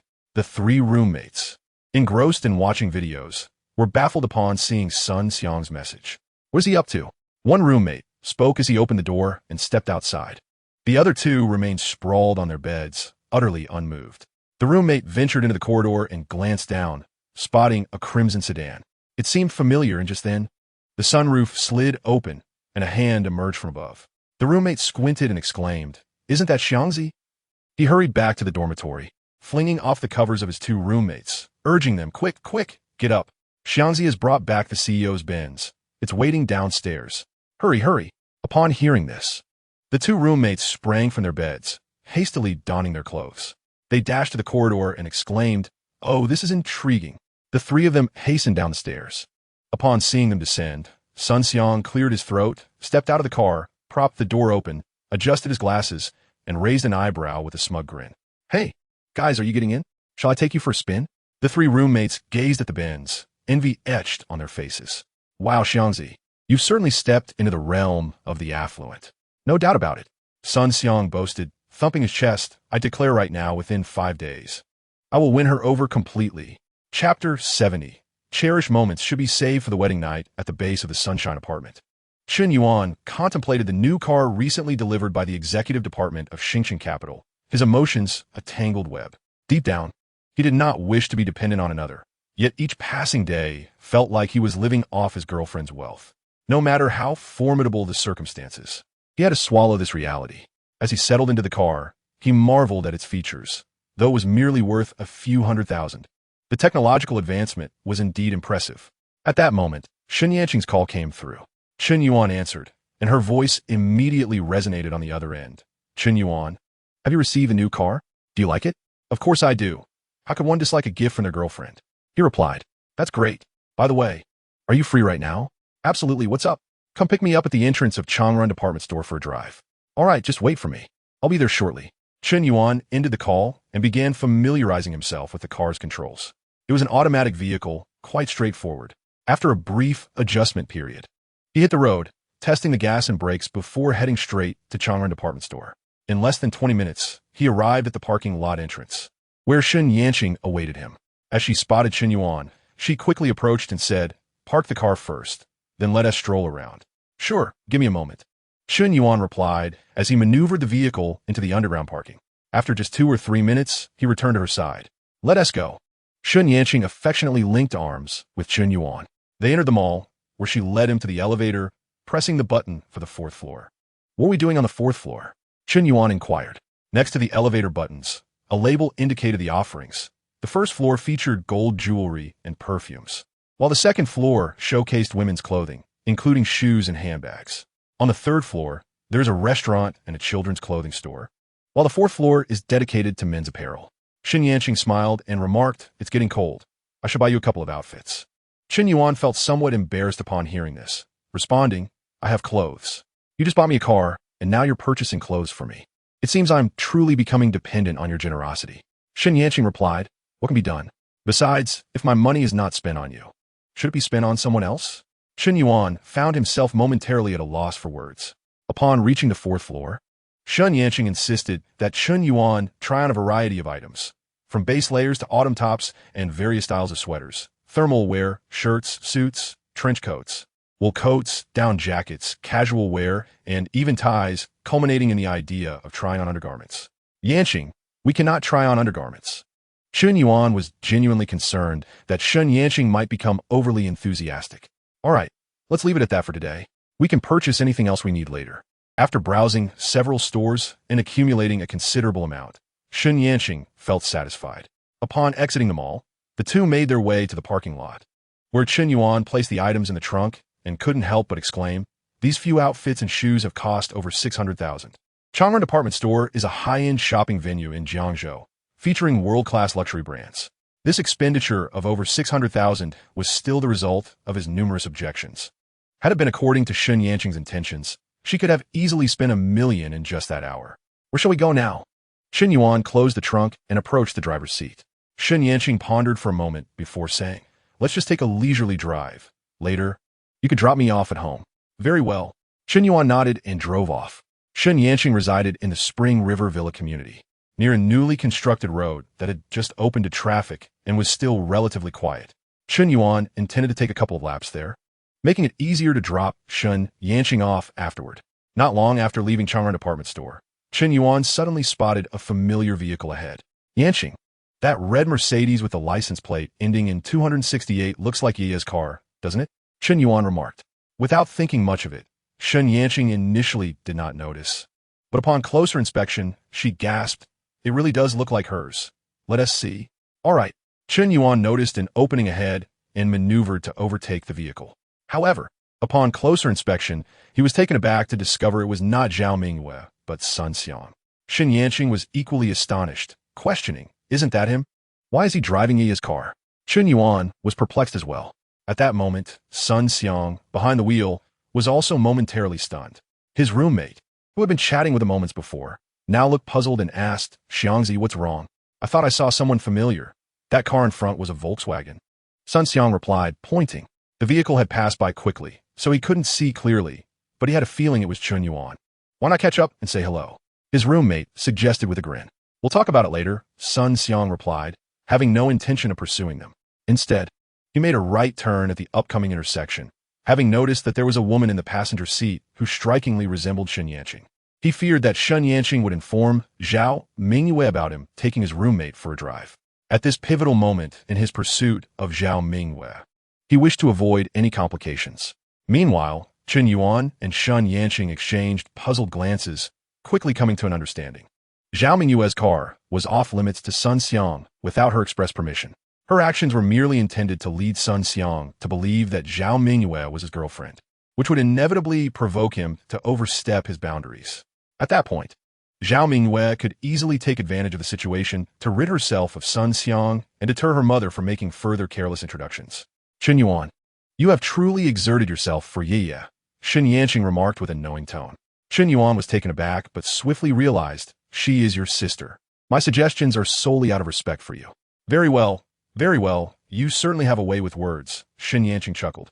Before long, Chen Yuan found himself on a newly opened road, pressing the accelerator and reveling in the drive. Shen Yanqing glanced at him, as if admiring a cherished work of art, a smile gracing her lips, her eyes shimmering with affection. In that moment, her happiness knew no bounds.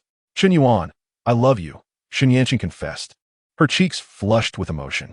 Chen Yuan, freeing one hand to intertwine their fingers, turned slightly to say, "I love you too." The stretch of road, spanning several kilometers, was traversed in a mere 20 minutes. "Have you become adept at driving? Perhaps you should take me back," Shen Yanqing said, reluctant to part ways. If it weren't for the encroaching darkness, she yearned to hold Chen Yuan's hand until the fuel ran dry. Chen Yuan nodded, escorting her home. At the entrance of her villa, the two embraced tightly, neither willing to release the other. "Chen Yuan, I wish to buy some glue. I want to be forever attached to you," Shen Yanqing suddenly whimpered, clinging to him even more fiercely. In that moment, her love for Chen Yuan reached its zenith. Chen Yuan, equally devoted, held her tightly, his affection for her profoundly deep. "It's getting late. Please drive safely and rest early. You have work tomorrow," Shen Yanqing said reluctantly. She wished to keep Chen Yuan with her, yet feared losing control and giving herself away too soon. Nonetheless, she desired to preserve the most beautiful moments for their wedding night. She insisted on watching Chen Yuan get into his car, only turning away when the glow of his taillights faded from her sight. As Chen Yuan drove out of the community, his phone, resting beside him, chimed softly. Turning to glance at it, he saw a message from Sun Xiang. Remembering their encounter earlier, he deduced that Sun Xiang had likely noticed him. He pulled over to the side of the road, opened WeChat, and accessed Sun Xiang's message. "Brother, was it you driving a white car with temporary plates near Changrun department store just now?" "Yes, it was me," Chen Yuan replied. Moments later, another message from Sun Xiang arrived. "Brother, you're impressive. You've even bought a car." Chen Yuan gazed at the screen and couldn't help but chuckle, replying, "I didn't buy it. My girlfriend gifted it to me." Sun Xiang exclaimed, "Seriously, bro, is that true?" Chen Yuan replied, "Could it be anything but the truth? I just graduated 6 months ago. If I sold myself, I wouldn't have enough to purchase a car." Sun Xiang remarked, "I genuinely envy you, having a car so soon." Chen Yuan joked, "You, driving a Mercedes, are envious of my Volkswagen? Are you mocking me?" Sun Xiang retorted, "No, it's you who is mocking me. You know very well that this is Zhao Zong's car." Noticing that Sun Xiang finally mentioned Zhao Mingyue, Chen Yuan continued typing, "By the way, how's it going with Ye? When will you solidify your relationship?" Sun Xiang replied, "I feel like we're getting along quite well. I plan to confess to her in the next couple of days." Chen Yuan responded, "So soon? I must congratulate you in advance." Sun Xiang replied, "Thanks, bro. If my confession is successful, I'll treat you to dinner." Chen Yuan said, "Absolutely, wishing you swift success." After sending the message, Chen Yuan put down his phone and drove home. Sun Xiang pondered over his plan all night. Having only slept for a little over 5 hours, and early the next morning, he arrived downstairs at Zhao Mingyue's apartment complex. At 10 minutes past 7, Zhao Mingyue emerged gracefully from the building. The moment Sun Xiang laid eyes on her, he was captivated. Truly exquisite, With a sigh of admiration, he hurriedly exited the vehicle. "Yeah, you look stunning," he exclaimed, quickly opening the passenger door for her. Zhao Mingwei replied nonchalantly, "Have you been waiting long?" "Not too long, just under half an hour." Sun Xiang smiled, returning to the driver's seat. "Let's go." Zhao Mingwei fastened her seatbelt and began scrolling through messages in the company group chat. Before long, Sun Xiang dropped Zhao Mingwei off at the office. He parked the car and prepared to return the keys to her. Zhao Mingwei said, "I want to need the car for the next couple of days. You can keep it." Sun Xiang felt a surge of joy. "Great. Shall I pick you up after work?" "Yes," Zhao Mingwei responded with a gentle nod. Once Zhao Mingwei entered the building, Sun Xiang turned and drove away. Upon reaching the office, Zhao Mingwei immersed herself in her work. With Chao's departure, she had to personally handle the affairs of the marketing department. At that moment, she vaguely sensed some commotion outside, wondering what was happening. Just then, Hong Lu knocked and entered. "Secretary Hong, you just in time? What's going on outside?" Zhao Mingwei inquired. Hong Lu's cheeks flushed as she replied, "It's Supervisor Chen Yuan? What's up with him?" Zhao Mingwei asked, confused. Hong Lu shyly said, "He looks incredibly handsome today." "Huh?" Zhao Mingwei was even more perplexed, wondering if he had undergone surgery overnight. "No, he just dressed very well today," Hong Lu explained, her shyness evident. Zhao Mingwei frowned, especially upon seeing Hong Lu's infatuated expression, which only deepened her curiosity. "You should call him in," Zhao Mingwei insisted, skeptical. After all, Chen Yuan had been visiting the company for quite some time without causing much of a stir. "All right," Hong Lu replied, turning to summon Chen Yuan. In this moment, Chen Yuan had just extricated himself from the enthusiastic clutches of a group of female colleagues and returned to the marketing department. To his surprise, his female co-workers in the department displayed an equally starry-eyed demeanor, surrounding him with unabashed admiration. All right, everyone disperse. We have work to attend to." Chen Yuan felt he could no longer withstand their scrutiny. Just then, Hong Lu approached him. "Supervisor Chen, President Zhao is looking for you." Upon hearing this, Chen Yuan's spirit soared. "Great. President Zhao is calling for me." With that, he turned and made his exit. Inside the office, Zhao Mingwei was engrossed in the latest market research. Hong Lu led Chen Yuan into the room. "President Zhao, Supervisor Chen has arrived," she announced softly. Zhao Mingwei, focused intently on the document at a crucial moment, instinctively raised her gaze only to quickly lower it again. However, she was momentarily taken aback, staring fixedly at Chen Yuan. It was indisputable that he was handsome, but his previous attire had been rather ordinary. Today, however, he not only looked striking, but also exuded an air of sophistication befitting a refined gentleman. Had she not known him, she might have mistaken him for a scion of a powerful and affluent family. His allure was utterly captivating.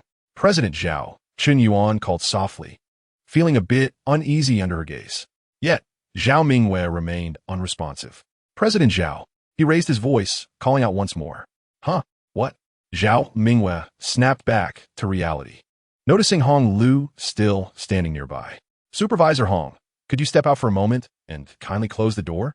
"Oh," Hong Lu nodded and left, gently shutting the door behind her. "What did you need me for, President Zhao?" Chen Yuan inquired. Rising from her chair, Zhao Mingwei approached him with a playful smirk, surveying him from head to toe. "Ah, the old adage holds true. Clothes make the man. I used to think you were merely handsome, but now, your aura has ascended to new heights. Let me take a closer look. All in all, this ensemble must be worth over 100,000. Wouldn't you say?" As she appraised him, Chen Yuan felt as though he were being judged like a commodity and jokingly remarked, "Well now, little sister-in-law, a mere glance will suffice. You wouldn't want your sister to find out you're ogling her husband, would you? She might just give you a beating." Zhao Mingwei chuckled. "What? Is it a crime to admire good looks? My sister is quite generous. Just look at this Brioni luxurious lining, worth over 8,000 alone. And this silk wool jacket must be around 40,000, right? You, my friend, have swiftly moved into the realm of being pampered." Zhao Mingwei clicked her tongue, then shifted the conversation. "But remember, even if someone is taking care of you, you must still put in a good day's work." As their banter continued, she couldn't help but muse, "Your new look really compliments my sister perfectly." "Of course, I can't deny that," Chen Yuan replied. "By the way," he suddenly changed the subject. "Didn't you say you needed to discuss something with me?" "Oh, it's nothing." Zhao Mingwei shook her head. Moments ago, she had heard a commotion outside, and, upon hearing Secretary Hong mention that you had captivated numerous female colleagues, her curiosity was piqued. She wondered how you had suddenly become so charming. Chen Yuan couldn't help but smile wryly. However, he had to admit that wealth had its privileges. Just as Zhao Mingwei finished speaking, her phone on the table suddenly rang. She turned to pick it up and saw it was a call from Sun Xiang. Answer it. Chen Yuan remarked upon seeing the caller ID. Zhao Mingwen nodded, signaling Chen Yuan to remain silent. After picking up the call, she activated the speakerphone. It's me, Zhao Mingwei said. Immediately, Sun Xiang's enthusiastic voice came through the line. Yeah, are you free tonight? It's my roommate's birthday, and I'd like to invite you to join us. Zhao Mingwei furrowed her brows in suspicion. She noticed Chen Yuan nodding, urging her to accept. Sure, but I want to be off work until around 8, she replied into the phone. No problem, 8 is still early. I'll have them reserve a spot, and I'll pick you up in the office at 7:30. All right, I'll be busy for now, Zhao Mingwei concluded, hanging up. She then turned to Chen Yuan, asking, why should I go? I'm not familiar with them. It'd be quite awkward. Chen Yuan replied, last night, I saw him driving your car around with his roommates near Chang'an department store. He contacted me later, and we chatted for a bit. He mentioned wanting to confess to you in the next few days, and I suspect tonight is the night. Zhao Mingwei paused. So should I agree or not? Chen Yuan's expression grew serious. Of course you should agree. Once you do, he will likely try to kiss you and might even attempt to take things further. At that point, you must refuse him. You cannot let him touch a single strand of your hair. If he tries to force himself, well, that would be the end of him. Zhao Mingwei blinked thoughtfully, grasping Chen Yuan's intention, but she felt a twinge of anxiety. But what if he truly does try to force himself? I wouldn't be able to resist. Chen Yuan chuckled. Would I ever let you come harm? Rest assured, I have everything arranged. Even if it's not just him, but all 4 of his roommates, I can handle them effortlessly. Zhao Mingwei responded, there are 4 of them. Can you really take on all at once? Have you trained for this? I haven't trained, but someone has. I spoke with Li Taizhan, the head of security at Xingqian Tower, just a few days ago. Tonight, while you're on your date, I'll invite him to karaoke. And he'll bring along 3 or 4 of his men. The moment anything happens on your end, we'll spring into action. Zhao Mingwei felt her cheeks flush. You've thought this through quite thoroughly. Now I feel reassured. Chen Yuan replied, you are my sister-in-law, after all. We are family, and I would never allow you to suffer such indignities. Zhao Mingwei blushed and playfully said, well, I truly must thank you for that. In the eyes of others, Zhao Mingwei was a CEO, a captivating woman who inspired desire. Yet, at that moment, in front of Chen Yuan, she resembled a shy girl, eager for care and protection. Chen Yuan, though younger than Zhao Mingwei, seemed to have exchanged ages with her at that moment. He gently leaned against the edge of the desk, gazing steadily at Zhao Mingwei, a subtle smile gracing his lips as he remarked, there is no need for thanks. We are family. However, if you truly wish to express your gratitude, calling me brother-in-law a few more times would indeed bring me joy. Zhao Mingwei wrinkled her nose and lightly bit her rosy lip. Reflecting on the relatively short period she had known Chen Yuan, she was struck by the sensation that their bond was one forged over a long time. It felt as though a genuine familial connection existed between them. This sentiment was so profound that even if Chen Yuan were to do something that irked her, she would find it delightful. In her heart, Zhao Mingwei mused about the marvels of the world, as if an invisible hand were capable of transforming 2 individuals who had only recently met into kindred spirits. Perhaps this was what fate entailed. My esteemed Zhao, what occupies your thoughts? Chen Yuan inquired, noticing her distracted demeanor as he waved his hand in front of her. Huh? Oh, nothing. Zhao Mingwei quickly regained her composure. Just as the words were on the tip of her tongue, she bit her lip with determination and said earnestly, Chen Yuan, could you promise me something? What is it? Chen Yuan too adopted a serious tone. Zhao Mingwei continued, I mean, if one day you're no longer working here, or if you're not with Xin Yanqing, our relationship will always remain unchanged. If you enjoy it, I can call you brother-in-law for a lifetime. Is that agreeable? Chen Yuan was taken aback. What stirred such emotions within her? Chen Yuan, will you promise me? Zhao Mingwei's urgency was palpable, as if she feared his sudden departure. Chen Yuan had never witnessed Zhao Mingwei in such a state of anxiety, and he hastily replied, of course. Yes, absolutely. Tears glistening in her eyes, Zhao Mingwei nodded gratefully. Thank you. With a gentle smile, Chen Yuan advised, don't dwell on it too much. Focus on your work, and let us strive to expand the company. Do remember to reward me with bonuses in the future. Zhao Mingwei, caught between laughter and exasperation, retorted, what do you mean? Can't my sister support you? No, that's not it. Chen Yuan quickly waved his hands. Your wealth could sustain not just me, but thousands of me.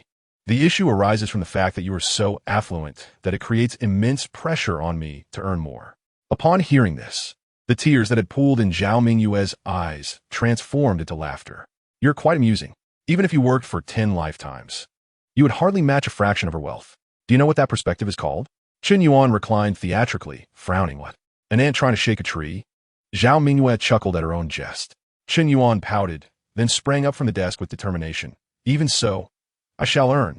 I want her to know that I am an ambitious individual. Zhao Mingyue could hardly contain her laughter. All right, I understand. You are indeed ambitious. Now that you've expressed your lofty aspirations, I have no further matters to discuss, so you may return to your department and pursue your endeavors. Chen Yuan nodded. All right. I shall take my leave. Oh, by the way, do ask Sun Xiang where he is singing tonight, so I can invite Captain Li. Understood, I won't forget. Zhao Mingyue replied with a smile. Thank you, brother-in-law. On the other side, Sun Xiang called home to request 2,000 yuan, and he borrowed from all his friends and acquaintances, amassing a total of 5,000 yuan. He told Zhao Mingyue that it was his roommate's birthday. What mere excuse. His true intention was to spare no effort tonight in delivering a grand confession to Zhao Mingyue. Xiangzi, do you feel confident tonight? His roommate expressed concern. If Sun Xiang succeeded, the money he lent him would multiply in return. Yet, the recipient was a wealthy and beautiful CEO, accustomed to the finest of life's offerings. What if he failed? The 600 yuan he lent would be lost.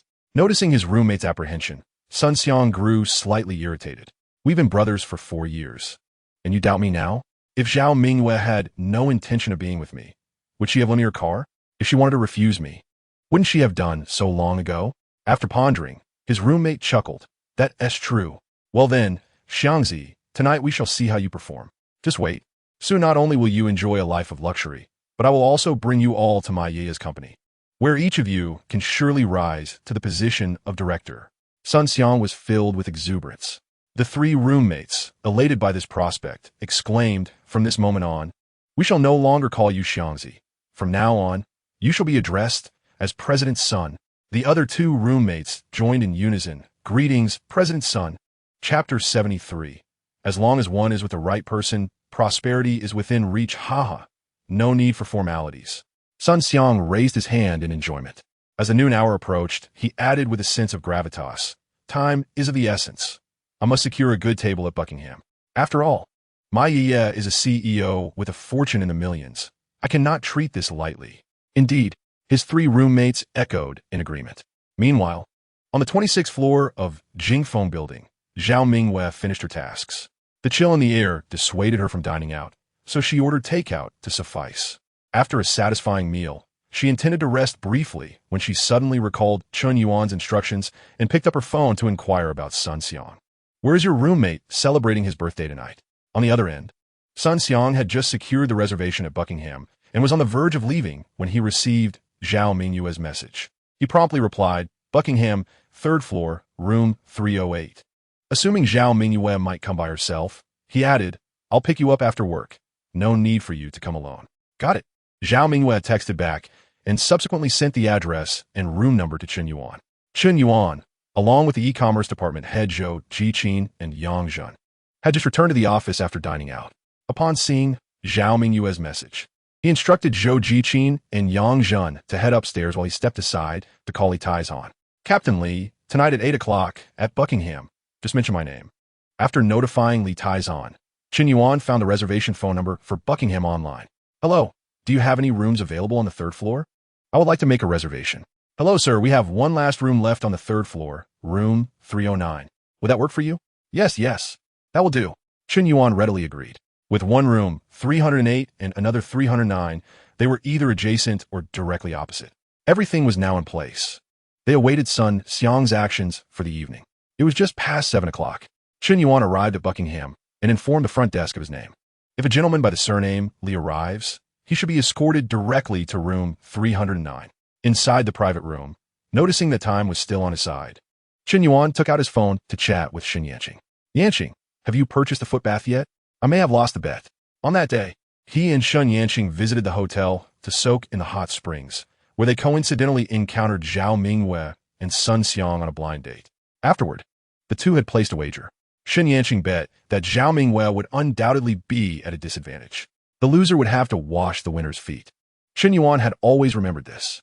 It appeared that he was destined to lose. On the other end, Chen Yuan, still in her office, chuckled while listening to the voice message from Chen Yuan.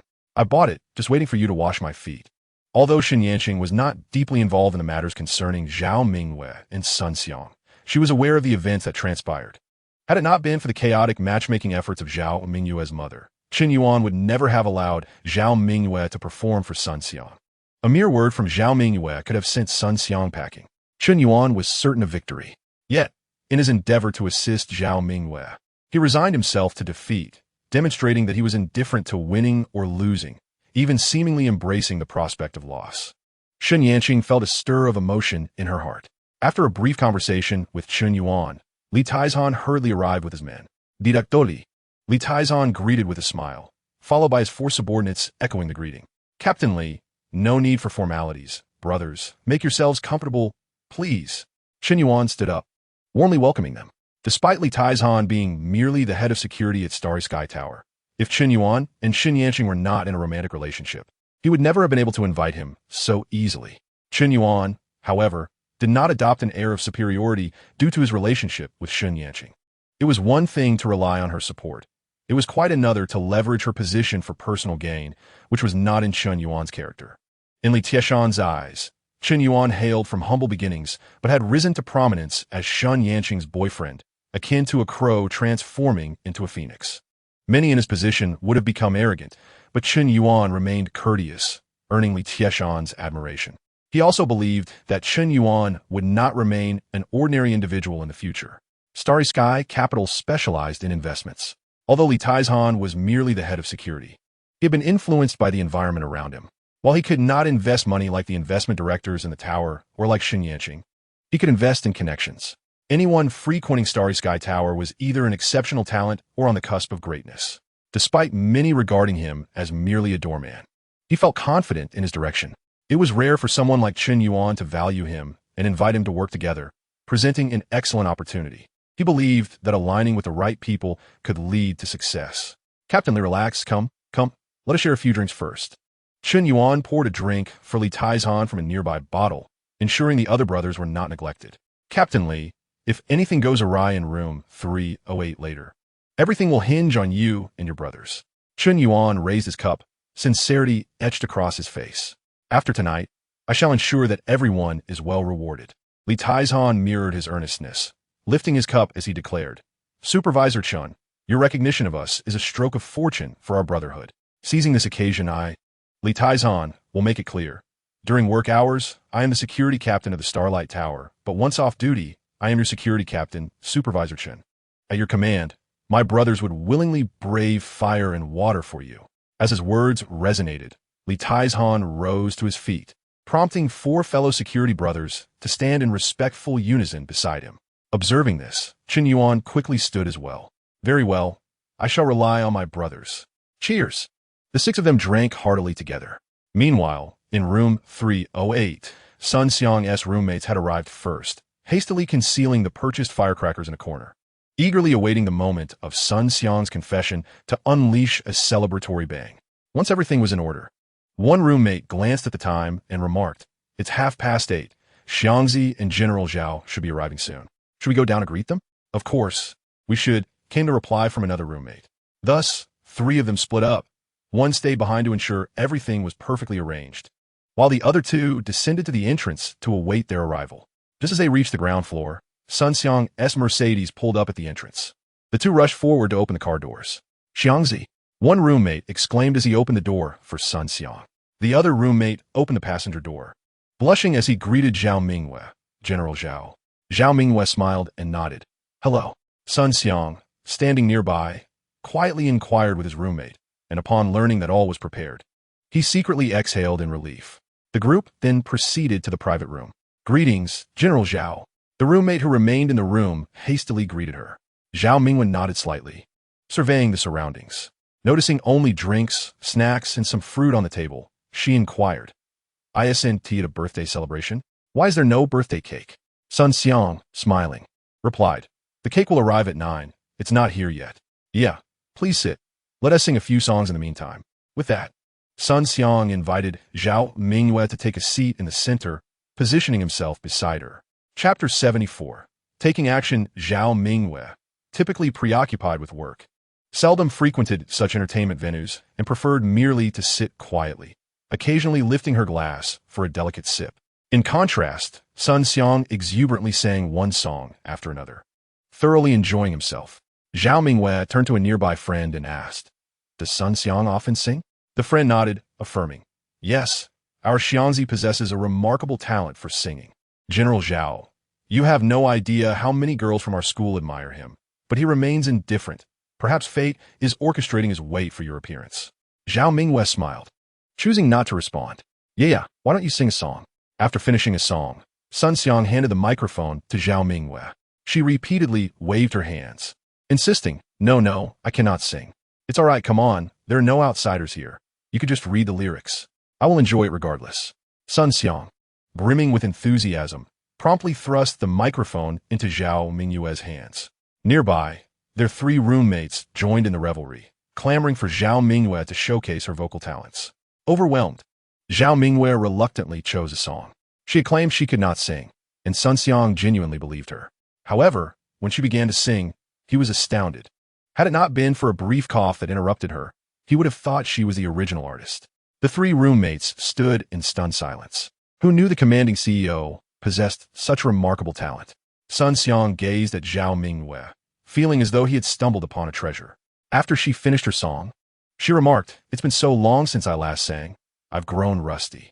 Sun Xiang exclaimed, Yeah, if this is what you call rusty, then what I sang earlier could only be described as a donkey's bray." Zhao Mingyue smiled, but said nothing. At that moment, a knock echoed from outside the room. It must be the cake. One of the roommates exclaimed eagerly, rushing to open the door. Indeed, the cake had arrived. The delivery person placed it on the coffee table. "Yeah, you should cut the cake," Sun Xiang suggested as he opened the packaging and handed her a plastic knife. Zhao Mingyue felt a twinge of embarrassment. "Me? Is that appropriate?" Sun Xiang replied with a smile. You're the only girl here and also our boss. It is only fitting that you cut it, as it adds significance to the occasion." Glancing around and noticing everyone waiting for her, her cheeks flushed slightly as she began to slice the cake. Sun Xiang distributed the pieces to their roommates first, leaving himself and Zhao Mingyue for last. The three roommates, fully aware of the next steps, quickly devoured their portions. Suddenly, Sun Xiang knelt before Zhao Mingyue, gazing at her with sincerity. Yeah, we haven't known each other for long, merely a few days, but from the moment I first saw you at the hotel, your image was etched in my mind, impossible to erase. I know that from that instant, I fell for you. Even though you weren't particularly kind to me then, I believe it was merely temporary. I trust that as we spend more time together, you will come to understand and accept me. Yeah, I like you, I love you. I vow to cherish, protect, and love you for a lifetime. Will you be my girlfriend? After he finished speaking, Sun Xiang anxiously awaited Zhao Mingyue's response. He felt a sense of certainty, yet if she did not nod in agreement, it would all be for naught. Regardless of the outcome, he would not be disheartened, for he understood that while he might encounter other female CEOs in the future, finding another as breathtaking as Zhao Mingyue would be an arduous task. He had silently vowed that he would do whatever it took to win her over. Meanwhile, his three roommates held their breath, knowing that their future fortunes hinged upon Zhao Mingyue's response. Zhao Mingyue did not rush to answer. Instead, she studied Sun Xiang closely, curious if he would make any further moves. Upon perceiving the fervent urgency in his eyes, she felt reassured. In the next moment, a hint of shyness crept across her cheeks as she gently nodded. Sun Xiang's eyes widened, and an overwhelming joy surged within him. Yeah, have you agreed? Zhao Mingyue nodded once more, softly affirming with a gentle unable to contain his excitement. Sun Xiang sat beside Zhao Mingyue with deep affection, exclaiming, I knew you felt the same about me. At that moment, the three roommates produced pre-prepared confetti poppers. Bang, bang, bang. Zhao Mingyue felt a wave of nausea wash over her.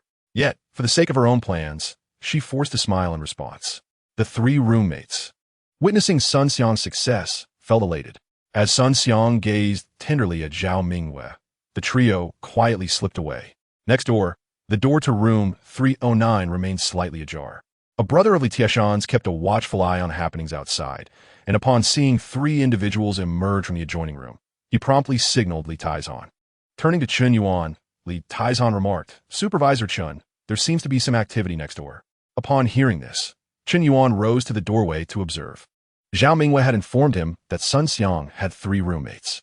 Seeing all 3 had exited, it was clear they had vacated the space for Sun Xiang to make his move. Li Taizhan, concerned for Zhao Mingwei, expressed his worry to Chen Yuan, "Supervisor Chen. Should we go over?" Chen Yuan raised a hand, calmly asserting, "No rush." Li Taizhan, with a serious demeanor, was uncertain about Chen Yuan's delay. What if Zhao Mingwei was currently being accosted by Sun Xiang?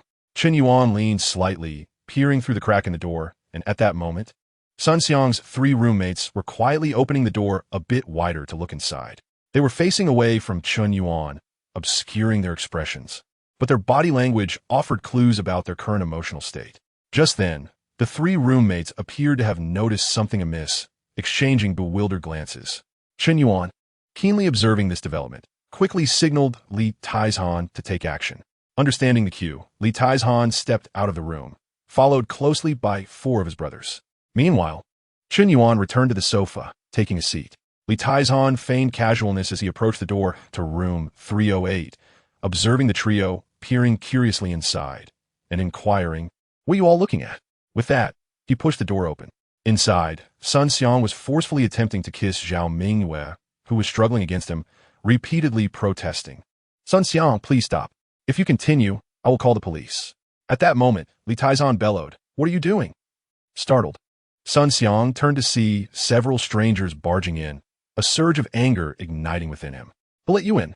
As he spoke, Sun Xiang's 3 roommates positioned themselves protectively in front of him, glaring menacingly at Li Taizhan and his companions. Li Taizhan sized them up with a dismissive snort, clearly unimpressed. "You lot look like students still wet behind the ears. What audacity! Aren't you afraid of going to jail?" Hearing this, Sun Xiang couldn't help but scoff. "Jail? As I engaged in an intimate moment with my girlfriend, I mused that not even the police, nor the king of heaven himself, could intervene in our affair."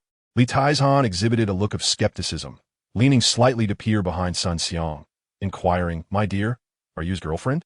Zhao Mingwei rose to her feet, unfamiliar with the individual before her, yet surmised he must be the security captain from Xingchen building, as described by Chen Yuan. She gently shook her head, then approached Li Taizhan under Sun Xiang's watchful gaze, stating, "I am not his girlfriend."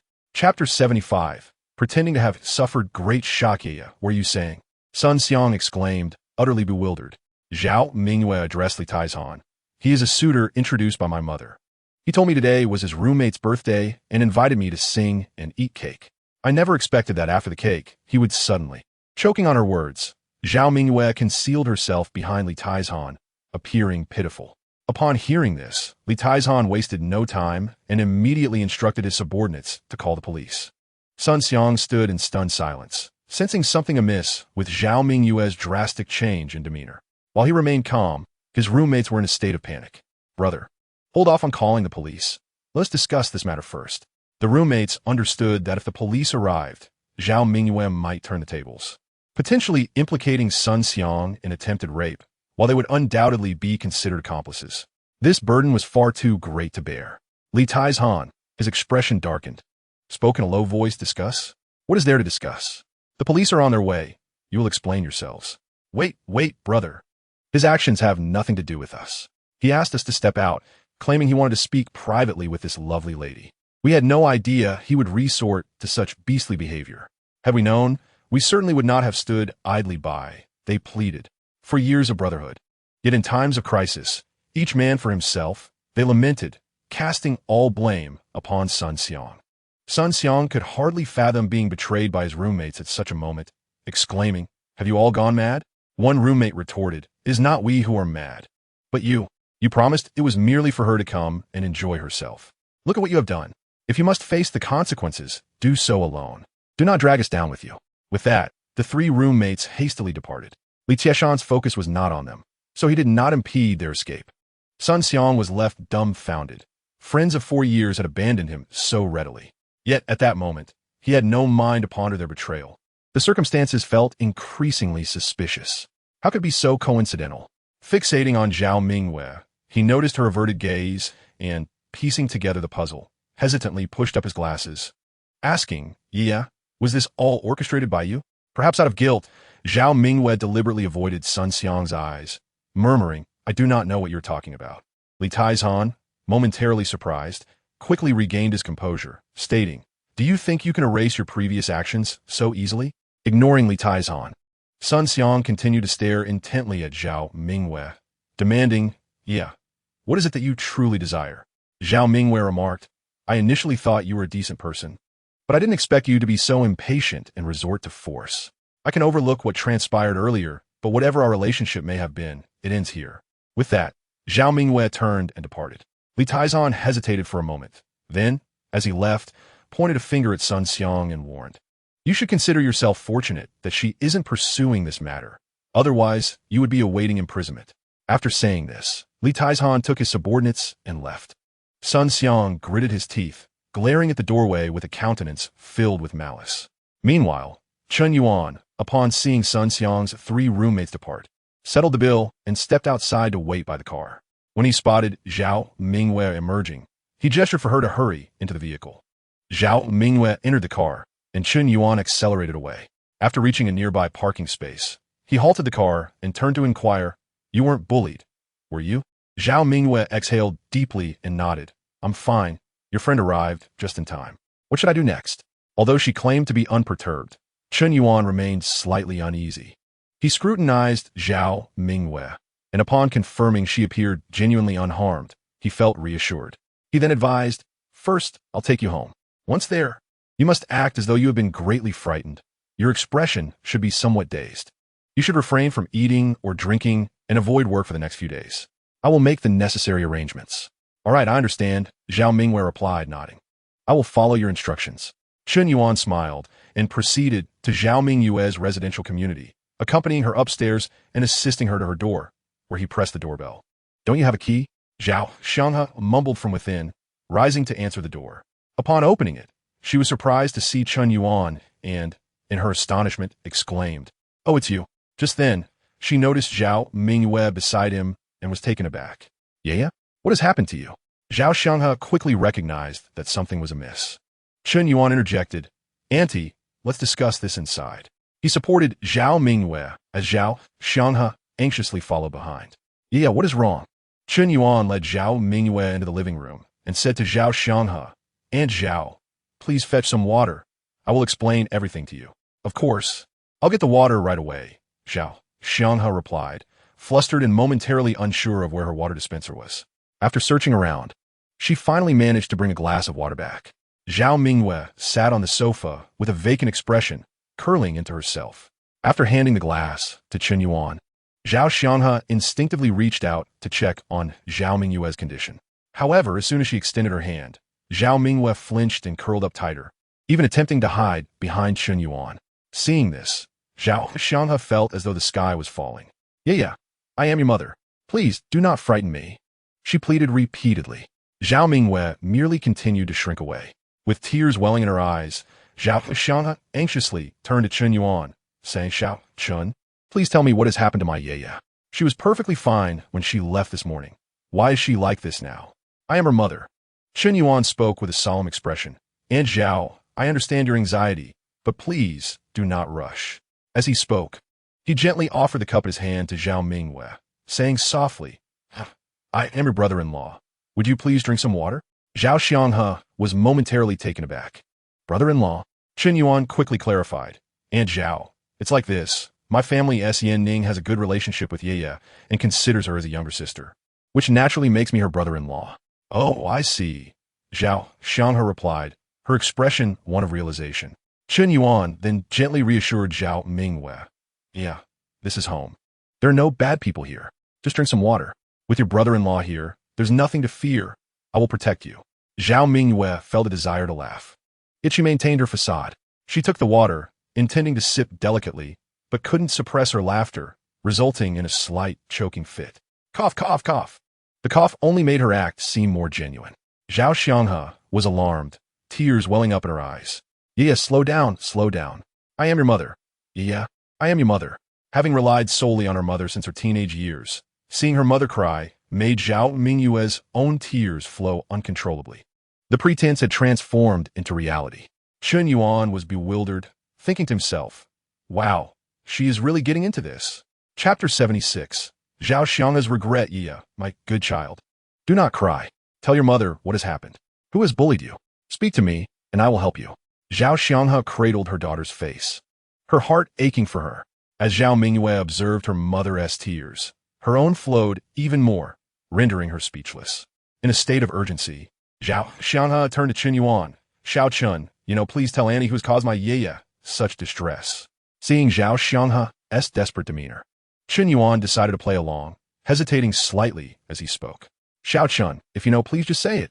You are driving me to distraction, Zhao Xiangha exclaimed, feeling as though she might lose her sanity any moment. Chen Yuan sensed the moment was right and murmured, Auntie, this matter is quite related to you. Zhao Xiangha froze. Puzzled. Related to me? Chen Yuan, with a serious expression, nodded. Yes, it concerns you. Do you remember Sun Xiang? Sun Xiang? Of course, I remember him. Zhao Xiangha hesitated for a moment, then suddenly widened her eyes. Xiao Chun, please do not tell me that it was that boy Sun Xiang who bullied my yaya. Chen Yuan solemnly nodded. It is him. No, it can't be. How could it be him? Zhao Xiangha could hardly believe it. Sun Xiang was such a good boy, refined and polite. How could he possibly bully yaya? Xiao Chun, please tell me the specifics. I feel there must be some misunderstanding. Chen Yuan nodded, beginning to explain. Annie, you should tell yaya that Sun Xiang is a decent boy and encourage her to get to know him. Since yaya has been living with you for so long, naturally, she listens to your guidance. She is hesitant to engage with unfamiliar men, especially concerning matters of her future, but she knows you would not harm her. At the outset, Yaya found Sun Xiang to be quite a pleasant individual, gradually lowering her guard around him. She even entrusted her car to him. Upon hearing this, Zhao Xiangha nodded repeatedly, affirming her awareness of the situation. And then what? Chen Yuan suddenly sighed. It was today that Sun Xiang informed Yaya about her roommate's birthday celebration, inviting her to join. Naturally, she agreed. However, Chen Yuan shook his head incessantly as he spoke. Zhao Xiangha felt her heart leap in her throat, her mind racing with anxious thoughts. Were they conspiring to bully Yaya? Those scoundrels, I should report them. Zhao Xiangha declared indignantly, reaching for her phone. And Zhao, please calm down, Chen Yuan interjected, stopping her. It's not as dire as you imagine. Allow me to explain. All right, go ahead, Zhao Xiangha replied, sitting up straight. Chen Yuan continued. The birthday celebration was a ruse. Sun Xiang intended to use this opportunity to confess his feelings to Yaya. Yaya, feeling that she was of an age to pursue a relationship, and thinking well of Sun Xiang, agreed. Chen Yuan sighed again. Zhao Xiangha, in a state of urgency, urged, Little Chen, stop sighing and tell me what happened next.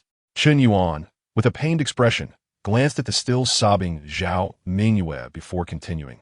Sun Xiang assumed that since Yaya agreed to be his girlfriend, he could act as he pleased. He immediately sought to engage in intimacy with her. But Yaya is not that kind of person. How could she do such a thing before the wedding night? Exactly, you speak the truth. Our Yaya is certainly not that sort, Zhao Xiangha echoed, adding, she has had relationships before, but she is quite proper. They merely held hands. Not only has she preserved her first night, but even her first kiss remains untouched. Zhao Mingyue's eyes widened in shock. What on earth is my mother saying? She desperately wished to stop her mother, but feared exposing her own secrets. Thus, she could only watch helplessly as her mother unveiled her private matters. Chen Yuan was equally astonished, never expecting that Zhao Mingyue, being in her 30s, would still be a virgin while her first kiss had also not been given away. He slyly glanced at Zhao Mingyue, wanting to laugh but restraining himself. However, astonishment aside, he soon returned to the main topic. Aunt Zhao, Sun Xiang wanting to engage in such activities with Yaya in a private room is sheer folly. Yaya firmly rejected him, which angered Sun Xiang, leading him to attempt coercion. Coincidentally, Chen Yuan had a look of surprise as he added, Tonight, I had arranged to sing with some friends at that very establishment, and we were in the next room. My friend returned from the restroom and noticed some commotion next door, so he went to investigate. He just happened to catch them in the act. Thank goodness. Zhao Xianghe breathed a sigh of relief upon hearing this. Little Chen, I truly don't know how to thank you. Chen Yuan quickly corrected her. Aunt, it wasn't me. It was my friend. Zhao Xianghe, with a serious demeanor, remarked, Your friend ought to express gratitude, and you should be equally thankful. Had it not been for your invitation for your friend to sing, Yaya would have suffered greatly. As she spoke, she grasped Chen Yuan's hand and patted it appreciatively, saying, Xiao Chun, you are truly a blessing for my Yaya. Chen Yuan smiled wryly and shook his head, attributing it merely to coincidence. Zhao Xianghe took a deep breath, reflecting on the situation with a sense of dread and regret. Xiao Chun, I genuinely did not anticipate that Sun Xiang, despite his handsome appearance, could be such a person. Even if my Yaya agreed to be his girlfriend, he cannot force her, not even as a wife. What legally is this called? Chen Yuan replied, marital rape. Zhao Xianghe nodded vigorously, yes, exactly that. Is he not a beast? Chen Yuan, with a grave expression, hesitated before saying, Auntie, there's something I am uncertain whether to disclose. Zhao Xianghe urged, please go ahead. Chen Yuan glanced compassionately at Zhao Mingwei before continuing, Auntie, you must never introduce Yaya to any more suitors. As the saying goes, one cannot truly know another person as heart. Today, we drive away as Sun Xiang, but tomorrow there may be a Zhang Xiang or a Li Xiang. This time, it was merely by chance that I was nearby, but can you guarantee that someone will always be there to help when Yaya is in danger? Zhao Xianghe was momentarily taken aback. Seizing the moment, Chen Yuan pressed on. One Sun Xiang has already frightened Yaya to this extent. If another appears, she might truly lose her mind.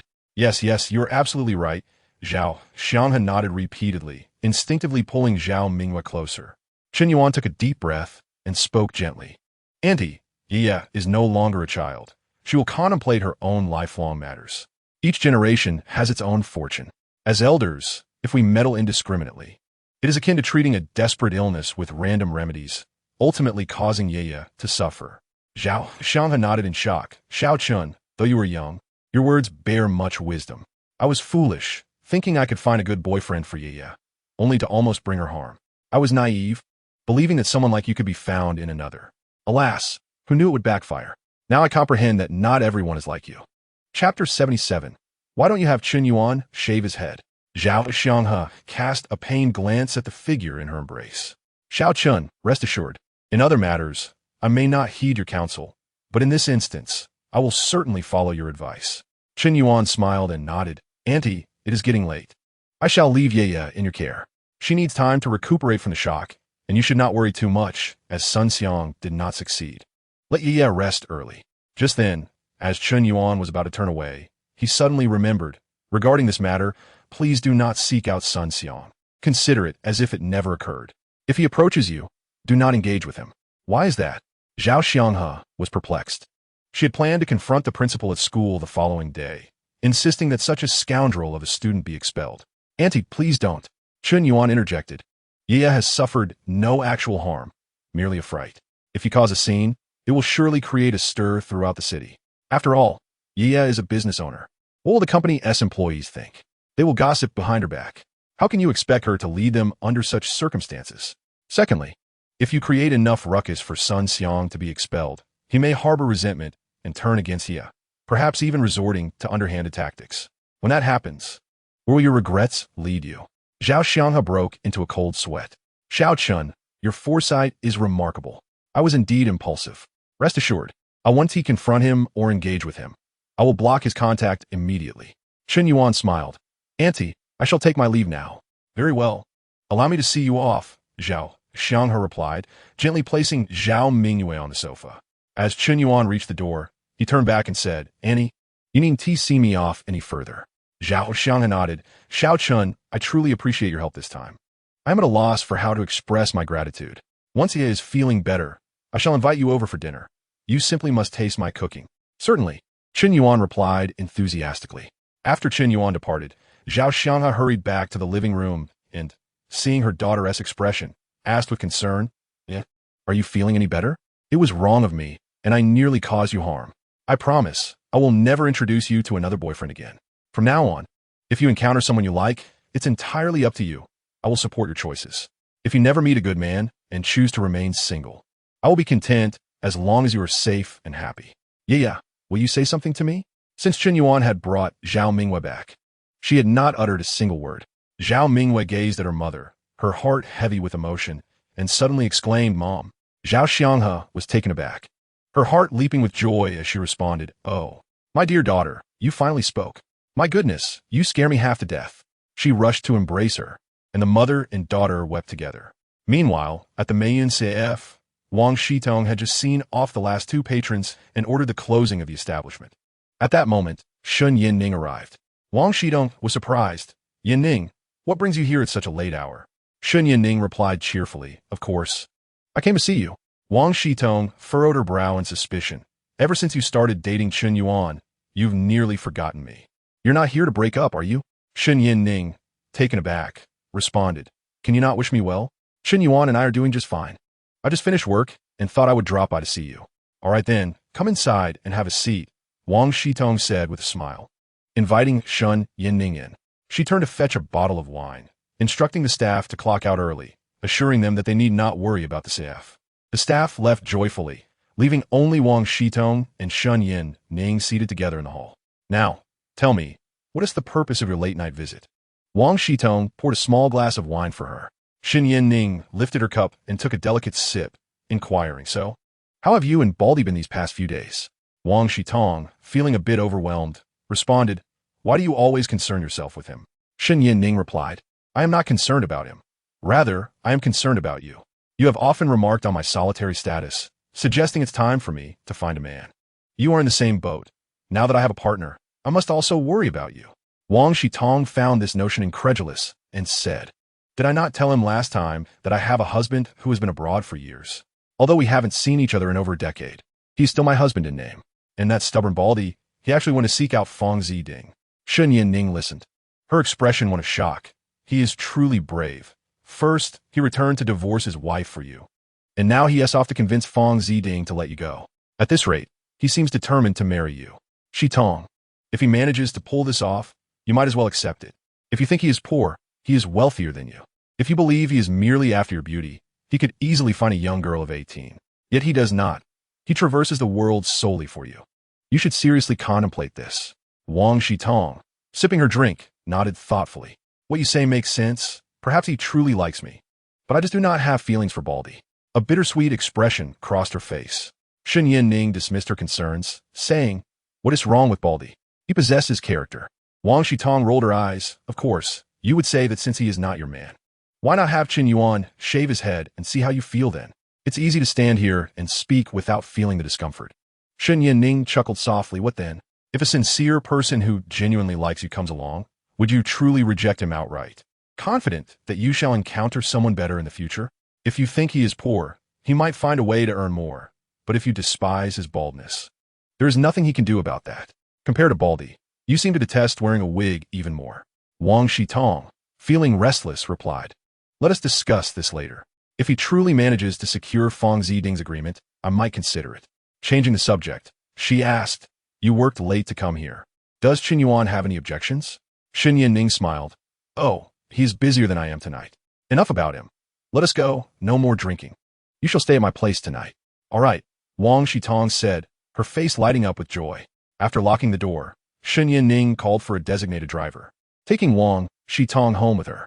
The following day, at Sunshine Apartment, Chen Yuan descended to leave for work. Upon reaching his car, he spotted the landlord, Qin Deshan, on the phone. He raised his hand to greet him, but to his surprise, Qin Deshan ignored him, continuing to speak hurriedly into the phone. All right, I am on my way now." Noticing Qin Deshan's flustered demeanor, Chen Yuan felt a sense of concern, remembering Qin Deshan's previous kindness. If there was indeed an issue, he would be willing to help. Thus, he called out, "Old Qin, what is going on?" Since the last time I fainted by the flower bed and was rescued by Chen Yuan, Qin Deshan no longer regarded Chen Yuan as a stranger. He remarked, "I have a little daughter, as I mentioned before. Last night, she was almost bullied, and her mood is quite poor. Her mother, for once, called me and permitted me to visit her. Chen Yuan, I won't keep you. You should go to work. I have no pressing matters." With that, old Qin hurriedly departed. Watching Qin Deshan's hasty retreat, Chen Yuan inhaled the chilly air and murmured to himself, "Has the security in Jiangzhou deteriorated to such an extent? Why is it that everywhere one turns, there are instances of bullying?" Chapter 78. Zhao Mingwei discovers the truth of the past in the Riverside Garden community. It was not Qin Deshan's first visit, yet never had he felt such a tumult of emotions as he did today. He acquired the entrance code for the apartment building from Zhao Xianghe, entered, and took the elevator to the 13th floor. In his recollection, this was the closest he had ever been to the home of the mother and daughter. Ding dong. taking a few deep breaths. Qin Dashin shifted the fruit he was carrying to one hand and pressed the doorbell. Shortly after, Zhao Xianghe opened the door. Upon seeing Qin Dashin, she seemed to avert her gaze, perhaps feeling guilty for not adequately caring for her daughter. However, Qin Dashin paid no attention to her demeanor, handing the fruit to Zhao Xianghe and inquiring, "Where is Ye?" "She's in the inner room on the right," Zhao Xianghe replied softly, placing the fruit aside and retrieving a pair of brand-new slippers from the shoe cabinet. "Please wear these." Qin Dashin was taken aback. As Zhao Xianghe bent down, he momentarily felt transported back to 20 years ago. Back then, whenever he returned home from work and Zhao Xianghe was present, she would always greet him at the door with his slippers. "Xianghe, how have you been all these years?" Qin Dashin asked, lost in thought. Zhao Xianghe paused, meeting his gaze. In that fleeting moment, a wave of nostalgia washed over her, but she quickly responded, "What are you doing?" "You came to see your daughter, not to stare at me. We have no connection anymore." Her words struck Qin Dashin like cold water on a winter day, jolting him back to reality. He repeatedly affirmed, Yes, I came to see my daughter." With that, he proceeded toward Zhao Mingwe's bedroom. Inside the bedroom, Zhao Mingwe, hearing the commotion outside, hurriedly tucked her phone beneath her pillow, unsure of who had arrived, and turned to gaze vacantly at the tassels hanging from the curtain. "Mingwe," Qin Dashin called gently as he reached the doorway, glancing back to confirm the room with Zhao Xianghe before softly calling out again, not wanting to startle his daughter with his presence. "Mingwe, it's your father." Zhao Xianghe had not informed Zhao Mingwe of Qin Dashin's impending visit. Last night, she had not slept a wink. After much contemplation, it seems that the tumultuous events surrounding Qin Dashin and Huang Shui have cast a long shadow over Zhao Mingwe's heart. This has rendered her hesitant to embark on romantic relationships over the years, fearing that her future husband may mirror her father's shortcomings. Additionally, the harassment she endured from Sun Xian yesterday has only deepened her trepidation towards men, further dissuading her from allowing them to draw near. When she consoled Zhao Mingwe yesterday, she expressed a desire for her daughter to remain by her side for eternity. It was merely a statement of convenience. As a mother, who does not yearn for their daughter to find a good husband and lead a life filled with happiness, who wishes for their child to endure a lifetime of solitude, to unlock her daughter's heart, it is imperative that she understands the truth of the past, specifically, that her father was not the kind of man who would take a mistress. This realization dawned on Zhao Xianghe shortly after her divorce. However, at that time, the marriage had already ended, and in her youth, she had been fiercely proud. For the sake of her own dignity, she resolutely refused to reconcile with Qin Dashin. Over the years, they had drifted apart completely, and now, decades later, the topic remains untouched. Zhao Xianghe harbors a lingering regret, feeling a sense of guilt towards Qin Dashin. Many times, she had contemplated rekindling their relationship, yet she desired for Qin Dashin to broach the topic of their past first. Each rare encounter, however, saw him remain silent, which only fueled her frustration, leading her to adopt a stance of passive waiting. Zhao Mingwe, oblivious to the complexities between her parents, found herself questioning why her mother had summoned this man. Was it not enough that she had already endured so much distress? To this day, Zhao Mingwe remains convinced that her parents' divorce stemmed from her father's infidelity. Yeah, Zhao Xianghe said, as she moved around the foot of the bed to kneel before her daughter. "I failed to protect you properly and almost allowed you to fall prey to a villain. I am truly sorry. I called your father here to remind you that you have him in addition to me." Zhao Mingwe, in a daze, could not comprehend her mother's intentions. At that moment, Qin Dashin joined Zhao Xianghe and knelt beside her, his heart aching as he observed his daughter's weary visage. "Yeah, I am sorry for what you have endured," he said gently. "I understand your fears, but now that I am here, no one will dare to harm you again." Upon hearing these words, Zhao Mingwe turned away, facing the doorway. Noticing this, Qin Dashin rose, intending to continue his dialogue. At that moment, Zhao Xianghe grasped his arm and leaned toward Zhao Mingwe. Yeah, I know you are upset with your father, but so many years have passed. I have long since let go." Zhao Mingwe, listening, found tears streaming down her cheeks. Pulling on her pillow. Yeah, Zhao Xianghe exclaimed, reaching out to support her. "Please sit up. I have something important to discuss with you." Reluctantly, Zhao Mingwe turned her head to avoid their gazes and propped herself against the headboard. Observing that Qin Dashin remained standing, Zhao Xianghe gestured toward a chair beside him. She then settled herself at the edge of the bed, holding her daughter's hand. Yeah, when your father and mother divorced back then, it was your mother who acted impulsively. Your father never took a mistress. Your mother later investigated and even visited that woman's hometown. She misunderstood your father, but at that time, she was stubborn. Zhao Xiang has spoke, her face filled with remorse. Yeah, it was your mother who delayed your father's life and caused you to harbor resentment against him for so many years. It was your mother who shattered a complete family, and for that, I am deeply sorry. Zhao Mingyue stiffened, her expression frozen in a state of icy despair. Yeah, Qin Dashin called out, rising from his chair. Your father does not blame your mother. It is he who has wronged both of you. As he spoke, his voice quivered with emotion. Zhao Mingyue's heart churned like a tumultuous sea. Now they say it was all a misunderstanding. But what does that make of the years she spent living without a father? What does it mean for the resentment she has held for over a decade? Get out.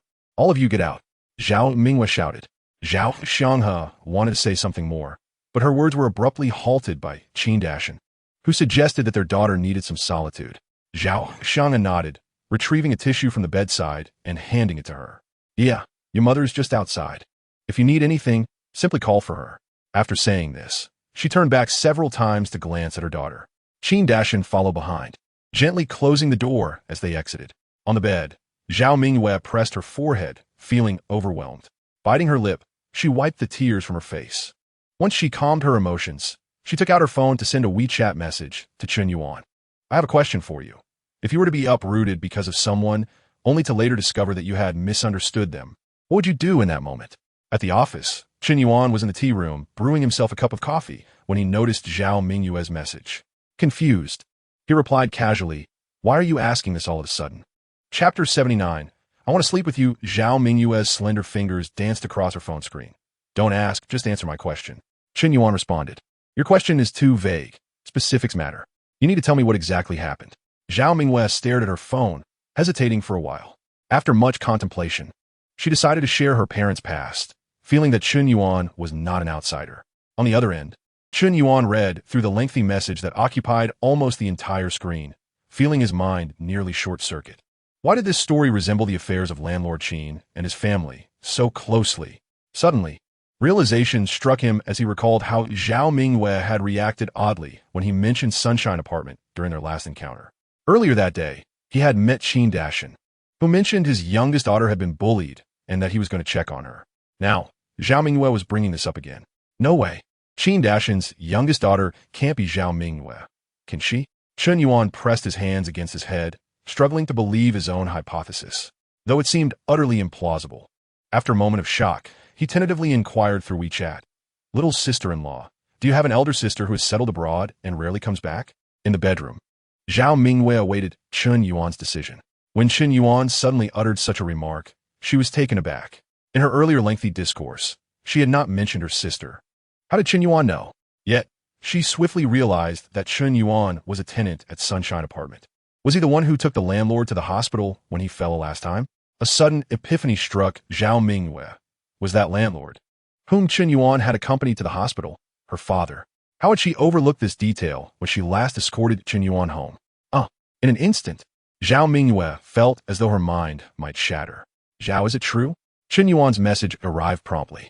Zhao Mingyue quickly responded, yes. In the office, Chen Yuan found the situation both amusing and perplexing. So your father is the landlord of Sunshine Apartment? Qin Dashin? Zhao Mingyue replied, just as swiftly, indeed. That is correct. Chen Yuan suddenly laughed and jested. How delightful. By day, I earn my salary from you, and by night, I pay rent to your father. It seems your family earns and spends in tandem, leaving me with nothing to bring home. In the room, Zhao Mingyue chuckled heartily, nearly cramping from laughter.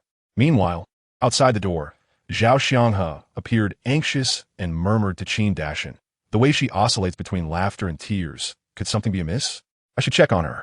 Zhao Xianghe and Qin Dashin had not wandered far after leaving, but were instead waiting at the door, primarily because Zhao Xianghe was concerned.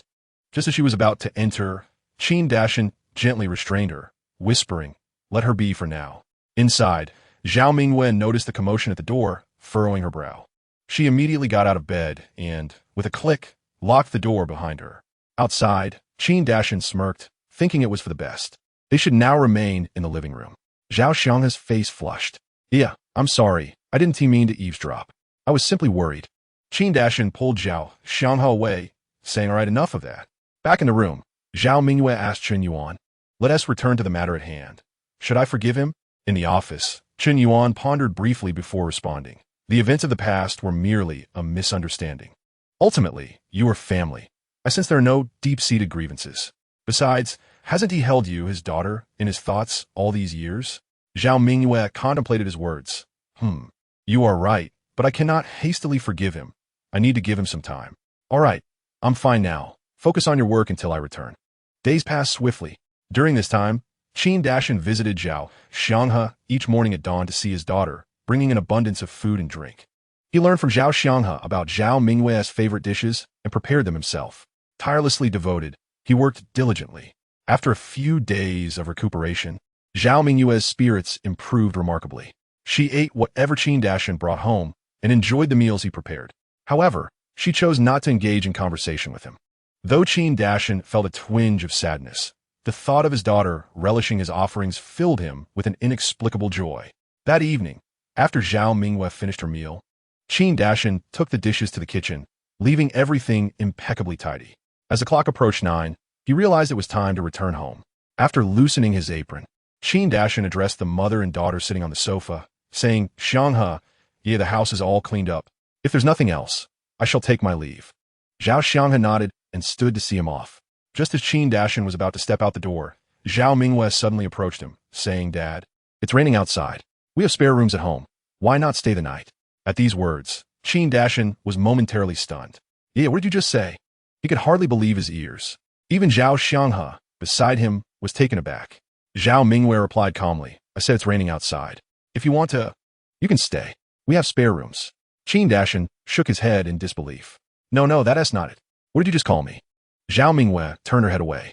I didn't call you anything. It's up to you if you want to stay. That utterance of Dad had taken a great deal of courage from Zhao Mingyue, and now she found it impossible to repeat. Qin Dashin, unable to contain his joy, exclaimed, Yeah, you finally call me Dad. Xianghe, did you hear that? Yeah, call me Dad. Zhao Xianghe shared in the happiness, replying, I heard it. All your efforts these past few days were not in vain. Since Yaya has invited you to stay, you should definitely do so. Yes, of course I will stay. Qin Dashin nodded eagerly. Zhao Xianghe said, I will prepare your room. As Zhao Xianghe went to tidy up the room, Qin Dashin intended to have a heartfelt conversation with Zhao Mingyue.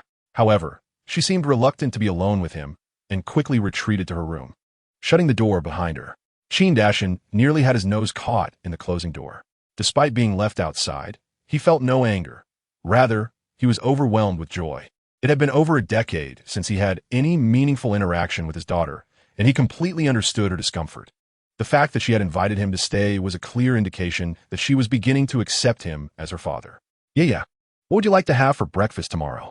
I'll make it for you. Qin Dashin asked cheerfully.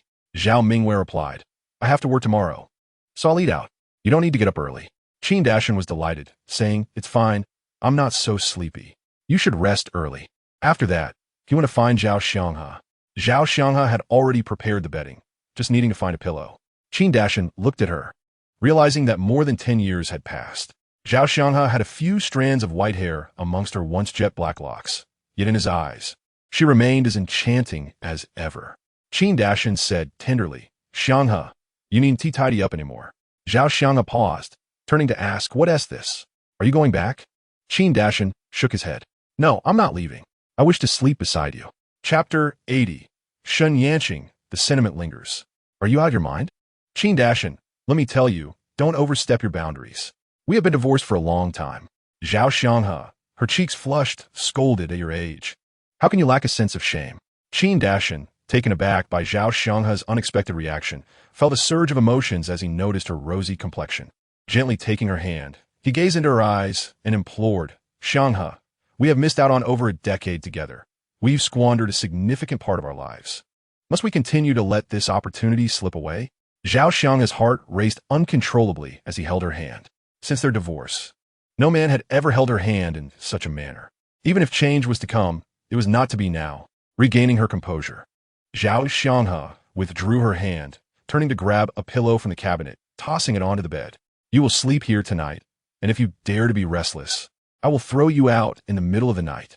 With that, She hurriedly left, but not before picking up the air conditioning remote from the bedside table to turn it on for Chen Dashin. What was happening? Chen Dashin stood there, bewildered. Over the past few days, he had sensed that Zhao Xianghe had begun to accept him. Yet, why did she shy away at such a crucial moment? Scratching his head in confusion, he pondered. Just then, Zhao Xianghe re-entered, tossing a fresh towel and a pair of slippers his way. Wash up and go to sleep, she instructed before exiting again. Chen Dashin was left speechless, his words caught in his throat. Though slightly exasperated, he felt a sense of pleasure at the sight of the towel and slippers. She must be shy. He nodded to himself with conviction and took the towel and slippers to the bathroom to wash his face and feet. Upon returning to the room, Chen Dashin lay on the bed, sleep eluding him. How would he manage if she continued to be this shy? He was still contemplating Zhao Xianghe when suddenly, a thought of someone struck him. He quickly retrieved that person's number and dialed. Meanwhile, Chen Yuan and Chen Yanqing were engaged in a passionate farewell kiss at the end of their day. Just as things heated up, Chen Yuan's phone rang. He neglected it, swiping to dismiss the call with one hand. However, within 2 seconds, the phone rang again. Frustrated, he contemplated biting his tongue in annoyance. But fearing he might hurt Chen Yanqing, he reluctantly paused to see who was so inconsiderate. Chen Yanqing, noticing Chen Yuan's exasperated expression, could not help but chuckle. You should answer it. If they're calling you so urgently, it must be important, she gently suggested. Seeing that it was Chen Dashin calling, Chen Yuan, still irked, answered. Old Chen, I was about to sleep. Is it appropriate to call at such a late hour? On the other end, Chen Dashin replied. Did you hang up that quickly after falling asleep? Chen Yuan, momentarily speechless, retorted, Old Chen, so I'm supposed to answer your call immediately, am I? Chen Dashin responded. I'll waive a month's rent for you. Chen Yuan inquired, Old Chen, what is it that you need? Chen Dashin asked, Is there anyone with you? Chen Yuan glanced at Chen Yanqing and replied, No one is here. Please go ahead. Soon, Chen Dashin remarked. It is as follows. I've been with Yaya these past few days. Her mother understands that the events of the past were a misunderstanding and harbors no resentment towards me. Our relationship has been warming remarkably. Yet as he spoke, Chen Dashin began to feel a touch of embarrassment. Chen Yuan furrowed his brow and inquired, But what? Chen Dashin continued, Is there truly no one by your side? Chen Yuan, at a loss for words, replied, Chen sir, if you don't speak up, I shall hang up. Hearing this, Chen Dashin hurriedly insisted, No, I will explain. It's just that he doesn't allow me to approach her. What does that mean? Chen Yuan was somewhat perplexed. Chen Dashin, feeling a bit frustrated, said, You're a young man. How do you not understand this? Upon hearing this, Chen Yuan finally grasped the situation. He wishes to be close to her, but she does not permit it. Ah, yes, that is precisely the meaning. Chen Dashin affirmed, and then added, I sense she is shy, but she cannot remain shy forever. What should I do now? What to do? Chen Yuan pondered for a moment. Finding no suitable solution and not wishing to waste energy on the matter, suggested, just let things unfold naturally. Let things unfold naturally? Chen Dashin appeared somewhat disappointed. All right, I understand. Let unfold naturally. After all, it has been over a decade, so waiting a few more days is of little consequence. With that, he ended the call. Chen Yuan sighed in relief and put away his phone. At that moment, Chen Yanqing playfully chided, Earlier, that Chen sir asked if there was anyone by your side. And you said no. So, in your eyes, I am not a person, right? Chen Yuan, half amused, replied, How could that be? You are my goddess. Chen Yanqing haughtily snorted. Smooth talker, I shall punish you by kissing me again. Having been interrupted by Chen Dashin earlier, Chen Yanqing was still not satisfied. Chen Yuan never refused her requests. Since she desired another kiss, he obliged. After a passionate entanglement, Chen Yanqing, feeling content, suddenly recalled, earlier, that Chen sir mentioned he's been with Yaya. Which Yaya? How many Yayas do you know? At the mention of this, Chen Yuan found it amusing and responded, There is but one Yaya, your little sister. Wait, you mean that landlord, Chen sir, is Zhao Mingwe's father? Chen Yanqing exclaimed in disbelief, her eyes widening. Chen Yuan nodded, Indeed, it is true. You might think the world is vast, yet it feels quite small. Chen Yanqing mused, It truly is. By the way, he mentioned over the phone that his relationship with Yaya's mother has improved. Chen Yuan replied, Yes. Yaya has been pretending to be affected and resting at home these past few days. I'm unsure how Aunt Zhao managed to call Chen sir over. Nevertheless, it appears to be going well. Yaya has rested, the family's misunderstandings have been resolved, and they are harmonious again. That's wonderful. Chen Yanqing nodded. Noticing the time was late. I should head home. There is much to do tomorrow. All right. Chen Yuan nodded as they each got into their cars and returned home. The next day, Chen Yuan arrived at the company, parked his car downstairs, and upon turning his head, spotted Zhao Mingyue's vehicle parked a short distance away. She arrived quite early. Chen Yuan smiled as he entered the building. Upon arriving at the company, Chen Yuan inquired about the execution of yesterday's plan. He then turned to the e-commerce department to seek insights from Zhou Jiqin regarding the data from the previous day. Learning that the data had performed admirably, he felt reassured. Returning to his department, Chen Yuan commenced his own tasks. In the president's office, Zhao Mingyue arrived merely 2 minutes earlier than Chen Yuan. She removed her coat and settled into her chair, contemplating the multitude of tasks awaiting her after her absence from the office. However, upon sitting down, she discovered that there was little to attend to at her desk, which struck her as peculiar. Secretary Hong, has there been little to do these past few days? Zhao Mingyue called for Hong Lu, inquiring. Not all, Hong Lu replied. Zhao Mingyue furrowed her brow in suspicion, feeling uneasy. Everything is normal? Hong Lu nodded affirmatively. Everything is as it should be. Any issues will certainly be reported to you. Zhao Mingyue pondered, so it seems that the company functions the same whether I am here or not. Ms. Zhao, that is not quite accurate. Hong Lu responded somewhat awkwardly. You are undoubtedly the backbone of the company. Just then, Zhao Mingyue's phone rang. Noticing it was Chen Yuan calling, she gestured for Hong Lu to step out before answering. Sister, Zhao Mingyue greeted warmly. On the other end, Chen Yuan expressed her joy. Have you been enjoying your time home these past few days? Zhao Mingyue chuckled. Oh, enjoying? Hardly. I've been playing the fool, either staring blankly on the couch or lying in bed, fearful of revealing any signs of awareness. It's been exhausting. Chen Yuan laughed. Oh, you are truly unaware of your fortune. I wish I had the luxury of rest, but time does not permit. By the way, I heard that your parents are considering reconciliation. Is that true? Zhao Mingyue was taken aback.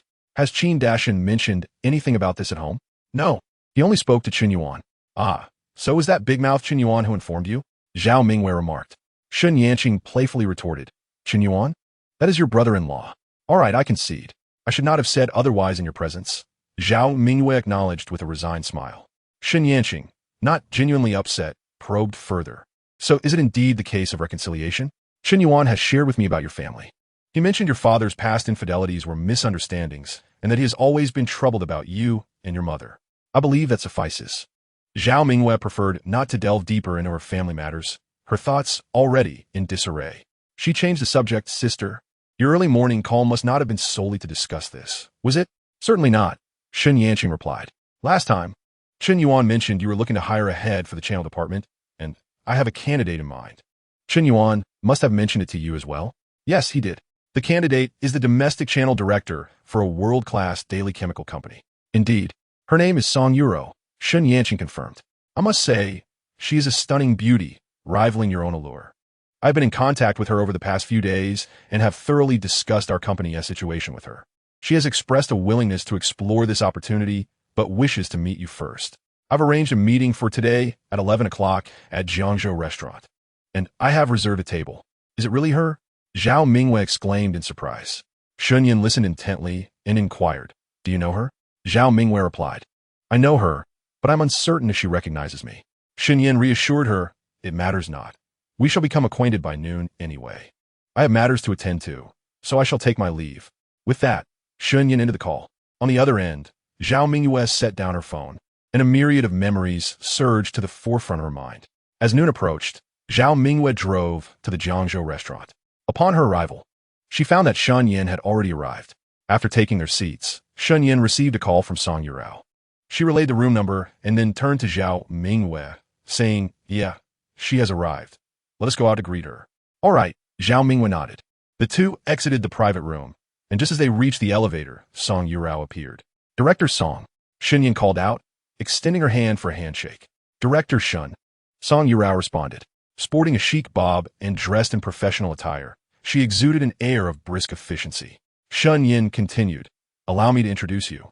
This is the president of Tianlonlon, Zhao Mingyue. She then turned to Zhao Mingyue, saying, Zhao, this is Director Song. Zhao Mingyue gazed at her, momentarily dazed, and extended her hand, saying, Hello, Director Song. Song Yurao smiled and reciprocated the gesture, teasingly remarking, Have you forgotten your senior? At this, Chen Yuan was taken aback. You two know each other? Zhao Mingyue's cheeks flushed slightly as she timidly called out, Senior. Chen Yuan chuckled. No, truly? You are acquainted? Song Yurao replied. It's more than mere acquaintance. Chen Yuan, intrigued, exclaimed, Director Song, Zhao, let us not linger here. Let us proceed to the private room, so you may share your stories with me. Soon, the trio arrived at the private room. Chen Yuan had pre-ordered the dishes, and upon entering, she immediately summoned the waiter to serve the food. Seizing the moment, she inquired about the connection between Zhao Mingyue and Song Yurao. Zhao Mingyue appeared somewhat bashful, while Song Yurao spoke candidly, recounting, We are alumni from the School of Management at the Capital Business University. During my senior year, she was a freshman. Initially, we had no interactions, but one day, for reasons unknown, a beauty ranking contest was initiated on our college forum. 20 individuals were nominated, and both Zhao Mingyue and I made the list. Ultimately, I placed second. Upon hearing this, Chen Yuan furrowed her brow slightly. The first place winner wouldn't happen to be you, Zhao Mingyue, would it? Song Yurao offered a wry smile. Indeed, it was her. From that day forth, my junior became the star of our college. Even so, we had little interaction until one day, after returning from an internship with several classmates. We decided to celebrate at a food stall near the school gate. My junior was present, dining with her classmates. A group of unruly boys, having heard of my junior's beauty status, approached her. Upon their arrival, her friends scattered. Hearing this, Chen Yuan was indignant. Those boys scare them away? How utterly unprincipled. At such a time, how could they retreat? Isn't this akin to sending Yeye to be bullied by the other side? Song Yurao sighed, pondering how to articulate her thoughts. She couldn't entirely blame them, as the leader among them, with the yellow hair, happened to be the nephew of the school as board member. Shen Yanqing was taken aback and furrowed her brow, saying, Even if we were to flee, we ought to take Yeye along. And then what? Song Yurao replied, Such a beautiful junior should not be subjected to bullying by that yellow-haired fellow. I confronted them, which ultimately led to my receiving a major demerit. At this moment, Zhao Mingyue, with a face full of shame, spoke up. Because of this incident, my senior was delayed in graduating for an entire year, and since then, she has not spoken to me. Song Yurao inhaled deeply and sighed. Fortunately, she still managed to graduate smoothly. Shen Yanqing, feeling curious, inquired, Director Song, knowing that Tian Lanlan Company belongs to your junior, why did you agree to meet her? Have you truly let go of any resentment? Song Yurao chuckled bitterly. Resentment? I bear no ill will whatsoever. Casting a glance at Zhao Mingyue, she continued, My silence towards her was due to the fact that after receiving my punishment, I was met with a scolding from my father at home. I was in a rather foul mood during that time. It wasn't just my junior. If even the King of Heaven stood before me, I would still glare at him. Upon hearing this, Zhao Mingyue suddenly felt tears welling in her eyes, saying, Senior, I am truly sorry. It is all my fault. Song Yurao playfully chided, Of course it's your fault. Why else would you be so beautiful? Zhao Mingyue's eyes glistened with tears, and she chuckled, overwhelmed with embarrassment. Senior, Song Yurao then put aside the jesting and, with a serious demeanor, asked, Director Zhao, how large do you intend to grow your company? Chapter 82. Expanding and strengthening how large? Zhao Mingyue pondered, having never considered this question before. When she initially embarked on her entrepreneurial journey, it was solely due to the inconsistent quality of sanitary products in the market, which caused much suffering for women. Her aim was to introduce a healthier product, providing women with more choices. However, she was acutely aware that the market was saturated with renowned brands, and for a fledgling brand like hers, mere survival was already a significant challenge.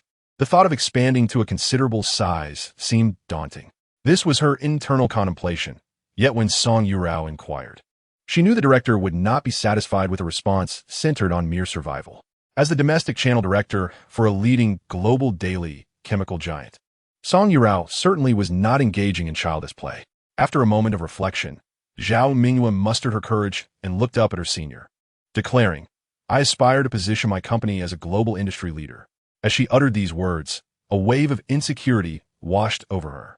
Song Yurao paused momentarily, then burst into a smile. Junior, your ambitions are indeed grand. Hearing this, Zhao Mingyue felt her cheeks flush, hastily replying, If that isn't feasible, becoming the leader domestically will suffice. Song Yurao chuckled. Junior, having lofty aspirations means you can achieve much. The more you attain, the more you can grow. Why should you limit yourself? Let's strive for global leadership, shall we? Senior, are you not jesting with me? Zhao Mingyue felt a surge of anxiety. Song Yuro remarked, I am quite earnest. Whether domestically or internationally, over the past decade, I have indeed accumulated a considerable network. We should not harbor the notion of first establishing domestic channels before venturing overseas. That is not the case. We shall directly supply goods to global markets. You need only entrust the development of channels to me. However, regarding the budget, Song Yuro had learned about Tian Lamlin's financial situation from Shen Yanqing. And with Shen Yanqing's recent investment of 50 million, there was only a little over 60 million in cash. This amount barely sufficed to establish domestic channels, let alone to reserve funds for production and operations, not to mention the overseas channels, which were even more daunting. Zhao Mingyue wore a look of helplessness. At that moment, Shen Yanqing spoke up, I can invest another 1 billion, Director Song. Will this be sufficient? After contemplating, Song Yuro replied, just barely. Shen Yanqing gritted her teeth and boldly declared, then let it be 2 billion. If that is still insufficient, I can add another 2 billion later. Zhao Mingyue, standing aside, was utterly bewildered. Was this a grand undertaking? Seeing Shen Yanqing's resolute support, Song Yuro nodded gratefully. With your words, Director Shen, I can proceed with confidence. Upon returning to the office in the afternoon, Zhao Mingyue felt as though she were in a dream. Director Zhao, are you all right? Hong Lu inquired with concern. After a moment's reflection, Zhao Mingyue responded, Secretary Hong, please call Factory Director Wu and ask him to come over. On second thought, I will go myself. Also, summon Director Wang to join us. With that, Zhao Mingyue prepared to rise and leave. Understood, Hong Lu nodded, promptly heading to the administrative department to find Wang Xingwen, while also taking the opportunity to call Factory Director Wu, informing him that Director Zhao and Director Wang would be visiting shortly. Meanwhile, Zhao Mingyue descended the stairs first. Upon reaching the front desk, she spotted Chen Yuan returning from outside, though she did not inquire about his whereabouts, trusting that as long as he fulfilled his duties, he could do as he pleased. Observing her hurried demeanor, Chen Yuan paused to ask, Director Zhao, where are you off to in such haste? Zhao Mingyue responded casually, to the factory. Do you have time? If so, join me. I have time. Chen Yuan nodded, noting that since he began working at the company, he had yet to visit the factory. Just then, the administrative department director, Wang Xingwen, and Hong Lu arrived. With everyone gathered, Zhao Mingyue led them downstairs. In a vehicle with 4 passengers, Wang Xingwen took the wheel. In less than 40 minutes, they arrived at Tian Lamlin's factory, located at 132 Chaming Road in the industrial park. At the factory entrance, Factory Director Wu Daong, accompanied by Administrative Manager Sun Changda, Production Manager Zheng Shangbing, and 3 clerks, had been waiting eagerly. Upon spotting Zhao Mingyue's vehicle, they waved enthusiastically. Wang Xingwen drove the car into the factory, and the group disembarked. Wu Daong quickly followed behind, bowing politely, Director Zhao, Director Wang.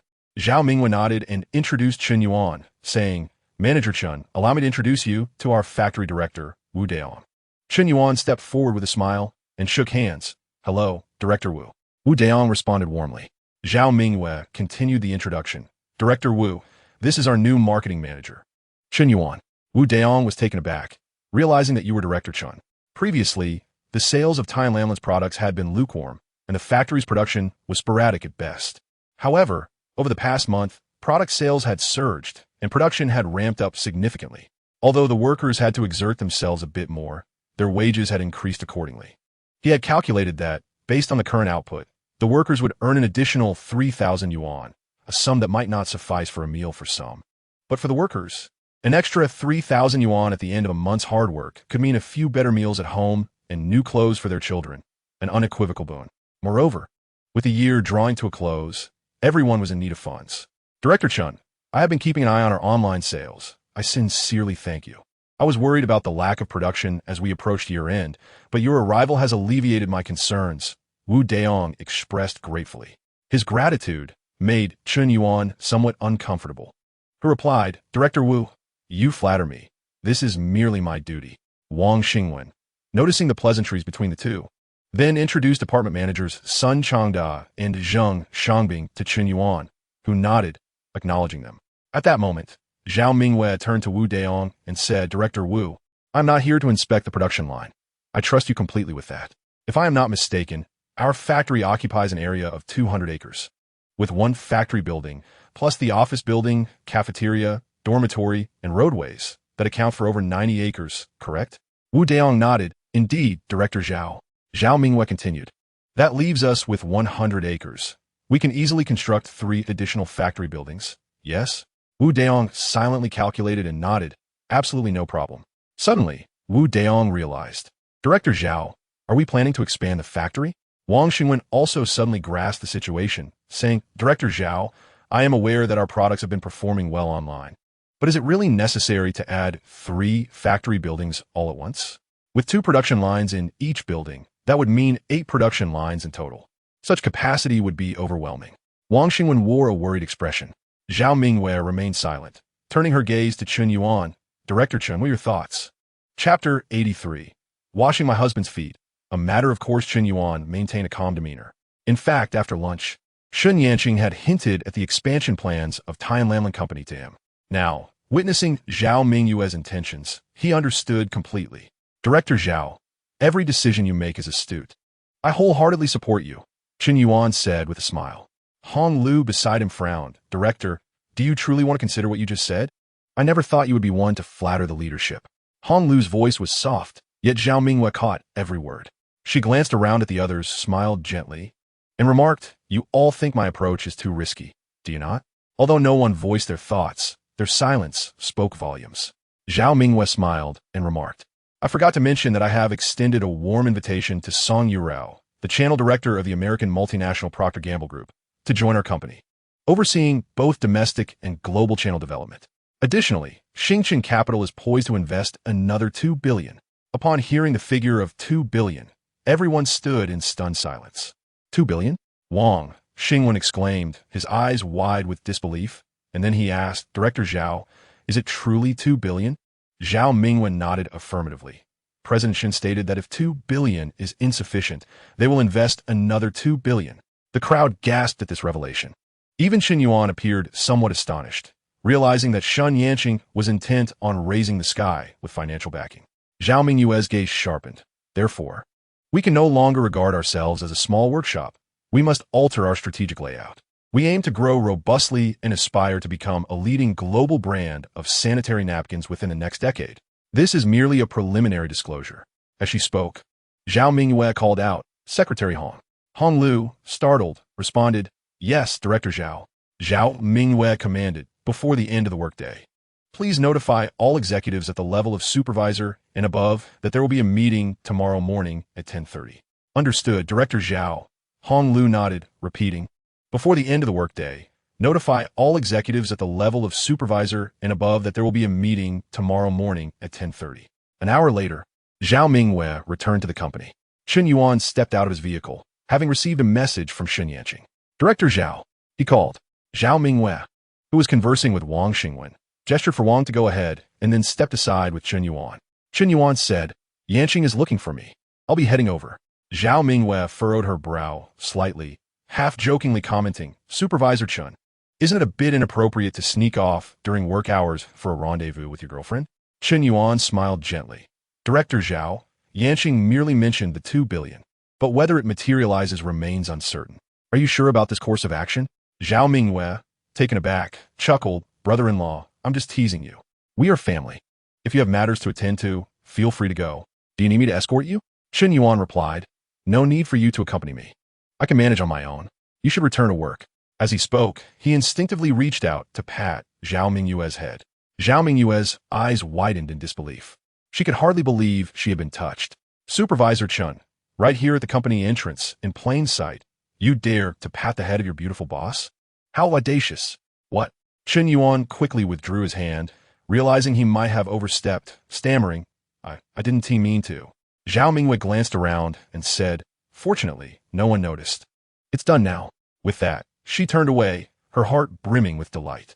Chen Yuan wore a puzzled expression. She seems quite happy. At Xingchen Tower, Chen Yuan entered through the doors, tossing 2 packs of cigarettes into the kiosk. One was for Li Taizhan and the other for the other brothers. The brothers at the kiosk were visibly excited upon seeing the packs of cigarettes worth 1,000 yuan each. In the eyes of those frequenting the starry building, a pack of cigarettes costing around 100 yuan is hardly noteworthy. Yet for security personnel like them, indulging in such a luxury remains quite extravagant. Thank you, Supervisor Chen. The security guard expressed his gratitude with a beaming face. Chen Yuan smiled, handed him the car keys to park the vehicle, and proceeded straight to the upper floors. In the top floor office, Secretary Huang Lin noticed a foot bath bucket beside Shen Yanqing and, slightly puzzled, inquired, General Manager Shen, are you planning to soak your feet? Shall I fetch some hot water for you? Shen Yanqing, glancing at the documents on her computer, replied with a faint smile, not for now. The person hasn't arrived yet. Secretary Huang, bewildered, pondered why one would require company for a foot bath. Just then, a couple of knocks echoed at the door, followed by Chen Yuan's entrance. Supervisor Chen, you're here. Huang Li turned around, greeting him with a cheerful smile.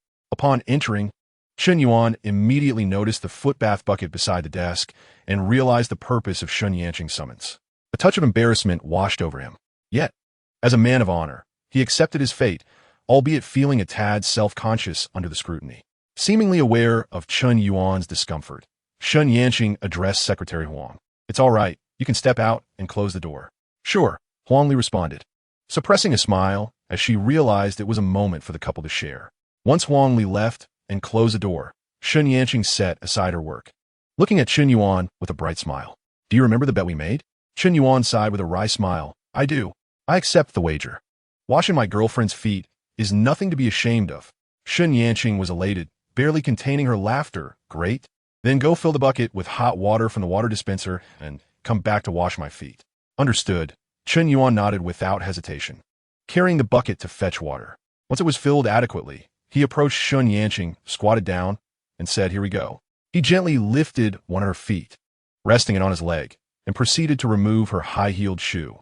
Upon removing one shoe, he noticed that she was wearing stockings and felt a twinge of awkwardness. With a smile gracing his lips, Chen Yuan asked, Yanqing, perhaps you could remove your stockings first?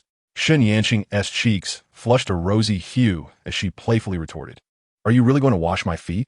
Chen Yuan replied earnestly, why not? Shen Yanqing, shyly biting her lip to calm her racing heart, withdrew her foot from Chen Yuan's lap, slipped on her shoes, and teased, I was just joking, as if I would let you wash my feet. Then, standing from her chair, she pulled Chen Yuan into the seat. I'll wash your feet. Chen Yuan was taken aback. You'll wash mine? Shen Yanqing knelt down to untie his shoelaces, saying, what is wrong with that? Although we aren't married yet, in my heart, you are already my husband. Isn't it only natural for a wife to wash her husband's feet? Chapter 84. The three shareholders arrive in a bucket. Shen Yanqing's delicate fingers softly caressed Chen Yuan's instep, and he found himself entranced. Chen Yuan sat in a chair, gazing down at Shen Yanqing, feeling a bit dazed. Although she was his girlfriend, and it was permissible for her to wash his feet, she was also a wealthy CEO with a fortune beyond measure. What merit did he possess to deserve such attention?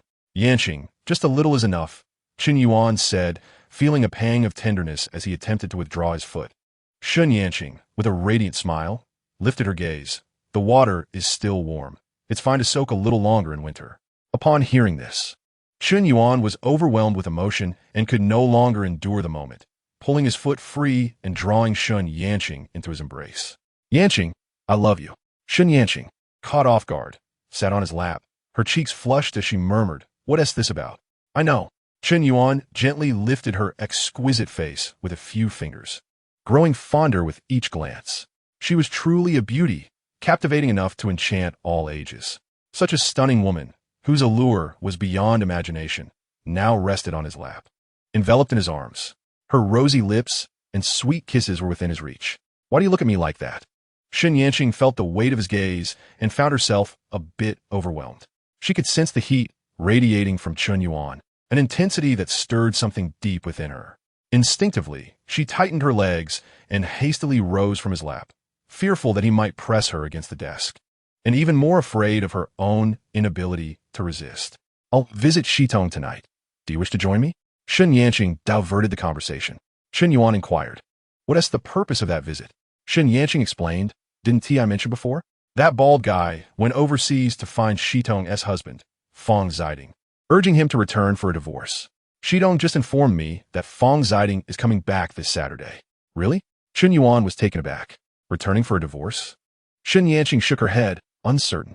Fong Ziding didn't mention divorce over the phone, and when Shitong asked the bald guy, he was also unsure about whether Fong Ziding was indeed coming back for that reason.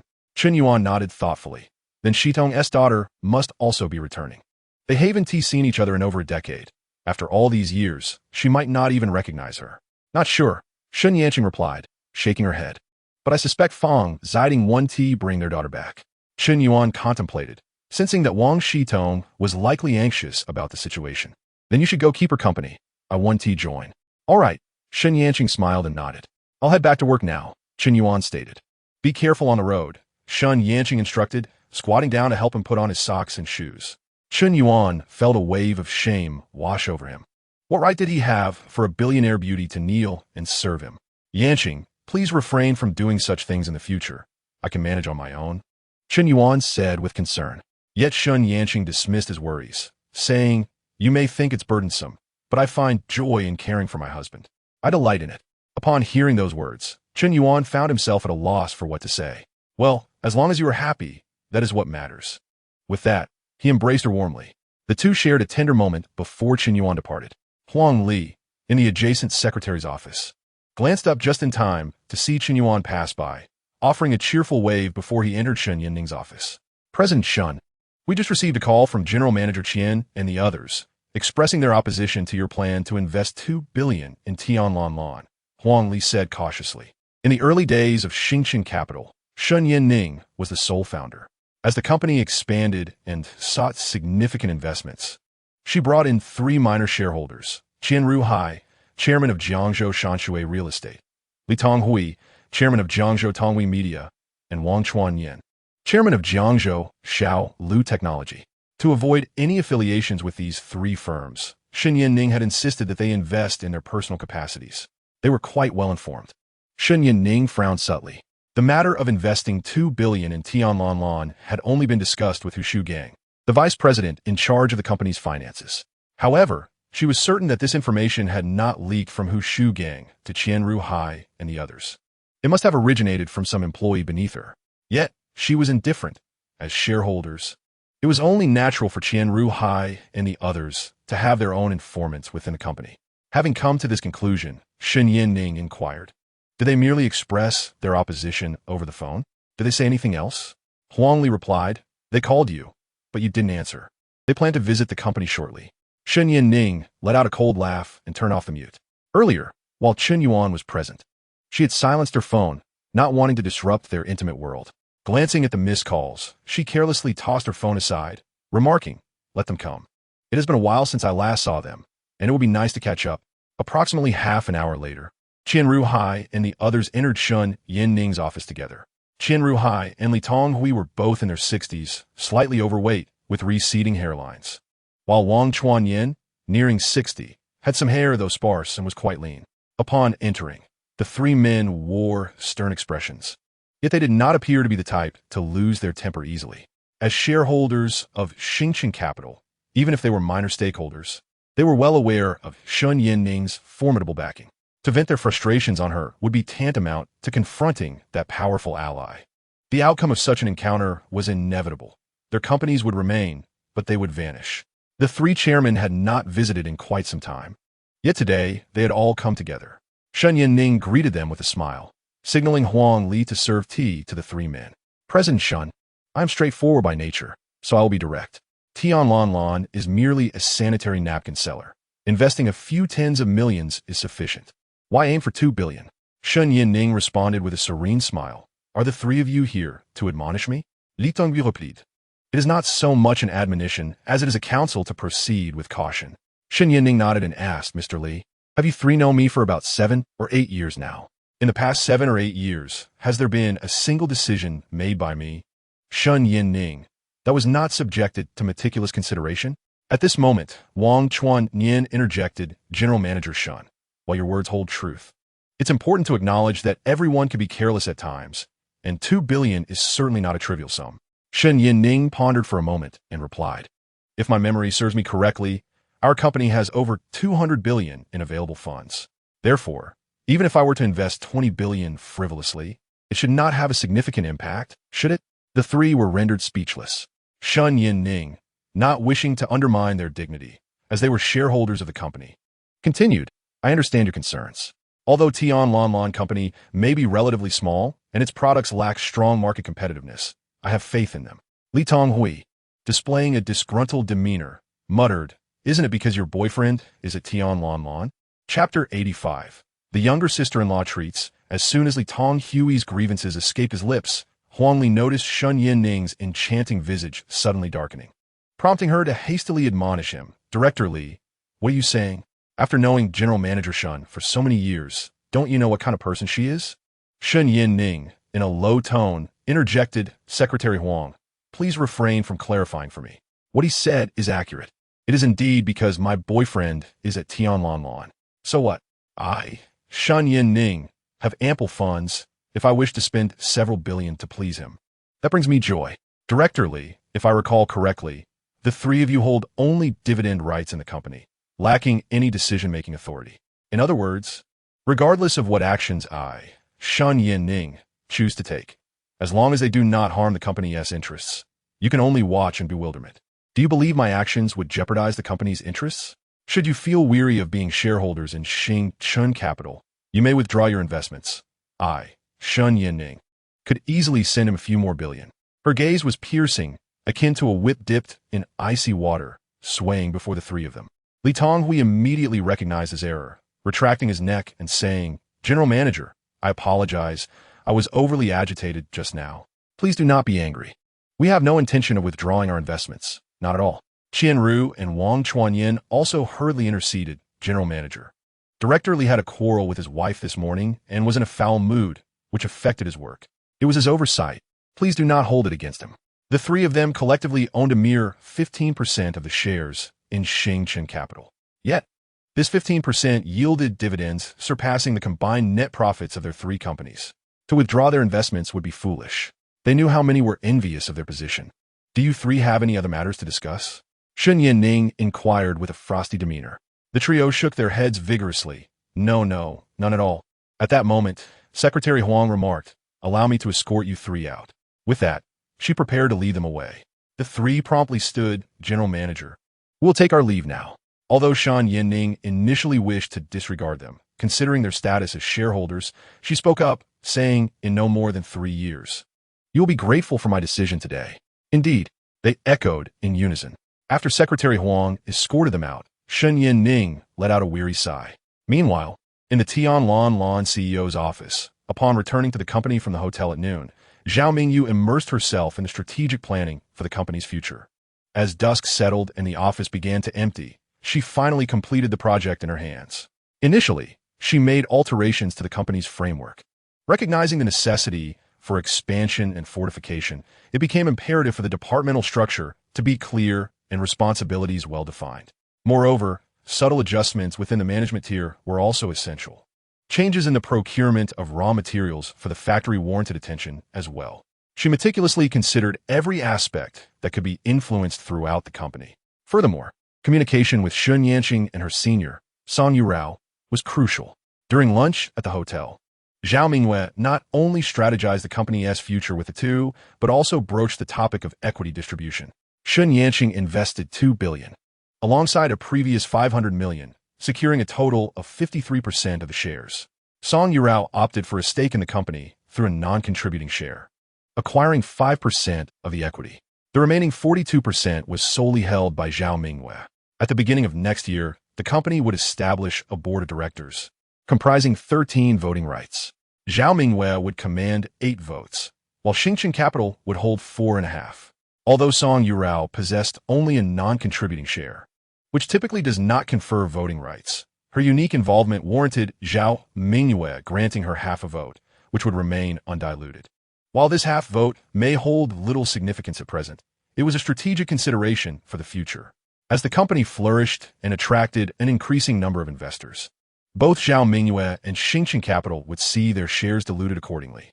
Hence, at that juncture, Song Yurao's half vote might prove to be pivotal. This decision was also Zhao Mingyue's way of compensating Song Yurao, and Chen Yanqing had no objections to it. Naturally, whether it be the 5% non-contributing share or the half vote, both were contingent upon Song Yurao demonstrating tangible achievements in channel expansion. The company had no room for idlers or slackers, and this principle was now vividly manifested. As Zhao Mingyue glanced at her near-completed proposal and prepared to depart, she instinctively cast a glance towards the marketing department, noticing that the lights were still on, which struck her as peculiar. Ever since Chen Yuan assumed the role of supervisor in the marketing department, the team, once notorious for working late, had become the quickest to leave the office each day. Today was indeed an anomaly. With a smile, Zhao Mingyue approached the marketing department, curious to discover who was working late. Upon arrival, she was taken aback to find just one person present, none other than Chen Yuan himself. Supervisor Chen, has the sun risen in the west today? Zhao Mingyue quipped as she approached his workstation. What brings you to work late today? Chen Yuan, appearing rather bored, replied. Yanqing went to accompany her friend, and I had no other engagements, so I thought I might as well get some work done. Zhao, you're also working late today? Is your workload extensive? Zhao Mingyue took a deep breath and, with no one else around, began to share the multitude of tasks she had been engaged in. Chen Yuan nodded. What a coincidence. I was also contemplating future matters. Zhao Mingyue furrowed her brow and remarked, Isn't this my concern? At the very least, it should be a matter for several directors to ponder. Why are you, a mere supervisor, so invested in it? Chen Yuan smirked, lazily leaning against the back of his chair, slightly tilting his head to gaze at her as he responded. I have no intention of delving into the affairs of the upper management. My focus lies solely on our marketing department. Zhao Mingyue, intrigued, inquired, What do you mean? Chen Yuan elaborated. We are currently a small company. The marketing plan I've devised is functional and effective. However, starting next year, we must aspire to grow into a larger enterprise. If I continue with the current marketing strategies, it would appear rather naive. I need to adopt a more grandiose approach. While our products can be affordable, our brand must not reflect that affordability. We need others to perceive our products as prestigious, rather than as mere bestsellers from a small workshop. Zhao Mingyue nodded in understanding. So, you mean we must elevate our corporate image? I get it. I am pleased to see you considering this. Chen Yuan replied with pride, Of course, you are my sister-in-law. If I don't apply myself, who will? Zhao Mingyue's cheeks flushed slightly, and she smiled sweetly. Then allow me to express my gratitude. How about I treat you to a meal at Jiangzhou restaurant? Chen Yuan readily accepted. Absolutely. I would be delighted to join you. Chapter 86. Allowing him to have an outside relationship? At Meiyun CAF, Wang Shitong leaned against Shen Yanqing, her heart filled with trepidation. The tranquility of her life, which had persisted for over a decade, was suddenly threatened, leaving her feeling insecure. Yanqing, if Fong Ziding returns and isn't looking to divorce me, what should I do? Shen Yanqing pondered. If he returns without the intention of divorce, what else could he want? To share the same bed and rekindle the relationship? Wouldn't bald brother bury him alive? Wang Shitong's expression shifted, and she sat up straight, exclaiming, What bald brother? He has a name, you know. Fine, Song Qingming, right? Shen Yanqing, speechless, replied with a smirk. You always say you dislike baldness, yet here you are, defending him so soon. Truly, Wang Shitong, her expression conflicted, explained, Yanqing, after all these years, I prefer someone slightly older than me. Handsome, especially with thick hair. I wouldn't even glance at a bald man. However, despite Song Qingming being bald, his character is undoubtedly commendable. Sometimes I think, regardless of whom I end up with, I must consider more than just appearance. Inner qualities are paramount. For me, Song Qingming went abroad to bring back Fong Ziding, who hasn't returned to the country in over a decade. How could I not be moved? Shen Yanqing, observing her earnest demeanor, found it somewhat incredulous. So, you decided to commit to Song Qingming? Wang Shitong reflected. It feels a bit premature to say that. Let's wait and see what happens when Fong Ziding returns. Ideally, a smooth divorce would be best. Shen Yanqing chuckled. Even if it isn't smooth, your Mengge will find a way to make it work. Wang Shitong smiled softly. Shen Yanqing then earnestly asked, If you two truly end up together, when do you plan to marry? Wang Shitong pondered. I shall wait until he pursues me first. Shen Yin frowned. What mischief are you concocting now? Wang Shitong replied with pride. I intend to test him further. Shen Yin, exasperated, retorted, Go ahead and create chaos. If you truly dishearten him, you'll be the one regretting it. Wang Shitong countered. That merely indicates he does not love me enough. Shen Yin shook her head in dismay. I genuinely feel anxious for Baldy. Meanwhile, at Jiangzhou restaurant, Chen Yuan and Zhao Mingyue, having enjoyed their meal, prepare to return to their respective homes. At that moment, Chen Yuan suddenly sensed a gaze upon them, yet upon surveying the surroundings, he detected nothing amiss. What are you looking at? Zhao Mingyue inquired. noticing his suspicious demeanor. Chen Yuan shook his head. It's nothing. I merely find the restaurant's night view quite appealing and wish to admire it a bit longer. Zhao Mingwei chuckled. Well, take your time. I shall head home now. With that, she opened the door and entered her vehicle. Chen Yuan waved her off with a smile before retreating to his own car. As Zhao Mingwei departed, he instinctively glanced in the rearview mirror, catching a fleeting shadow. Peering closer, he saw nothing. Damn, could it be that the wild mushrooms weren't cooked properly? Chen Yuan muttered to himself, but dismissed the thought. Upon returning to his rented apartment, Chen Yuan found himself thinking of Chen Yin and decided to give her a call.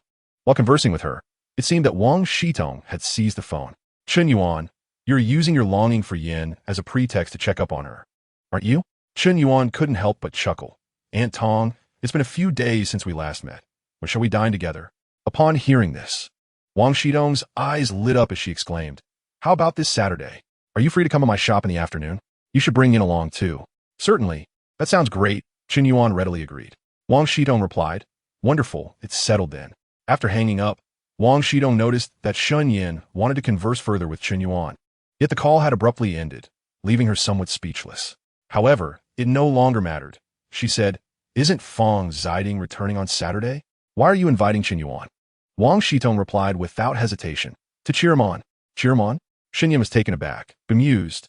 What are you plotting? Wang Shitong responded, better safe than sorry. Who knows what tricks Fong Ziding has up his sleeve? I suspect he won't simply comply with a divorce, and when the time comes, Song Qingming will surely confront him. With your Chen Yuan by his side, the momentum will be in our favor. Chen Yin raised a hand to her forehead. I cannot agree to this. Why? Wang Shitong was perplexed. Chen Yin explained patiently. My Chen Yuan is still young and has yet to experience the dissolution of a marital relationship. What if you frighten him, leaving him with psychological scars? Would that not mar the pristine canvas of his life? Furthermore, should he witness you and Fong Ziding in a heated argument, he might associate that with a potential future for us, fearing marriage with me. Wang Shitong found herself at a loss for words. Is it really that serious? He is not a child. My relationship with Fong Ziding is one matter, while yours with him is entirely different. Surely, he can discern this distinction. Moreover, you ought to allow him to broaden his horizons. Wang Shitong remarked, gently patting Shen Yanqing's thigh, her tone imbued with earnestness. Shen Yanqing understood this truth, but hesitated, responding, Shitong, you are not wrong, but I still do not wish to before she could finish. Wang Shitong narrowed her beautiful eyes and interjected, Yanqing, are you lacking in confidence? Shen Yanqing felt a pang of guilt and, with a lifted chin, replied defiantly, how could I lack confidence? I possess an abundance of it. Puffed. Wang Shitong scoffed. You have the very words lack of confidence written all over your face, yet you persist. Shen Yanqing sighed deeply. There was nothing she could not share with her close friend. Shitong, to be honest, I am indeed afraid. I worry that in a few years, he may come to find me undesirable. I have wealth and status, and I am not unattractive, yet I am no longer young. I cannot possibly compete with those young ladies in their 20s. Wang Shitong replied, then it seems you lack faith in him. No, Shen Yanqing vehemently denied. It is not that I lack faith in him. I fear I might burden him. Shitong, consider this. After the new year, he will be 23. A decade later, I will be 50, and he will be merely 33.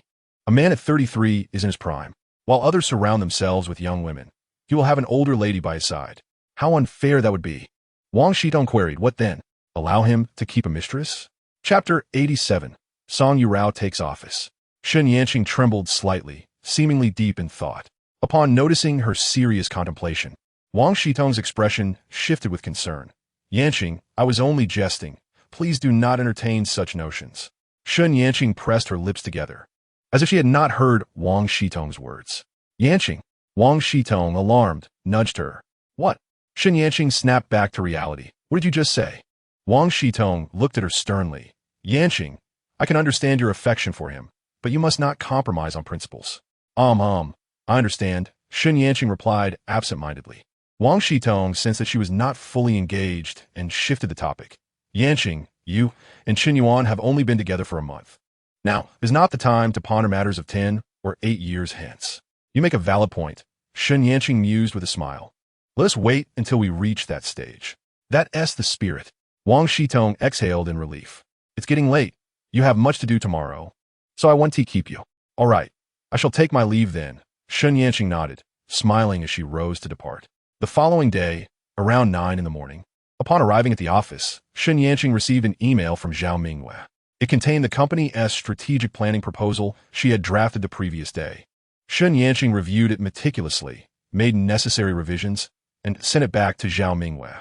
Just then, her phone rang. It was her father, Shen Mingjun. Chen Yuan promptly answered. "Dad, it's me." On the other end of the line, in a rural mansion in Jiangzhou, Shen Mingjun sat in a rocking chair under the eaves, glancing at his wife, who was tending to the flowers in the yard. He softly remarked, "My dear, your mother has been nagging me about you again. The new year is less than 2 months away.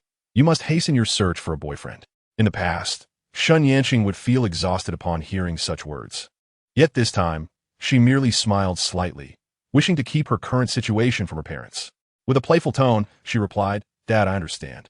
By next summer solstice, if I am not married off, I shall accept whoever your mother finds for me, regardless of whether he is elderly or disabled, or even if he is not human at all. Would that suffice, my dear father?"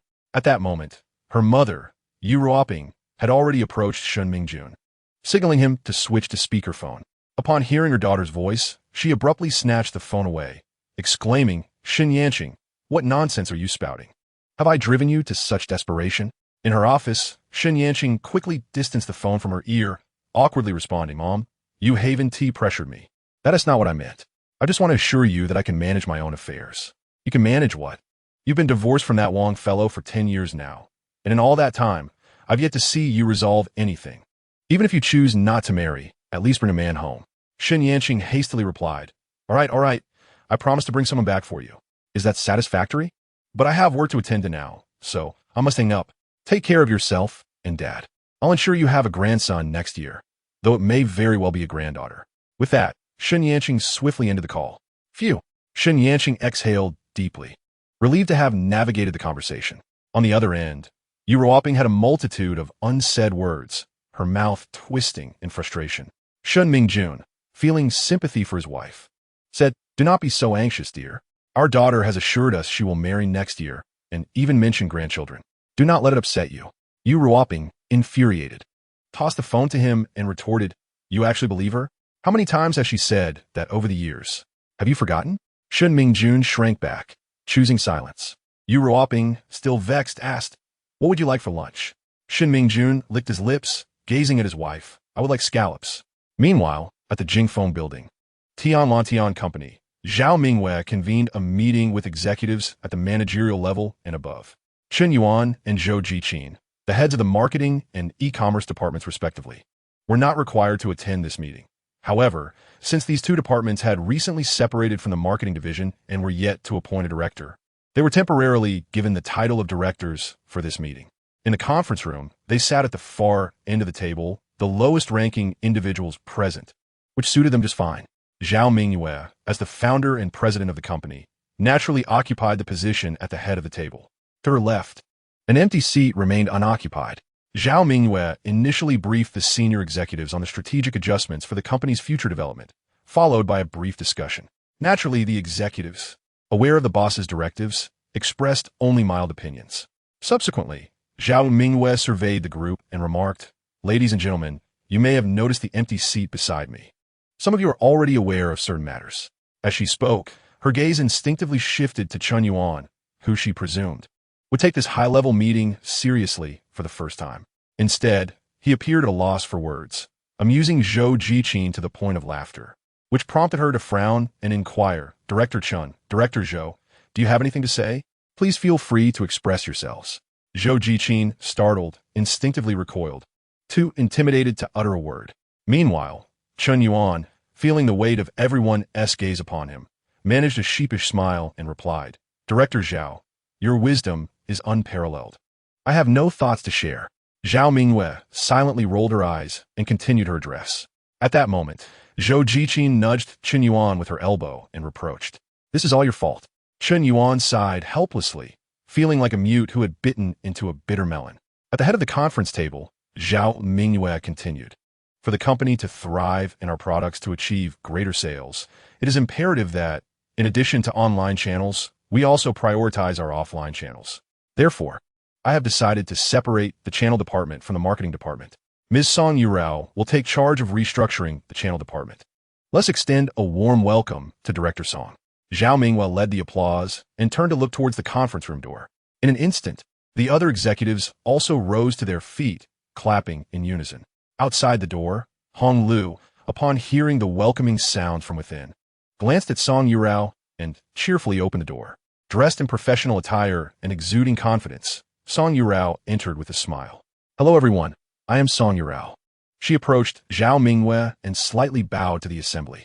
Zhao Mingwe then gestured for her to take a seat. With a smile, Song Yurao nodded and occupied the vacant chair. Zhao Mingwe indicated for everyone to sit down and continued, "In light of the organizational changes, Director Song is not only the head of our channel department, but also one of the shareholders of Tian Lon Lon Company." With a beaming smile, Zhao Mingwe said, "Let us once again welcome Director Song." "Welcome, Director Song." Everyone chorused. Song Yurao chuckled. "The title of shareholder is merely nominal. I prefer to be addressed as Director Song." At the far end of the meeting room, Zhou Jiqin observed Song Yurao from a distance and whispered to Chen Yuan, "Director Chen, this Director Song seems quite influential. Our two departments will have ample opportunities to interact with the channel department. Could it be?" Before she could finish, Chen Yuan immediately grasped her intent and asked, "Are you hoping to curry favor? Isn't that obvious?" Zhou Jiqin frowned. "You are Director Shen's boyfriend. Even Director Zhao must heed your opinions. You may not need to seek support from Director Song, but I, as merely a lowly worker, would benefit from having a strong backing. It would make it easier for me to rise in the future." Chen Yuan winced and remarked, "Director Zhou, are you perhaps looking for a shortcut? Is my support not substantial enough? In the future, can I not ensure your meteoric rise?" Zhou Jiqin was taken aback, gazing at Chen Yuan as if a light had dawned upon her. "Indeed, with such a formidable ally by my side, why would I seek another?" Chen Yuan beamed with delight. "Now you're speaking sense." The two shared light-hearted banter. At the other end of the conference table, Zhao Mingwe observed them with a clenched jaw, feeling a surge of annoyance. After the meeting concluded, the remaining executives rose to depart. Song Yurao remained seated, wishing to have a few words alone with Zhao Mingwe. Chen Yuan and Zhou Jiqin also stood to leave. Just then, Zhao Mingwe, with a stern expression, called out, "Chen's supervisor and Zhou's supervisor, please wait a moment." They exchanged a brief look of surprise. Zhao Mingwe then instructed Song Yurao, "Director Song, please proceed to my office and wait for me." Song Yurao cast a perplexed glance at Chen Yuan and Zhou Jiqin before nodding and departing. Zhao Mingwe gestured for Chen Yuan and Zhou Jiqin to sit down. They exchanged glances and quietly complied. With no one else around, Zhao Mingwe inquired, "You two have been whispering since you entered the meeting room. What exactly were you discussing?" Zhou Jiqin lowered her head, reluctant to meet Zhao Mingwe's gaze. Chen Yuan, with a sheepish grin, replied, "Director Zhao, it is as follows. During your explanation of the company's strategic shifts, both Zhou, supervisor, and I felt invigorated and excited. We began discussing how, under your astute leadership, we could excel in our work and elevate you to the pinnacle of the industry, allowing you to command the field and look down upon the world." Zhao Mingwe listened, amused and exasperated. "I always thought your prowess lay solely in marketing. I didn't realize you were also quite the silver-tongued charmer. Does your sister, Yin Ning, know of your eloquence?" With a knowing glance at Zhou Jiqin, the implication was clear. Chen Yuan was taken aback. Was his sister-in-law about to lodge a complaint? "Wait, Director Zhao, let us discuss this calmly." Zhao Mingwe smiled. "All right, then speak to me earnestly. Zhou supervisor, this no longer concerns you. You may return to your duties." Oh, yes. I shall get back to work." Zhou Jiqin, momentarily dazed, made her exit.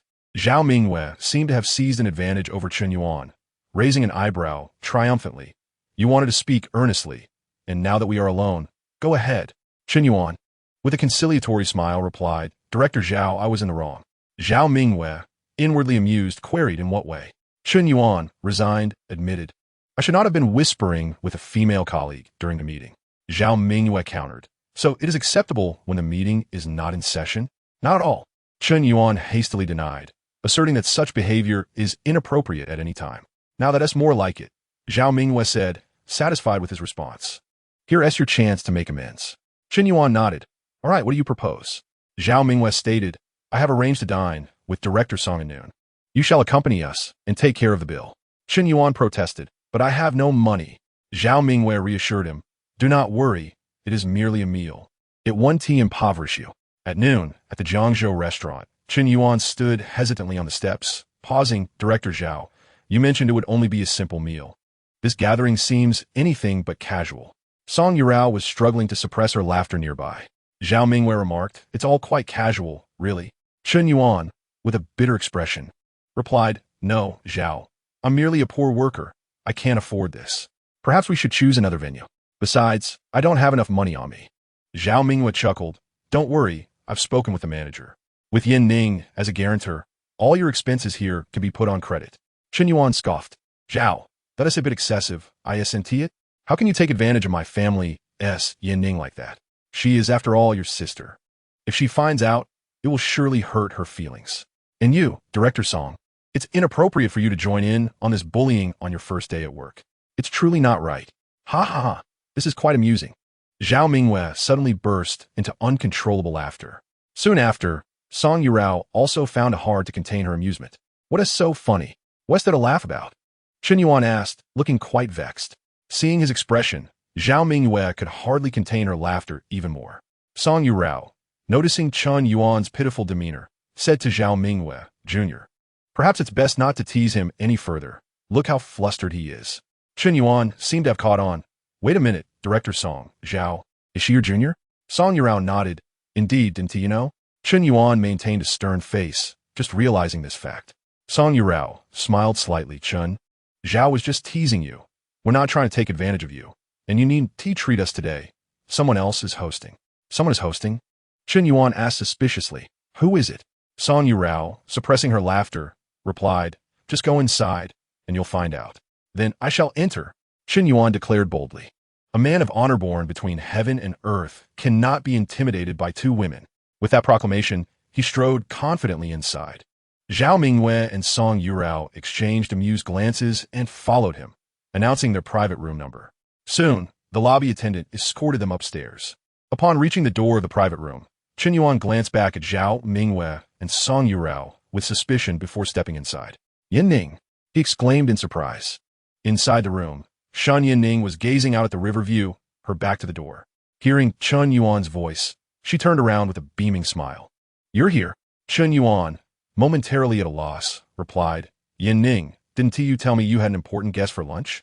Shen Yin-ning nodded. Yes. Right behind you. Chen Yuan turned to look at Zhao Mingwei and Song Yurao, feeling somewhat speechless, realizing that when they mentioned someone was hosting earlier, they were referring to his Yin-ning. Zhao Mingwei confirmed, that's right, she's my sister. Chen Yuan, feeling dejected, remarked, so you don't want me to treat, but instead have my Yin-ning treat? Isn't that still my family's money? Zhao Mingwei laughed, oh my. You're already talking about your family's money before even marrying my sister. Are you that eager to wed her? All right. Yeah, stop teasing him. Noticing Chen Yuan's dismay, Shen Yin-ning felt a pang of guilt and gracefully approached him, her expression filled with regret. I'm sorry. They were just playing a joke on you. I hope you're not upset. Chen Yuan gazed at Shen Yin-ning with deep affection and replied, for your sake, I shall overlook their antics. At that moment, Zhao Mingwei withdrew her jesting demeanor and spoke earnestly. Sister, let's not stand any longer. Let us sit and discuss the matter at hand. Chen Yuan was taken aback, glancing curiously between Zhao Mingwei and Song Yurao, ultimately settling his gaze on Shen Yanqing's face. Is there indeed a matter to discuss? Chapter 89. Black Lace. Shen Yanqing gently nodded, her eyes filled with warmth. Let us sit down and allow Ye to speak. Very well, Chen Yuan replied, taking a seat in the chair beside him. Shortly thereafter, Shen Yanqing and Zhao Mingwei also settled into their seats. Shen Yanqing signaled to the waiter that they could begin serving the dishes. Seizing this moment, Zhao Mingwei continued. In the next couple of years, the company is poised for significant development, and there will be numerous vacancies in management, particularly at the senior level. There are not many individuals within the company who could be cultivated for such roles, and you are one of them. Chen Yuan discerned her intent and smiled. So, Director Zhao intends to cultivate me as a key talent? In that case, I shall have to toast you a few more times later. Do not jest. We are discussing serious matters. Zhao Mingwei replied, her expression grave.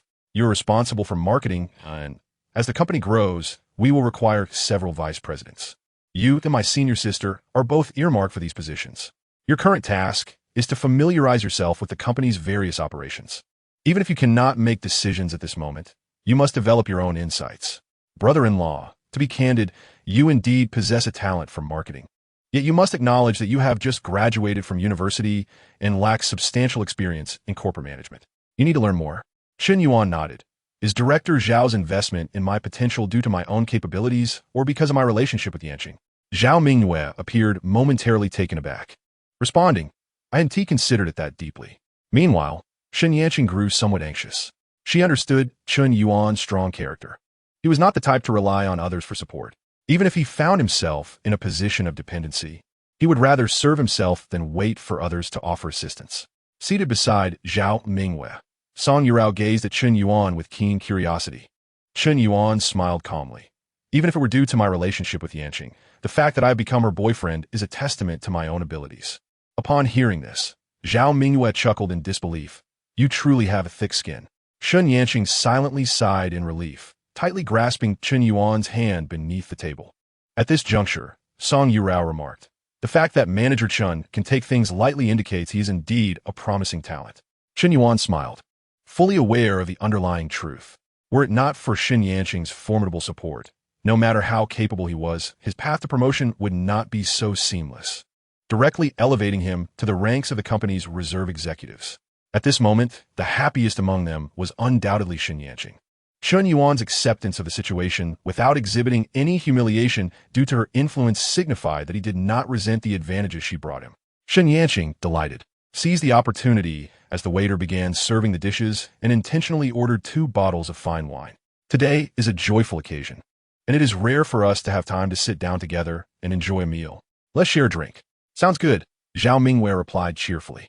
Although they had to return to work in the afternoon and generally refrained from drinking at lunch, they decided to cast aside such concerns for the moment. With spirits high, they began toasting one another. The 2 bottles of red wine were swiftly consumed. A fine red wine possesses a considerable after-effect.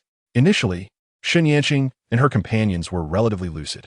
However, it wasn't long before their chatter increased, and they playfully clamored for more drinks. Chen Yuan began to feel the effects as well, yet fortunately, his mind remained clear, allowing him to maintain a steady gait.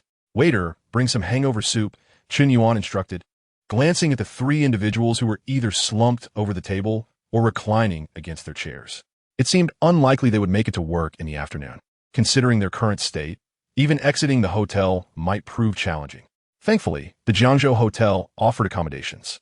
Chen Yuan called for the waiter again to arrange 2 rooms. With the waiter's assistance, he managed to escort each of his companions to their respective rooms. Zhao Mingyue and Song Yurao were placed together in one room, as 2 beds would suffice for 2 women to share until morning. As for Chen Yanqing, he carried her to her room in a princess embrace. After gently laying Chen Yanqing onto the bed, she let out a soft whimper. I'm here, Chen Yuan replied. He watched as the waiter brought the hangover soup and propped Chen Yanqing against the headboard. Yanqing, drink some of this soup. Sitting at the edge of the bed, he offered her a few sips. The taste of the hangover soup was rather unpalatable, and after 2 sips, Chen Yanqing refused to drink anymore. Chen Yuan, not wanting to press her, instructed her to lie back comfortably and inquired of the waiter about the 2 women next door. They haven't been sick, have they? The waiter shook his head, smiling. They're both quite well. They fell asleep right away and haven't vomited. Hearing this, Chen Yuan felt a wave of relief. That's good. You've done your part. You may return to your duties. The waiter nodded. Certainly, sir. If you need anything, just call the front desk. Once the waiter departed, Chen Yuan assisted Chen Yanqing in removing her high-heeled shoes and tucked her under the covers, observing her drift into slumber. He finished the remaining hangover soup she had left behind in one go. The tangy flavor jolted him awake somewhat. He couldn't help but worry about Zhao Mingyue and Song Yurao next door, so he took a spare room key and ventured to check on them. Inside the room, Song Yurao was peacefully covered by her blanket, while Zhao Mingyue's had fallen to the floor. Chen Yuan shook his head in disbelief. It was evident the waiter had neatly tucked her in, only for Zhao Mingyue to kick it off. Zhao Mingyue was still clad in her denim pants from earlier. Given his position, he felt it inappropriate to assist her in removing them, but he could certainly help with the thin down jacket she had on. Once he removed the outer layer, she was left in a lightweight base layer, so sheer it nearly revealed her skin beneath the fabric, a rather alluring sight. Chen Yuan couldn't help but glance, yet he refrained from a second look, mindful of propriety and the effects of alcohol still lingering in his system. In a rush, he covered her with the blanket again, opting for the philosophy of out of sight, out of mind. He then approached Song Yurao's bed, admiring her peaceful slumber and silently commending her for her decorum. As Chen Yuan exhaled a sigh of relief, preparing to return to Shun Yinning's room, he suddenly heard a rustling sound behind him. Turning around, he was taken aback. Zhao Mingyue was inexplicably moving about under the covers. "What are you doing, Zhao?" Chen Yuan inquired. At that moment, a pair of jeans was kicked out from the blanket. Chen Yuan was momentarily stunned. Before he could fully comprehend the situation, the freshly arranged covers were once again kicked to the floor. A pair of long, exquisite legs clad in sheer flesh-colored tights were instantly exposed to Chen Yuan's gaze. Beneath the delicate tights, a black lace triangle was also unmistakably visible. Chen Yuan was struck dumb once more. He had seen numerous similar scenarios online, but in reality, this was an entirely different affair. In that instant, an inexplicable heat surged within him. Chapter 90. Concern for Chen Yuan's well-being. This was quite perilous indeed. Chen Yuan gazed at Zhao Mingyue's stunning face, now tinged with a faint blush, and swallowed hard. At that moment, Song Yurao behind him suddenly turned over, startling Chen Yuan back to reality. In the next second, he hurriedly picked up the blanket from the floor, covering Zhao Mingyue once more.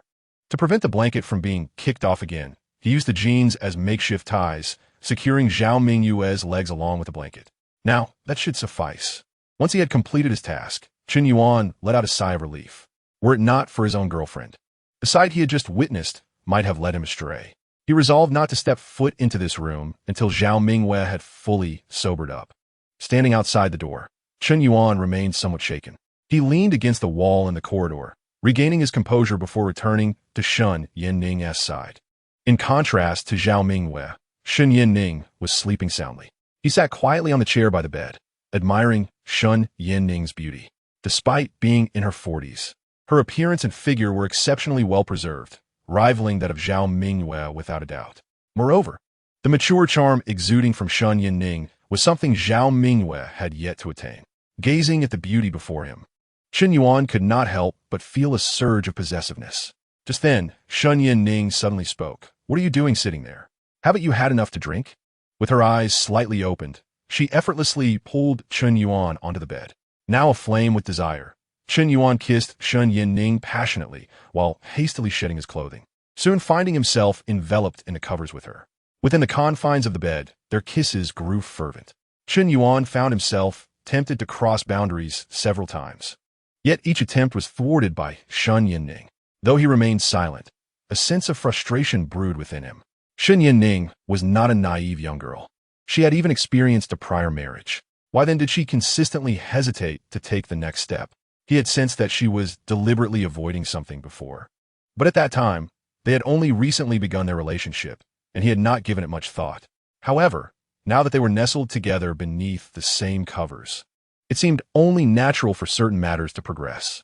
Observing Chen Yuan's troubled expression, Shun Yinning felt a pang of guilt within her heart.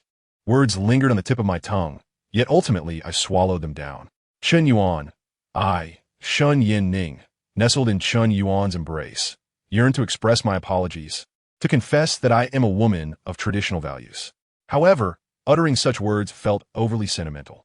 At my age, having been married before, discussing tradition seemed rather absurd. I scolded myself internally. Chen Yuan, though somewhat melancholic, was not truly angry. He tightened his hold around me and gently said, "It's all right. I understand your perspective." A spark of hope ignited within Shun Yinning as she lifted her gaze and asked, "Chen Yuan, can you truly understand?" "Of course," he affirmed with a nod. I was impulsive just now. Hearing this, warmth flooded Shun Yinning's heart, and she gently bit her red lip. Although she was unable to surrender herself to him physically at that moment, it did not preclude her from employing other means. Chen Yuan, being in the prime of his youth, was bursting with vigor, and she worried that if this continued, he might become overly pent up.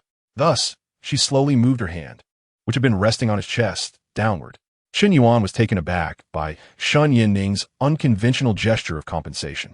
Though the experience may have lacked a certain depth, it was certainly preferable to nothing at all. Subsequently, the two drifted off to sleep in each other's arms. When they awoke, it was already evening. Just then, a series of knocks echoed from the door. Chen Yuan, assuming it was a service attendant, rose to answer it.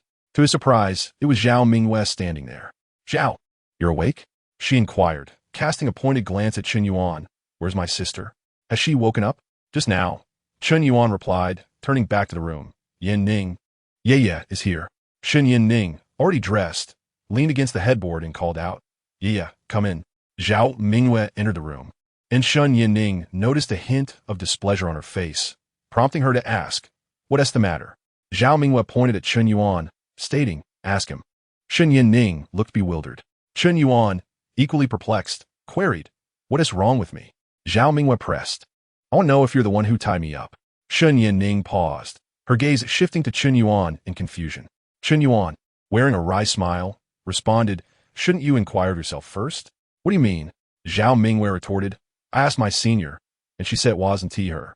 I asked the service attendant, who also claimed ignorance, but they mentioned you visited my room, so it must be you. Intrigued by the unfolding drama, Shen Yin Ning interjected. Wait, what exactly happened?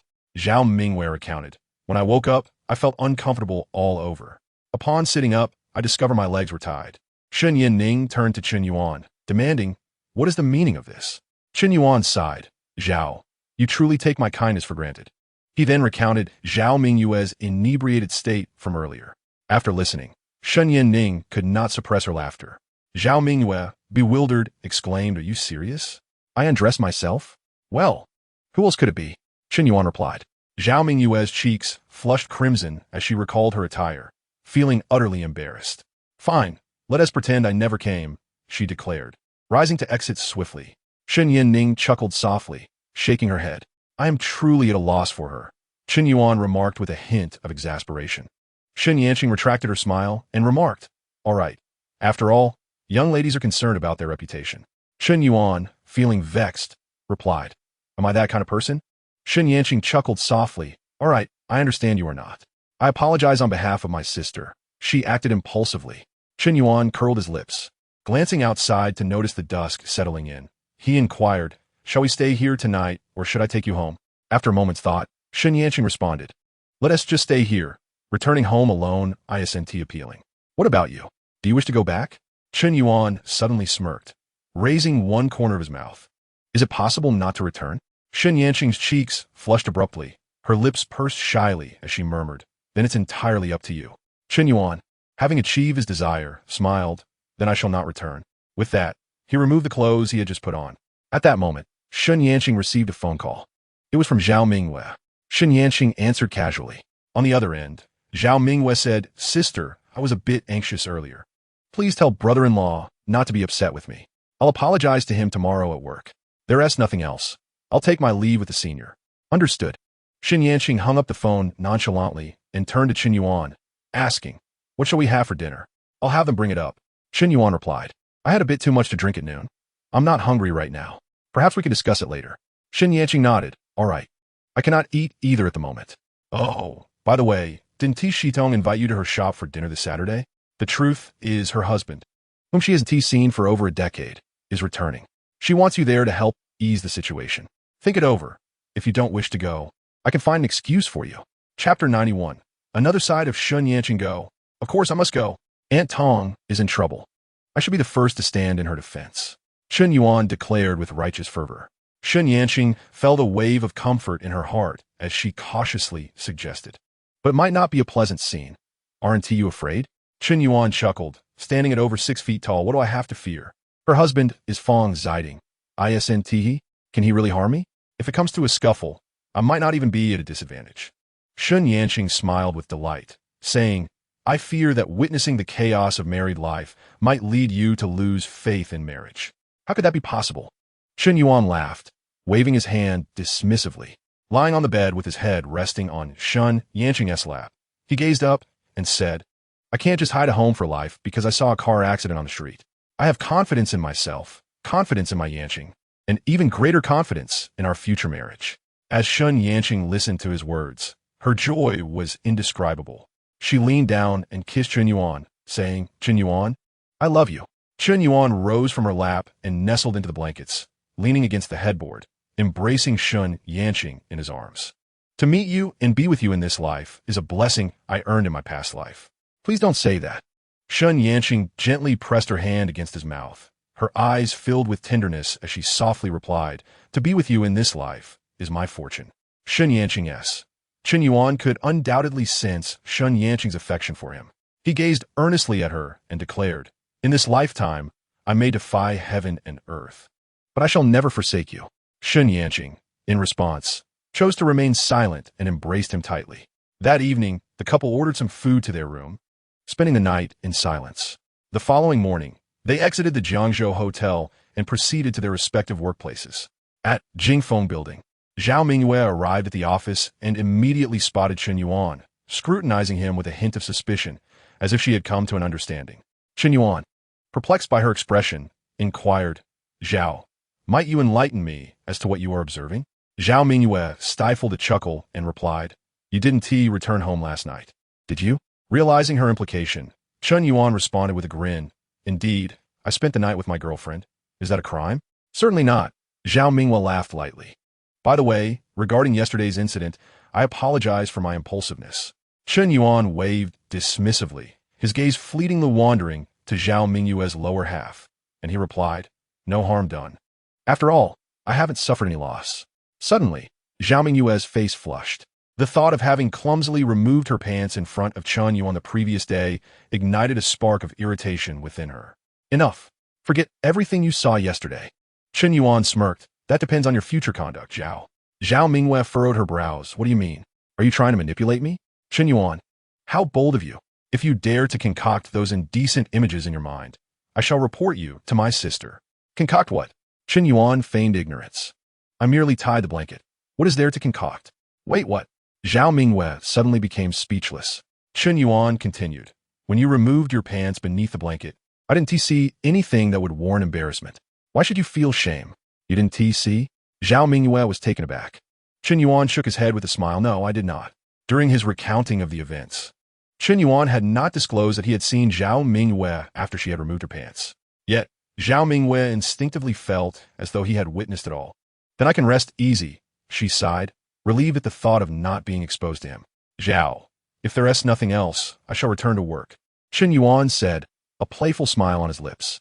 Zhao Mingyue nodded, watching him depart, yet a lingering suspicion nagged at her, making her feel as though Chen Yuan had not been entirely truthful. "How frustrating!" she exclaimed, stamping her foot in exasperation. Chen Yuan settled at his workstation, embarking on a new day of labor. In the afternoon, just before the end of the workday, Wang Shitong messaged him. "Xiao Yuan, don't forget about lunch tomorrow." Chen Yuan replied, "Annie Tong, fret not. With me around, Fangzi wouldn't dare to trouble you." Soon after, Wang Shitong sent a grateful emoji.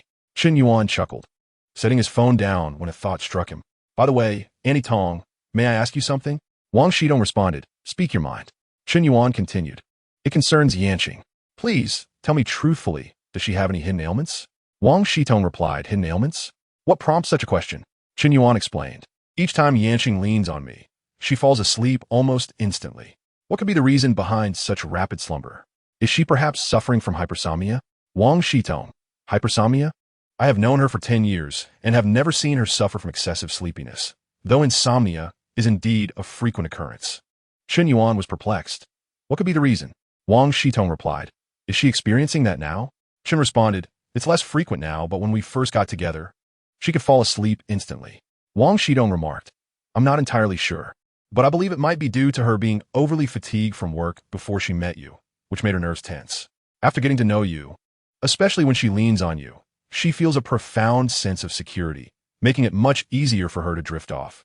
As you mentioned, her instant sleep episodes have decreased, indicating that during your time together, her spirits have lifted and she is not as exhausted." After reading the lengthy message from Wang Shitong, Chen Yuan contemplated and realized that it seemed to make sense. "Thank you, Aunt Tong, I understand now." After concluding the conversation with Wang Shitong, Chen Yuan promptly called Shen Yanning. "Yanning, shall we go watch a movie after work?" On the other end of the line, Shen Yanning set down her research report and replied apologetically, "Could we do it tomorrow instead? I still have some urgent work to finish." "No witties. We can discuss it tomorrow," Chen Yuan said as he hung up the phone. After work, Chen Yuan drove to a renowned dim sum shop to purchase some delicacies. He then headed straight to the Starry Building. Upon arriving, he took the elevator to the top floor, where he fortuitously encountered Chen Yinning's secretary, Huang Li. Secretary Huang, are you off work? Is Yinning still in the office? Huang Li appeared somewhat apprehensive and nodded, just as Chen Yuan was about to head to the office. She suddenly grasped his arm and said, Director Chen, please wait a moment. What's wrong? Chen Yuan inquired curiously. Huang Li spoke softly. Previously, an investment group was working on a project to invest in a cutting-edge biotechnology company. President Chen requested a 7% equity stake, but after 2 months of negotiations, the investment group only managed to secure 6%. Now, President Chen is in the office reprimanding the director of the investment group. Chen Yuan gasped. Is it really that serious, just 1% short? Huang Li replied, Director Chen, do not underestimate that 1%. President Chen is not merely concerned about dividends. She seeks control over the company. We are competing for control with a foreign entity, and the biotechnology company is developing highly advanced technologies. President Chen is particularly keen on preventing such cutting-edge technology from falling into foreign hands, which is why she places great importance on this matter. I see. Chen Yuan nodded, faintly hearing the sounds of banging on the desk and raised voices coming from the office ahead, causing a chill to run down his spine. He quickly said, I'll wait. By the way, Secretary Huang, Chen Yuan called out to Huang Li, is President Chen very serious when she's working? It must be quite stressful for you as her secretary, right? Huang Li pondered for a moment and shook her head, saying, generally, President Chen does not lose her temper.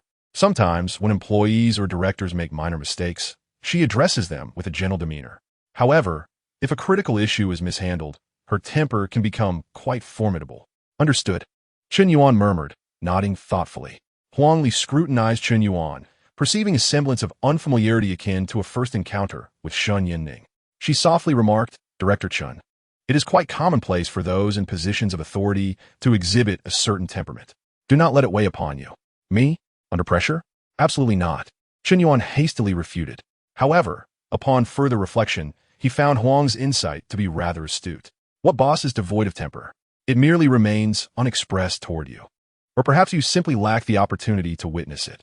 Director Chen, I have matters to attend to, so I shall take my leave. Huang Li, well aware of the inappropriateness of lingering, decided it prudent to depart. Yet, before exiting, she kindly advised it would be wise for you to return home. If you are resolute, it would be best to wait until Supervisor Wei emerges. In Huang Li's perspective, when Chen Yinning was irate, anyone appearing before her would surely invite misfortune. Although Chen Yuan was Chen Yinning's boyfriend, to her, the notion of a boyfriend was easily replaceable, as she could summon another with just a beckon. After Huang Li's departure, Chen Yuan waited for nearly half an hour before witnessing a middle-aged man emerge from the office. Visibly disheartened, this man was likely Supervisor Wei, as mentioned by Huang Li. Chen Yuan nodded in acknowledgement, a silent greeting. At that moment, Supervisor Wei was in a state of profound despondency. He merely glanced at Chen Yuan before hastily departing. The atmosphere rendered Chen Yuan somewhat anxious, prompting him to instinctively adjust his breathing as he donned a smile and approached the office door. Inside, Chen Yinning reclined against her chair, arms crossed, her expression somber. Standing at the threshold, Chen Yuan felt an enveloping chill. He instinctively shrank his neck and cautiously called out, Yinning. Chen Yinning raised her gaze, her countenance transforming upon recognizing Chen Yuan. With delight, she approached him, exclaiming, Chen Yuan, what brings you here? You could have informed me in advance. Suddenly noticing the cautious demeanor on Chen Yuan's face, she inquired, have you been here long? Chen Yuan nodded. A pang of anxiety struck Chen Yinning's heart as she feared leaving an unfavorable impression on him. Treading cautiously, she asked, did you hear everything? Chen Yuan shook his head. I was standing too far to catch the details, but I noticed Supervisor Wei nearly in tears as he left. I assume you were rather stern with him. Did you perchance pound the table? Chen Yinning glanced at her still reddened palms and, feeling wronged, nodded slightly. I did not wish to lose my temper, but I had reiterated this matter multiple times, and he still failed to perform adequately, leaving me no choice but to express my frustration. Am I too harsh? She queried, her mood shifting effortlessly, leaving Chen Yuan momentarily bewildered. No, not at all. Chen Yuan quickly reassured her. Even if you were to lose your temper, it would be perfectly fine. Shen Yanqing's face was illuminated with joy as she leaped into Chen Yuan's embrace. Chen Yuan, I knew you weren't someone easily frightened. Chen Yuan, I adore you so much. What should I do? Chen Yuan chuckled, wrapping his arms around her slender waist. What should you do? Marry me. Shen Yanqing paused, her eyes sparkling with delight. Chen Yuan, are you proposing to me? Chen Yuan hadn't even considered it in that light, but he played along. Isn't that a bit hasty? Shen Yanqing shook her head vigorously. Not hasty at all. I accept. From now on, I am your fiancé, and you are my fiancé. Chen Yuan was taken aback. A casual remark had morphed into a proposal in Shen Yanqing's eyes. One might think he was the billionaire in this scenario. From now on, can I call you husband? Shen Yanqing asked eagerly. Chen Yuan, bemused, realized he couldn't decline at this juncture. Of course, he nodded. Wonderful. Shen Yanqing exclaimed, her excitement palpable. Husband. Chen Yuan instinctively responded. Shen Yanqing's joy knew no bounds as she repeated, husband, husband, husband. All right, enough now. Chen Yuan remarked, feeling overwhelmed by her exuberance. In her elation, Shen Yanqing eagerly said, then you should call me. Chen Yuan had never addressed any woman in that manner before. The words seemed to falter on his lips. Shen Yanqing sensed that things were moving too quickly for him, but she remained patient, waiting expectantly. Finally, the word wife escaped Chen Yuan's lips. Shen Yanqing responded with a crisp affirmation, entwining her arms around his neck and tilting her chin upwards, playfully saying, husband, will you come home with me to meet my parents at the end of the month? At the end of the month? That's just a week away. Chen Yuan suddenly felt anxious. Yanqing, What? You don't want to meet my parents? Shen Yanqing bit her lip, a hint of disappointment flickering in her eyes. If you don't want to meet them, I can have them come see you instead. Upon hearing this, Chen Yuan quickly clarified. No, that's not what I meant. I could never have them come see me. I'm not saying I won't go. I'm just scared. I lack experience. His face flushed with embarrassment as he spoke. Shen Yanqing chuckled lightly. It's all right, with me around, nothing is a problem. Suddenly, she remembered something and said, let us discuss meeting my parents later. Releasing Chen Yuan, she turned to grab her phone from the table and called Huang Li. Meanwhile, at the bus stop outside the company, Huang Li was preparing to head home when she saw Shen Yanqing's name flash on her phone. A wave of panic washed over her. Oh no, the president is calling. Chen Yuan must have gotten into trouble. After answering the call, Huang Li anticipated that Shen Yanqing would likely tell her to ensure Chen Yuan never appeared at the Star Building again. However, as soon as she greeted her with President Shen Yanqing inquired, Secretary Huang, didn't the jewelry company send over a pair of wedding ring samples this afternoon? Are they still with you? Huang Li replied. What do you mean? What's this about? I'm asking you.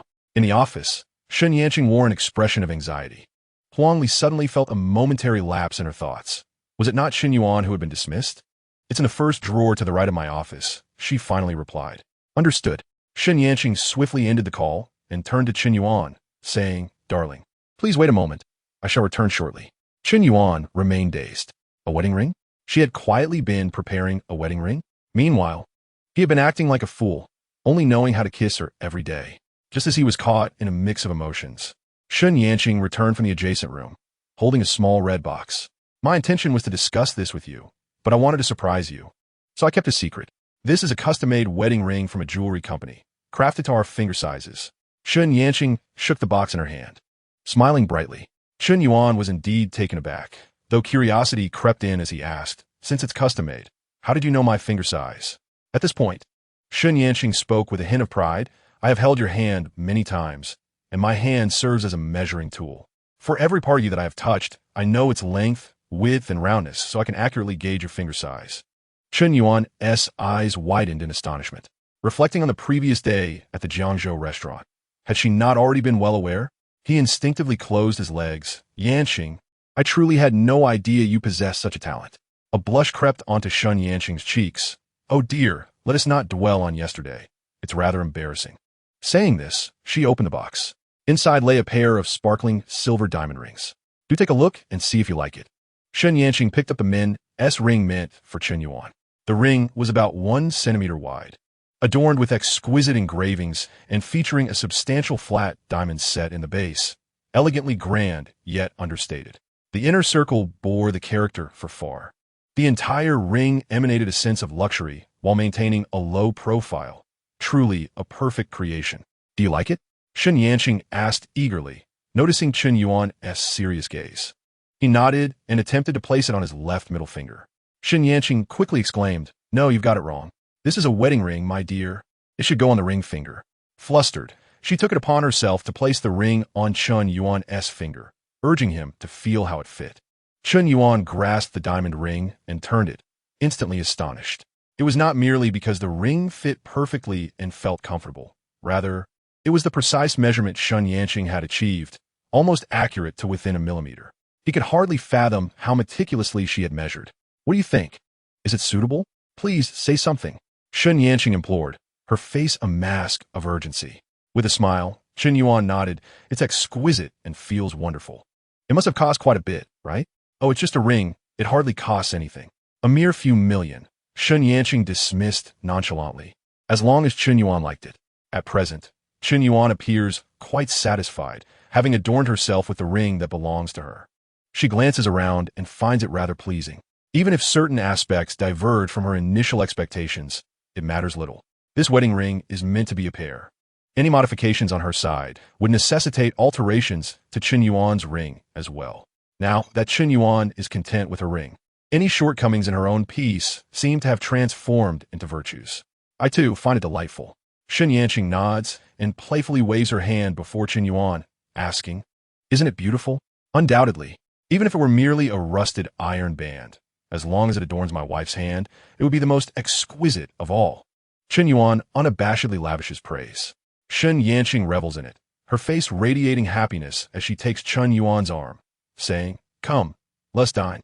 The following day, Saturday, Chen Yuan is awakened by the alarm clock, feeling as though she has not had enough rest. The previous evening, after dining with Sun Yanqing, they strolled for a while. Sun Yanqing, embracing her role as fiancée, purchased several outfits and a watch valued at over 600,000. They also enjoyed a film that lasted more than 2 hours. After the movie, the couple spent an hour in affectionate intimacy within the car. By the time Chen Yuan returned to her rented apartment, it was already past 1 in the morning. After taking a shower and lying in bed, she habitually played on her phone until nearly 3 o'clock. Meanwhile, at the Mayan CF, Wang Shitong, noticing the time has approached 10 o'clock, grows a bit anxious as Sun Yanqing has yet to arrive. She had promised to come before 10, and surely she is caught up in pleasurable activities with Chen Yuan. Wang Shitong mutters in frustration. The previous night, while shopping, Sun Yanqing had secretly taken a photo of them holding hands to tease Wang Shitong. Sun Yanqing's intention was not to flaunt her relationship with Chen Yuan, but to draw Wang Shitong's attention to the wedding rings they wore. Wang Shitong quickly discerned Sun Yanqing's motives and inquired about their relationship's progression. Having achieved her purpose, Sun Yanqing ceased the conversation, leaving Wang Shitong in a flurry of messages. At that moment, standing at the CAF's entrance, Wang Shitong, concerned that Sun Yanqing might have overslept, decides to call her. "Yanqing, have you arrived yet?" "Yes, I have arrived. And I can see you," replies Sun Yanqing.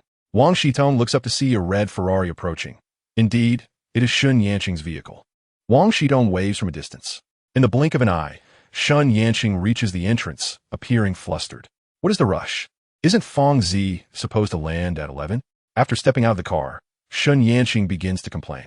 Wang Shitong, unperturbed, responds, "Without you here, I felt rather uncertain." Sun Yanqing glances around, puzzled. This is significant. Why hasn't T-Ball brother arrived yet? Upon hearing this, Wang Shitong suddenly recalls that Song Qingming, being so enthusiastic, had even traveled abroad to retrieve Feng Zi, so he should not be absent at this moment. "I'm not sure," Wang Shitong replies, shaking her head in confusion. Sun Yanqing ponders aloud. That is indeed strange. Perhaps he should call him and inquire? Wang Shitong nods. "I shall do that now." Before long, the call connects. But there is no answer. The phone eventually disconnects automatically. What a predicament. Just when it matters most, everything seems to fall apart. Shen Yinning felt a tinge of frustration. Wang Shitong, in a fluster, exclaimed, "Don't worry, I'll call again." The call connected. Yet there was still no answer on the other end. Surely, he must be held up by some pressing matter. Wang Shitong instinctively began to make excuses for Song Qingming. Shen Yinning, uncertain of the situation, reassured her, "It's all right, even if he isn't here. You have me, and my husband as well." "Oh dear, wearing a wedding ring makes you so radiant, calling him husband with such ease," Wang Shitong chuckled, rolling her eyes. "By the way, when will your husband arrive?" Shen Yinning glanced around the corner. "I'm not sure. He should be here soon. Rest assured, my husband is undoubtedly more dependable than your bald-headed fellow." Just then, Chen Ning spotted Chen Yuan's car and, with a gleeful gesture, exclaimed, "Look, my husband is here." Chapter 94. The Return of the Unwelcome. As they spoke, Chen Yuan parked the car in the designated spot at the entrance. Chen Ning walked over to open the door for him. "Darling, you are indeed reliable." Chen Yuan, bewildered, asked, "How am I reliable?" As Chen Ning walked alongside him, she continued, "The bald-headed man pursuing your Aunt Tong, Song Chengmeng, has yet to appear. He didn't answer 2 calls just now, and while occasional lapses are forgivable, his absence today is truly disappointing." Chen Yuan nodded, unfazed. "He might just be preoccupied with something. Let's wait a little longer." "Aunt Tong." Chen Yuan approached Wang Shitong with enthusiasm. She, feeling a pang of anxiety, nodded in acknowledgement. "Aunt Tong, let us not always think of the worst," Chen Yuan said, noticing her unease. Wang Shitong smiled and nodded. "Yes, you're right." Despite her verbal agreement, as moments ticked by, anxiety plagued her. It wasn't he that Song Chengmeng could assist significantly, but at least he ought to be present at such a time. Shitong, waiting idly, isn't productive. "Let us go inside and sit for a while." Chen Ning gently took her hand, offering comfort. Wang Shitong remained silent, following Chen Ning into the CAF. The three found a corner table by the window, and Wang Shitong ordered 2 cups of coffee. Observing her despondency, Chen Ning reassured her. "Shitong, Song Chengmeng is not a frivolous person. His absence now surely has its reasons. Let us not overthink it. Once he arrives, we can hear his explanation and decide our next steps." Wang Shitong nodded. Yet time continued to slip away. After glancing at the clock several times, Wang Shitong suddenly remarked, "Ning, what if something has happened to Song Chengmeng? Even if he were busy, he would still return my call." Chen Ning pondered this, realizing it might indeed be the case. At that moment, Chen Yuan asked, "Aunt Tong, do you have any of his friends' numbers?" Wang Shitong shook her head. "Then we shall have to wait for further contact," Chen Yuan replied. As the clock approached 11:30, a middle-aged man appeared at the CF entrance, dressed in a cream-colored suit, layered with a khaki long coat and sporting gold-rimmed glasses. He exuded an air of refinement with his slicked-back hair styled in a classic manner. He had returned. Wang Shitong occupied a position that afforded her a clear view of the entrance, and she immediately spotted Fong Ziding. Upon hearing this, Chen Yuan and Shun Yanqing turned their heads in unison to glance behind them. "Is he Fong Ziding?" Chen Yuan inquired. Wang Shitong nodded affirmatively. "Indeed, it is him." As they spoke, Fong Ziding also noticed Wang Shitong seated in the corner, his expression unfazed as he briskly approached her. "My dear, it has been a long time." Fong Ziding greeted her with a calm demeanor. Wang Shitong, feeling somewhat anxious, rose to her feet and stammered, "It has indeed been a long time." Fong Ziding smiled slightly, turning his gaze towards Chen Yuan and Shun Yanqing, and asked, "May I inquire about these 2? Wang Shitong hastily introduced them. "This is Shun Yanqing, my dear friend. And beside her is her fiancé." "Fiancé?" A flicker of surprise crossed Fong Ziding's eyes, followed by a smile as he politely extended his hand in greeting. "Greetings. I am Fong Ziding, Shitong's husband." Shun Yanqing regarded Fong Ziding with suspicion, lightly touching his fingertips as a form of handshake. Chen Yuan was about to extend his hand as well, but Fong Ziding withdrew his, completely disregarding him. He then turned to Shun Yanqing with gratitude, stating, "I have always known that Shitong has a wonderful friend, the general manager of Xingchen Capital. Thank you for taking care of my Shitong all these years. You know me?" Shun Yanqing was taken aback. When she met Wang Shitong, Fong Ziding had already gone abroad. Over the past decade, she had shared an intimate bond with Wang Shitong. Yet today marked her first encounter with Fong Ziding. If one could say she had seen him, it would have been in the old photographs at Wang Shitong's home. Given that Fong Ziding had not returned to the country for over a decade, it seemed improbable that he would recognize her. Nevertheless, in response to Shun Yanqing's incredulity, Fong Ziding maintained a calm smile, saying, "It would be difficult not to recognize someone of General Manager Shin's stature." Shun Yanqing's pupils constricted. She was not swayed by such flattery.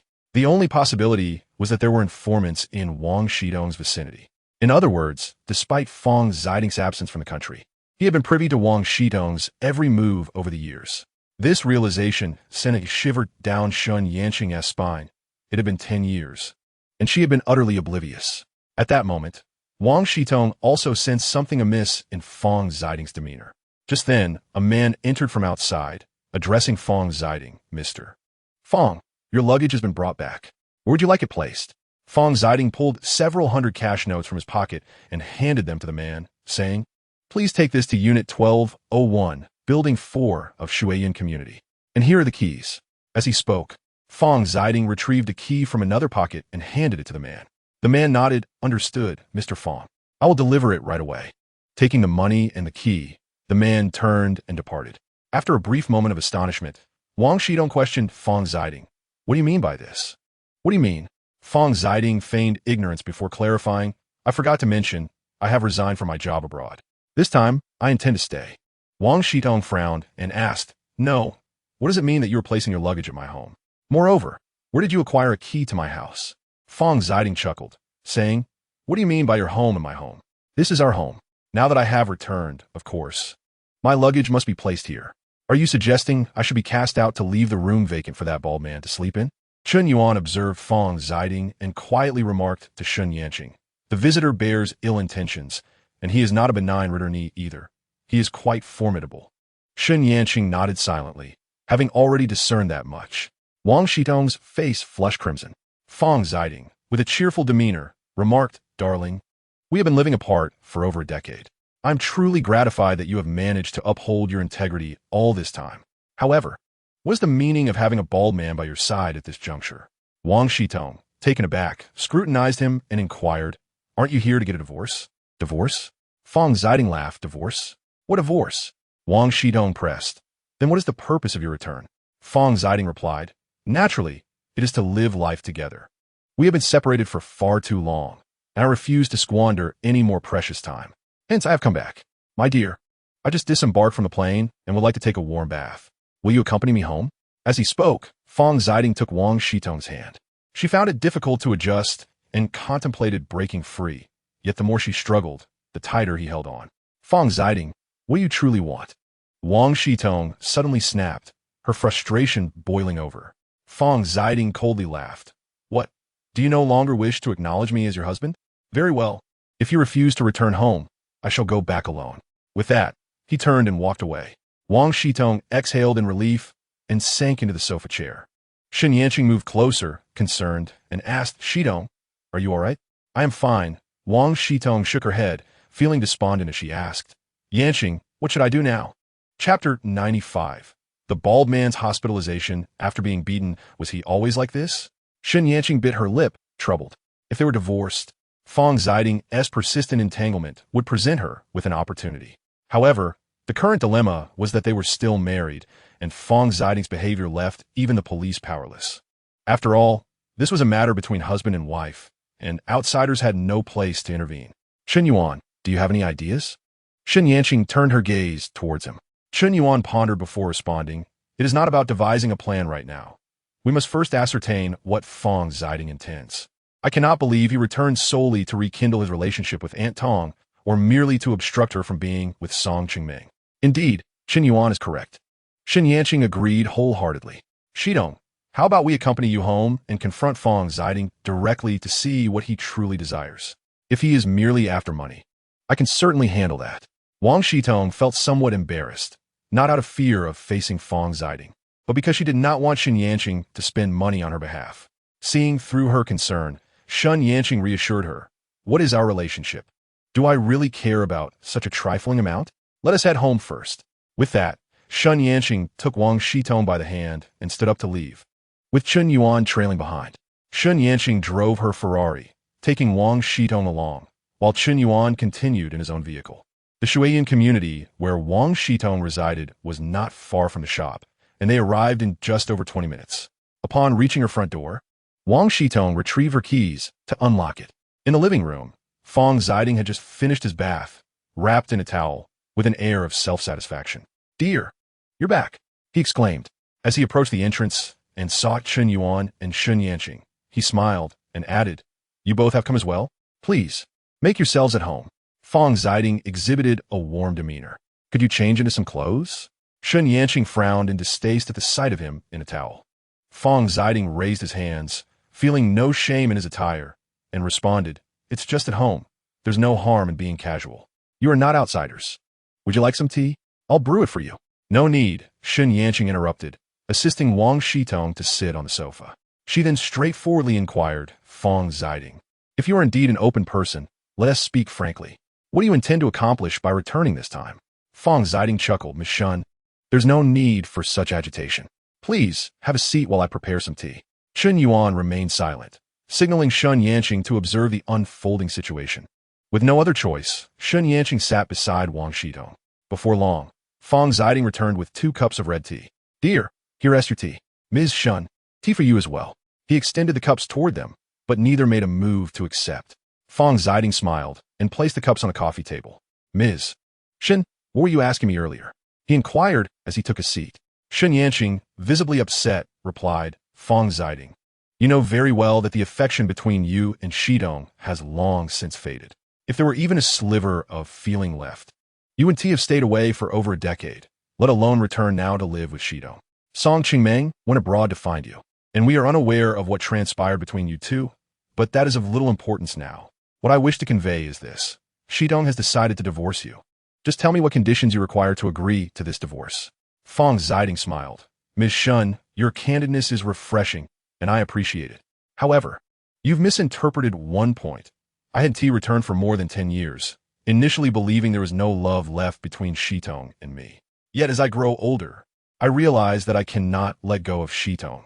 I cannot imagine my life without her. Thus, I have resolved to return and share my life with her. Shin Yanqing could not suppress a scoff. Fong Ziding, do you truly believe that? You didn't T return sooner or later, but rather only after Song Qingmeng found you. What a coincidence indeed. Fong Ziding feigned modesty, laced with arrogance, and declared, to be honest, I owe my gratitude to that bald man. Were it not for his intervention, I might never have realized that I still cared for Shitong. No matter what, I must visit her at the hospital tomorrow.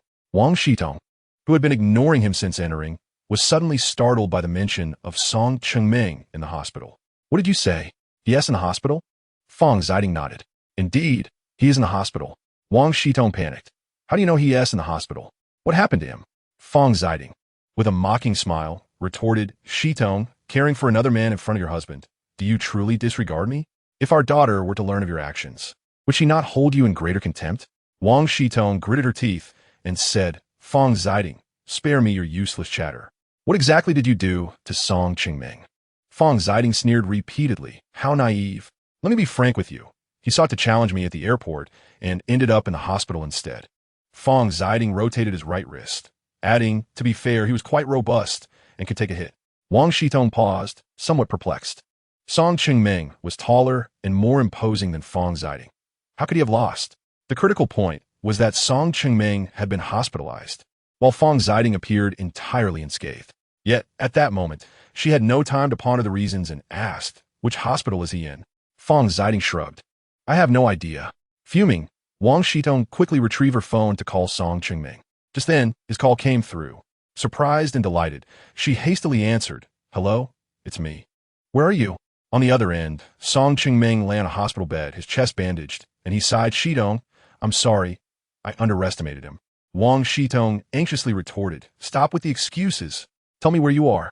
He replied, I'm in the inpatient department of the 6th hospital, on the 17th floor, room 17. Wait for me. I'm coming over right now. Without delay, Wang Shitong hung up.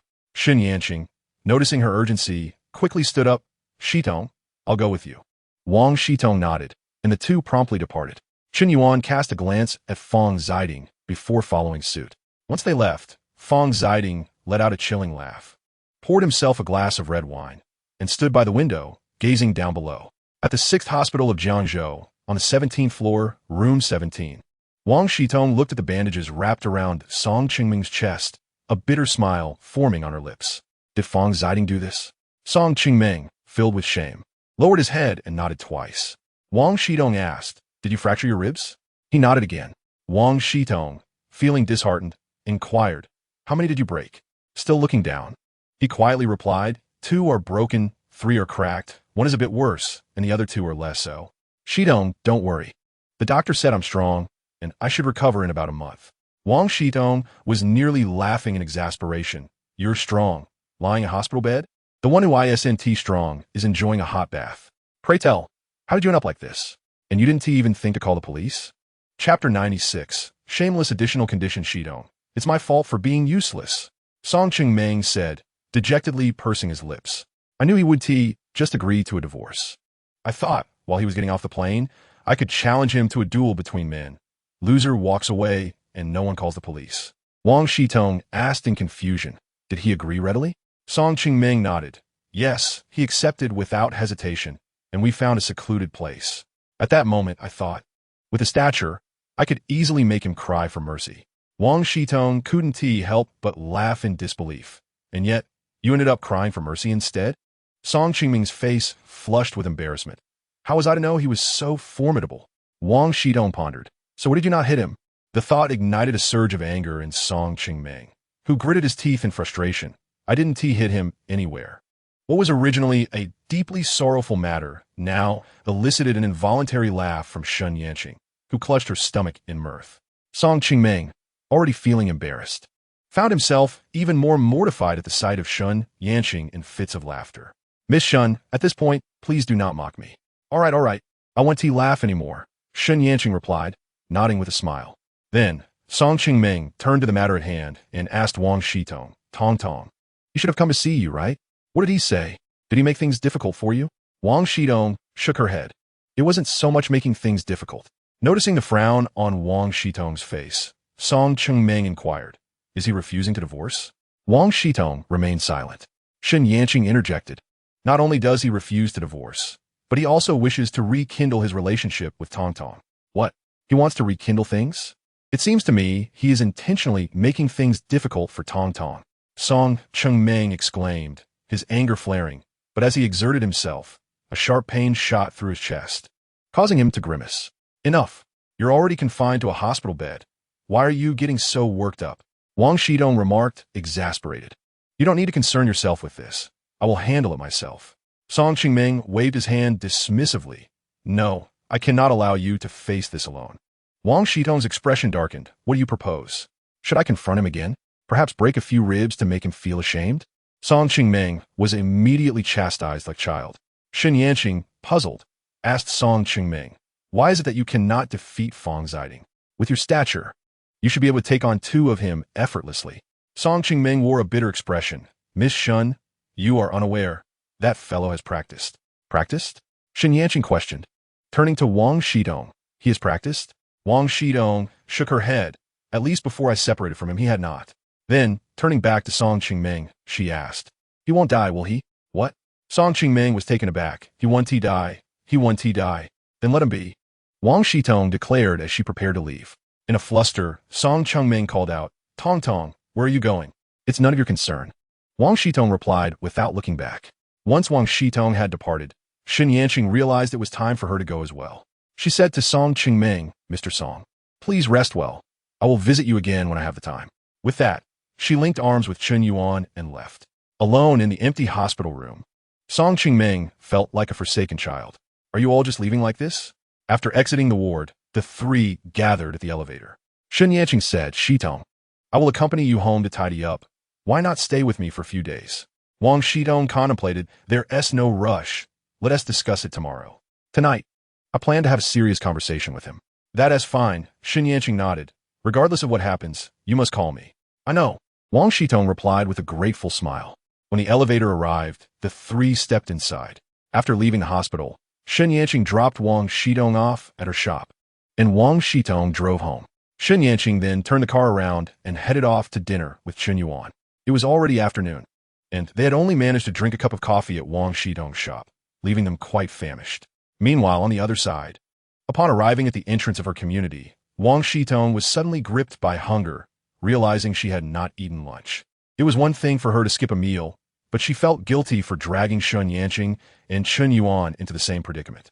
With a sigh of self-reproach, she sent a WeChat message to Shun Yanqing to apologize. Upon returning home, Wang Shitong was greeted by the enticing aroma of steak. At that moment, Fong Ziding emerged from the kitchen, carrying 2 plates of perfectly cooked steak. Darling, you haven't eaten yet, have you? Come, sit down and enjoy a meal with me, he said with a cheerful smile as he placed the steaks on the dining table. Despite her ravenous state, Wang Shitong resolutely refused to eat. Fong Ziding chuckled, pulling her to the dining table to sit down. I won't eat. Wang Shitong's anger flared up. Fong Ziding, have you had enough of this nonsense? Fang Ziding's lips curled into a cold smile. Wang Shitong, what do you mean by that? I know you haven't eaten, and I knew you would return. I put in a lot of effort to prepare this meal for you. How can you treat me this way if you truly love me? Wang Shitong looked at him with disdain. Enough, Fang Ziding. There are no outsiders here. Please spare me your hypocrisy. If you truly cared for me, you wouldn't have gone abroad with that woman in the first place. Fang Ziding's expression faltered. Why would I go abroad with her? It was all for the sake of this family. For the sake of this family? Wang Shitong let out a laugh tinged with anger. How can you even say that? That older woman knew you had a family and still sought to ingratiate herself with you. She even threatened your future to win you over, while you willingly strayed to climb higher in the corporate hierarchy. And you dare to claim it was for this family? Fine. Even if all your actions were for this family, what benefits have I received from you over these past years? Fang Ziding replied, true. I haven't given you much over the years, but our daughter received the best education abroad under my care. Don't mention that little wretch. I will regard her as if she were never born. Wang Shitong fumed. They had not been financially well off at the time, merely reaching the status of a middle-class family. Wang Shitong had hoped for her daughter to attend a public school, but Fang Ziding insisted on enrolling her in a so-called elite private institution, claiming that many executives' children attended prestigious schools. He argued that their daughter would be ridiculed if she were to attend a public school, since Fang Ziding was the breadwinner. Wang Shitong had no authority and had to concede to his wishes, sending their daughter to an elite school. However, her academic performance was mediocre, and she developed a troubling penchant for Western ideals, looking down on her roots. Later, upon hearing that the older woman had feelings for her father and could offer her a chance to study at an even more prestigious school abroad, their daughter resolutely chose that path. From that moment on, Wang Shitong felt utterly disheartened. The past was behind her, and she had no desire to revisit it. Fang Ziding, tell me plainly, what will it take for you to agree to a divorce? Wang Shitong asked directly, wishing to avoid any further unnecessary conversation. Fang Ziding seemed to have awaited this question, responding with a grin. It's simple. Give me 10 million, and I will divorce you immediately. Wang Shitong's eyes widened in disbelief. 10 million? Are you out of your mind? Do you think I'm a fortune teller? Fang Ziding maintained his calm demeanor, chuckling lightly. You may not have it, but your friend does. For her, 10 million is merely a drop in the ocean. Wang Shitong was utterly speechless. No matter how wealthy one may be, that wealth belongs to them. It has no bearing on me. Fang Ziding remarked. Given the decade-long relationship between you two, borrowing 10 million should not be a daunting task, right? Even if you cannot secure 10 million from Chen Yuan, surely 3 to 5 million is within reach. If all else fails, you still possess some assets. And with the funds from your bald companion, I cannot believe you cannot gather 10 million. Impossible. Wang Shitong vehemently refused, dismissing the notion outright. Fang Ziding chuckled. Very well. Then 3 million should suffice, no? Wang Shitong paused. 3 million? You mean to say, if I provide you that sum, you will immediately agree to divorce? Fang Ziding, with a sly grin, added, however, I do have an additional condition. Wang Shitong's expression darkened, sensing that matters were not so straightforward. Nevertheless, Fang Ziding chose to relent, making it easier to negotiate. What's the condition? Fang Ziding leaned back, scrutinizing Wang Shitong. After more than a decade apart, aside from showing a few more years, her appearance and figure remained strikingly similar to before, perhaps even possessing an added allure. My condition is that you must spend 6 months with me. After 6 months, you will give me 3 million, and we shall part ways, never to meet again in this lifetime.